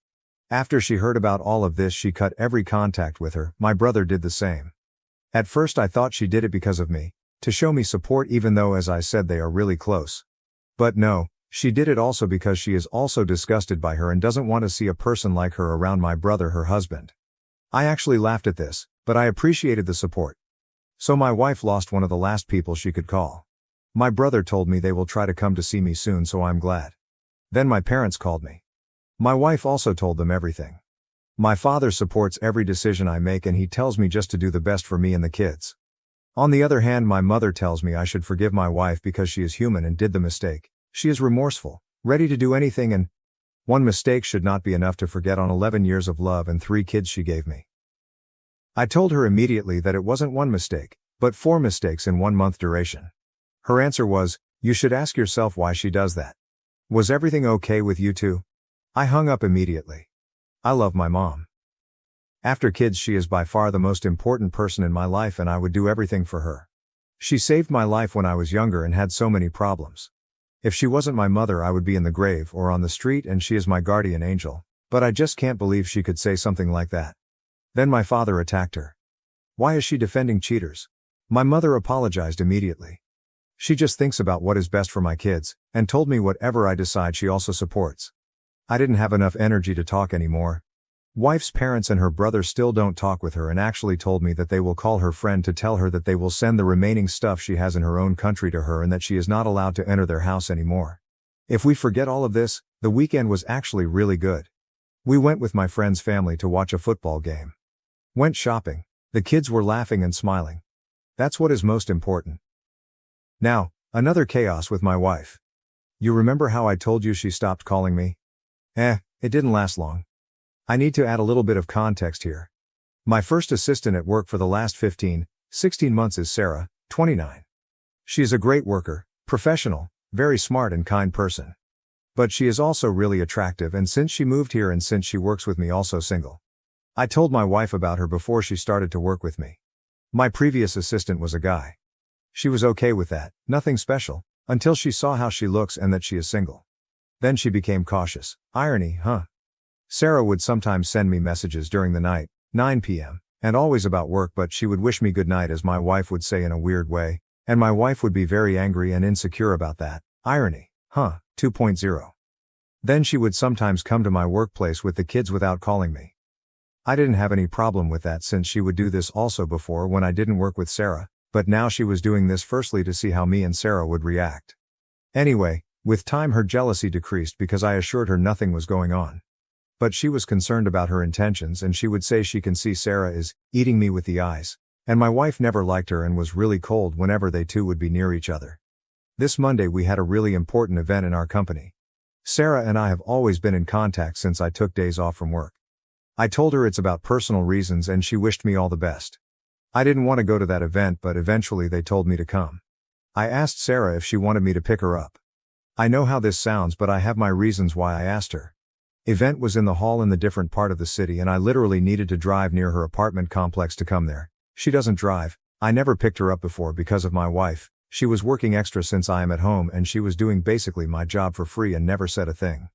In the end, I don't need to explain anything to my wife.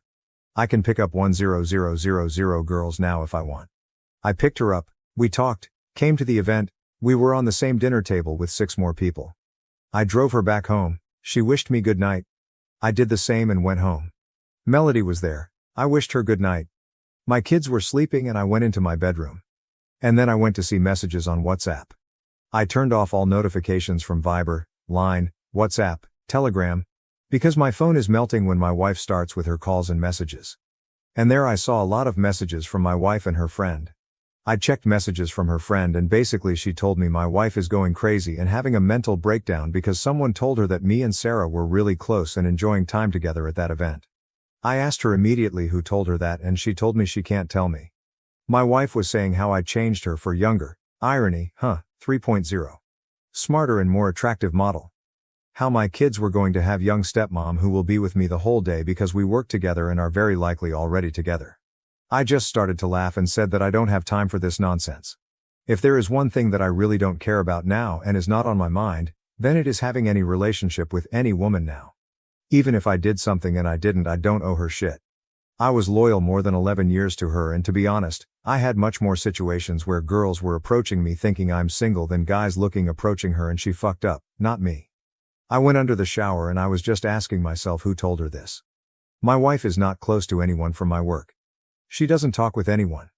The only person that knows about my situation from work is my female coworker that recommended me Melody. She is really close to me and she had horrible things to say about my wife after I told her everything and she didn't say anything to anyone 100%. I just said to myself someone from work that doesn't like me sent her message probably from the burner account and that's it. I called Sarah and told her we need to see each other tomorrow. And yesterday we went for coffee and I told her everything about my wife. She was shocked that someone could say something like that. I told her everything because of a few reasons. I expected my wife to call her and have another lunatic episode. Luckily she didn't. I wouldn't lose my job at all if this is even true between us, but I don't want someone to tell complete lies about me. Also, why would anyone lie about her? She is sleeping with her boss and that's why she has a job. And also I didn't want to hear any rumor that my infidelity is the reason for my divorce and that possibly can ruin my chances during divorce process. She told me she will tell me if she hears anything and today when I returned to the job everything was perfect. My wife started to call me again every 5 minutes. She constantly cries, begs for a new chance. She will do everything, whatever I want. She came yesterday to see kids. My sons were at football practice, but she took our daughter. When she brought our daughter back she tried to ask me a few questions about Sarah but I left immediately. I don't need to explain myself to her at all. But the thing I do notice about her is that she definitely lost some weight. Her friend tells me my wife refuses to eat, and bags under her eyes look like she is a crackhead. On Friday my younger son turned 7, but he will celebrate on Saturday with his friends and other kids in our house. My wife will be there and her being around me for a few hours is one huge disaster in the making, but I will try to stay calm because of my kids. On Sunday I plan to confront her one-on-one about DNA results and offer her a deal about her future, so I will update after that probably. I promised myself this won't be long but it is long. Sorry guys, apparently I am not capable of making a long story short. Thank you for your nice messages and comments like always and take care. Update 5. Hi everyone. I said I will update after I speak with my wife on Sunday about everything, but I actually already did it or maybe did it. It will be a long post so feel free to skip it. If no one reads it I'm okay. I feel better when I write this because I'm feeling the worst ever, so at least I can vent here. On Thursday my wife called me to ask if she could take our daughter for a sleepover. Our daughter doesn't go to the kindergarten on Fridays, so she is free. I told her she can. She came and again she tried a little talk with me, but I didn't want anything. She wanted to talk, but I told her to leave, but she asked me if she could talk a little bit with our younger son since he will turn 7 tomorrow. I called him and he came. He was standing away from her, but he was listening to her.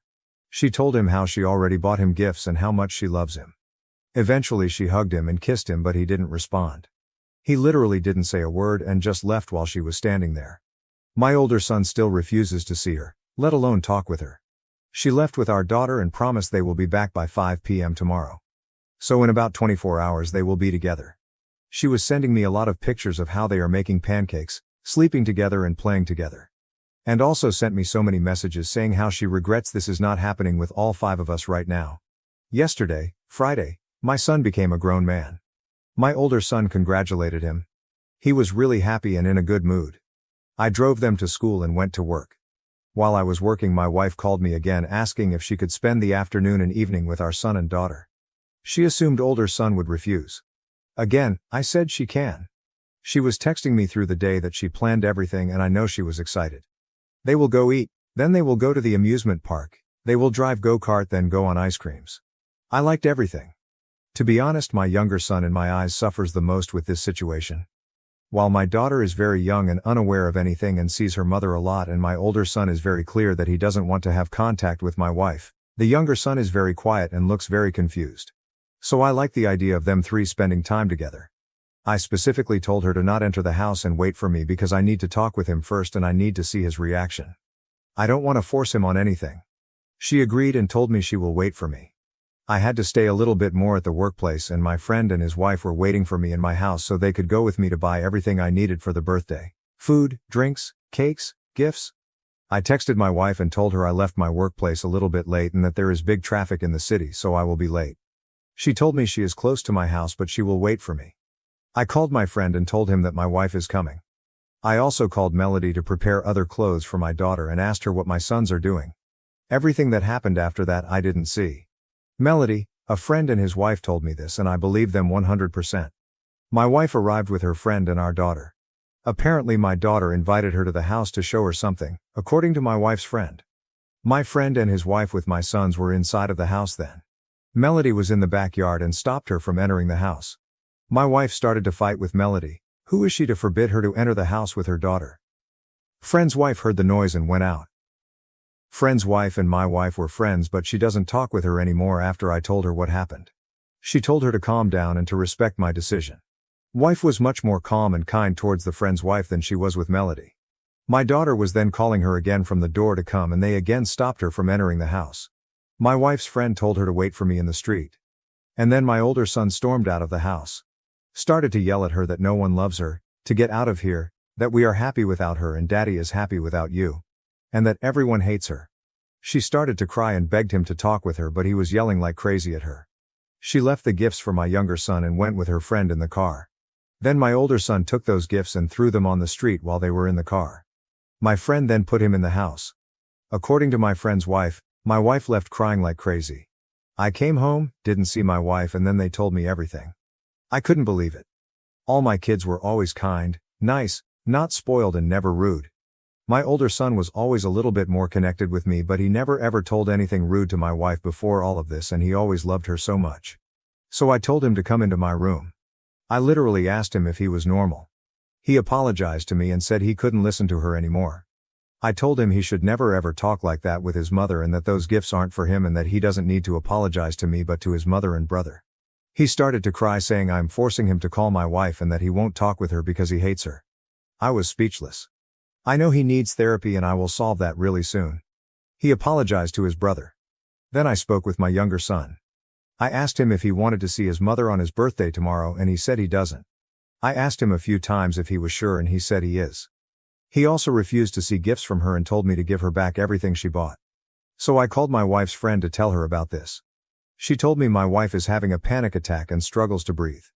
After 2 hours she called me saying that she needed to call 2 of her own friends because of my wife and that she is sleeping now after she took some pills. Today when I woke up I saw messages from my wife. She basically told me she doesn't want to live anymore.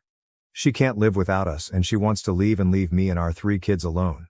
I called her and told her that I will send her pictures and videos from the birthday but to not disturb me today and that I will talk with both sons after this.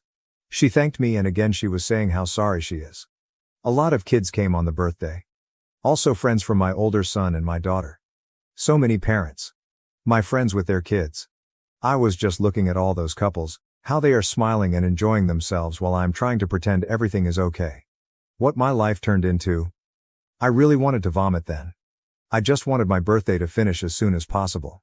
When Melody left as the last one and my kids were in the living room opening the gifts, I went in the garage and I called my wife. I told her to not interrupt me and to shut up. I was screaming, yelling, crying and sarcastically laughing for about 5 minutes. And I told her so many bad things. I didn't curse all the people in the world together as much as I did her. I told her the worst things. And I don't regret anything I said to her. She didn't interrupt me but I could hear her crying. When I finished with my part she just said, "I am so sorry, I will do anything," and kept crying. I wanted to break my phone at that moment. Just told her to fuck off and I ended the call. Now I am sitting in the dark bedroom and I'm writing this. I am just asking myself, what the fuck did I do to deserve this? Is this karma for my crazy behavior when I was younger? I guess I will never know. I was always a problematic kid. Good in school, horrible out of school. I was running from the house so I could be with my girlfriend. I was stealing money from the parents. My mom came up with the idea that I should start practicing Taekwondo so I could release all my energy there. Boy, she was wrong. I started to fight every day and I ended up in the police. Then I went to college. I became friends with the wrong people. I would have exams at 9 a.m. and I would stay in the casino till 6 a.m. playing poker tournaments or blackjack, or I would just drink and go to the nightclubs with the friends and girls. Then I met my wife. She came to work in my country. Some guys had eyes on her, but she was shy and I was a complete mess, but for some reason she liked me.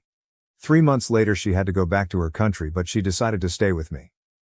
She gave me almost all of her savings so I can pay my debts after about 5 months of relationship. I really thought she was insane for doing that. I still do, but she did change my life and I changed myself because of her. We left about 10 months later for Asia. I will never forget the first apartment where we lived. It was the biggest shithole I have ever lived or maybe even seen.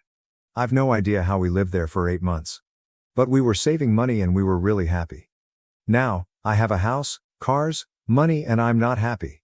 I don't want to sound arrogant but girls always says I'm good-looking guy in the great shape. I am working out 3-4 times per week, I have great job, career, and I know I can find new GF wife easily, but I seriously think I will never ever marry again. I will never trust anyone 100%. I know this might be a temporary feeling and that life is full of challenges and I should be happy because my kids, parents, brother, nephews, friends are all healthy and love me, but I am really tired and empty. Sometimes I just want to give up, but then I remember I have 3 kids. Everyone around me expects me to be some kind of magician who is expected to do everything good for everyone around me. Everyone expects me to suffer in silence and to not say a shit what is going through my head. Do best for your kids. Take care of your wife. Maybe she will do something to herself. Do that, don't do that. Forgive her, go on MC. Don't forgive her, destroy her. Forgive her because of the kids and in some time you will love her again. Fuck her, don't forgive her, kids are better with you and without her. I am so tired, tomorrow is just a day for me and the kids. Thank you all. Update 6. Hey guys, a lot of you are messaging me. Everything is alright. Firstly, thank you for your concerns. To be honest with you, I don't know what to tell you. I guess everything is okay? Since I can't sleep, I decided to write this in this late hour. I am feeling much better than in Saturday. I haven't seen my wife since last Thursday. The last time my kids have seen her was on Friday when my son turned 7 and my older son kicked her out. She is still sending me messages and calling our daughter. Yesterday her friend brought me an envelope that my wife sent me. It was a 9-page letter plus 4 additional pages of her changes. She wrote a lot of that, so I will quote some of the parts. First 5 pages were basically just about our past, literally the timeline of our relationship. What we have been through, our best and worst moments, but how we always stuck together. Last 4 pages. I am embarrassed to say I'm sorry. I can't express how sorry I am. I understand it doesn't mean you too much, but I am really sorry. I wish I could turn the time back. Seeing you and kids hurt really makes me want to die. I should be the person to help you, not to hurt you. I failed as a mother and wife. When D, older son, yelled at me, I really wished I was dead. What kind of mother does this to her kids? What kind of wife does this to her husband? I understand that you will never love me like you did. That you will not trust me like you did. When you told me you made DNA tests for all of our kids, my heart broke into pieces. That was the toughest moment in my life. That moment when you told me straight in the face that you don't believe me since we met each other and you will probably never believe me again. I need to live with that fact. I just want you to know that I love you. I know you don't think that, but I really love you. I would give my life now for you. I hope I can prove this somehow. I wish you could put my heart in some machine so you can get results to see that I love you. I always knew I love you more than anyone, but after everything I did, I know I love you even more than that. I understand how horrible this sounds, but this is the truth. I threw all of that for what? For a little bit of attention. I lied about you cheating on me so I can have excuses in mine and AP's eyes. Who does that? Only horrible and cruel people. I am really lost. But you are not. I wish I could tell you to be with some girl so we can be one. One, but the truth is we can never be one. One. Whatever you do will not be the same as what I did. Also, I can't imagine seeing you with another woman. I know this is again selfish, but I do love you and I can't accept that, and I hate myself that you don't believe me. I hate myself for whatever I say or do. You just ignore me and don't believe. I wish you broke every single bone inside me that day instead of this. I pray every day and night that you will call me and tell me to come back. I truly believe that day will come. If there is a 0.001% chance, I will believe. And I will never stop believing. I will accept whatever condition you make me return. I will sleep on the floor, I will clean, cook, wash, not talk with anyone, I will lick the floor if I need to. I just want to be near you. I will never understand why I did that. What did I achieve? I was telling Z, her married friend that knew about the affair, how I don't find AP more attractive than you. In my eyes, no one is more beautiful than you. How I love sex with you 1,000,000 times more than with him. And I still went there a few times. I am so sick. I know you don't want to hear this, but I felt like the biggest trash then and with you like the happiest person. And again, I still did this. Since you left me, I ask myself, was everything okay with me back then? Sure, it wasn't, but when I try to remember everything, I feel like someone changed my head, like some type of drug was inside me to do that. I could never imagine myself doing that. Not even in the dreams. And I did that in reality and hurt the person I love the most. I really hope I will find the answer why I did this. I just hope you will not make your decision till then. You were always stronger than I was. I hope you will survive till then. If you want me to leave and stop calling, I will do that, but please don't forget about me. Don't give up on us like I did. I know this sounds horrible, but don't give up on us because of kids and everything we went through together. I know because of this my betrayal is even bigger, but I will do everything so we can be happy again wherever we will be. I am ready to follow you and be there for you 1,000 times more than I was till now. You know I would do and give everything for kids and you. You know how happy we were, but I destroyed everything. If you give me another chance, we will be happy again, because of you. We will have again like we had. I will show you for the rest of my life how sorry I am and that nothing and no one can stop my love for you. I understand you can say AP stopped, but he didn't. I never looked at AP like I was looking at you. I never touched him like I was touching you. I never even kissed him. I would never bring him near my kids. I would never ever tell him my secrets that I told you after a week of our relationship. I never smiled with him, but I was always smiling with you. I understand my actions tell a different story, but you were always the only man in my heart, and I will never stop hating myself for everything I did. I am so sorry for breaking your heart along with mine. This is something I will never ever forget, but I will live the rest of my life to be there for you and our angels in the best and worst, and I will appreciate every second with you more than ever. I love you more than anything, S. 2 additional pages were about her changes. She wrote this: I'm always telling you that I will do everything for you to forgive me, but I didn't actually do anything yet. Now I will make everything in my power so you can have some answers in your head and start believing me, and hopefully one day forgive me, at least in your mind, if not heart. She deleted her IG, TikTok, FB, and will never activate them again. I can just say finally. She is trying to find a job. Hey, she has only high school. She has less than 10% chances to find the job here, even as a cleaner, but respect for the hustle. She will write a full timeline about her affair. I really don't care about this. She will not force contact with our sons, but she will go on every football practice they have and watch them. She will come to every event in the school. If they tell her to leave, she will leave. She will send them a few letters per week and will bring their favorite food, snacks and toys a couple of times per week. Okay, I like this. She cut contact with the friend that knew about the affair and told her to not call her anymore. It's not her fault, but she can't ask for my forgiveness if she still keeps in contact with the person that encouraged her to prolong the affair. She told me she will tell friend's husband that she knows about everything if I want. I like this because I never liked that cow and I honestly don't care if my husband knows or not. She will go on polygraph. She will answer about 20 questions about me, her and AP, and did she ever cheat me before. She is scheduled for 2 days. I am actually looking forward to this. I checked the reviews and it seems this agency is reliable. She will never ever leave the home without me. She says we can put the camera in our home so I can watch if she leaves. When I leave the house and I invite her with me, she will leave. If not, she will just be in the house around the kids. Yeah, this is insane. She will sign a postnup/deal/agreement that says if she ever makes any kind of infidelity, texting with unknown man, sexting, flirting, or PA, she is giving me full custody and leaving all the assets to me.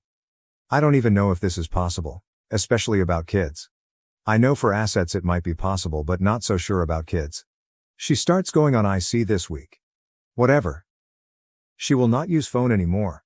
If she does, she will not have a password and will delete and block all male, female contacts except us, family and 2 friends. She never had a password and I really don't care about her contacts. If we reconcile when she drives kids to the school and then goes to the supermarket, she will share her location and video record herself in the supermarket so I know she is not talking or meeting with anyone. Or she can order food directly to the house and I can see on the camera that she had contact with the delivery guy. As I said, insane. She started to listen to some podcasts from the ex-cheater and will purchase some books about infidelity. I can't express how much I don't care about this. There was also some other stuff, but it was literally so crazy. Like she will sell all her clothes and use that money for something else. If there is one thing about her that I still believe in, then it is that she doesn't care about money. She never ever bought herself any expensive piece of clothes, shoes, jewelry, bags, she just doesn't care about that. So if she sells everything, she wouldn't earn a lot. Also, she said when she finds a job she will buy food for herself and other things, so she will never take $1 from me. But my favorite is that she will sell her phone and start using an old phone like Nokia 3310.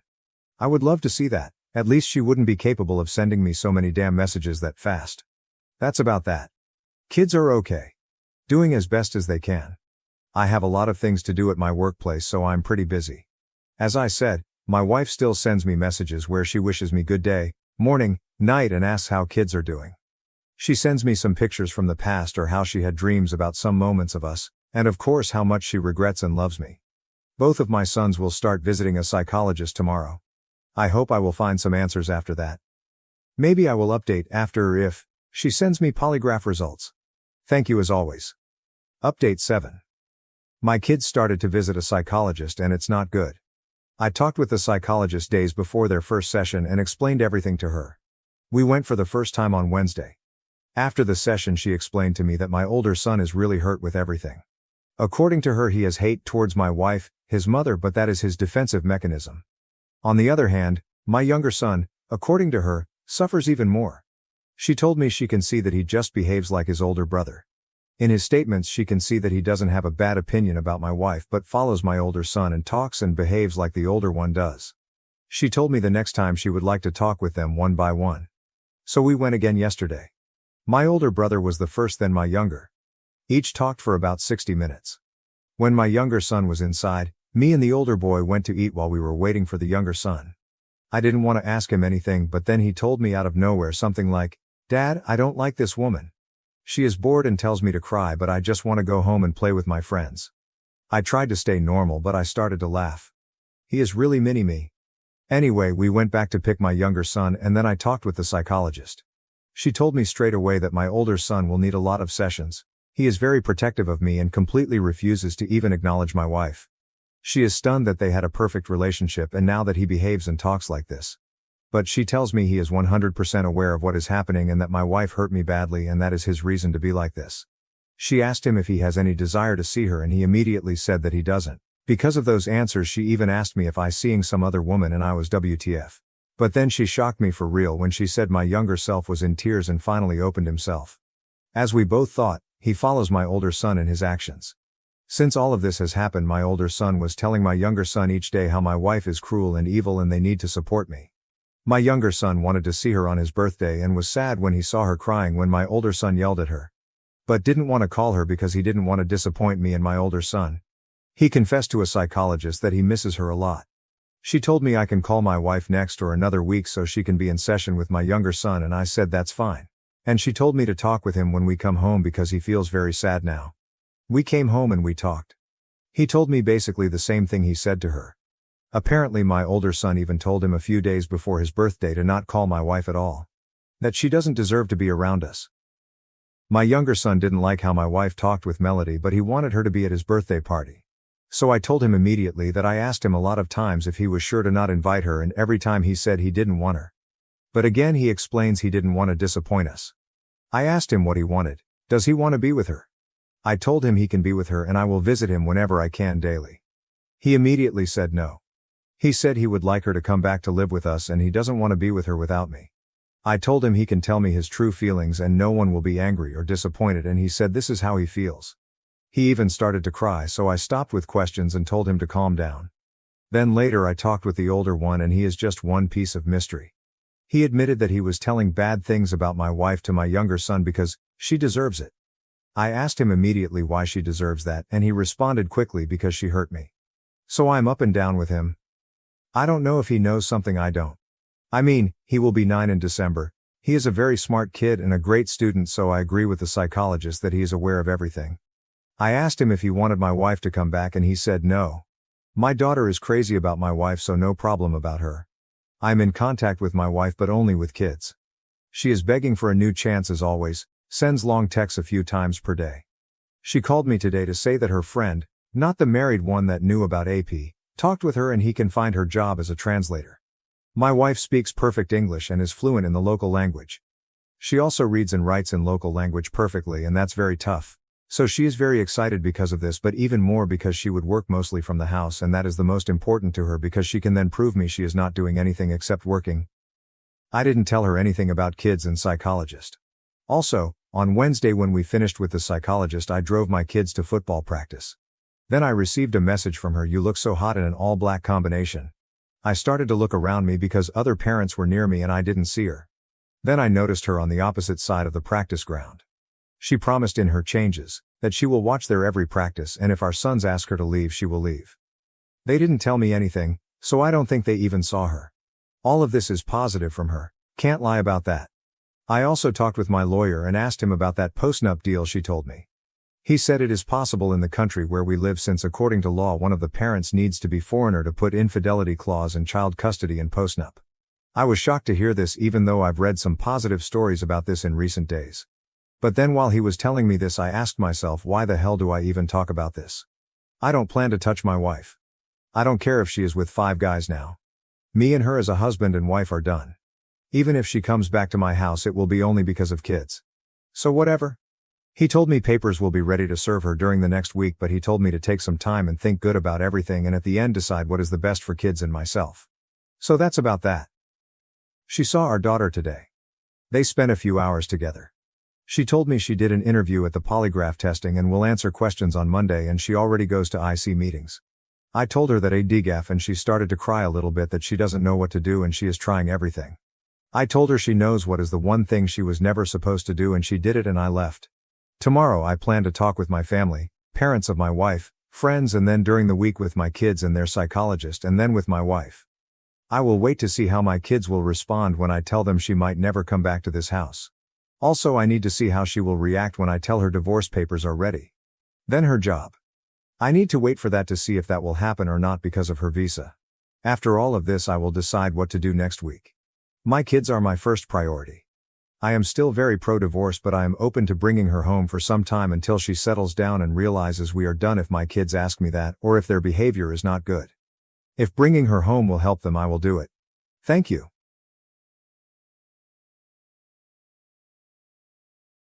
I worked 12 years for the family business, but my dad gave it to my sister and her fiancé, then begged for help when they abandoned him. I, 36F, was fired from the firm that my father had started only 8 months before. For background, I've been with the family firm for nearly 12 years. My grandfather on my father's side created a jewelry business that we own. It was passed down to my father, and I assumed it would come to me next. After all, I am the older sister, and I have been interested in business since I was a teenager. My father always told me that he expected me to someday take over the firm. My sister, 33F, never appeared interested in a profession. She only wanted to marry and start a kid. So if Dad was going to have an heir to the company, it was supposed to be me. This has always been taken for granted. There was no formal documentation of it, but I suppose I should have planned for anything similar. I had been my father's personal assistant for 12 years. I even abandoned my first job after only 2 years because I wanted to obtain real-world experience before joining my father. I did not want to come across as entitled. However, I left my job once my father requested me to start working for him. Despite everything I had done, I was kicked out of the firm in favor of my sister and her tremendously wealthy fiancé. My sister hadn't even been a member of the family for the previous 15 years. She made a few terrible actions, and my parents cut her off shortly after she turned 18. She had announced that she would not be attending college and instead wanted to explore and discover herself. That did not set well with my parents. They offered her an ultimatum. Either attend college or leave. Being the type of person she is, she opted to leave and live with her partner at the moment. They ended their romance after only 6 months together. Then she showed up at our door, pleading to be allowed back into the family. Before she went, she told my parents a lot of terrible things, such as how she no longer needed them and how she would be better off without a family like ours. She also said that we were not good enough for her because her boyfriend's family had a much better financial situation than us. She had insulted and humiliated us before going away. When she returned, my father informed her that the terms he had imposed previously remained in effect. If she wanted to return, she would have to go to college and earn a degree, regardless of what she selected. Otherwise, she may stay outside. My sister attempted to argue and fight her way back into the family. But my father was resolute. She chose to depart again, vowing never to return. For the next 15 years, we only saw her at family gatherings and never communicated with her otherwise. We discovered information about her life updates from other relatives because she refused to speak with us directly. My mother and I attempted to contact her several times, but because we were on good terms with my father, she refused to speak with us. To her credit, she kept her word and never returned until my father chose to make touch with her again. During that period, she sorted out her life, but not in the way we expected. She never attended college since she wasn't interested. Instead, she lived with a friend for a period, acquired a job, and began working to support the life she desired. I believe that event helped her mature significantly. She changed jobs frequently, but for the past few years, she had worked at an advertising agency. Our family maintained track of her life through other relatives. She knew about us as well, thanks to the same family. My father became very ill about a year ago and we were on the verge of losing him due to heart failure. The cardiologist informed us that his condition was serious and that he needed to make significant lifestyle adjustments. During this health scare, my father decided it was time to contact my sister and reconcile their relationship. By this point, my sister had matured significantly over the previous 15 years, and she finally accepted to rejoin the family. She came to see us alone, and we didn't chat much about her life because we were too occupied reminiscing about the past. She didn't want to make it all about herself, so she didn't reveal anything about what she'd been up to. The information we didn't obtain from her came from our relatives. We knew how she was doing professionally but not much about her personal life. Anyway, she seemed pleased to be back, and we were all focused on the reconciliation of father and daughter. It was a really emotional reunion, and I was delighted at the time, not knowing what would happen next. When she returned to see us for the second time, she brought her fiancé, which surprised everyone. She informed us they'd been dating for 3 years and were only recently engaged. None of us in the family knew about it, so we didn't find out through our regular channels. They'd kept it under wraps. The flow of information was not one-sided. Thanks to our relatives, she knew our father had some health issues, but she had no idea how serious they were. That is why she had not visited us sooner, and she felt it was inappropriate to announce her engagement at the time. Now that everything had cooled down, she decided it was time to introduce him to the family, so she invited him along. He appeared like a pleasant guy and I could tell he was wealthy. His clothes, watch and shoes were all costly. I felt glad for my sister because it appeared that she had finally found someone who fit her expectations. He was financially secure, had a clear vision for his life, and had his future planned out. After speaking with both of them, we discovered that her fiancé, like her first boyfriend, was the son of a wealthy man who operated a fast food franchise. Unlike her first relationship, this guy looked serious about her, and they were clearly in love. I was truly thrilled for her and complimented both of them. I never expected my father, or even my sister and her fiancé, to do what they did next. However, after only 3 weeks of knowing him, my father believed it was best if they take over the family business. He contacted me one morning and asked me to come home so we could chat about something.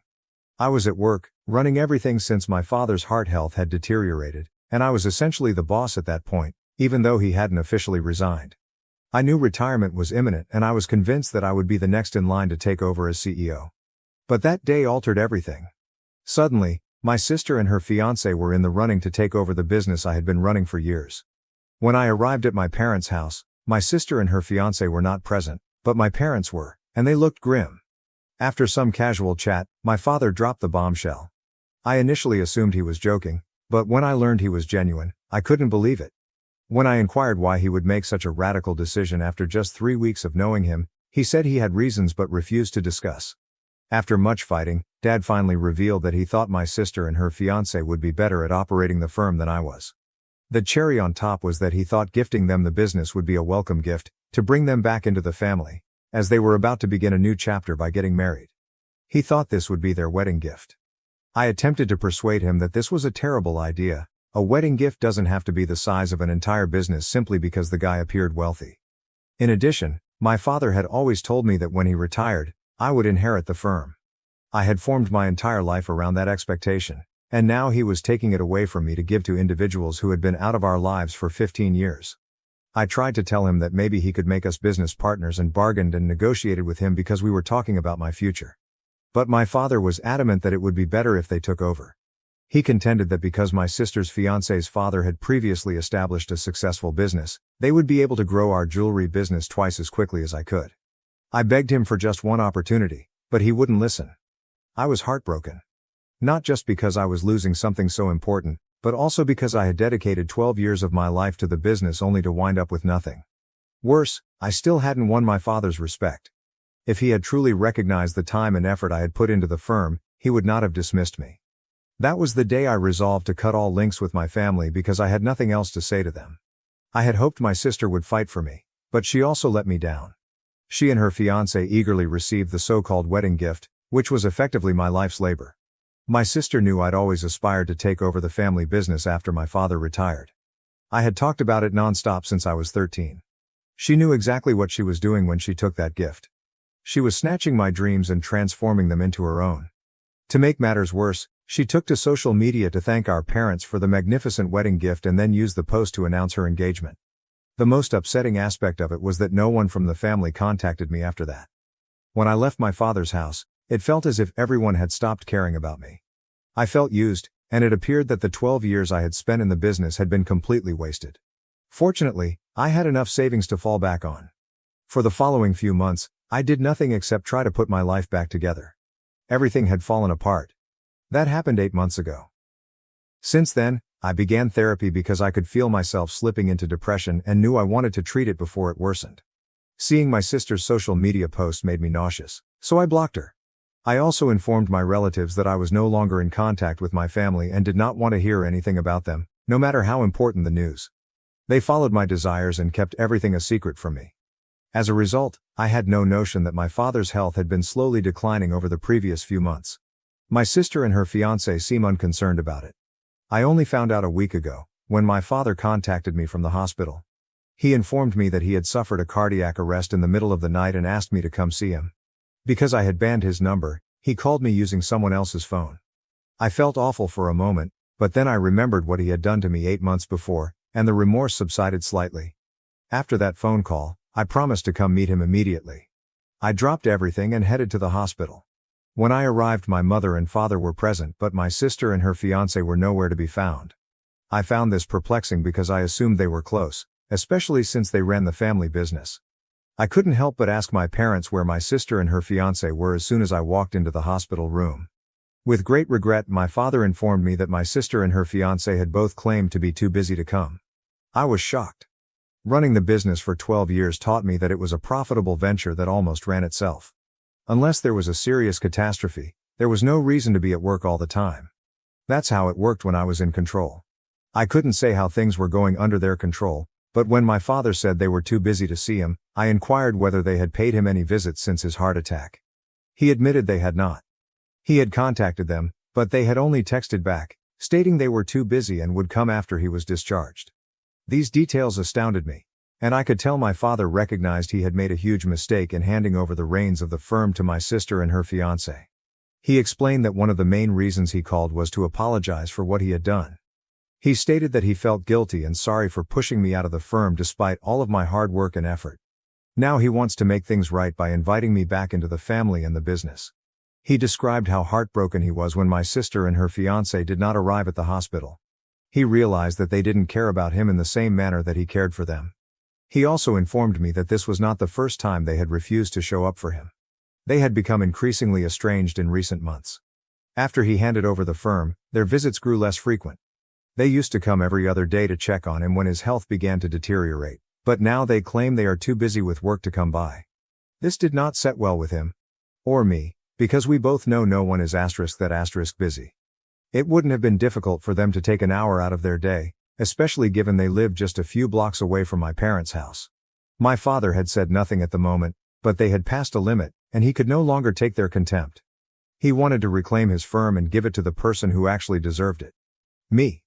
We discussed everything in the hospital room, and he formally invited me back into the firm. I was overjoyed. My father apologized for everything, and while I wasn't fully over it, I forgive him since gaining back what I had worked for meant everything to me. If forgiving my father was the price, I was willing to pay it. The difficulty now is that my father had previously discussed this with my sister. He informed her he wanted her to leave the business because he had discovered that, while he had always cared for her, she had never been there for him. He couldn't stand the disrespect any longer, so he resolved to reclaim the company and give it to the rightful owner. He told her that they'd have to look after themselves. Unsurprisingly, my sister was upset. For whatever reason, she blamed me for everything. She contacted me this morning and lashed out, accusing me of being a horrible person and said she couldn't believe I would be so rude to her. I'm not really sure why she's acting so crazily. I think there's something we don't know, but she's acting as if she's lost everything. And it's all my fault. The reality is, I believe this is her own fault. She chose not to see our father after he suffered a cardiac arrest, which is a dangerous situation. She could have taken time off work to visit him. She was the one acting selfishly, and now I'm receiving what I've always deserved. 8 months ago, she had no trouble receiving a present she knew she didn't deserve. So why should I turn my back on something I actually deserve? She was devastated, and I tried to console her, but she hung up mid-sentence. Now I'm wondering if I'm the evil guy here. I feel like I'm constantly taking the blame, and I'm fatigued. Am I a jerk for allowing my father to ask my sister and her fiancé to leave the family business so that I could retake it? Update 1. Thank you all very much for your responses. I felt I didn't deserve my sister's criticism, but hearing it from you has reassured me. If people who know nothing about our lives believe I deserve the business, I have nothing further to say in my defense. I don't think I have to either. It's been a few days since I last spoke with my sister and I haven't heard back. The good news is that she hasn't blocked me on any platform, so I suppose that's a good indication. I can't shake the notion that there's more going on than she's admitting. I find it difficult to imagine that someone with a wealthy fiancé would act in this manner simply because they lost control of our firm. I believe that not everything is as it appears with her fiancé. Some of you inquired about this in the comments section of the original piece, but I did not address it since I did not believe it was important at the time. Now, however, I assume her fiancé's family is struggling financially. According to what I've heard, his father's company has suffered considerable losses over the last year and has been unable to recover.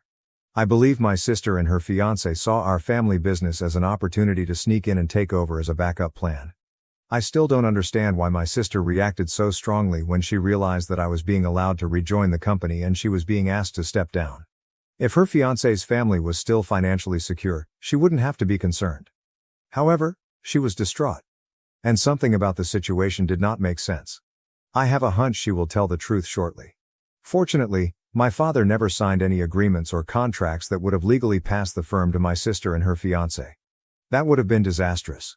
He remained CEO the entire time, with them reporting to him in the same position I had held. He had been educating them to take over, but it is now evident that this will not happen. I spoke with my father, who informed me that my sister is quite sad, but he cannot afford to worry about her sentiments right now. His primary objective is to transfer the business to me so that I can take control and manage everything. He's already working with a lawyer to create the required documentation, and I should be taking over very shortly. To be honest, I'm looking forward to the adjustment, and my sister's dramatic outbursts can't bring me down right now. Update 2. Hello everyone. It's been a few weeks since my last post, and I wanted to give you an update. I am now the new CEO of my father's jewelry firm. The transition is complete, and it feels fantastic to finally be in charge. There were some difficulties throughout the changeover, primarily due to my sister's intervention, but it's finally complete. My sister is not thrilled about any of this, and I can now confirm that my theory was true. She and her fiancé were attempting to establish a foothold in our family business, despite knowing that her fiancé's father's company was faltering. They saw the family firm as a safety net in case his father's company failed. Apparently, it was my sister's idea to persuade my father to reintegrate them into the family by transferring the firm to her fiancé. Unfortunately, my father fell for it. He revealed to me recently that he was not thinking clearly at the time. He was enticed by the thought that someone from a successful business family could run the company better than I could. My father first intended to keep me in my previous position, but when I stated unequivocally that I wanted to be the company's CEO or nothing, he became enraged. That's what caused the 8 months of anguish for both of us. Fortunately, my father came to his senses just in time to avoid a huge catastrophe.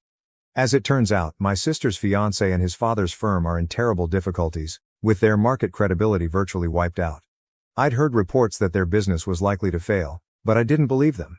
I assumed that if something significant happened, my father would contact me, and he expected me to do the same if I was aware. Unfortunately, neither of us contracted out, which was a poor decision. My sister recently revealed the truth. She contacted me soon before the move was complete, admitting that they needed work because they didn't know how long her fiancé's father could keep his firm running. She asked me for assistance. I told her I'd think about it, and I honestly don't mind hiring them.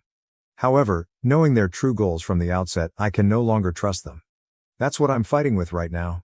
I want to help her, but how can I hire somebody I don't trust? I told her I needed time to make a decision, and she agreed to wait. Update 3. After careful consideration, I have chosen not to hire my sister and her fiancé. I know this may appear selfish to some, but I can't trust them. When my father offered them the business, they accepted without hesitation, and for 8 months, they had no sympathy or concern for anyone other than themselves. I do not want folks like that working with or around me. It was difficult, but I informed my sister that I couldn't assist her. As expected, she did not take it well. She came into my office the other day, threw a fit, and accused me of being callous and selfish. She even stated she regretted giving me the company back, which I thought odd because it was never her decision. It was my father's. Her assertion that she did me a huge favor by letting me take over the company was absurd. I might have tolerated her actions, but her statement irritated me. I informed her that she had never done me any favors, not now, nor in the past. She never cared about me, therefore she couldn't expect me to care about her right now. I calmly asked her to leave, but she refused and kept screaming at me, undermining me in my own office. At that point, I had no choice but to phone the police and have her removed. I'm too busy at work to deal with unnecessary drama. When the cops arrived, she didn't say much and eventually left. It's been a few days since the incident and I still haven't heard from her. I assume she'll leave us alone now, but even if she doesn't, I'm not worried. I'll get a restraining order if necessary. I stopped having S*X with my wife unless she was sober, and now we're stuck in a loveless, roommate-like marriage, unsure of our future. My wife, 35F, and I, 35M, have been married for 15 years and together for 20. We have 2 children, ages 12 and 14, whom we adore, and we try constantly to provide them with the greatest possible life. Things have been difficult over the last 3 years. I recognize that our children take a lot of our time and resources, with school, band, sports, and extracurricular activities. I am aware of the toll it may have on marriages. However, for the last 3 years, my wife and I have had very little closeness or intercourse. We've been attempting to work on that aspect of our relationship, but the last year has been the most difficult, by far the darkest year of our marriage. We seldom spoke and eventually became roommates, co-parenting under the same home. It was gloomy and discouraging, prompting us to consider divorce. Things became so dark that the entire home turned dismal. We sought aid through individual and couples therapy, which seemed to improve gradually. We began having in-depth conversations about what our marriage looked like and what we hoped it could be. Then things got tougher. My wife told me she was no longer in love with me, but simply saw me as a best friend and loved me in a platonic way. This absence of romantic love was one of the reasons she did not want closeness or sex. I was astonished and devastated. I grew angry and unhappy, unable to understand why the person I loved no longer wanted or desired me. Things deteriorated again, and we were back at square one. One afternoon, I had a heart-to-heart with her, asking where the source of the problem was. Her reaction was, "I don't know." She admitted to harboring animosity against me but couldn't pinpoint the source. This provided little information into how to fix things, leaving me perplexed and frustrated. We've gotten to the point where she claims she has no sex drive or desire for intimacy. She claims she only wants companionship, implying a co-parenting roommate dynamic. I asked her what I could do or what made me unappealing, and her response was invariably, "I don't know." She admits to loving me, but it isn't the same. She's felt isolated for years, and marriage seems like too much work. Her primary emphasis is on the children, and my efforts as a co-parent are important to her. I'm at a loss and simply voicing my frustration. It's difficult to accept that the person you love no longer cares about you. I feel as if I'm only here to give financially and as a parent. When she talks about companionship, it appears that she is content with having a nice father for the children and my financial assistance. She has told me that she has no interest in intimacy and does not want it right now. She stated that the only way she could have sex was if she was intoxicated, which I find abhorrent and unacceptable. I told her I wouldn't be a part of that because forcing herself into intimacy with booze or drugs is unhealthy. To my surprise, this angered her and made her more aloof. Despite this, we are both very honest and open. We have never cheated and we have full access to each other's phones, emails, and social media, but we rarely check. I inquired whether there was anyone else and she denied it, which I trust. We gently searched each other's belongings and, as predicted, found nothing untoward. We've always been forthright, even about difficult things, so I don't suspect any wrongdoing or cheating. Is it wrong for me to decline sex when she's intoxicated? I'm solid in my viewpoint since drunk or high sex does not sit well with me. I have no idea how to help our position, and I am feeling increasingly frightened and frantic. We're both fairly young, healthy and attractive. We both have stable employment and are excellent parents. I'm not sure how our lives brought us to this point. I'd appreciate some outside perspective and advice on how to handle something like this. It feels terrible to be unwanted and undesirable by my own husband. I despise it. We did some swinging in the past, which was enjoyable for a bit. We agreed to stop and have determined that it is no longer a factor. When we were swinging, our marriage appeared to be in good condition. We informed our couples therapist to ensure that we were not overlooking a potential problem. I asked my wife if our swinging experience had changed her opinion of our relationship, but she responded no. Our swinging was always done together, and it was entirely sex-based, with no emotional or polyamorous elements. I believe her because she has always been upfront and honest, even when it is uncomfortable. Swinging was her idea, not mine, and I trust her when she says it's no longer an issue. It could be something she needs to discuss further with her therapist or during our couples treatment. Update 1. The term resentment has long been a central element in therapy. It's been eating me up inside, especially since my wife keeps telling me she has no idea why she is bitter or what's bothering her emotionally. I brought this up again with our therapist, and we spoke about how we'd been together for 15 years, married since we were 14 years old. We grew up together and welcomed our first child when she was 19 and I was 20. That dramatically altered the trajectory of our life. We lived in extreme poverty and faced several difficulties, with little social life over the past decade since we were too preoccupied with raising children. Our children, now 12 and 14, took up all of our attention. The therapist asked my wife a lot of questions about her emotions and 90% of her answers were about the kids. It felt like she was reluctant to say how bad things were at times because she may feel guilty or ashamed, as if it meant she regretted having children. I brought this up during the session, and the therapist pushed her to look at things from a more personal perspective, rather than just as a mother. This was an eye-opener. My wife stated that she was frustrated that we had lost out on so many life events. She was clear, though, that she didn't miss out on other relationships, dating or partying, but she did feel like she had lost all of her friends. This was huge, as one of the most difficult aspects of our lives has been how secluded we've grown while raising children. I reminded her of the importance of friendships and how she should prioritize herself and her social relationships. For the past 3 years, we've talked about the importance of friendships, particularly with peers who can help us negotiate life's problems or just provide us joy. My wife always avoids this, despite her desire for external stimuli. Her children have always been the reason she hasn't invested in friendships or herself. At this point in the conversation, it was evident that many of her complaints were related to the children.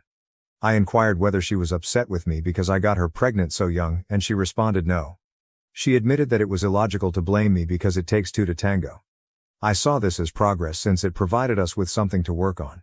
We agreed to devote more time to nurturing friendships, both jointly and individually. Toward the end of the session, we addressed next moves. It was still unknown what would happen. I was forthright in asking my wife what her plans were. I had decided before the session that if she insisted on the co-parenting roommate scenario, I would turn 180 degrees and focus on myself. She essentially repeated the same thing. She doesn't want closeness or sex with me right now, but she loves me and feels horrible about not being there for me.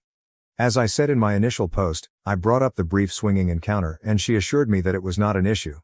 I agree with her, it was a mechanical solution to a problem that did not exist at the time. We tried it, agreed to quit and went on. I also mentioned additional life situations that could have produced animosity, but we didn't make much progress in determining the fundamental cause, which was frustrating. I immediately told my wife that I would not be okay with the arrangement. I informed her that I had done everything I could and that this matter no longer involved me or required any more action on my side.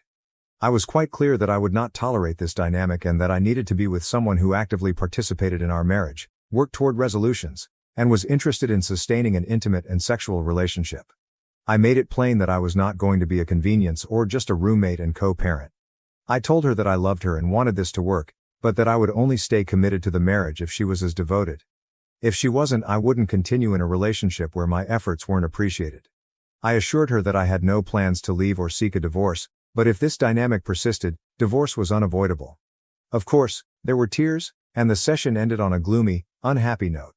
Nothing was addressed, and I left feeling discouraged, determined to begin the 180 approach as soon as possible. The 180 method necessitates maintaining distance while remaining cold and transactional, which is unpleasant, especially since this dynamic was already chilly and transactional. I started following the 180 tactics the same day, informing my wife that I would respect the roommate and co-parent dynamic without complaint, but she should know that I wasn't happy and would never be okay with it. I also told her that if she didn't want to put in the effort, I would stop working on it. She agreed and retired to bed. I began establishing distance, focused on myself, and keeping conversations brief and transactional. When she requested for assistance with personal matters, I declined, which surprised her. She was outraged, accusing me of being juvenile, but I emphasized that she was now accountable for her own life and difficulties. We didn't talk much during the next 3 days, just when absolutely necessary.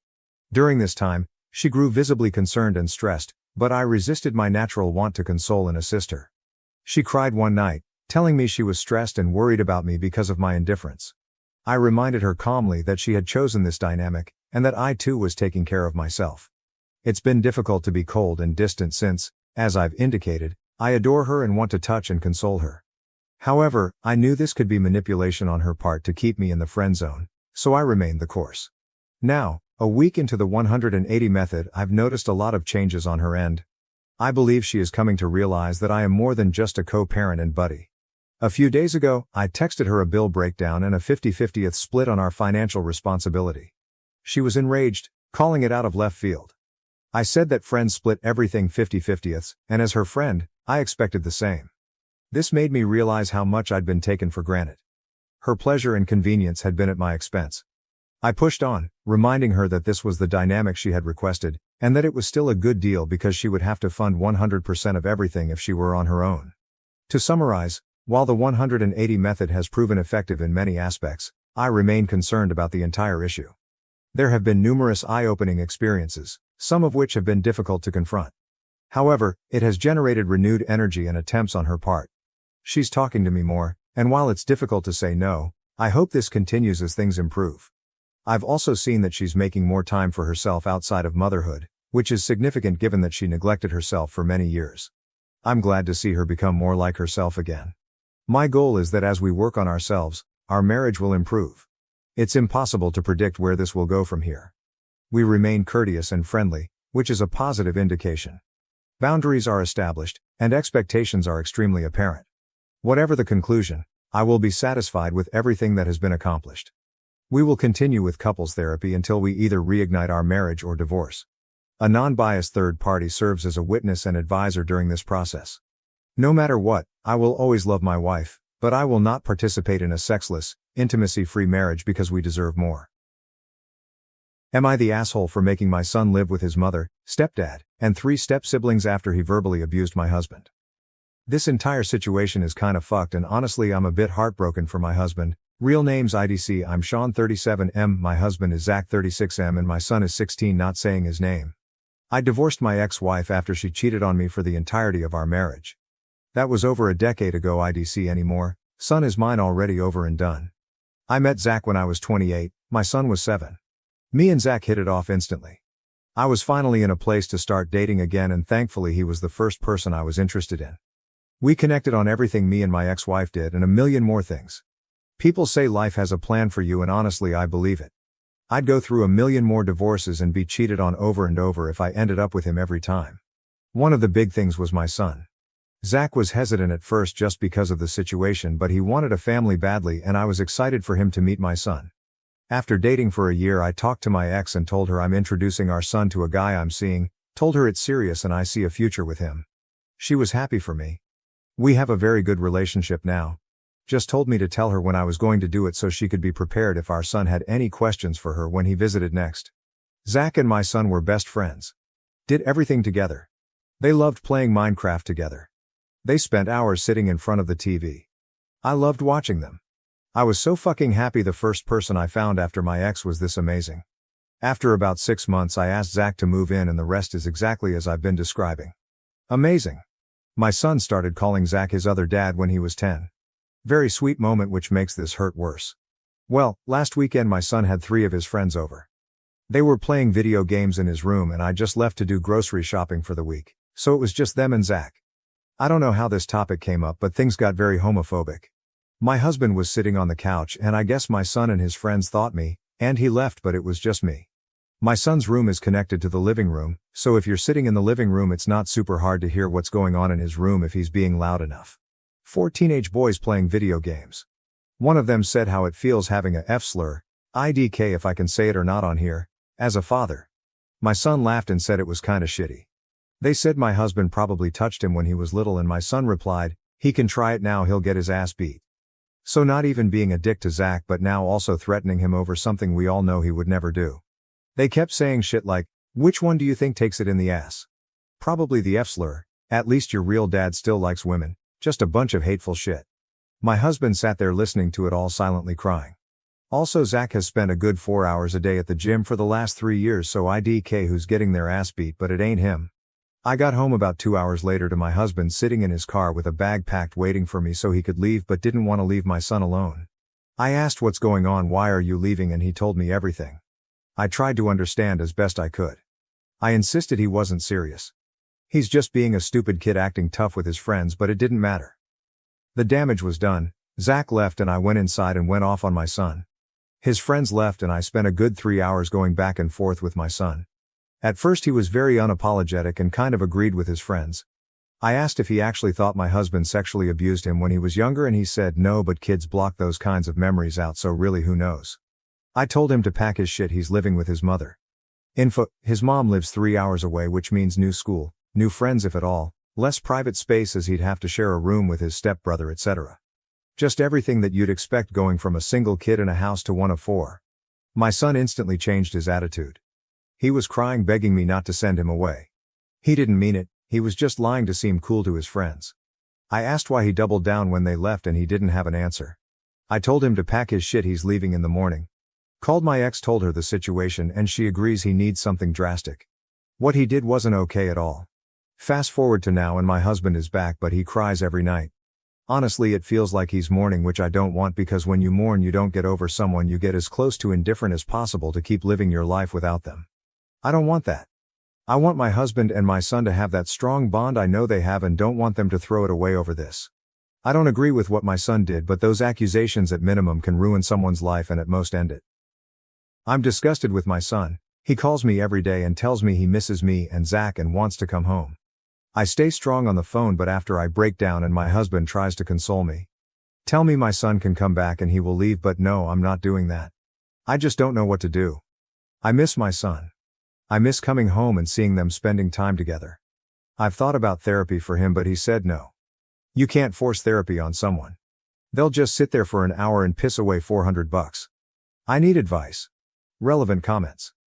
The Book of Torment. I'd be contacting the parents of those 3 other idiots too. OOP. I told them what happened and why they came home so soon. Original plan was to spend the night over. They said they'd handle it and thanked me for informing them, but who knows if they actually did anything. Stoner Therapist 89, NTA. Therapist here, but obviously everyone is different, so take it with a grain of salt. Parenting is sometimes wildly difficult, and this is one of those times. You did exactly the right thing. There are so many lessons for your son to learn here. Just name a few.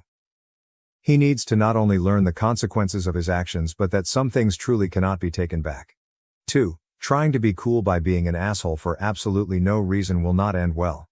It will not only alienate the people who actually care about you, but the people who get off on being unkind will eventually turn on you too. 3. Most people do not get along with their step-parents, and he has been taking that for granted. Separately, if you let him back and Zach leaves, your relationship with your son will be forever altered, as well as your son's life in general. All the love Zach has for him and their connection can be repaired once he gets his head out of his ass. If Zach leaves, your son will know he ruined his father's relationship for the rest of his life. The guilt and resentment from that can cause huge problems later on in life. This can be worked on. It can be resolved. I strongly suggest making family therapy a requirement for moving back into the house with an LGBTQIA+ friendly therapist, who can get down to the root of how harmful this was and make him understand that. Individual therapy is also a great idea, but family dynamic stuff needs to take priority. Edited to correct names. Grimwall. This is great advice, but considering the man alleged he was possibly a pedophile, OP's husband clearly isn't going to risk his future on someone who is capable of being that callous. I wouldn't either. This is fixable, but it doesn't mean it will be. It's not any different if a blended family comes together, and the daughter accuses her stepdad of touching her. There was literally a post 2 months ago about this exactly. He moved out, divorced the mom, and refused to stop the divorce once she confessed her bio dad put her up to it so he could fuck with the mom. Kid thought dad would come back if it happened.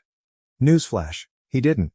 That said, everyone told him that his future wasn't worth risking it. Just because he didn't get a full-on accusation and a police investigation doesn't mean he should be asked to risk it. I'm saying the same here. Zach said he would move out if the son came back. I think we are likely beyond counseling, at least for a while, certainly not while he's a minor. There is hope in the future though, and this is the way. Neat Pen 6522, absolutely NTA. Your son is old enough to know what he said is wrong, and he also chose being cool to his friends over his stepdad, who has shown him nothing but love and support for more than half his life. Everything we say and do has a consequence, whether good or bad, and no one should be exempt from those consequences even when it hurts. It's the pain that teaches the lesson of how powerful our words and actions are. With that said, the consequences can be taken further to ensure that your son learns this valuable lesson. I think you and Zach need to sit down and make a list of things your son needs to accomplish this year while with his mother in order for Zach to feel comfortable with your son moving back at some point. Some examples. Volunteer in some sort of LGBT program for teens where he has to directly interact with them one-on-one. Counseling, a letter of apology to Zach and a separate one to you. A sit-down, probably over Zoom, with you guys, him, his mother, and her partner if she has one, where all his parents discuss how wrong his choice was, the real-life consequences to Zach that could have happened, how he broke trust with Zach, and so on. He needs to see all of you adults band together on this so he can get it hammered home that you are united in this. Anything Zach personally requires from your son in order to move forward. The harsh truth that things may never be the same with him and Zach ever again. His words permanently impacted that. Update. This will be long. Sorry. Not going to lie, the entire OG post was basically a disaster. I expected a few replies with only one actually being helpful, and then the post died. Didn't happen that way. So much back and forth and so much hate towards me being gay. I expected some, but holy shit. I was done with that post when someone suggested that me and my husband both abuse my son sexually just now. Disaster.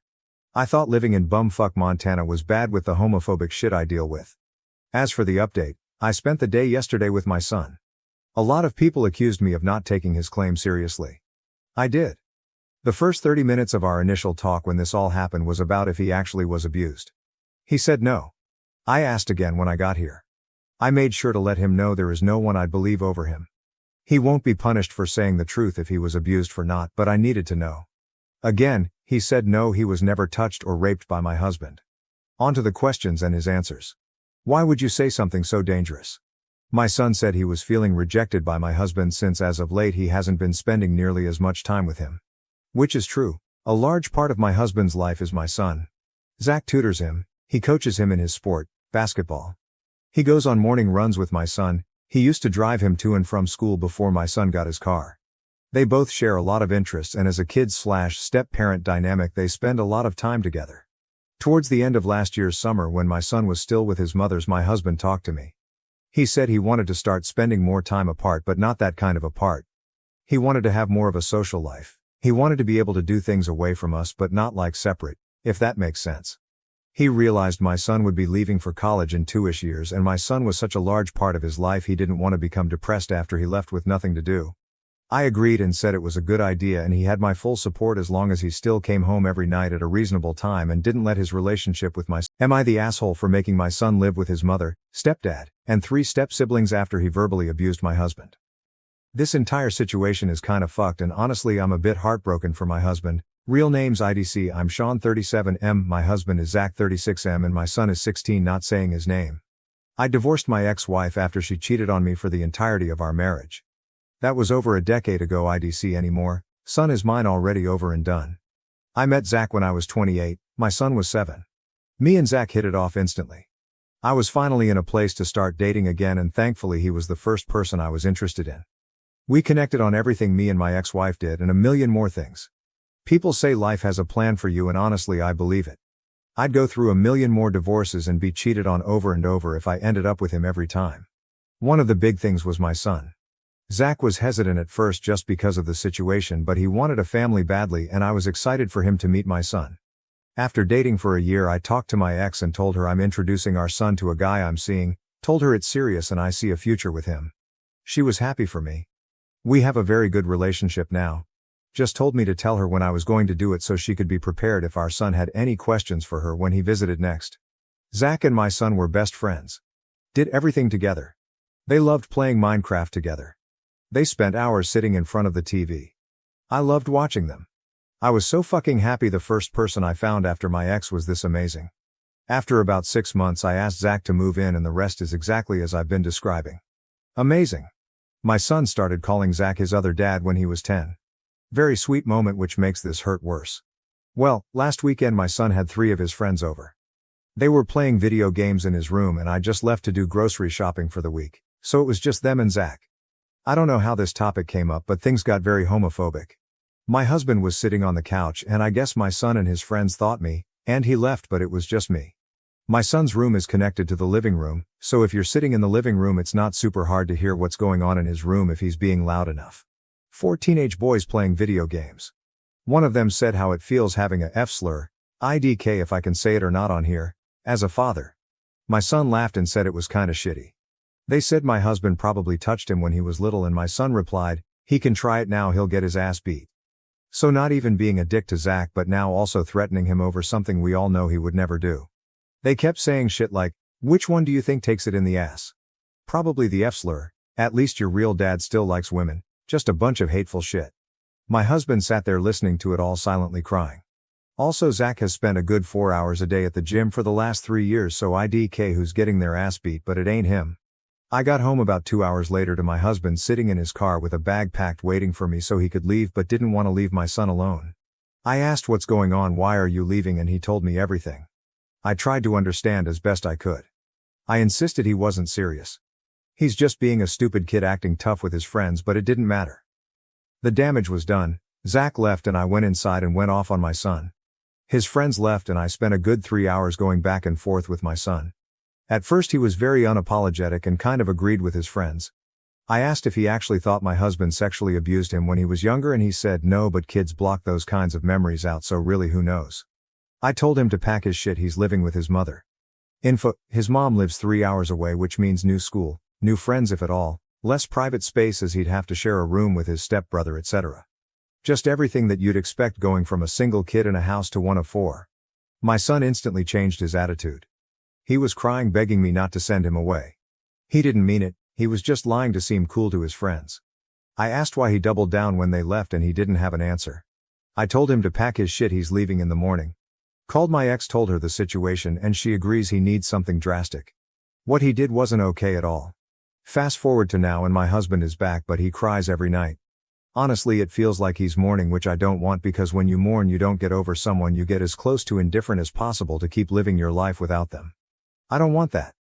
I want my husband and my son to have that strong bond I know they have, and don't want them to throw it away over this. I don't agree with what my son did, but those accusations at minimum can ruin someone's life and at most end it. I'm disgusted with my son. He calls me every day and tells me he misses me and Zach and wants to come home. I stay strong on the phone, but after I break down and my husband tries to console me. Tell me my son can come back and he will leave, but no, I'm not doing that. I just don't know what to do. I miss my son. I miss coming home and seeing them spending time together. I've thought about therapy for him, but he said no. You can't force therapy on someone. They'll just sit there for an hour and piss away $400. I need advice. Relevant comments. The Book of Torment. I'd be contacting the parents of those 3 other idiots too. OOP. I told them what happened and why they came home so soon. Original plan was to spend the night over. They said they'd handle it and thanked me for informing them, but who knows if they actually did anything. Stoner Therapist 89, NTA. Therapist here, but obviously everyone is different, so take it with a grain of salt. Parenting is sometimes wildly difficult, and this is one of those times. You did exactly the right thing. There are so many lessons for your son to learn here. Just name a few. He needs to not only learn the consequences of his actions, but that some things truly cannot be taken back. 2. Trying to be cool by being an asshole for absolutely no reason will not end well. It will not only alienate the people who actually care about you, but the people who get off on being unkind will eventually turn on you too. 3. Most people do not get along with their step-parents, and he has been taking that for granted. Separately, if you let him back and Zach leaves, your relationship with your son will be forever altered, as well as your son's life in general. All the love Zach has for him and their connection can be repaired once he gets his head out of his ass. If Zach leaves, your son will know he ruined his father's relationship for the rest of his life.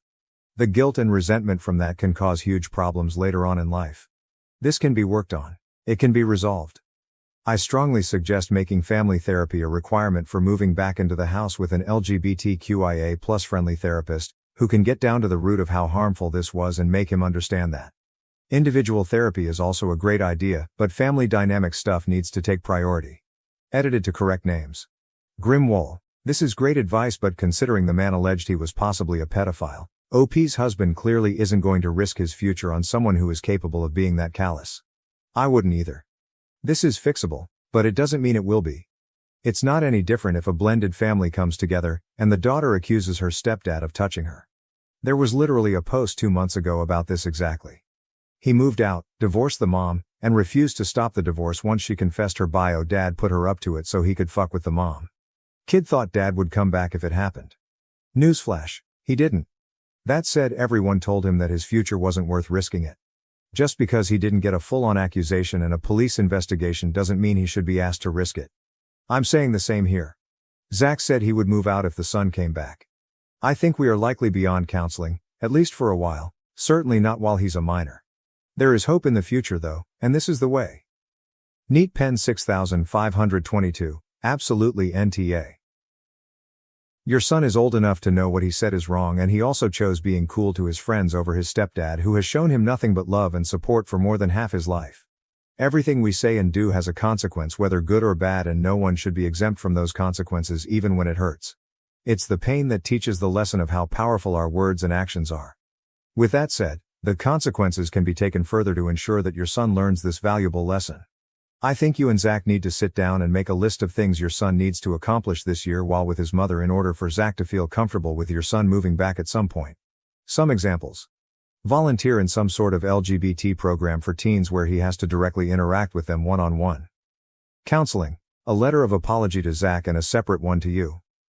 A sit-down, probably over Zoom, with you guys, him, his mother, and her partner if she has one, where all his parents discuss how wrong his choice was. The real-life consequences to my family is constantly comparing me to my successful cousin, and I've reached my breaking point. I'm a 30-year-old freelance graphic designer, and this year's Thanksgiving was a total mess. My family gets together every year and my cousin Kevin's name always comes up. The way they talk about him makes you think he walks on water. Kevin works as a corporate lawyer and is the family's golden boy. He's tall, always well-dressed, drives a fancy car, and embodies almost every success stereotype that my family holds dear. Meanwhile, I'm just the person doing the art projects. This year, it began before Kevin arrived. We were sitting at the dinner table, and my mother made the first statement as soon as the food hit the plates. She did not waste any time. "Kevin really has his life together, doesn't he?" she asked, staring at me as if I should nod and agree. I just kept my head down and focused on the mashed potatoes. My freelance business has been doing well lately, yet none of them cares. All they see is that I don't make six figures in some high-powered profession, and that's all that matters to them. The night carried on, and the subject kept returning to Kevin. My aunts and uncles would not quit talking about him. "Have you heard? Kevin's firm is preparing him for partnership. Alternatively, oh, and he just returned from a Maldives trip." It's as if they are enamored with him. I've learned to keep silent over the years. There's no point in trying to steer the topic when everything points to my cousin. But this year seemed different. I'm not sure why, but something inside me couldn't take it anymore. As if on cue, Kevin made his spectacular appearance. He arrived late, of course, and the instant he went through the door, all eyes were on him. He walked in, flashing the keys to his new sports car like he was the star of a reality show. Everyone came up to greet him. I remained sitting, observing on the sidelines as they virtually fawned over him. Nobody cared to ask me about my life or my job. I'd just secured a very great freelance gig with a popular independent brand, yet it was as if I didn't exist. Then came the kicker. During supper, my mother leaned over and remarked, "Maybe if you had stuck to a more stable career, you could afford a place like Kevin's." I could feel my hands tightening into fists beneath the table. I didn't say anything, but my insides were boiling. It wasn't just one comment, it was years of hearing the same story. I understand what they think. Kevin is the success story, and I'm the guy who could have done more. But here's the thing. Kevin's life is not flawless. He's unhappy at his high-stress work, and I know he's been in more failed relationships than I can count. He's told me before about how lonely he is, but none of this matters to the family. They just see the surface, and they believe he has it all. Knowing this does not assist, however. Even while I understand his hardships, I can't shake the notion that I'm constantly in his shadow. Then my uncle joined in. He leaned down half joking. "You know, Kevin could probably get you a job at his company. Maybe it's time to get serious about work, right?" I tried to chuckle, but inside I felt like I was going to burst. It's as if they don't see me. I've developed a successful career, yet they don't consider it true work. They simply cannot respect it. After dinner, I found myself drinking more than I normally would. Everyone moved into the living room, where the talk naturally turned back to Kevin. They discussed his recent promotion, his new automobile, and the vacation he just enjoyed. I tried to join in at one point, casually mentioning the freelancing job I'd been working on, but before I could finish, my aunt interrupted to tell me that Kevin's firm is sending him to Europe for a large case. I felt invisible. That's when the memories came pouring back. Growing up, the story was always the same. Kevin was the kid I was always compared to at school activities, family holidays, and even birthday celebrations. It was always, "Look at Kevin, isn't he amazing?" Meanwhile, I was only there as the other cousin. I'm not sure what came over me, but I couldn't be silent any longer. When I eventually spoke up, the room became quiet. I said something like, "You people know I have my own life, right? It may not be a well-paying corporate position, but it makes me happy." The room lapsed into an uneasy quiet. My mother gave me the look that suggests she's disappointed without saying anything. No one knew what to say, of course. Kevin, as the golden child, attempted to smooth things over. He smiled and complimented my creative work, but it did not feel real. It seemed patronizing. That was when I snapped. I responded, "Thanks, but I don't need validation from someone who doesn't even know what happiness is." You could have heard a pin drop. Everyone was stunned. Nobody had ever spoken to Kevin like way, especially not me. My father swiftly drew me aside, muttering that I was causing a commotion, but I didn't care anymore. I was finished pretending everything was good. Without saying anything else, I grabbed my coat and walked out. I couldn't stand being in that house anymore. I was fed up with the continual comparisons and the sense of never being good enough. As soon as I arrived home, I opened Reddit and vented. I blogged about everything. How I'd been compared to Kevin my entire life, how Thanksgiving was the final straw, and how I was tired of being treated as if I didn't exist. The post received thousands of upvotes and hundreds of comments. People from all over shared their own family comparison stories, and I felt less alone than I had in a long time. Late that night, I received a text from Kevin. "I saw your post. We need to talk." My phone was constantly buzzing the morning after Thanksgiving. At first, I didn't even look into it. I knew what it was. After my Reddit article went viral, I expected some family members to see it and they did. It was a mixed bag. Some responses were sympathetic, while others were filled with wrath. My aunt left a lengthy voicemail, unhappy that I had discussed intimate family affairs in public. Another cousin, whom I hadn't spoken to in years, sent me a message stating, "I understand. I have been there." That one startled me. Then came the message I had been dreading. From my mother. Her call arrived at 10 a.m., and I could already imagine what the talk would be like. I let it ring for a while before picking up. She did not hold back. She was unhappy that I had posted our family business online, and she demanded that I apologize to Kevin for embarrassing him in front of everyone. It was all the typical stuff, like how I needed to set things right and correct what I'd done. This time though, things were different. I refused to cave. I refused to apologize, even after years of quietly living with the repeated comparisons. I made it apparent that I was over pretending things were good. And if they couldn't accept me for who I was, I'd have to walk away. She was quiet for a time, perhaps not expecting me to stand firm like that. However, the call ended with her expressing her disappointment in me. It pained, but I understood what had to happen. Later that night, Kevin called me. I wasn't sure what to expect, perhaps another lecture, or some passive-aggressive attempt to smooth things over, but Kevin simply wanted to chat. I almost did not pick up. A part of me wanted to just ignore him, but curiosity got the best of me. I responded, and after a brief awkward chat, we decided to meet the next day at a local coffee shop. When I arrived, Kevin was already sitting at a table by the window, looking slightly less put together than normal. He wasn't dressed sharply. Just a hoodie and pants, which was unusual for him. I sat down, and after a few moments of small conversation, he got to the point. He apologized. He stated he had no idea how much the family's continual comparisons had influenced me.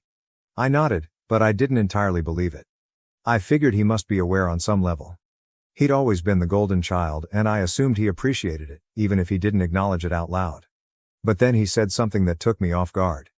He complained about his profession, including the hard hours, constant pressure and the fact that his parents prioritized his career over his happiness. It was eating him up. He even admitted that he had been considering quitting for a long time but didn't know how to tell his family.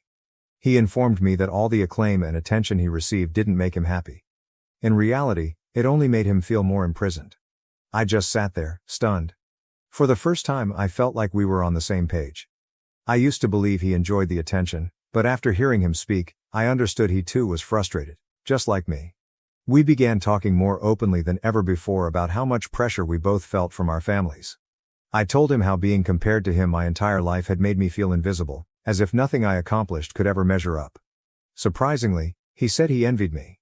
He stated he wished he had the bravery to follow something he was passionate about, as I was with my design job, but he felt too constrained by the expectations placed on him.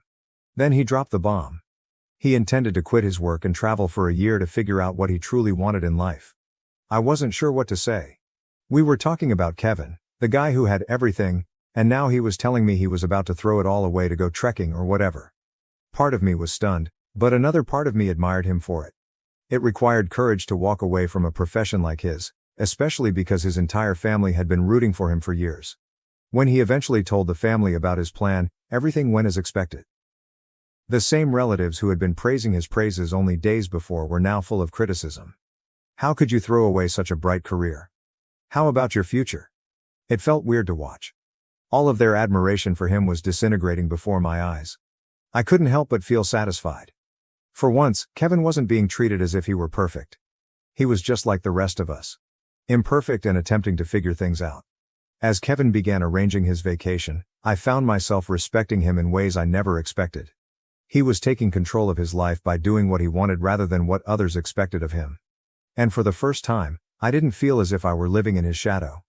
The family had finally stopped treating him as if he were untouchable, which seemed like a victory, not just for me, but for both of us. A few days later, my parents arranged a family meeting to discuss Kevin's choice, as well as my recent defiance. I went, but this time I wouldn't sit quietly. I told them straight up that if they didn't quit comparing me to others, I was going to cut off contact.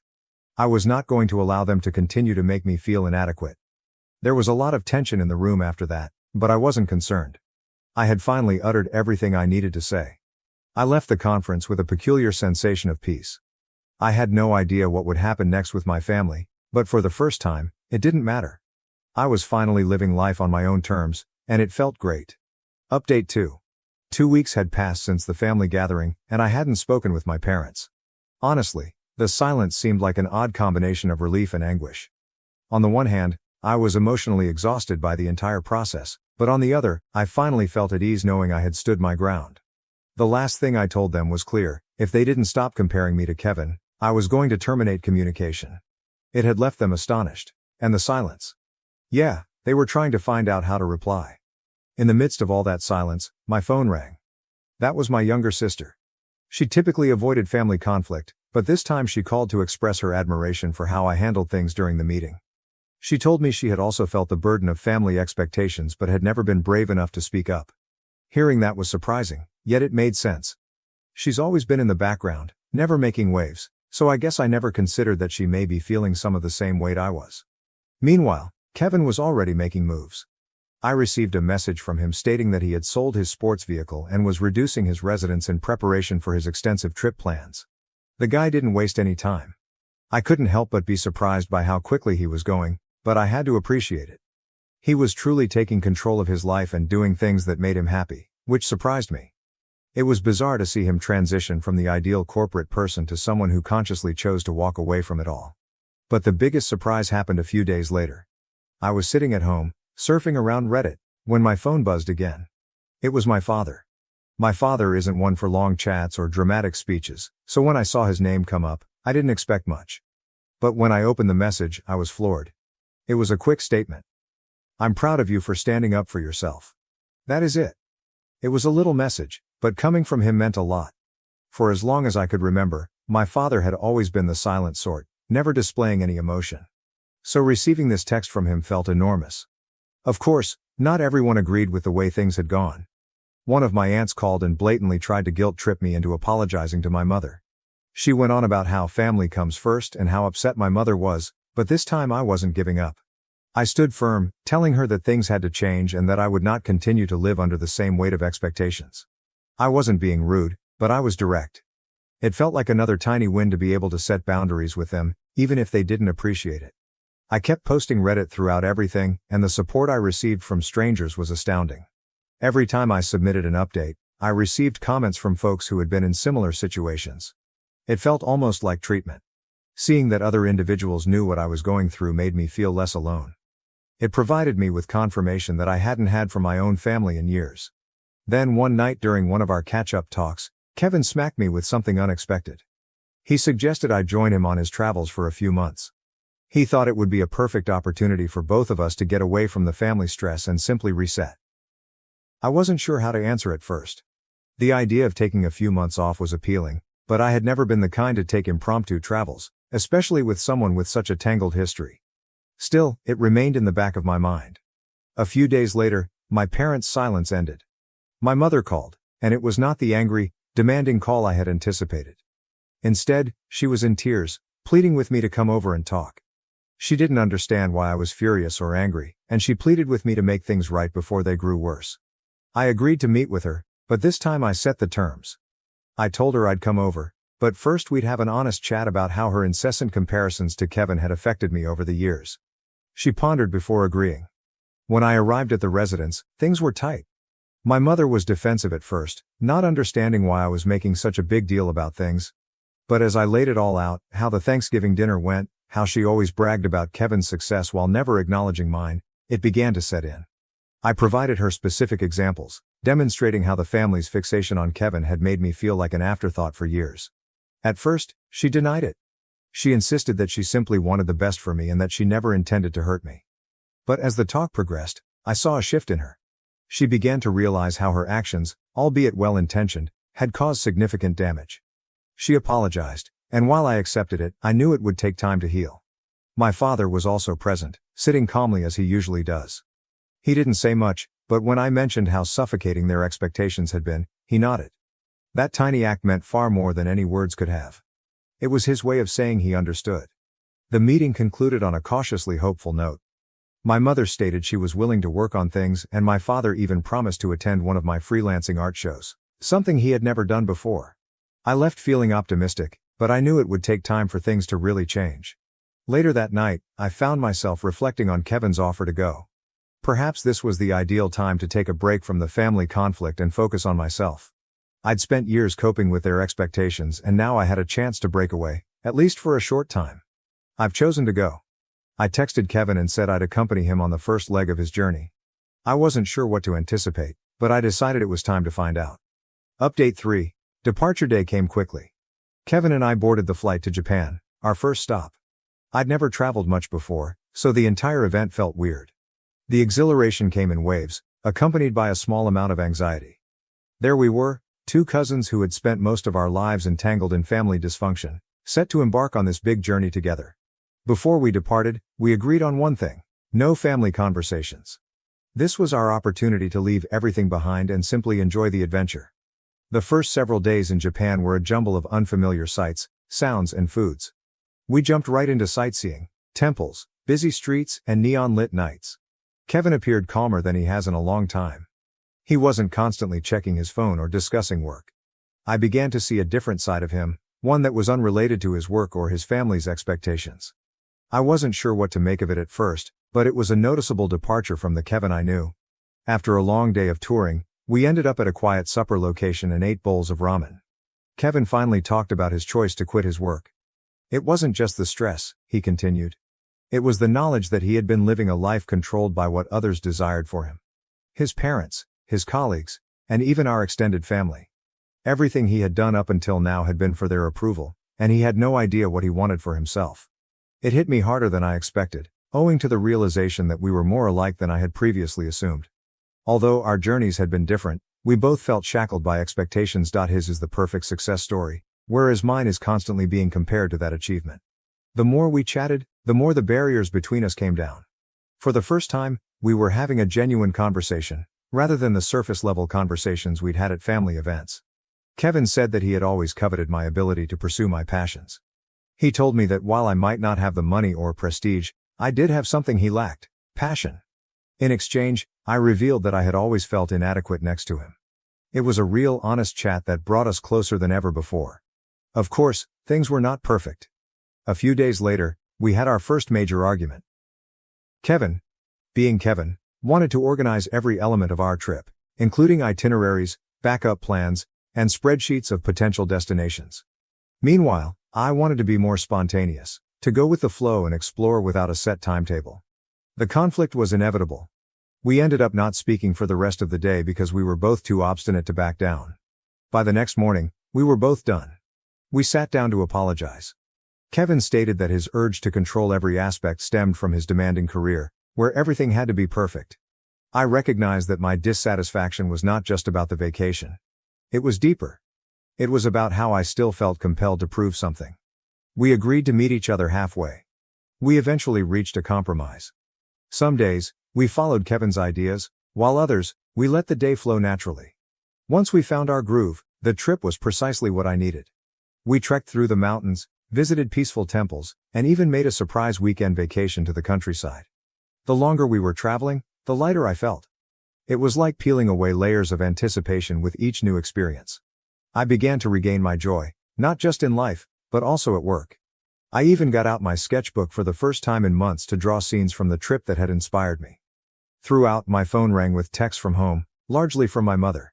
She sent updates on how things were progressing, but I kept my comments brief. I wasn't ready to go back into that environment just yet. Then one day, I received a message from my father. "Hope you're finding what you're looking for." It read brief and straightforward, but it had a lot of weight coming from him. I did not answer immediately, but the message lingered with me. As Kevin and I continued our journey, he began to worry about what he would do when it was all done. He didn't intend to return to corporate law, but he wasn't sure what the next step was. One night, I proposed that he consider consulting or teaching law part-time.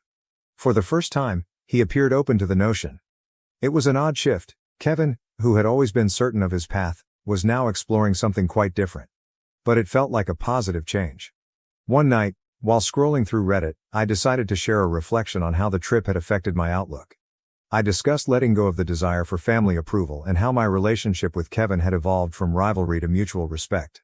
It felt good to share, and the responses poured in again, full of encouragement and understanding. A few hours later, my mom texted me. She saw the post and told me she was proud of me for following my dreams. It was unexpected, but for the first time, I felt cautiously optimistic about making things right with her. By the end of the journey, I felt more in control of my life than I had in the past. I was no longer defined by familial comparisons, and for the first time, I felt completely confident in myself. Kevin and I parted ways at the airport. He was going to his next trip, while I was returning home. We both had a better knowledge of each other now, which I never imagined would happen. As I returned to my home life, I couldn't help but feel that it was the beginning of something new. My freelancing company was picking up again, and I had some huge ideas. And perhaps there was something else on the horizon, but more on that later. Update 4. Coming home from my trip with Kevin felt different in a way that I couldn't quite understand at first. Everything in my apartment looked smaller, almost as if it couldn't accommodate the new perspective I'd received throughout our travels. But rather than feeling confined or trapped, I felt more in control, as if I suddenly had room to breathe. I felt clear, and for the first time in a long time, I wasn't weighed down by familial comparisons or self-doubt. I was eager to get back into life full force. When I went back, the first thing I did was catch up on my freelance job. I hadn't imagined how much going away would refuel my imagination. Within days, new ideas flowed, and I felt more motivated than I had in months. I began working with a few new clients, including a well-known company that I'd been wanting to work with for a while. After finalizing the agreement, I made an update on a freelance site regarding the expansion of my firm. The response was astounding. It wasn't just the upvotes or comments.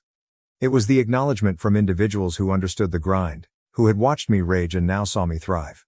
As I returned to my normal schedule, my family began to contact me more frequently. My mother called and invited me to supper, and I noticed my father sending the occasional text asking how things were doing at work. They seemed to be trying, and while I admired their efforts, I remained vigilant. I wasn't going to let myself fall back into the toxic comparisons that had governed my life for so long. I eventually accepted my mom's dinner invitation. I was a little nervous, expecting the same old ritual of hearing about Kevin's newest achievements, but to my astonishment, everything was different. She was truly interested in my trip with Kevin, inquiring about the places we went and what the experience was like. For once, the topic wasn't about Kevin's accomplishments or how I measured up to him. It was nearly normal. During supper, my father said something that caught me completely off guard.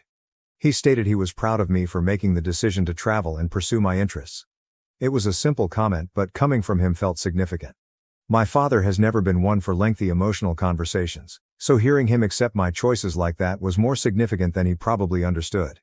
It was unexpected support, but it strengthened my belief that I was on the right track. As the weeks passed, I noticed a change in the way my family interacted with me. My mother still made the occasional remark about Kevin, but she quickly caught herself and changed the conversation. It wasn't ideal, but it represented development. More significantly, I wasn't allowing it to affect me in the same way it did before. I finally felt in control of how much their comments influenced me. Then, something unexpected occurred. A few weeks after returning home, Stella and I met at a local art event. We had known each other since college, but I had not seen her in years.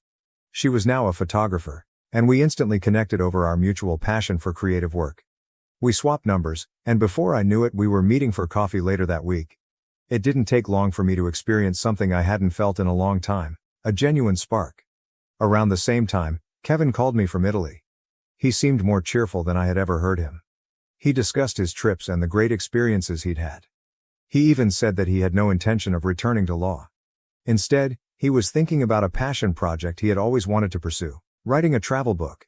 Hearing him talk about his future with joy rather than stress was a welcome shift, and I found myself cheering for him wholeheartedly. There was no tension or conflict between us anymore. We were just two people figuring out our own paths. Stella and I hit it off right away after that first coffee date. She was encouraging, positive, and truly interested in my work. For the first time in a long time, I felt like I was with someone who accepted me for who I was, rather than comparing me to others. It was invigorating, and the relationship began to progress naturally. We spent more time together.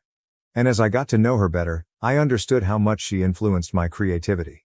When I introduced Stella to my mother, she instantly asked, "What does she do for a living?" Normally, the inquiry would have made me feel compelled to justify or explain myself, but I didn't feel that way this time. I simply informed her that Stella was a photographer and that I was satisfied with her. My mother must have realized that pushing any further was not going to be successful because she dropped the subject, something that would never have happened previously. A few weeks later, I was presented with another significant opportunity. I was hired by a technology company to manage a design team on a big rebranding. It was the type of job I never imagined I'd be trusted with, and it felt like all of my efforts were finally paying off. I announced the news on an entrepreneurship forum, and the response was phenomenal. I couldn't help but think about how far I had gone from my initial venting post. Speaking of reflection, I published another Reddit post outlining the previous few months and how everything had changed. My relationship with my family, my closeness with Kevin, and my newfound confidence. It all felt like part of a journey that I could finally be proud of. The post went viral, garnering thousands of comments and upvotes from those who had been following along from the start. It was humbling, but also validating, to see how many people connected with my story. Stella had a significant impact on my creativity. Her photography inspired me to try new techniques in my design work, and we began working on little projects together.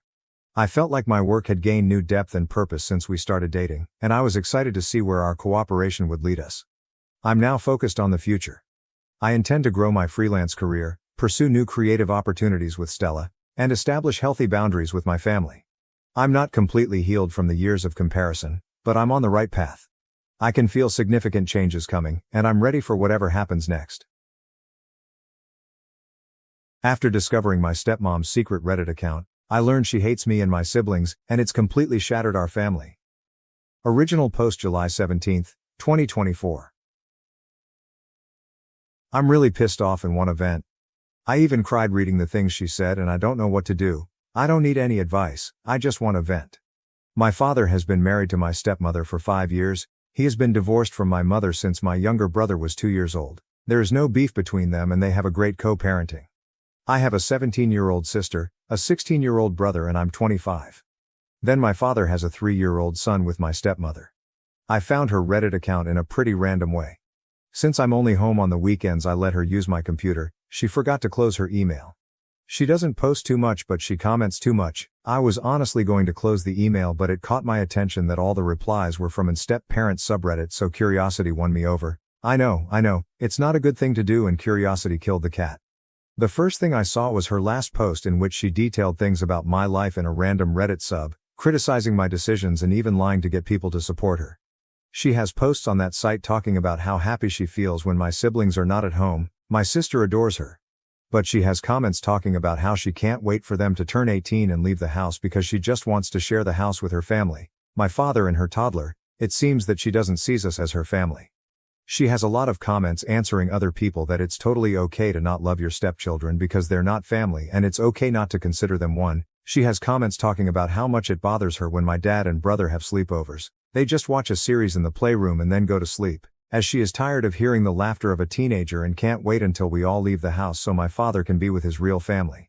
But what she hates the most is having to learn sign language for my little sister. It had always seemed strange to me that SM still struggles with sign language, but now I know that she never really put in the effort to learn. My sister always said that for many people sign language is very difficult so I never said anything. But now I know that she always found stupid to learn how to communicate with my sister when my sister always tried to help her. I was too surprised by the hatred she has when my father spends time with me and my sister. Her jealousy towards us is so obvious that it disgusts me that there were so many people who told her how they feel the same way about their SDs. To the point of sexualizing things. My siblings are not problem children, they even love her very much and what fills me with anger the most is that she is so false in front of us. Do you know the number of times I offered to babysit my stepbrother so she and my dad can go on a date? All those times she refused to let me take care of him but now I saw comments that she left about how I am living at my father's house and I don't help her at all, only for other people to respond saying that she should give my father an ultimatum to make me leave because I'm too old to live with him and he has a new family.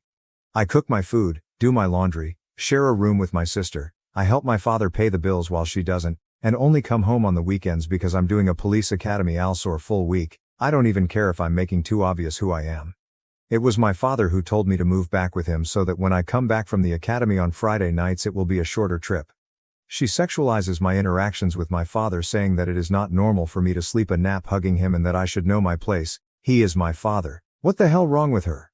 I'm so disgusted. Relevant comments. Grumble gal, this, show your father what she really thinks of you all. Because once you're all eventually out and she gets her wish she's going to work double time to keep it that way and isolate him. Accurate neck. 6933. You won't get any inheritance, she will make sure of it. OOP, I don't think my father has anything to inherit to us. We all lose in that OOP on why she is in the police academy. OP, I live in a third world country. Half of my colleagues are women in vulnerable situations. The only way out they found was to get into the police because here you get free healthcare, education and money. Women who have left their children to walk forward in the only way they found. You demonstrate your privilege by criticizing and being judgmental about someone just because of their work without knowing everything behind it all. OOP on if she has had a relationship with her stepmom and if they have talked on a regular basis. OOP, honestly, I would have taken the time to sit down with her and chat about how she feels before I knew all of this. She's had years to adjust. But now? I don't give a shit about what feels a person who says I want to fuck my own father and that learning sign language is a waste of her time when my sister feels bad for not being able to communicate with her too much after years. Nothing. Nothing justifies being jealous of a daughter with her father, nothing justifies her comments. It's one thing to say you're stressed and another to make up things on the internet about your stepdaughter. I deleted the post, July 17, 2024. Hi, I decided to delete the post because for now I can't tell anyone what happened because I'll basically be locked up in the academy until Friday morning.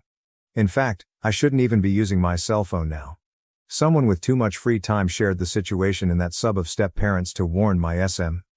I have screenshots of everything, including a video showing that it is her email and showing the comments. If she sees that post, what will she do? Delete the account? I already have the proof. But I don't want my siblings to find out before I tell them, and I know that those types of posts usually end up in those TikTok that re-upload posts without permission, so I prefer to delete the post so that it doesn't stand out even more. Although my siblings don't use Reddit or that kind of content. I'm going to post again in that sub when I talk about everything with my family, so I hope Redditors know how to keep the secret of the post for now. I know they won't, hahaha. Being a stepmom is hard. Yes, one thing is feeling that you're having a hard time and another totally different thing is making a post saying that you hate it when your stepdaughter is around her father because you think she's going to *CK him, TF. It is not the same to say being a step-parent is stressful, than to say honestly learning SL is unnecessary BC when the girl turns 18 I will not see her again. It is a waste of time since she can read lips. Also some people complained about me hugging my dad. I also take a nap hugging my mother or my siblings. I'm sorry for having a family that loves me and are not perverts who see a hug as something sexual. Probably next week I will be able to maybe give an update. The academy keeps me working almost all day. Comments elegant_crab_7500. Oh honey, my heart breaks for you. You do though, sound very mature and responsible.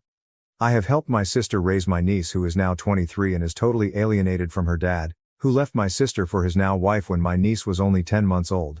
And step-family because her stepmom is much like yours but has done far worse things but then in a narcissistic way blamed it on my sister and I. My niece acts very tough and nonchalant about it, but a good few months ago, we were watching Hope Floats, and she just burst into tears sobbing, "Why doesn't Dad love me? What did I do wrong?" There is no perfect outcome for this sadly, but I do feel that she needs to know that you know, and so do your mom and siblings. If possible, do it in a calm factual way that protects your integrity. From my experience, do not respond and/or mirror or act like her. Always maintain your dignity and equilibrium in spite of what people here might say. Always maintain the upper hand. My sister and I did not, and sadly reacted to a lot of what my niece's stepmom did with rage. She, as any good narcissist, would in turn use this against us. I talked with my siblings and my mom, July 20th, 2024. Hi. For now I'm going to post this little update here since I haven't spoken to my father yet, but I spoke with my siblings and mom. I told my dad that I was staying at a friend's house when I left the academy, but I actually went to my mom's house and told her everything. She doesn't even know what Reddit is, that site isn't used too much here. But I translated the comments and posts for her, I showed her the videos and my mom was furious. I explained to her that in the comments it's Madre Biologica. I was confused about it too the first time I read that, also with SM. So my SM also made comments and posts complaining about my mother being that they have always had a cordial treatment. But still my SM was lying saying that my mother was troublesome. No one in the comments said anything. Everyone supported her and they recommended that she should move far away with her legal family.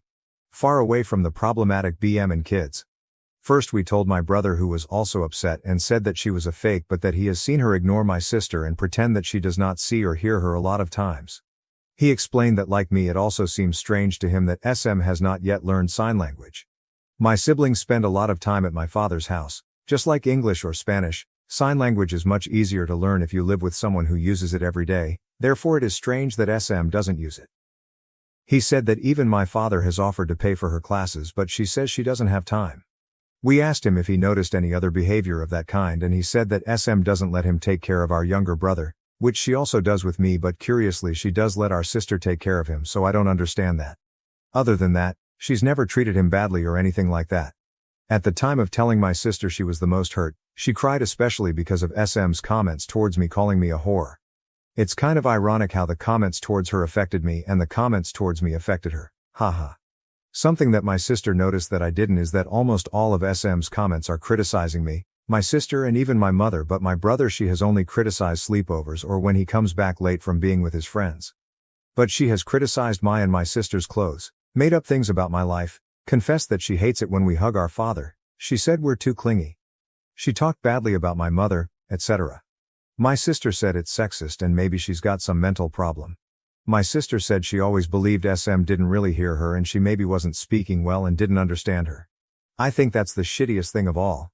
My sister's greatest pride is being able to pronounce some words no matter how short they are or if they sound like noise for some people. We understand her, but SM made her feel insecure every time she ignored her.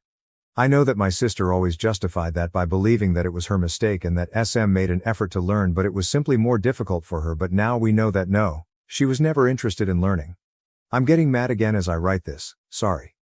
My mother said she was going to talk to both of them, mainly because even though it's an anonymous site, SM's way of expressing herself is sick and she's not going to let my siblings be around someone like that. Oh, but she's venting, being a stepmom is lonely. I received comments like that. It's not the same to say I feel lonely and I feel stressed, than to say my stepdaughter behaves like a slut, just because me and my minor sister uses a bikini for the pool.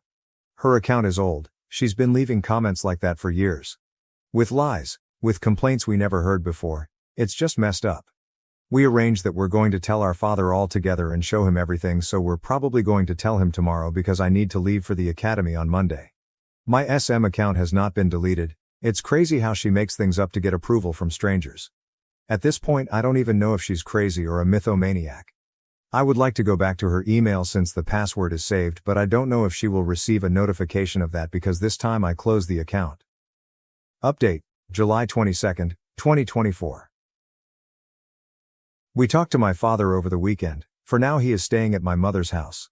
It is a complicated situation since in the middle of everything is my half-sibling too. During the weekend I went to my father's house and the first thing I did was tell my stepmom separately that I've seen her Reddit account and I'm going to talk about it with my dad. She told me that I can't condemn her for something she uses as an intimate diary, but I told her that this is not a diary, it is a social network where she makes her problems and lies public. If someone other than me discovered her account, then what was going to happen? Were they going to believe all the things she invented? If her identity was revealed on that account by someone else, I would have too many problems and could even be kicked out of the academy. Again, there's a big difference between saying I'm stressed and, my stepdaughters behave like sluts around their father. I simply told her that my mother and sister also know it and would come to talk about it too. She for obvious reasons just went to lock herself in her room, not wanting to talk with me. Once we talked to my father, I showed him most of the posts and comments. There were so many crazy comments that I think it would take me too long to read them all because they were just so long too. She's that kind of people who comments the bio of their lives in the posts of other people. My father got angry. My SM never expressed having a single problem with us like that. The situation would be different if we knew what she thinks about us. My father went to look for my SM, who refused to talk about it and was mostly angry with me for violating her privacy. My father told her that she's insane for thinking that my sister and I sexually provoked him, that he can't believe the way she talks about my sister and the happiness she expresses every time my sister goes to the hospital and is not home. How she expresses to be counting the days until my sibling stops going to the house forever. My father told her that she knew that he is a father and that he would never leave us aside. She made her decision, and even so, instead of talking about her problems, she decided to create an account to play at being a victim. She said she needs a place to vent, but he told her that venting is not the same as telling lies. Venting is not the same as hating your stepdaughters and talking horrible things about them, and she could have spoken about it and not just lied. They argued a lot, but it didn't get anywhere because she kept defending herself, and my father only told her that it was over. My mother told my father that she is not going to let my sister and brother be around a woman who is clearly mentally unstable because no normal person thinks like that. After arguing too much and even trying to make SM understand that what she did is wrong, she just justified herself all the time. My father went with us and told her that he is going to come back just to see my brother every day, but that he no longer trusts her and never saw that side of her. She lied for so many years. Nothing really went as I expected. I think I at least hoped that she could apologize, but I think she doesn't even think that what she did is wrong. In her mind, everything was totally justified because being a stepmother is difficult, but nothing justifies her being so cruel and poisonous. But yeah, that's what happened. I think it's hurtful to know that someone can hide that much darkness inside. I wasn't too close with her, but I liked her, to the point of sharing my clothes and things with her, so I also feel sad about it. Mostly for my dad. Me gustaría simplemente decir que ella está demente, pero creo que eso daría espacio a justificar su comportamiento. Ella simplemente es una víbora de dos cabezas. Editor's note. Translation. I would like to just say that she is insane, but I think that would give room to justify her behavior. She is simply a two-headed viper. Relevant comments. Not so religious now. Is her account still up or did she delete everything? She's absolutely insane and a narcissist if she can't see that what she did was wrong. I hope it all works out for you guys. Stay strong. OOP. The last time I looked it was still there. I have her email password saved on my computer, so if she doesn't delete it I'll tell my sister to do it for me. Some people told me that they have recognized some of her comments, so yes I will delete the account if she doesn't de-kill the messenger one. Wow, just wow. You think you know someone and then 1 second, bam, I am so sorry you and your family are dealing with this. SM is off her rocker. Does she need constant attention and approval? She needs therapy and most likely the whole family because this is a traumatic event and major trust issues are now forming. Stay well, stay strong. OP, new updates. Little tiny update. August 25th, 2024. 1 month later. Hello. It's been a while and I honestly forgot to make an update. Not many things have happened, but I just want to update for people who were worried. My younger brother has been visiting us. Our father still lives at my mother's house. Luckily my stepmom lets my dad bring him home some days of the week and on weekends. I deleted her account weeks ago. She didn't tell me anything about it or if she saw any TikTok or post about this. Maybe now she's afraid to use Reddit or something like that. I only deleted the posts, but there were too many comments and I honestly didn't want to waste my time deleting them one by one. I'm not sure if comments are automatically deleted with the account as well. I'm not going to talk too much about her and my father's relationship, but she continues to deny that she did anything wrong and has a very misogynistic way of thinking about women, and apparently she does not intend to change her way of thinking. It's too crazy how now we know her dark side, but at the same time she's still her with my little brother and even my father. My father is separated from her for now because he doesn't have money to pay for the divorce. She said that if they come back together she will not let me enter her house after what I did, so my father decided to stop trying with her. I have no idea what legal arrangement they have on the house or what will happen when they divorce, but I guess my father is going to leave the house to her and he's going to find another place to rent in order for my younger brother to suffer as little stress as possible from a separation. For a toddler, moving is a lot of anxiety, so it's better for him to stay comfortable in his place. I wouldn't have any problem with that, and neither would my siblings. I prefer my brother to have a home and suffer as little as possible from the separation. So yes, that has happened. I'm surprised that a month has passed. I feel like it's been 7 years, but these kinds of serious processes last month, so nothing interesting or anything like that has happened. For now, I'm glad my little brother can be with us. Update 2, October 5th, 2024, 1.5 months later. Hello, it's been a while since I last posted here. I just wanted to give one last update before leaving this for a few months, since things like divorces take a lot of time and long processes, much more so when minors are involved. If my father and SM agree on everything, the divorce process can be finished in 3 months, but if not, it can last up to a year. It all depends on them. This will probably be a pretty boring update, but I want to reassure people who are worried about me and my siblings. My father has screenshots of everything, even the video of me entering her stepmom account from her email on my computer. I don't think it will do much good during divorce since internet laws are a gray area here, but it's always better for him to have that just in case. Needless to say, SM will be in maybe 3 months, if everything goes well, officially only my little brother's mother and no more my SM. Luckily she lets my little brother come to my mother's house and spend time with my father and us as always. He comes almost every day of the week. My father is going to leave the house to her so that the divorce will be the least stressful for my brother. At one point my father wanted to ask her to let me stay there on the weekends when I come back from the academy, but I told him not to do that. Honestly, I'm afraid to wake up and find her on the end of the bed looking at me like misery. I don't want to share a house with her at all. The only and last time I had a conversation with SM again, I asked her if she wasn't ashamed of anything and she totally ignored me. I think the most affected by this was my sister, who feels she has suffered discrimination from our stepmother, and I honestly believe her. My sister has told us about some situations that she let go of but now realizes were micro-discriminatory behaviors against her. Although they were not things like making fun of her in front of her face, there are microaggressions that we often decide to ignore, but they are done with malice. For example, my brother said that SM once said that my father's sons salen bien del horno. At the time he took it as a random comment. Maybe we are overthinking. But now he thinks it was something with double intention towards me and my sister, like saying that we didn't come out well. Again, things we like to ignore and think, nah, it was just a random comment.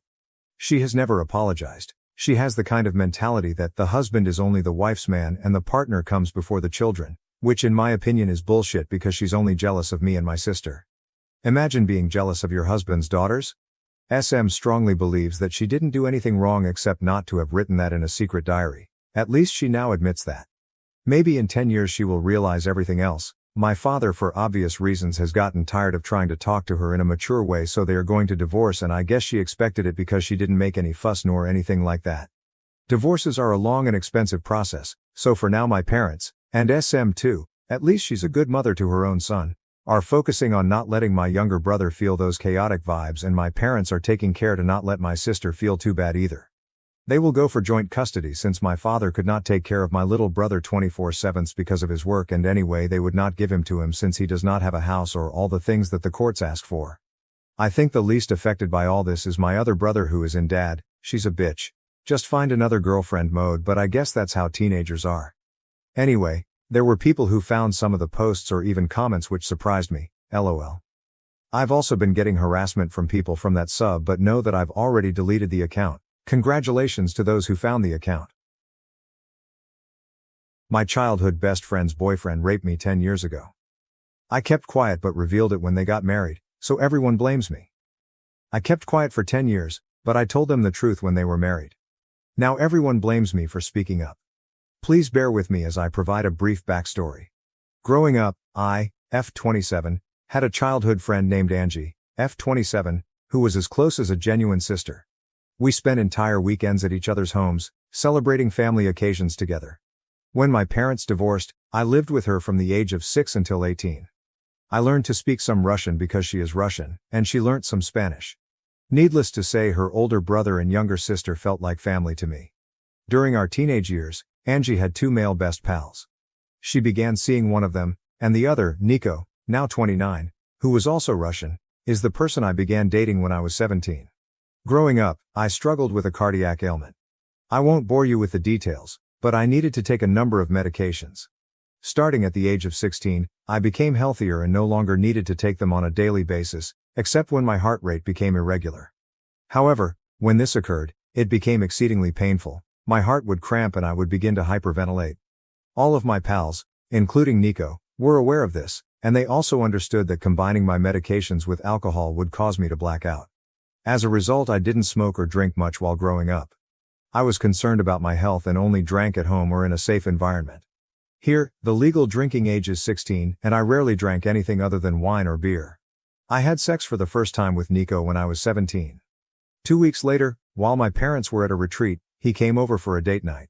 I had one glass of wine, but then I began experiencing health problems, which led to me taking my medication and going asleep. The next morning, I felt a little sore, but I didn't give it much thought. 2 weeks later, I informed Nico that my menstruation was late. He panicked and confessed to having sex with me while I was unconscious. We'd done it before, so he didn't think much about it. He didn't have a condom, but since I was on the pill, he assumed it was fine.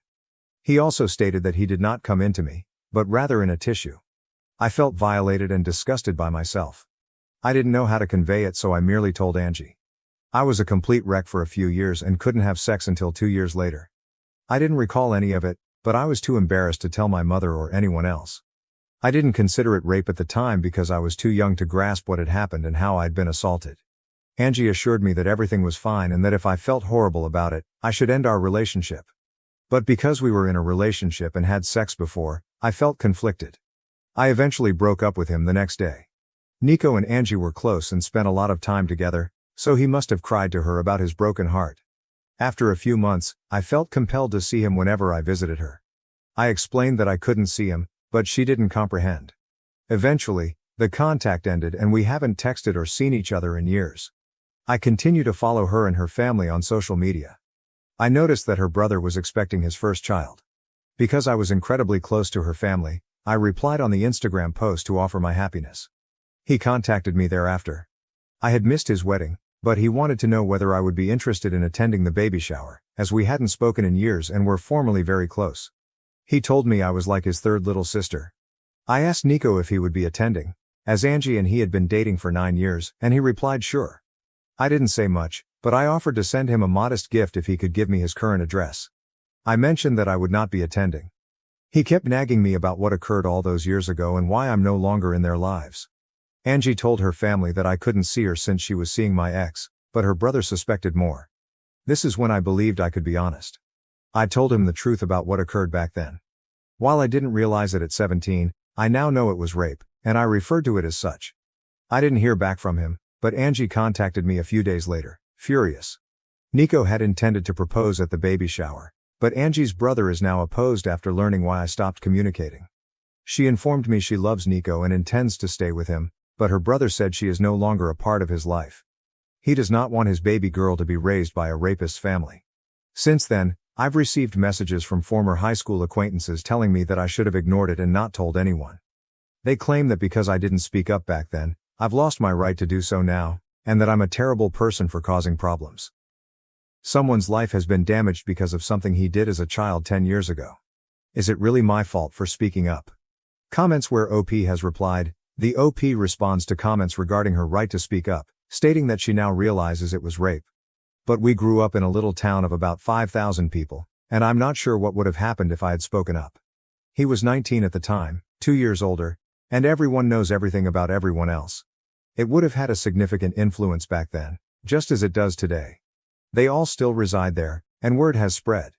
That is why so many of our former classmates, the majority of whom still reside in the area, are contacting us. They've left me furious texts. They've known Nico their entire lives and are sticking by him. When I was 20, I moved out, and my mother departed soon after. We didn't keep in touch with most folks. It still aches my heart to receive such a violent response from people who were my entire childhood. Thank you for all of your well wishes, I sincerely appreciate it. OP, Nico ruined his own life, not mine. I recognize that he is responsible for what transpired. The pushback I'm getting is because he appears to be a different guy now, and Angie believes that what he did as a youngster shouldn't ruin his life. Angie also says it has nothing to do with her brother's daughter. I'm not sure if Nico will ever act out or do anything, but it doesn't change what happened to me. Thank you for confirming this.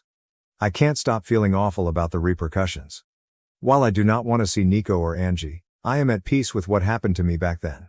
Commenter, but why are they assaulting you rather than the brother? You are not the one who objects to the marriage. To be honest, it all feels like misogyny and victim blaming. OP, I suppose since he is family and I'm the outsider who has ruined their family. I've received numerous messages from people who previously did not have my phone number. I'm blocking as many as I can, but it's difficult not to allow these remarks get to you. Commenter, NTA. They got together so quickly after the two of you split up. I can't help but think if your friend was encouraging you to abandon your relationship with Nico because she had always wanted to be with him. OP, I really don't believe that. They've known one other for years, and she broke up with her boyfriend 2 weeks before I ended my relationship with Nico. It is a small village of approximately 5,000 people. Even with pupils our age from adjacent villages, our school had just 500 students. The possibilities were extremely limited. Update, September 15, 2024. First and foremost, I'm grateful to everyone who took the time to read my tale and leave comments. I read over every comment and attempted to respond to as many as possible. It offered me a glimmer of hope for compassion toward rape victims, as well as the confidence to resist the hostility I faced. Mental update. Reading all of the letters justifying my decision to speak up made me realize how insecure I was about what I was permitted to do and how much I was trying to make things right for people other than myself. This notably applied to Nico and Angie. All of you are correct. If Nico had truly changed, he would have apologized, reached out, or attempted to make amends in some way, either when word reached him from his brother-in-law or earlier in his life. Angie, my former best friend, should have felt sympathy if she respected me as a person or the time we spent together. Her reactions taught me not to hesitate in my actions. I began going to therapy at the age of 21 and felt I had moved on from the rape as much as possible, but I realized how humiliated I am almost 10 years later for an act that was completely out of my control. I was embarrassed to speak up back then, and I was frightened that the people around me might react differently. I still felt guilty about speaking up today, so I've been trying to accept what happened to me and not apologize for other people's actions, especially when they don't even respect me. Since then, I preserved all unwanted WhatsApp messages for future reference. Angie's mother contacted me the next day, crying. I shouldn't have answered the phone, but during our 10-year friendship, I considered her an aunt, almost a second mother. She used to joke that as her children ran around the house, I would always take the time to drink tea and converse with her, giving her more love and attention than her actual children. While she apologized for what had happened and what I had been through as a youngster, she couldn't believe I would ruin Angie's happiness over something like that. Angie's brother's refusal to accept Nico as a member of the family, and Angie's support for Nico, has divided their family, and she is distraught. She has grown to adore Nico as if he were a family member, and she regards him as nothing more than a nice young guy who she hopes will bring her daughter happiness. It wasn't aggressive or unpleasant language, just a heartbroken mother who claimed to understand my pain while still seeing flaws in me. Angie's mother tried to persuade me to apologize or retract what I said, but I refused since I don't see any blame in myself. Despite everything that has transpired, I feel Nico has not changed and is simply hiding it better. He sees how people are sticking by him and supporting his actions, so he sees no reason to change, which I didn't want to encourage. Angie's mother never used the word rape. I tried to correct her every time she mentioned it, naming it so she could better comprehend, but she only started crying harder. It didn't make sense for us to keep chatting. Angie's mother used to communicate with my mother, and after our chat, she reached out to her. I was terrified my mother would find out because she comes from a very conservative background. We had a long conversation, and while I haven't met her in person yet, she apologized for not being there for me and not making me feel like I could communicate to her. I attempted to calm her down as much as I could, but when she inquired if my current boyfriend knew I was used like that, I became enraged. She was afraid my partner would abandon me if he found out, meaning that what had transpired made me less valuable or appealing. I hung up after she urged me to keep it a secret from our family both abroad and in our country. She was acting just as I had feared she would, as if it were something shameful.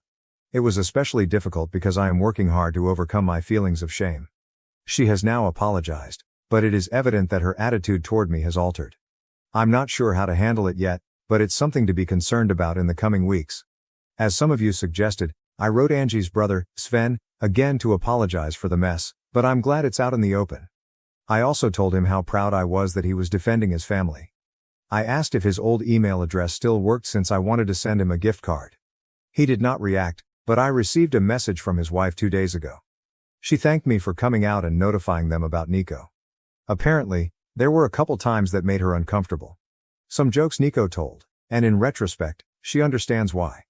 Sven allegedly notified her as soon as he received my initial SMS, and they have both since seen Angie but not Nico. She refuses to remain in the same room or house with him, as does their unborn daughter.